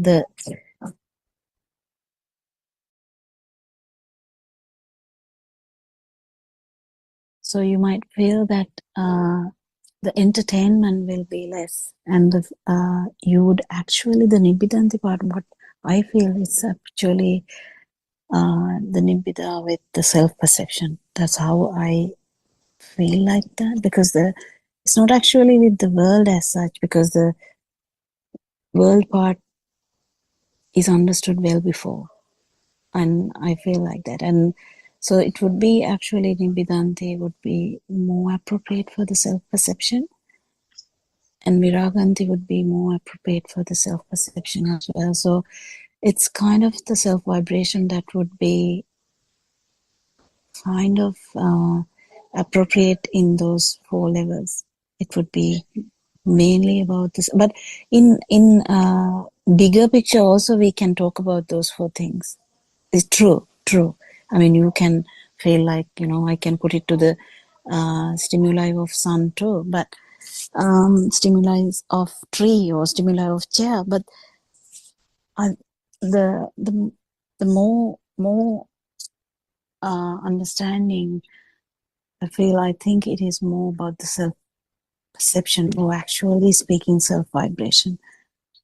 So, but we don't have English real actual words, but if we really want to, we can try and talk about these things tomorrow, because we are running out of time as usual. So I thank Shani for starting this thing. She's really beautifully doing it, because it's very important for the start, and Mr. Bernard for coordinating this Zoom discussion, and all Dhamma friends who come for this discussion is very valuable, because it gets boring for everyone if one person keep talking as well, and it's really very beautiful to have a discussion. And we worship Aranwanse for enlightening us with this truth real Dhamma, how this mind bubble works, how these 5 sensory organs work, how self-perception arises, how self-vibration has done this damage for the whole samsara. So hold on to this. You will be able to understand this and feel this. There's no problem here. If you can actually keep listening to this Dhamma, definitely there is so much courage in that, because these are never going to help you to, encourage the self-perception. None of these talks will encourage self-perception. Every talk, every Zoom discussion is going to attack the self-perception, kind of like a war zone, where the fight between the self-perception and the non-self-perception. So it's a war zone. We have entered the war zone. We can do it. Sirvan Sarnai. Aranhansit Namaskara. Everyone everyone. තෙරුවන් සරණයි සියලු නමස්කාර වේවා. Therun Sanai, Therun Sanai, everybody.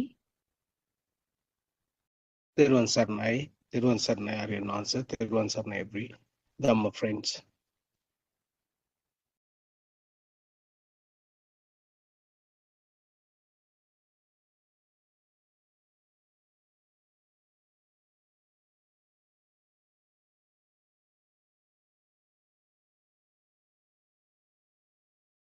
Observe things with an awareness and wisdom of the Yathabhuta Jnanaya.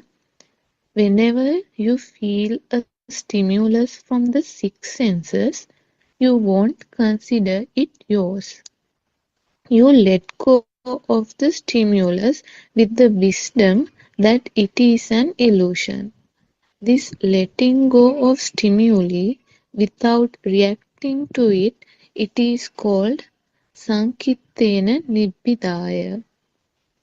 When you see things with the awareness of Yathabhuta Jnanaya, then automatically the 5 spiritual faculties, Pancha Indriya, begin to develop. The 5 spiritual faculties are Saddha, Viriya, Sati, Samadhi, Panya, also known as Prajna. Saddha means that you look at the thought that comes to you. Virya means that you have to make an effort to see the thought that comes to you.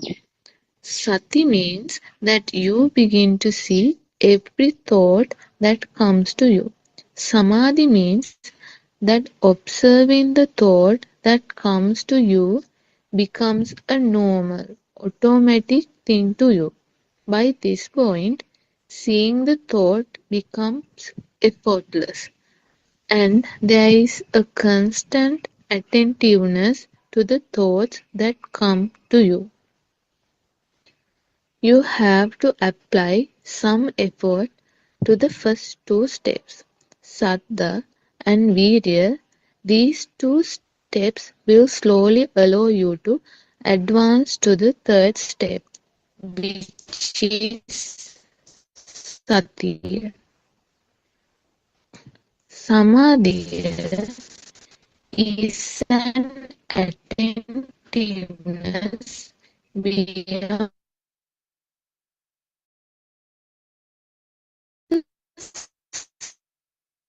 Samadhi from the 6 senses are accepted as true. This attentiveness develops into wisdom or Pajna and directs one towards realization of the pure truth. This means that you are on the path to realize that nothing exists, the path to end all suffering. Mehenin Mahanse, I understand, Honorable Sir. Aryan Mahanse, now we said that this body is not me, and that there is nothing as a thought. If all the things you see and hear does not exist, then you cannot exist either. If there is a realization that they not exist, there is or images. Kung Nichanto, Anichanto, they asked the monks if the monks replied that it is not a permanent.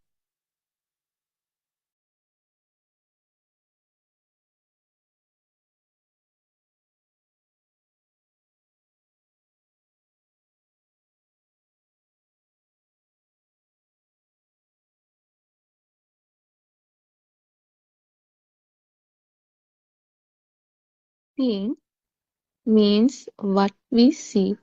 We see a book, a table, a bed, a daughter, a son, the moon. The process of seeing means we see things, we see shapes. It is a rupa aramane, an input from the eye sense. After the monks replied that the seeing is not a permanent thing, the Buddha asked the monks, is the seeing a pleasure or a suffering?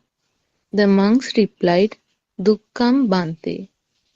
The monks replied that the process of seeing is suffering. Body.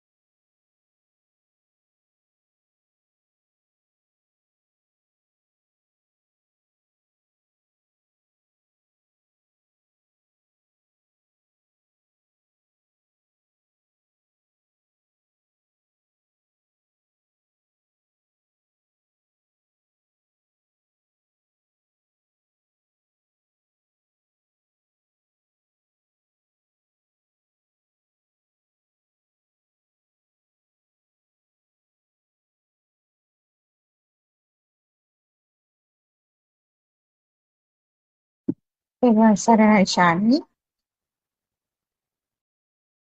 I think your connection is not good, right?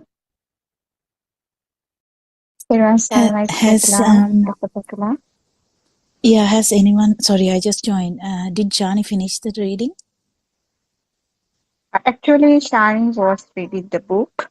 I think she doesn't have a good connection. That's why we cannot hear. Oh, okay. Yeah. Okay. Do you remember what was the topic, like roughly? Sorry, I wasn't listening to it. Yeah. Yeah, okay. Shani, can you hear me?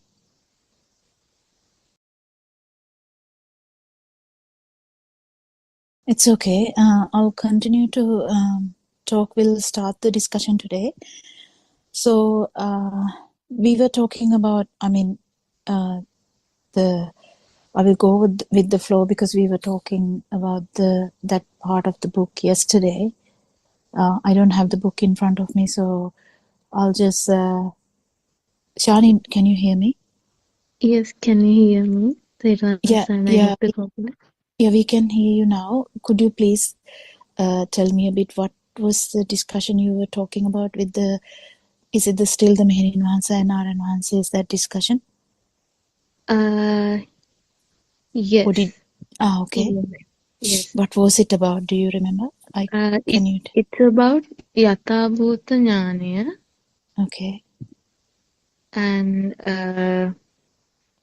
Yathabhuta Jnanaya, then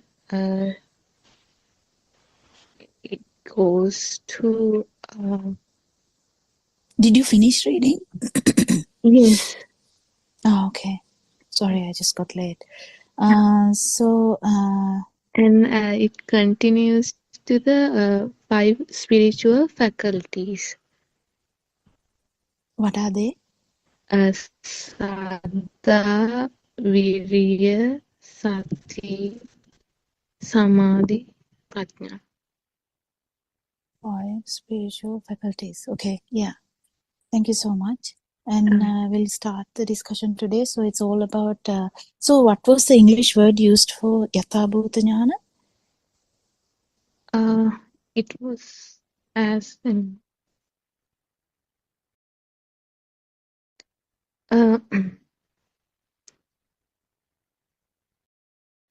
Was there a word or you just told it in single? Yeah, it's mentioned as Yathabhuta Jnana in the book also.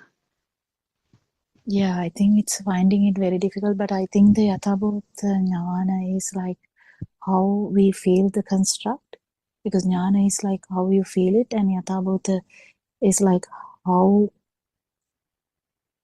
it happened, isn't it? It described as when you observe things with an awareness and wisdom of the Yathabhuta Jnana, whenever you feel a stimulus from the 6 senses, you won't consider it yours.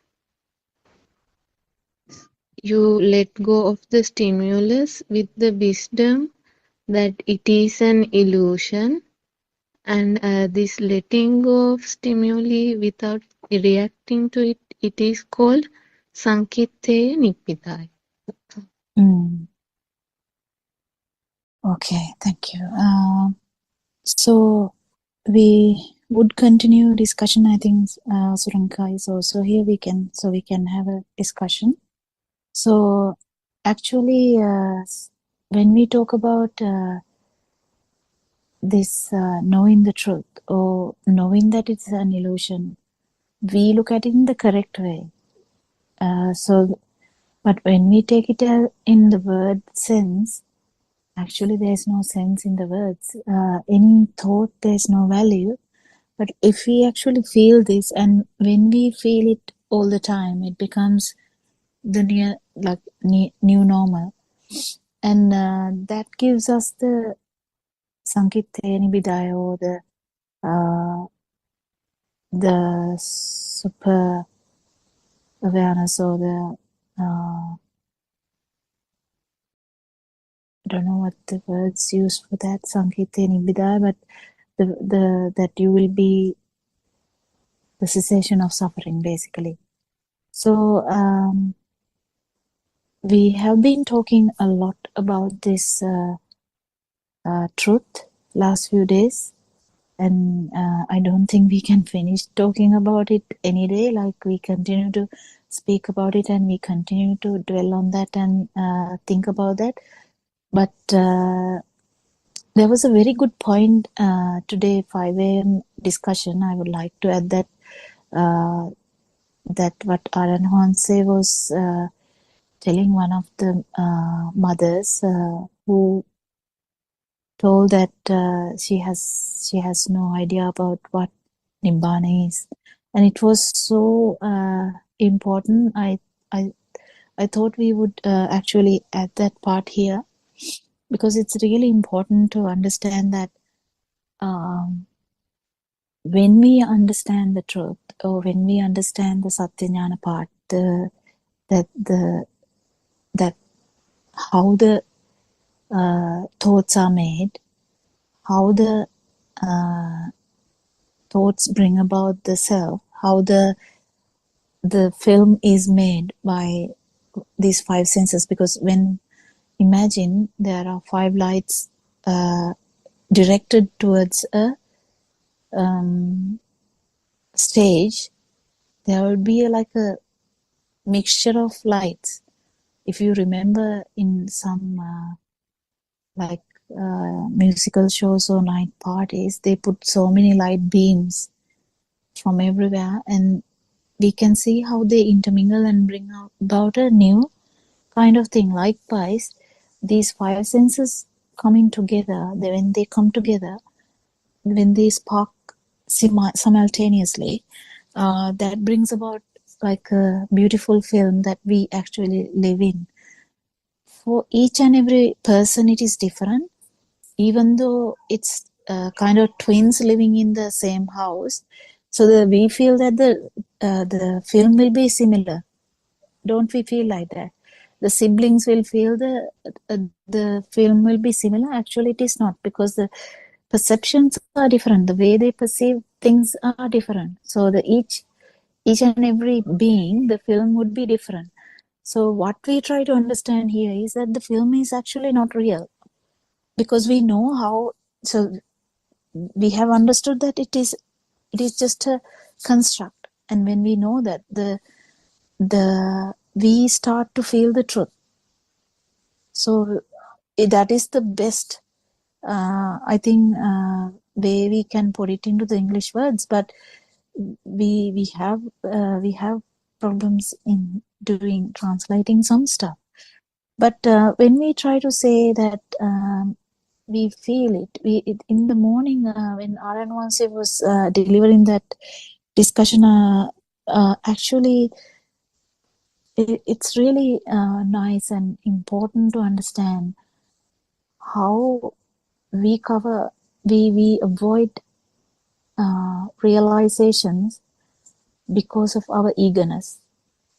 So our eagerness, or whatever the eagerness we have for anything in that case, transfers to this topic.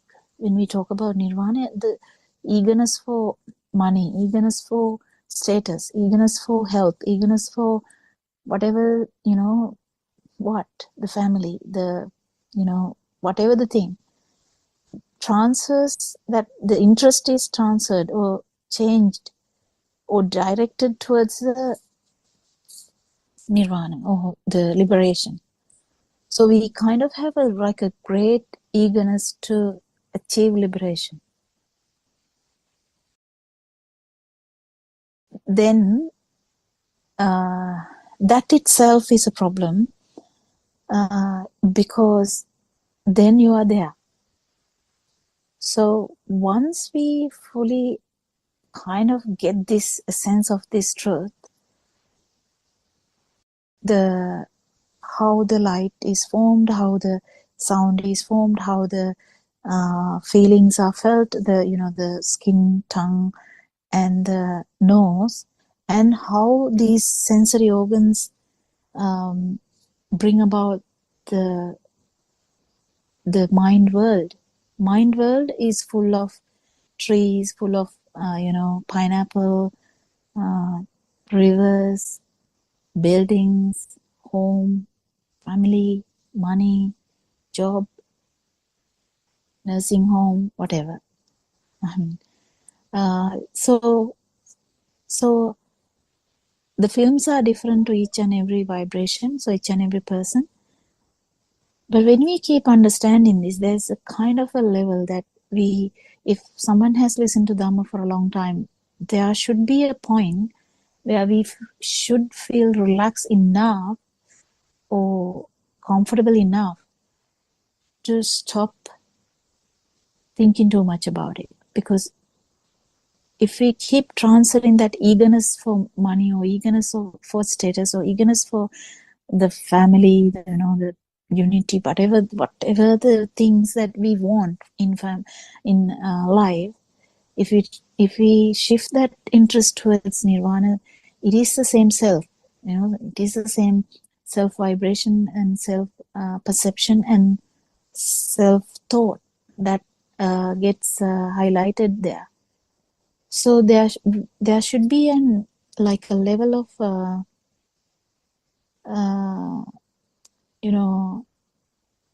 confidence to let go of that eagerness. It's very difficult, I think, because we feel that we may not know something.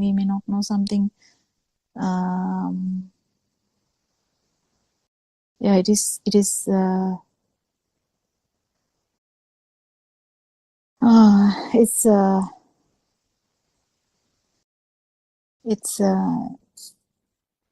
very interesting how one would get Sila Samadhi. No, what is it? What are the 5 faculties? Can you name them, Shani? What are the 5 faculties you told? Yes. Saddha, Viriya, Shraddha, Sati, Samadhi, Prajna. Shraddha, Virya, Sati, Samadhi, Prajna. Yes. So all these 5 faculties, spiritual faculties, they would actually mature in an arahant. They are all matured enough.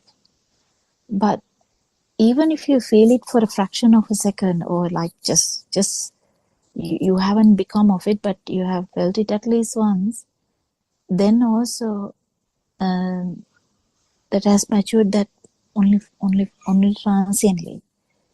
So they all actually fulfill together. We can't actually separate these Saddha, Virya, Sati, Samadhi, Prajna into different ones, because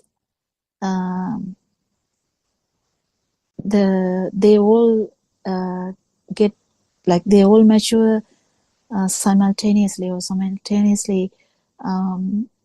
and that is actually non-vibration. They are like different ways of explaining what actually happens, because when there is Saddha, Saddha is like the truth actually, and when you know the truth, you get the effort, kind of eagerness.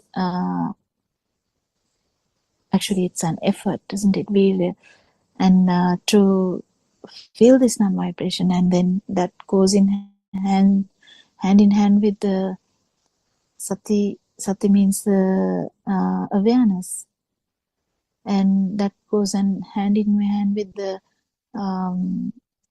samadhi, is like the insight meditative states, and prajna is the actually the wisdom. But these are all actually, when you say awareness here, you have to know that it's actually about non-vibration, because we have an awareness. So imagine I come to the room, I have an awareness that the chair would be in that other corner. So even if you are like someone has blinded you with a piece of cloth, you will still know that the chair would be in the other side, and if I walk towards that, I might fall onto that. But that's not the awareness we are talking about. We are talking about here, the awareness is about non-vibration. That the anitya sanya, or that there is no living being here, like that. It's actually like a mirage. So it's really important to understand that these 5 faculties are actually explained towards nibbana, or the liberation. Do you have anything to add, Surangika? I mean, it would be nice to have a discussion.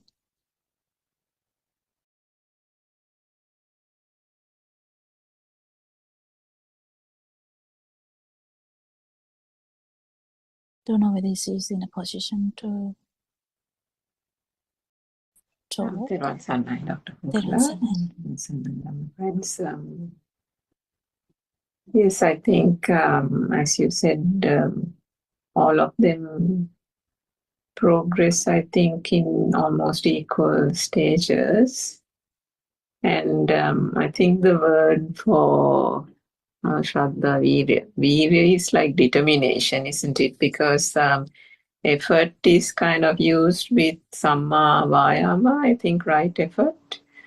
I don't know what the difference is really, but there is a certain amount of determination that one requires. Shraddha, I think, is the opening up towards the correct Dhamma viewpoint and the correct Dhamma teachings, I think. I don't know whether that's right, Dr. Kokila, when you say it in English, it I sounds a bit think, funny. yeah, I think so. Because Aran Hanse usually talks about Shraddha as with this truth, Yes. towards the truth or truth. I don't know, actually. It's very difficult to convert things I think as it it says is. Site, in Sinhalese, it's Site Pahadima when you encounter the correct Dhamma teachings, I think. But anyway, so Shraddha, Virya, Sati, yes. Then the fact, I mean, all those things kind of come to a point of almost like a practical thing, isn't it? Once the core Dhamma teachings are understood, Yeah. well understood, it doesn't mean that that's a separate thing and this is a separate thing. The Sati comes almost involuntarily, isn't it?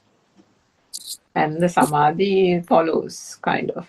And the Sati Samadhi, I don't know whether that Sati Samadhi Prajna is the thing that Dhammadina, the Mehinin Mahansa actually mentioned about the rope example. Would that be these three as well?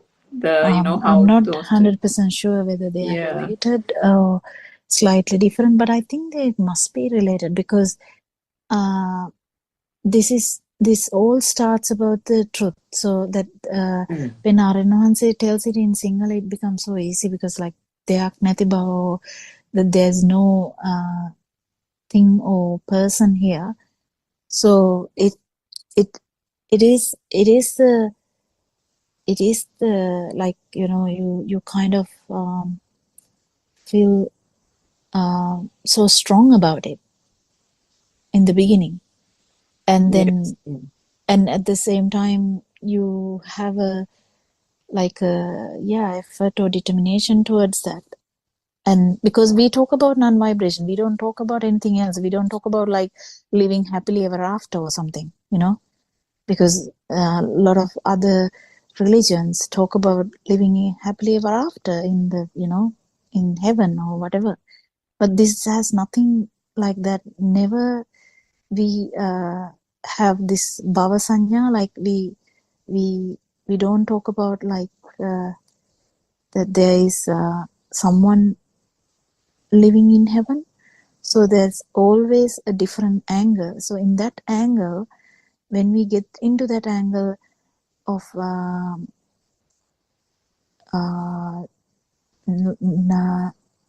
non-existence path or non-existence perception, that is where the actual the satya is. Awareness is for that. Actually, awareness is about that. Awareness is wrongly described everywhere, so it's very difficult to correlate everything now. But that's why I think Aranahanse put that super awareness, because super awareness is about that there's nothing here, or in the sense there's no value in anything, and then at the same time there's no one here. They go in hand in hand together, because if there's a thing, there is a person. Also, at the same time, he takes great pains to emphasize to everyone that everything is still the same.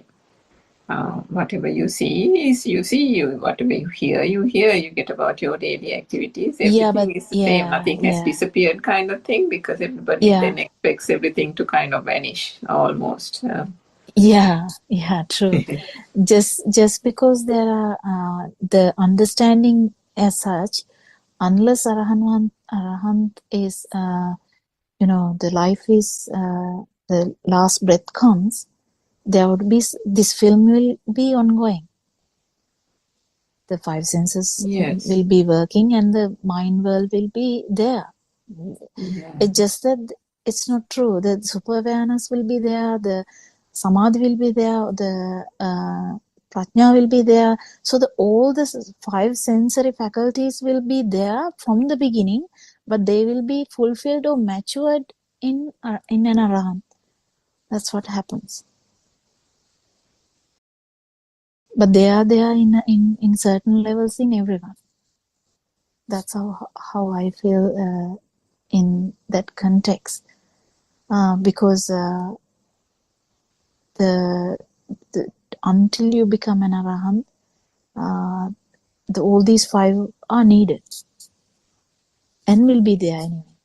So five spiritual faculties will be there, not actually needed, because needed is something else. I can't remember those. There are four things that are needed, isn't it? That is It is Sattara Samya Pradana. Yeah, something. that one. Yeah, they are the ones that are needed, kind of thing. But here, these are the things that will mature, kind of arise and keep maturing, isn't it? Did I put Yes, it in correct words? I remember, I think, something about the determination part of it, where I don't know whether it was a monk or whether it was the Buddha, whoever who said it, that, I mean, if the Buddha is preaching the Dhamma at Jetavanarame, I mean, one can't stay at home and think that I have now got the Dhamma, no? There has to be an amount of effort that or determination to actually go seek the Dhamma, either to the Jetavana Grove or to, in nowadays fashion, listen to it. And then again, Aryan Mahanse says, you can't just listen to it for the sake of listening to it, because there's often times that he tells mothers on the Zoom that you've listened to it for 3-4 years and you listen to it as if you've been listening to a song.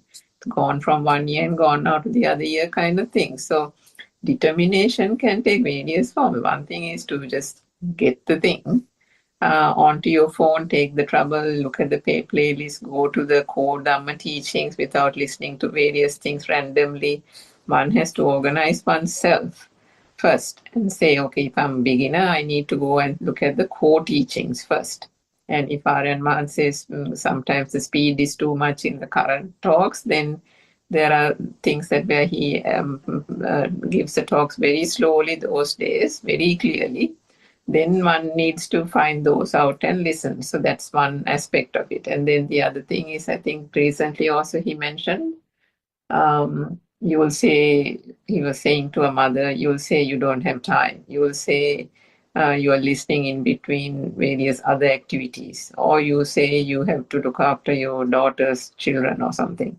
And he says, I think he said, why can't you make this the number one priority, because you are putting an end to this entire samsaric cycle. And he was, I think, actually showing a sense of frustration or sadness or compassion, shall we say, as to how people were trying to take it but not really putting enough effort of their own. Yes, Dr. Cynthia. Yeah, actually, I sometimes feel that too, because I don't think if I waited till my problems are over, I get a time, I don't think I will get a time until I'm like on like kind of a deathbed or something, because there's always something to do. Some people will be expecting you to do something for them at any time until you are like paralyzed. So I don't think any of these things will stop happening.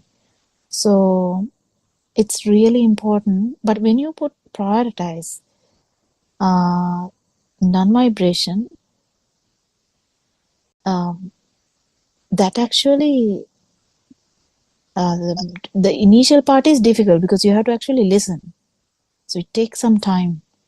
But if you kind of get it, then it's becoming easier and easier. I think we have Sudharma and Mr. Bernard on the call now. So if there's any questions, you can raise. තෙරුවන් සරණයි ආර්යයන් වහන්සේ නමස්කාර වේවා තෙරුවන් සරණයි Dr. Kokila, Miss Rangika. Yes, you are talking about 5 spiritual faculties. I think that is the section that Shanika read today, isn't it? So as you said, first we should have some willingness. You were talking about Chanda Chitta Virya Vimansa. Is it that for Satara Samyak Pradhana, for basic requisites?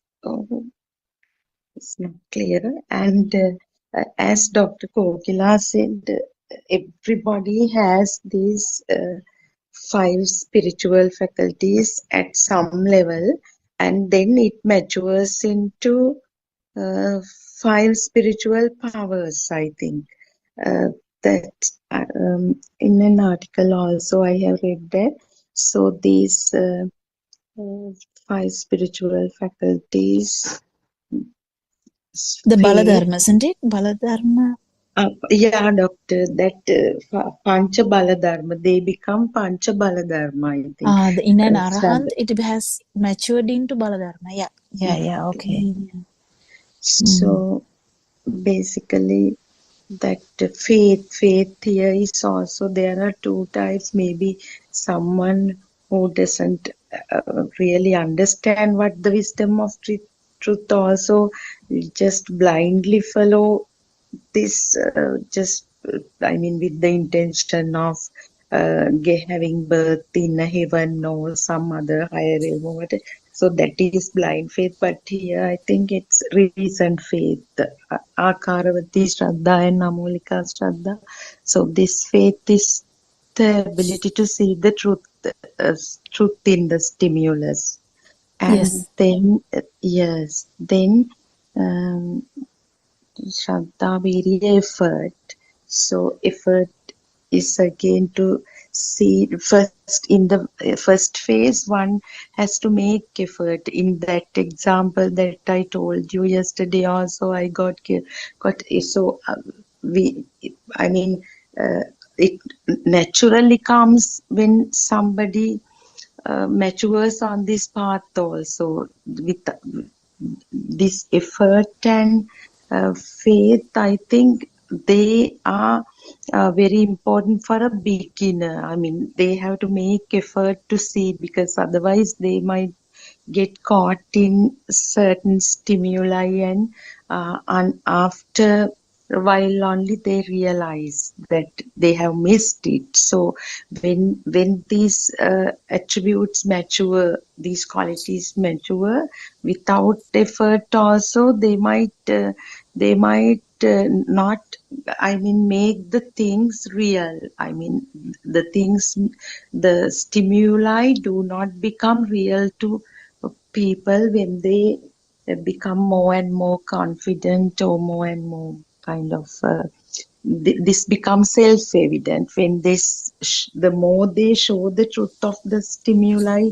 to their mind, it becomes a day-to-day stuff, and effortlessly things happen. So please correct me if then faith, effort, Saddha, Virya, Sati, that is mindfulness, isn't it?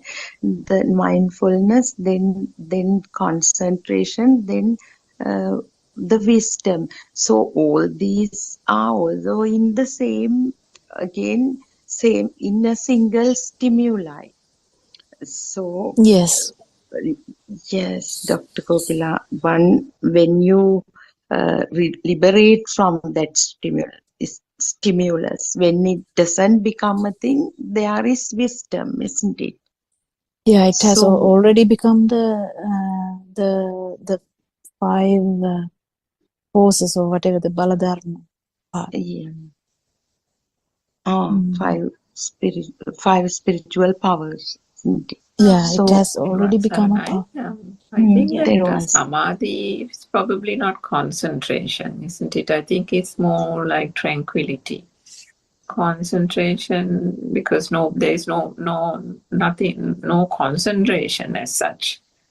Concentration denotes a need for a fixated object or something to focus on, whereas the samadhi is not like that.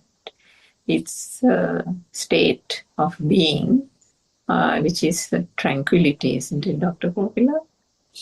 Yeah, the words are really tricky because concentration,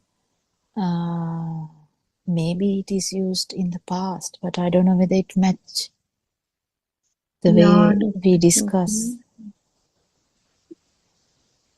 What is actually word in Sinhala for concentration before? Not samadhi. I don't think it's They say the samatha, no? Samatha? ekagra. The concentration is the ekagra, means like you pointed, doesn't it? The concentration. I don't know actually. Ekagra is one-pointedness. One-pointedness, yeah. But when we So translate also, doctor, I have researched, but I mean, I totally understand what Miss Rangika is telling, because it's concentration meditation. But when I mean this samadhi comes in all these terms, no, there are pancha bala because dharmas. according to Aranwanse, samadhi would be the one when there's non-vibration.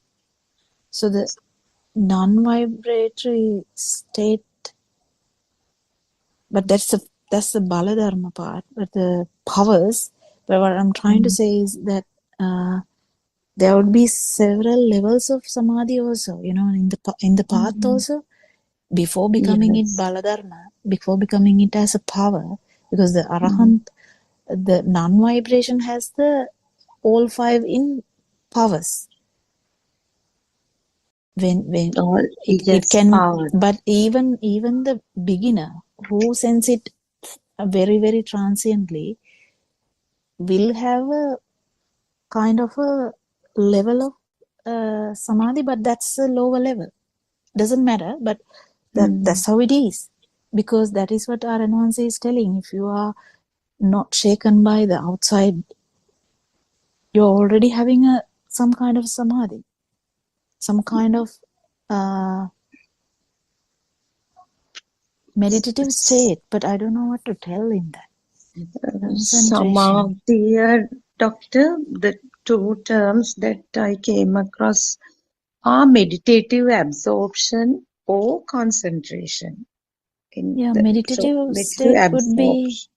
kind of a thing, because when you are not entangling with the outside world, in the sense thought, when someone is understanding fully that the outside world is only thought, there's a kind of a meditative state there as well, because you still have the problem with the mind, but still you don't have problem with the outside. But that doesn't mean that the baladharma is full. The what is it? It has become a power fully, but that still is the path. So meditative absorb, I don't know about the absorb part, but yeah, meditative, it's a meditative state. Deyak novana samadhi. Deyak novana bhava. Deyak novana bhava, in the sense that has levels. So the bahira deyak novana bhava, how can we say that in English? That is again liberating from the external or world or stimuli. Is it the doctor perceptionless samadhi, perceptionless concentration, animitta samadhi? Is it? No, that's an arahant. No, I'm talking about the sotapan. Asotapanna. Even that there is a level of some kind of meditative state is there, where Yes. the external world is not affecting that person. but they're still in the mind. Yeah, it's like the external stimuli is no longer real, no? Yeah, Yes, that part. Also, there is a kind of a meditative state, but it's not a baladharma. It's not the full one, but at that particular fraction of time that where the person actually experiences an vibration, it has become baladharma at that point. That's what I was trying to say. at this Sotapanna stage, so this person doesn't have the self view. So that means he or she knows the truth, understand that it's a mechanism, but still does not You have to fully be careful. release. You have to be careful in that because when we understand the chair, because the chair is me, like the all the thoughts are similar. So the me is also one of the thoughts like that. The me thought is similar to the chair thought, because the chair, if we take it as existent, it is the same as taking me as existent. That's why when we understand the full truth and when we feel the non-vibration, we understand that collaboration with what happened. Because if the stimuli is not real, that at that particular moment the awareness is there that it's not real, then the full samadhi is there as a power, and prajna is also full, like matured enough at that particular moment when the non-vibration is surfacing. So in that particular moment, you understand, not you actually, the understanding arises that if thoughts are not true, and in that, sorry, not thoughts are true, not true. Yeah, actually, yes, thoughts are, in the sense, thoughts, there are no, like world, there's only Nami thing. What is it called? The Nominal? No. Is that nominal? But I don't know. No. Name and form, no? Yeah, there can't be a form without a name. The Nami Sabhava, in the sense, it's not actually name, but when we say name and form, it becomes very like kind of, if the It's chair a thought, name is, isn't it? thought, like, because even light has that Nami Sabhava. Because there should be a, feeling, consciousness kind of thing. So any thought has that similar thing, the thought becomes the light, the thought becomes the actual rupa, the form, but there's always a Nami Sabhava. I don't know how to tell that because when you put name, in light, there's no name in there. Actually speaking, it's just a feeling. In the consciousness level, it's a feeling. It's a non-form world we are talking about. I think why we call it name there, Dr. Kokila, is because it has several components in that Namiya thing. It has first it has Vedana, Sanya, Chetana. So Vedana is sensation. Sanya is perception. Those Vedana, 5 things are in Chetana. mental formations. Those no, they are all in the Namiya part. No. That tell those things that you told now. Vedana, Sanya, Chetana, Passa, Manasikara, Dosa, Ayam Uchati, Nama. That is in mental formations. No, that's Nama. That's Nama. That's Nama in mind. That's in mind. So there is no separate Nama Rupa is how anything is formed. No? Are you talking about But the original skandha? Yeah. original skandha also there is a that's not similar. That's what I'm trying to say actually. I don't know whether I'm putting it correctly. You know, the original skandha, we have Vedana, I see. Sanya, Sankara, Vijnana. Oh, you're talking about, That's not I similar. see, Rupa Vedana, Sanya, Sankhara, Yeah, Vijnana. that's not I similar see, to I that see, one. of course. Okay. So in Rupa Vedana, Sanya, Sankara also there is Namiya part. Rupa Vedana, Sanya, Sankhara, Vijnana. Because there you can't do anything without the Vedana Sanya. Yes, yes. Yeah, that's right, I think. Yeah. Because the other part is in the mind consciousness. That one is different. Yeah. Because now I'm talking about a worm, a bacteria, whatever the original. Yeah, the basic 5 aggregates or something. Basic 5 aggregates where the mind is not a feature or mind hasn't formed yet. Mind hasn't Still, formed. there is a Namiya part there. So we have to understand that. No, it's not called Namiya there. It's actually those things that you said, Vedana, Sanya. Yeah, that's what I'm trying to say. That Yeah. word is also confusing, isn't it? There is it is actually a feel. You know, like it is a feel because there is sensation. There is a perception. That's why the vijnana comes when it happens so fast. That's how the light is there. Yes, I think that Aran Mahasi has also said that one feels that the light is there, isn't it? That the feeling that light exists is that. That is light self vibration is there. Eye consciousness, yeah. Yeah, self vibration is there. So that is the very thing that we have to understand in Satyajnana.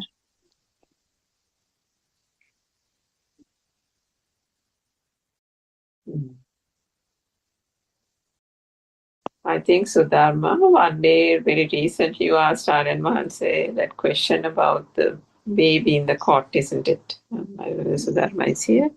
Yes, Ms. Rangita, that was because I told that as the baby doesn't know this name, mother, so what I actually couldn't understand whether the baby, although the baby doesn't know the name, whether still the baby, when some image, shape of light appears, the baby feels that something is out there, and the mother's touch, then the warmth, the baby must have felt. So, whether the thought of mother is there in the baby's mind, that's what I asked, whether this process of Ditta Sutta Mutta happens there.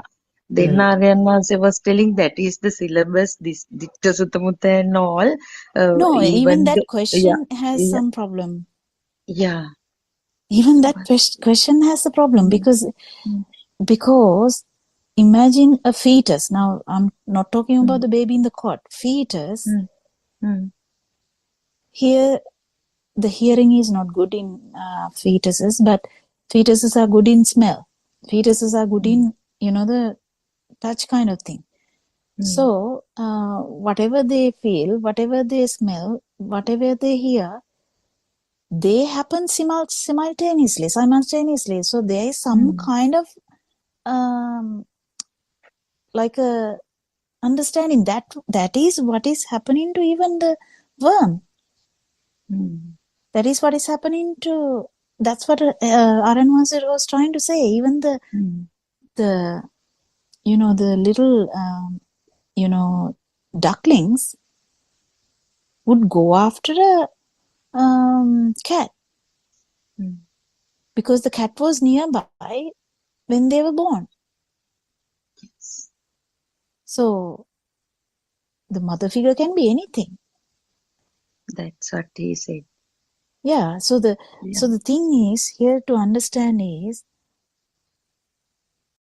that was the main thing I was trying to tell to like Surangika at that particular point.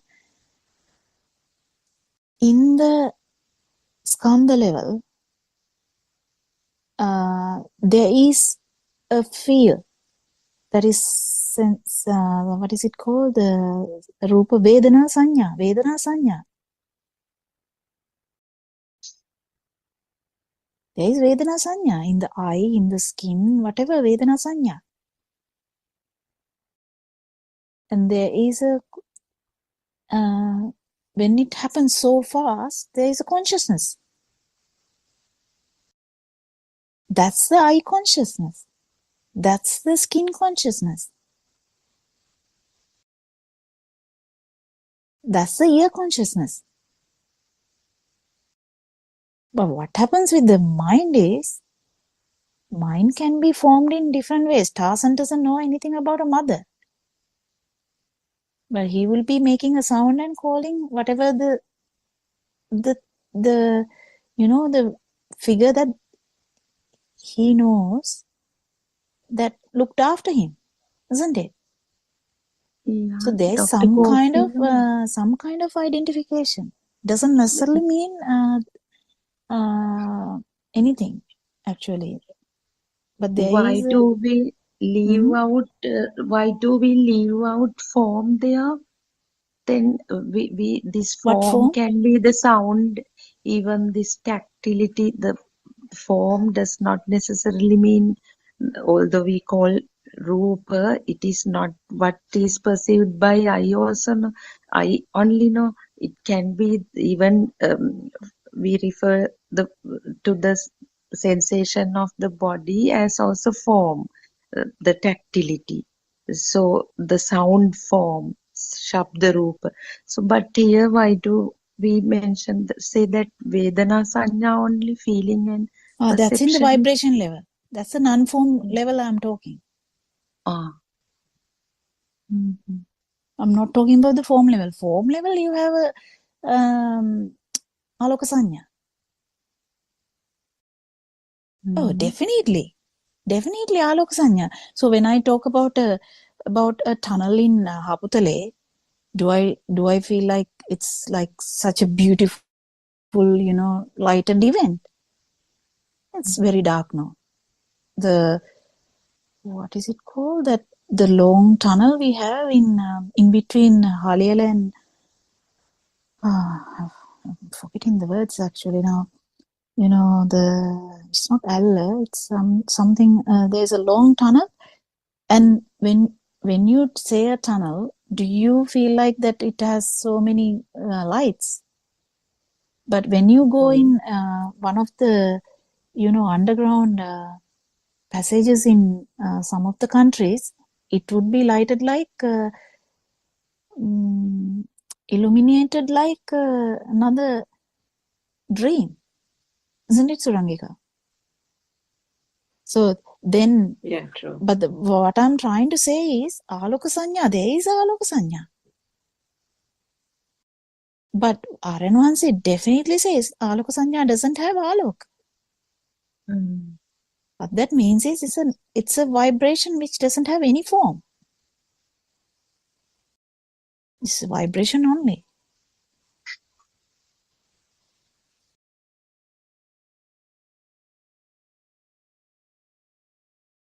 If there is no repetitive occurrence, then that illusion even doesn't form.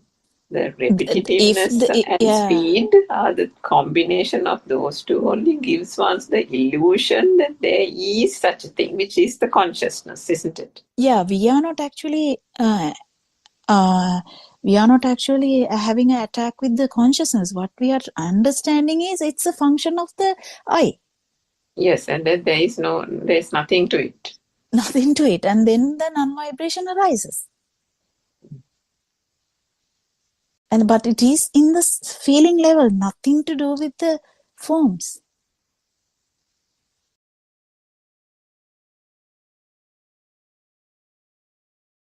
Must be confusing. Mahase always say, Dr. Kokila, if you say that, okay, I see it, but it is not the wall, it only the seeing. He says that he doesn't believe it. It doesn't happen. Always name and form, they come together. 100%, 100%, 100%. This is kind of a eye-opening thing only. Because now I would say, do you understand that even someone who has attained the third level of, I don't know, the non-enterer, is it non-enterer? Non-returner. Non-returner, okay.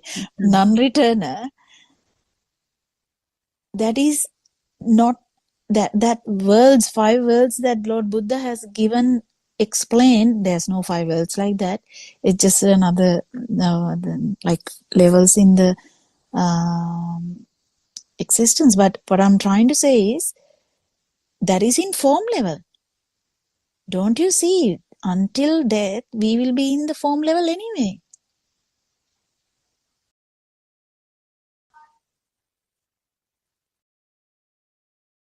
Rupa Sanya, isn't it? Yeah, we are in the form level anyway until our but even in the in any discussion, we have the form level, but understanding the non-form level. So we see the ball, no problem, Yes. but it doesn't make it's not a thing. And Dr. Kokila, those days actually when we heard for the first time this true Dharma, we were so carried away by it. No, so when I was I practicing think this second, yeah. second, Are we running into has the joined. other Zoom discussion? No, we have 15 minutes. No, we have time. Yeah, we have. And I think so Aranwanse also has joined. Yeah. So, Yeah. It's okay. Kokila, but time is now over. Just now I'm doing it. What is it, Aranwanse? No, time is now over because other Zoom discussion is coming up. Other Zoom discussion is At 4. 2:45. No, 2:4. No, this one is at what time is now? That now it is 3:45, isn't it, Aranwanse? So okay. Yeah. Yeah, we have about 14 minutes. Yeah, it's okay. What's discussion today? I know. Well, we started from one end, and Aranwanse, and we are actually ending somewhere else. So discussion goes here and there, but it began with 5 spiritual faculties, and then 5 spiritual forces, and we were talking about and then the discussion was going towards some other parts too. What was it, Surangika? Now I can't even remember how we were.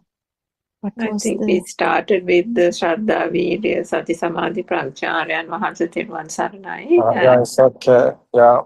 And it went on to, and then it went on to the baby, and in the basic aggregates, 5 aggregates, how the baby still has the Itta Sanya or Atmiya company, self-ego perception, even in that. Yeah, it's especially the baby in the cot, radiant mind.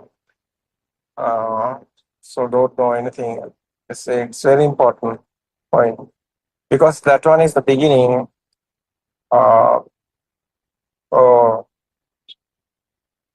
is 5 faculties? So what's Buddha told the birth? Birth is not the mother's one.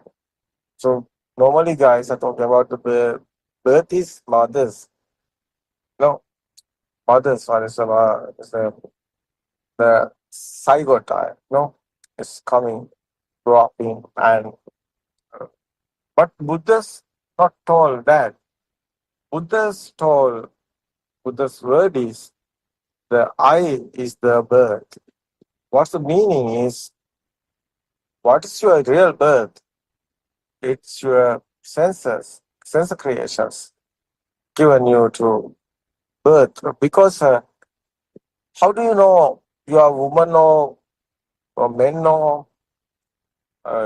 so where are you in Sri Lanka or where's your country and what is red or yellow, blue? This kindergarten time, no, is happening. Why kindergarten time that teacher teaching this? Red, yellow, blue colors. What is this colors? These thoughts. I given the picture sound given the ear. There's a red sound. What is the red? Sound. Ear given someone red is sound.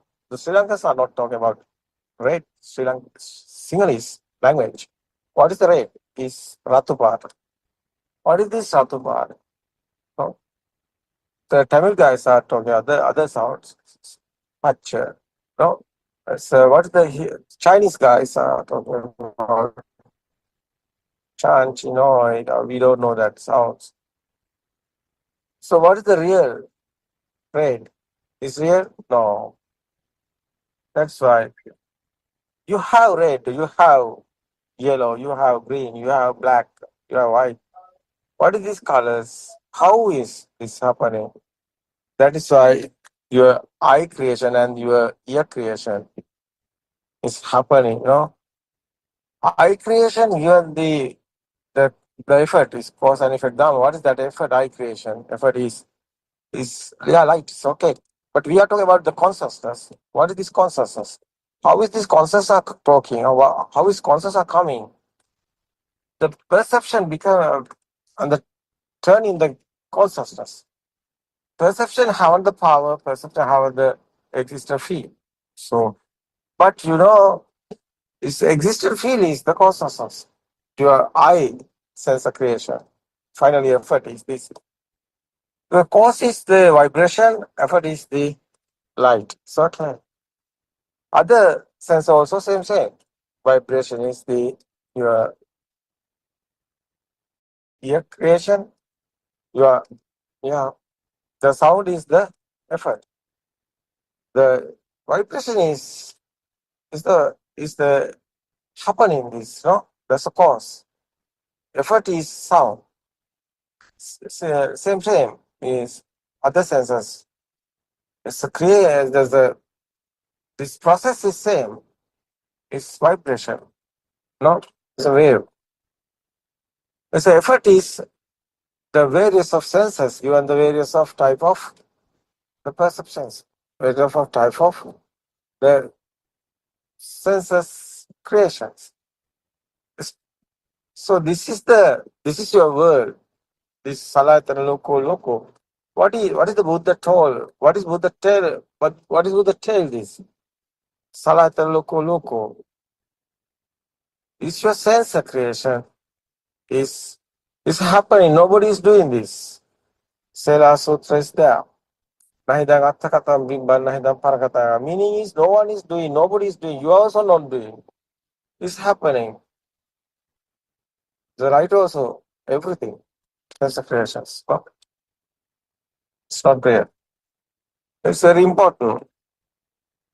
This truth is very important.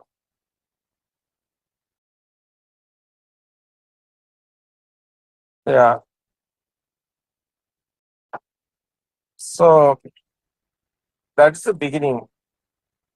Beginning step is the vibration. It's very important. Today topic is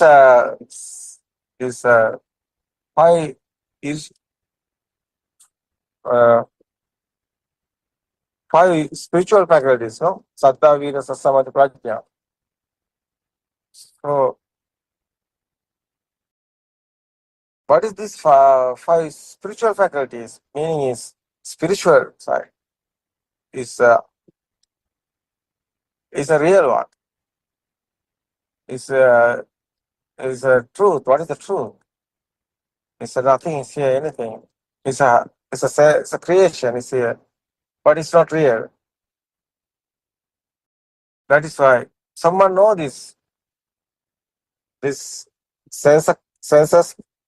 It's a creation. Is the thoughts. Every time, every moment, one thought is here. The thought is everything, but it's not real. Someone know this, that's the saddha. What is that saddha? So Buddha's word, Buddha's explanation is very important, not other religion. And they are talking about the saddha, other one. But Buddha's word is other one. It's not outside anything. It's not outside anything existent. It's not real. Everything is your mind, it's not real. That's just coming understood. Someone understood what is the truth. It's nothing else. System is working, everything is creating. Creations, it's not real one. Okay. That's very important. What this saddha is okay. You like know the truth. You like how is here. No one is here. How is happening this? Well, I feel how is coming. That's the way. It's real. It's okay.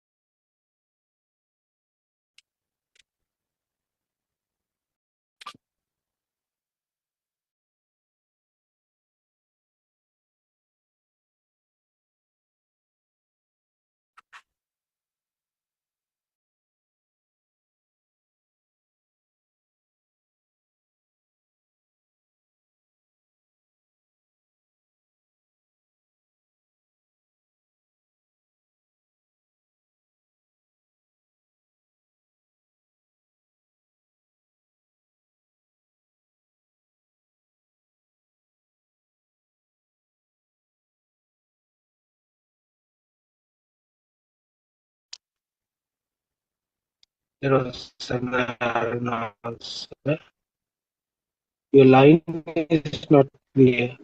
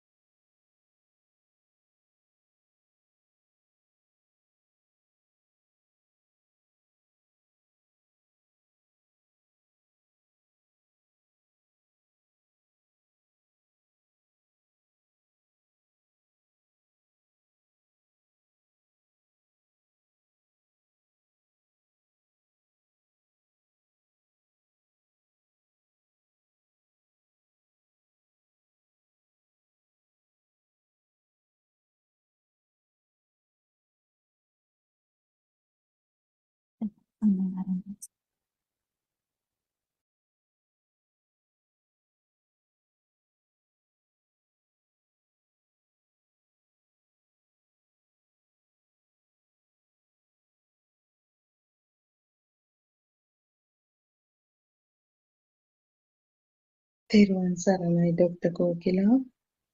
We can't hear you. I think Aranan's line,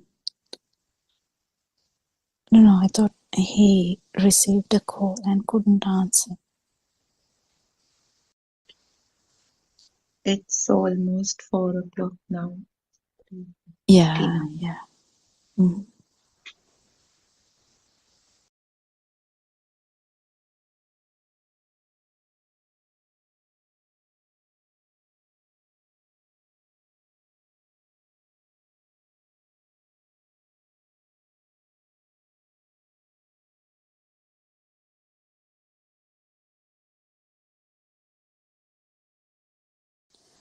Not sure whether Aranans is joining back or no, but he's still in the discussion.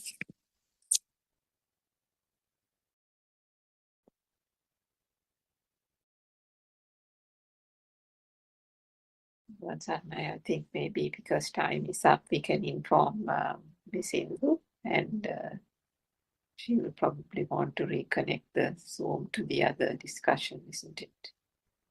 Yeah.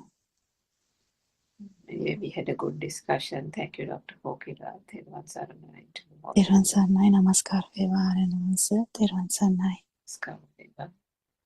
Thiruvan Saranai to all of you. Thiruvan Thiruvan Saranai. Saranai. Saraveva.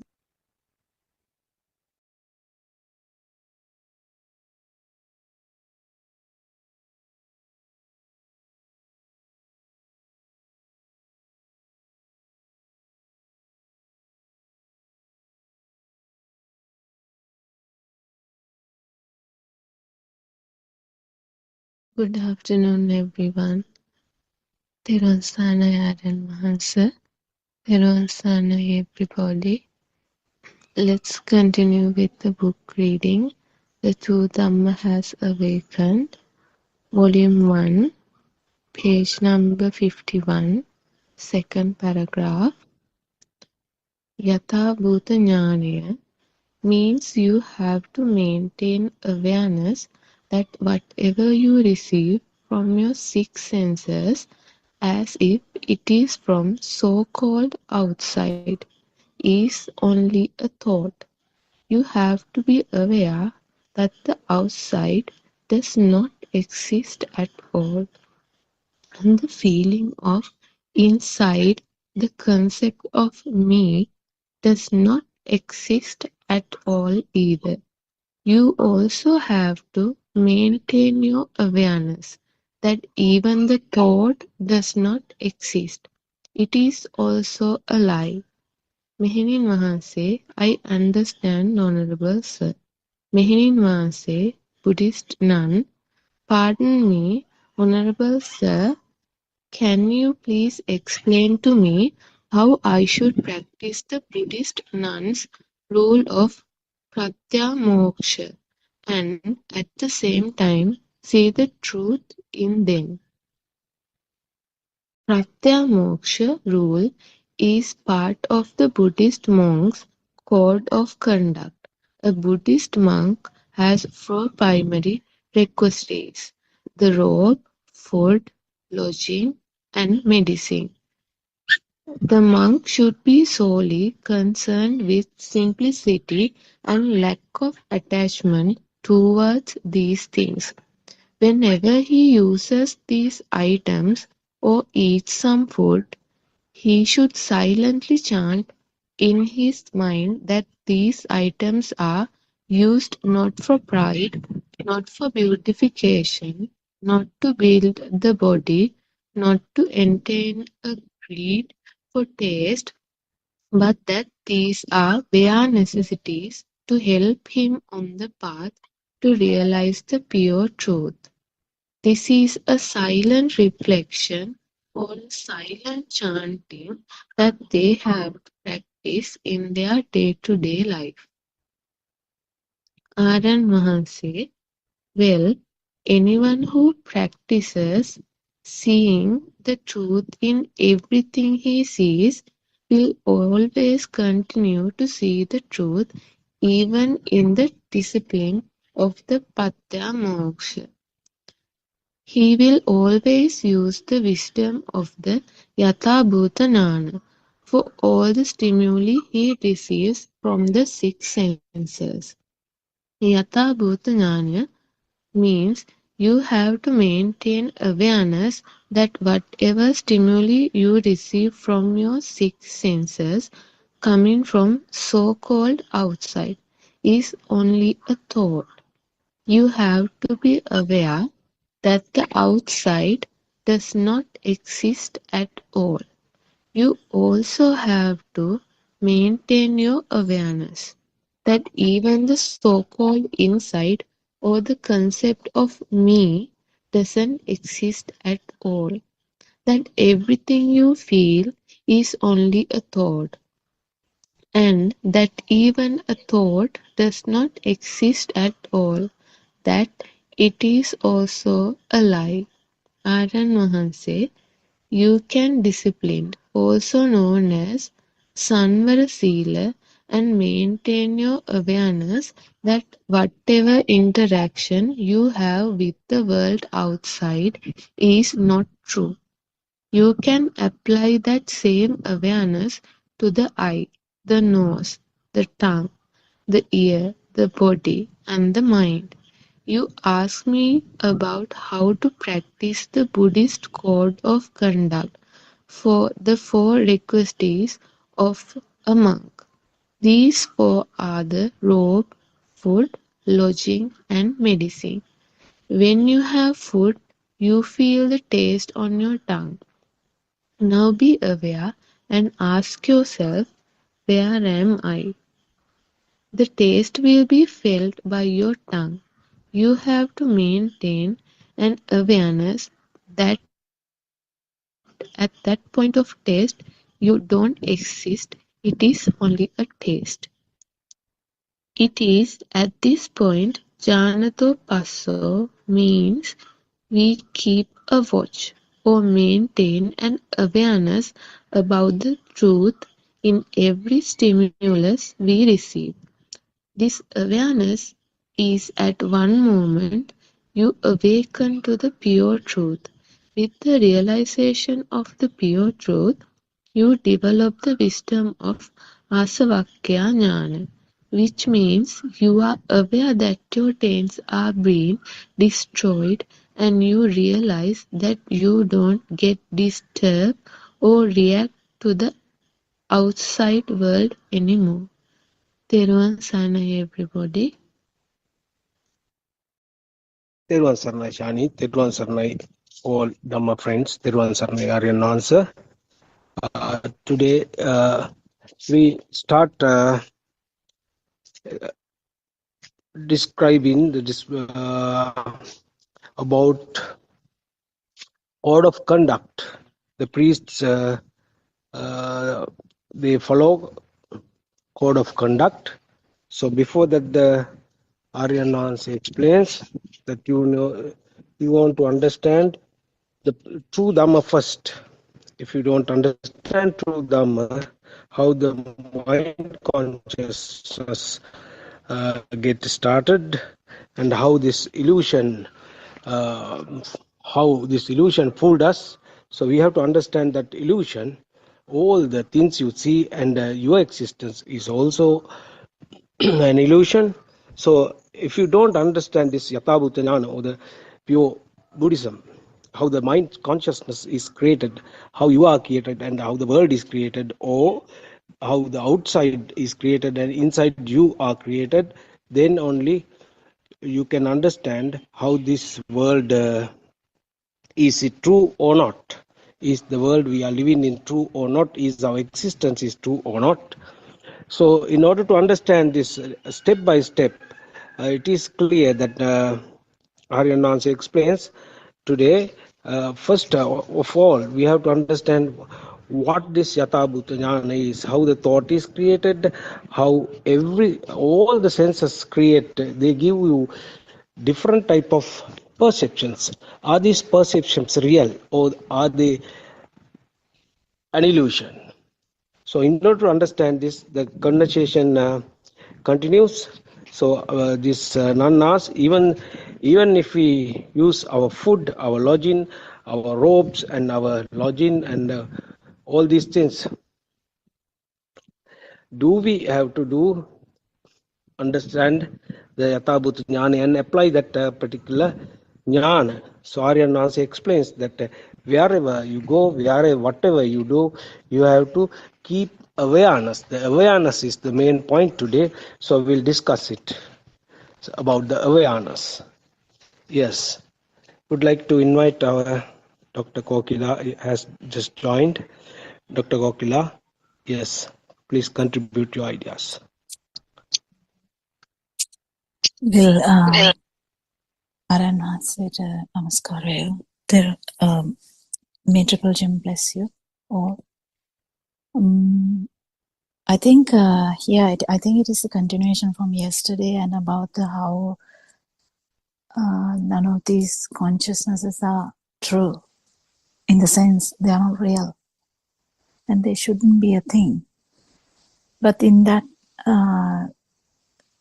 normally, even though we talk about like that, it becomes a thought when we talk about it. But we have to understand why it is so. And we go deep into the understanding, then only we will actually be able to think differently. So to feel it, we have to start beginning to think differently and also practice think differently in non-self angle. So when we try to understand that the eye, ear, nose, because those are the only things that is actually happening at one moment. It's only one of them, one of the sensory organs. Namely, they are like ear, eye, nose, tongue, and the skin. And with the actual vibration of them, actually they vibrate together. So we have to understand this. So when a cat hears a sound, first the cat will just notice the sound, but then every time that cat hears the sound, cat will see the food. Just imagine that the owner of the cat will, owner of the cat will be touching the plate, like tapping the plate. So it makes a specific sound. Just imagine this. So then cat will notice this sound. Cat doesn't have a great idea about it, but cat will actually have some idea about the sound. You will get used to that. It becomes a pattern. But with that, there's another pattern which is going to come. The food is going to come. So what happens? The owner of the cat will keep doing this. Before giving the food, the owner will, if it's a lady, she will tap the plate. And then there will be a sound and the cat will run anywhere from the garden. She will be running to the area that the food is given. This will happen to any dog, any animal which is getting used to this kind of a pattern. So these are like habits.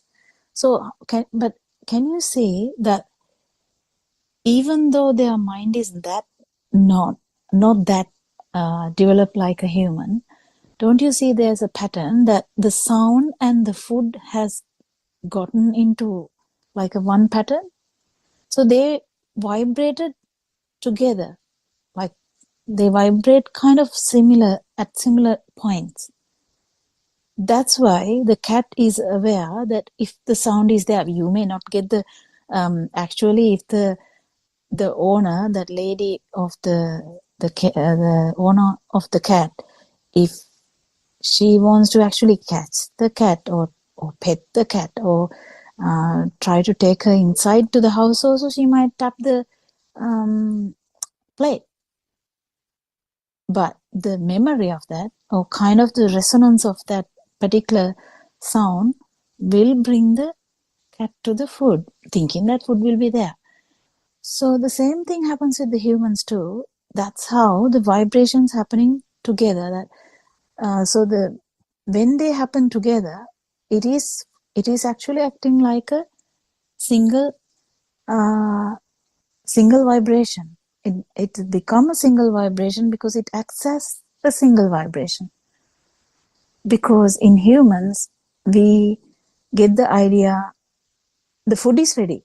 So like the kids, mother will towards the lunchtime, if mother calls, kids come inside, and if she keeps telling the same words every lunchtime, then after that mother will be like, wash your hands and eat now. Just imagine that she will be telling that every day, like for about 7 days or so. They will definitely decide that the pattern would be like the mother calling, it will be for lunch. Similarly, a baby in the cot has like a eye vibration. There would be like some pattern of light, and then smell of the mom will be coming closer, because with the light pattern, the smell also will come to, closer, because the mother is walking towards the baby. And then mother will be talking to the baby, or manicure, like that. The mother will be talking.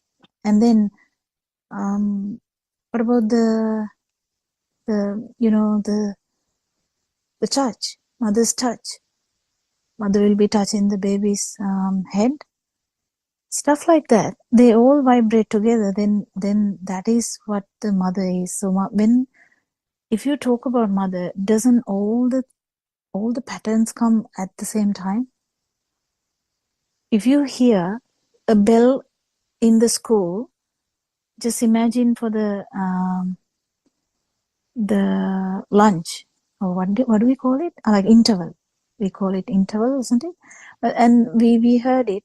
We definitely know that we can go out and play. So that's kind of a pattern. So interval has a meaning. It's okay to have a meaning, but what we are trying to say is how this arises. This arises with the help of the 5 sensory organs. Okay, now then we know that if it is arising from something, it can't be actually there. Can it be? Like, we can't be like, there is something called interval, or there is something called food, or something called apple. Specifically, we feel some sensations, yes, but apple is not there. Definitely, you feel like your tongue is being entertained, but if you really look into that, you won't find the apple there. You will sense something in the nose, but definitely the apple will be not there. Likewise, every 5 organs, you can understand, you would be seeing pattern of light, but that doesn't necessarily mean it's a apple. But we call it apple, that's fine. For communication, we have so many, like billions and billions of ways and means to communicate. So, but the problem is, we keep forgetting this, how this world arises. Actually, we don't even think about it. The world becomes very active and alive. So we feel like we are living there and everything is true. The tree is true. We never thought about it. But with Dhamma, with our enhanced help, actually we have started to understand, okay, this is really funny, because we were talking so highly about things, like just imagine $1 or rupee. how much value we have into that. But the actual, it is a notion, it's a concept. Concepts can be there, but it's not actually true. It's a part of the actual dream. So then we come to the understanding about the 5 sensory organs, which actually help to form this thought. So the 5 sensory organs, are they doing anything actually? So are they true? What happens there is if you talk about the sound, humans have a sound vibration range. We can't hear what the dog can hear. We definitely know this very well. The animals will hear before us. And animals will hear very slightest things that we can't hear. And very high notes also. So, what sounds are there? What sounds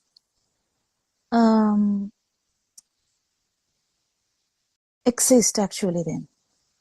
Is it the sounds that could be heard by the dog, or are they the sounds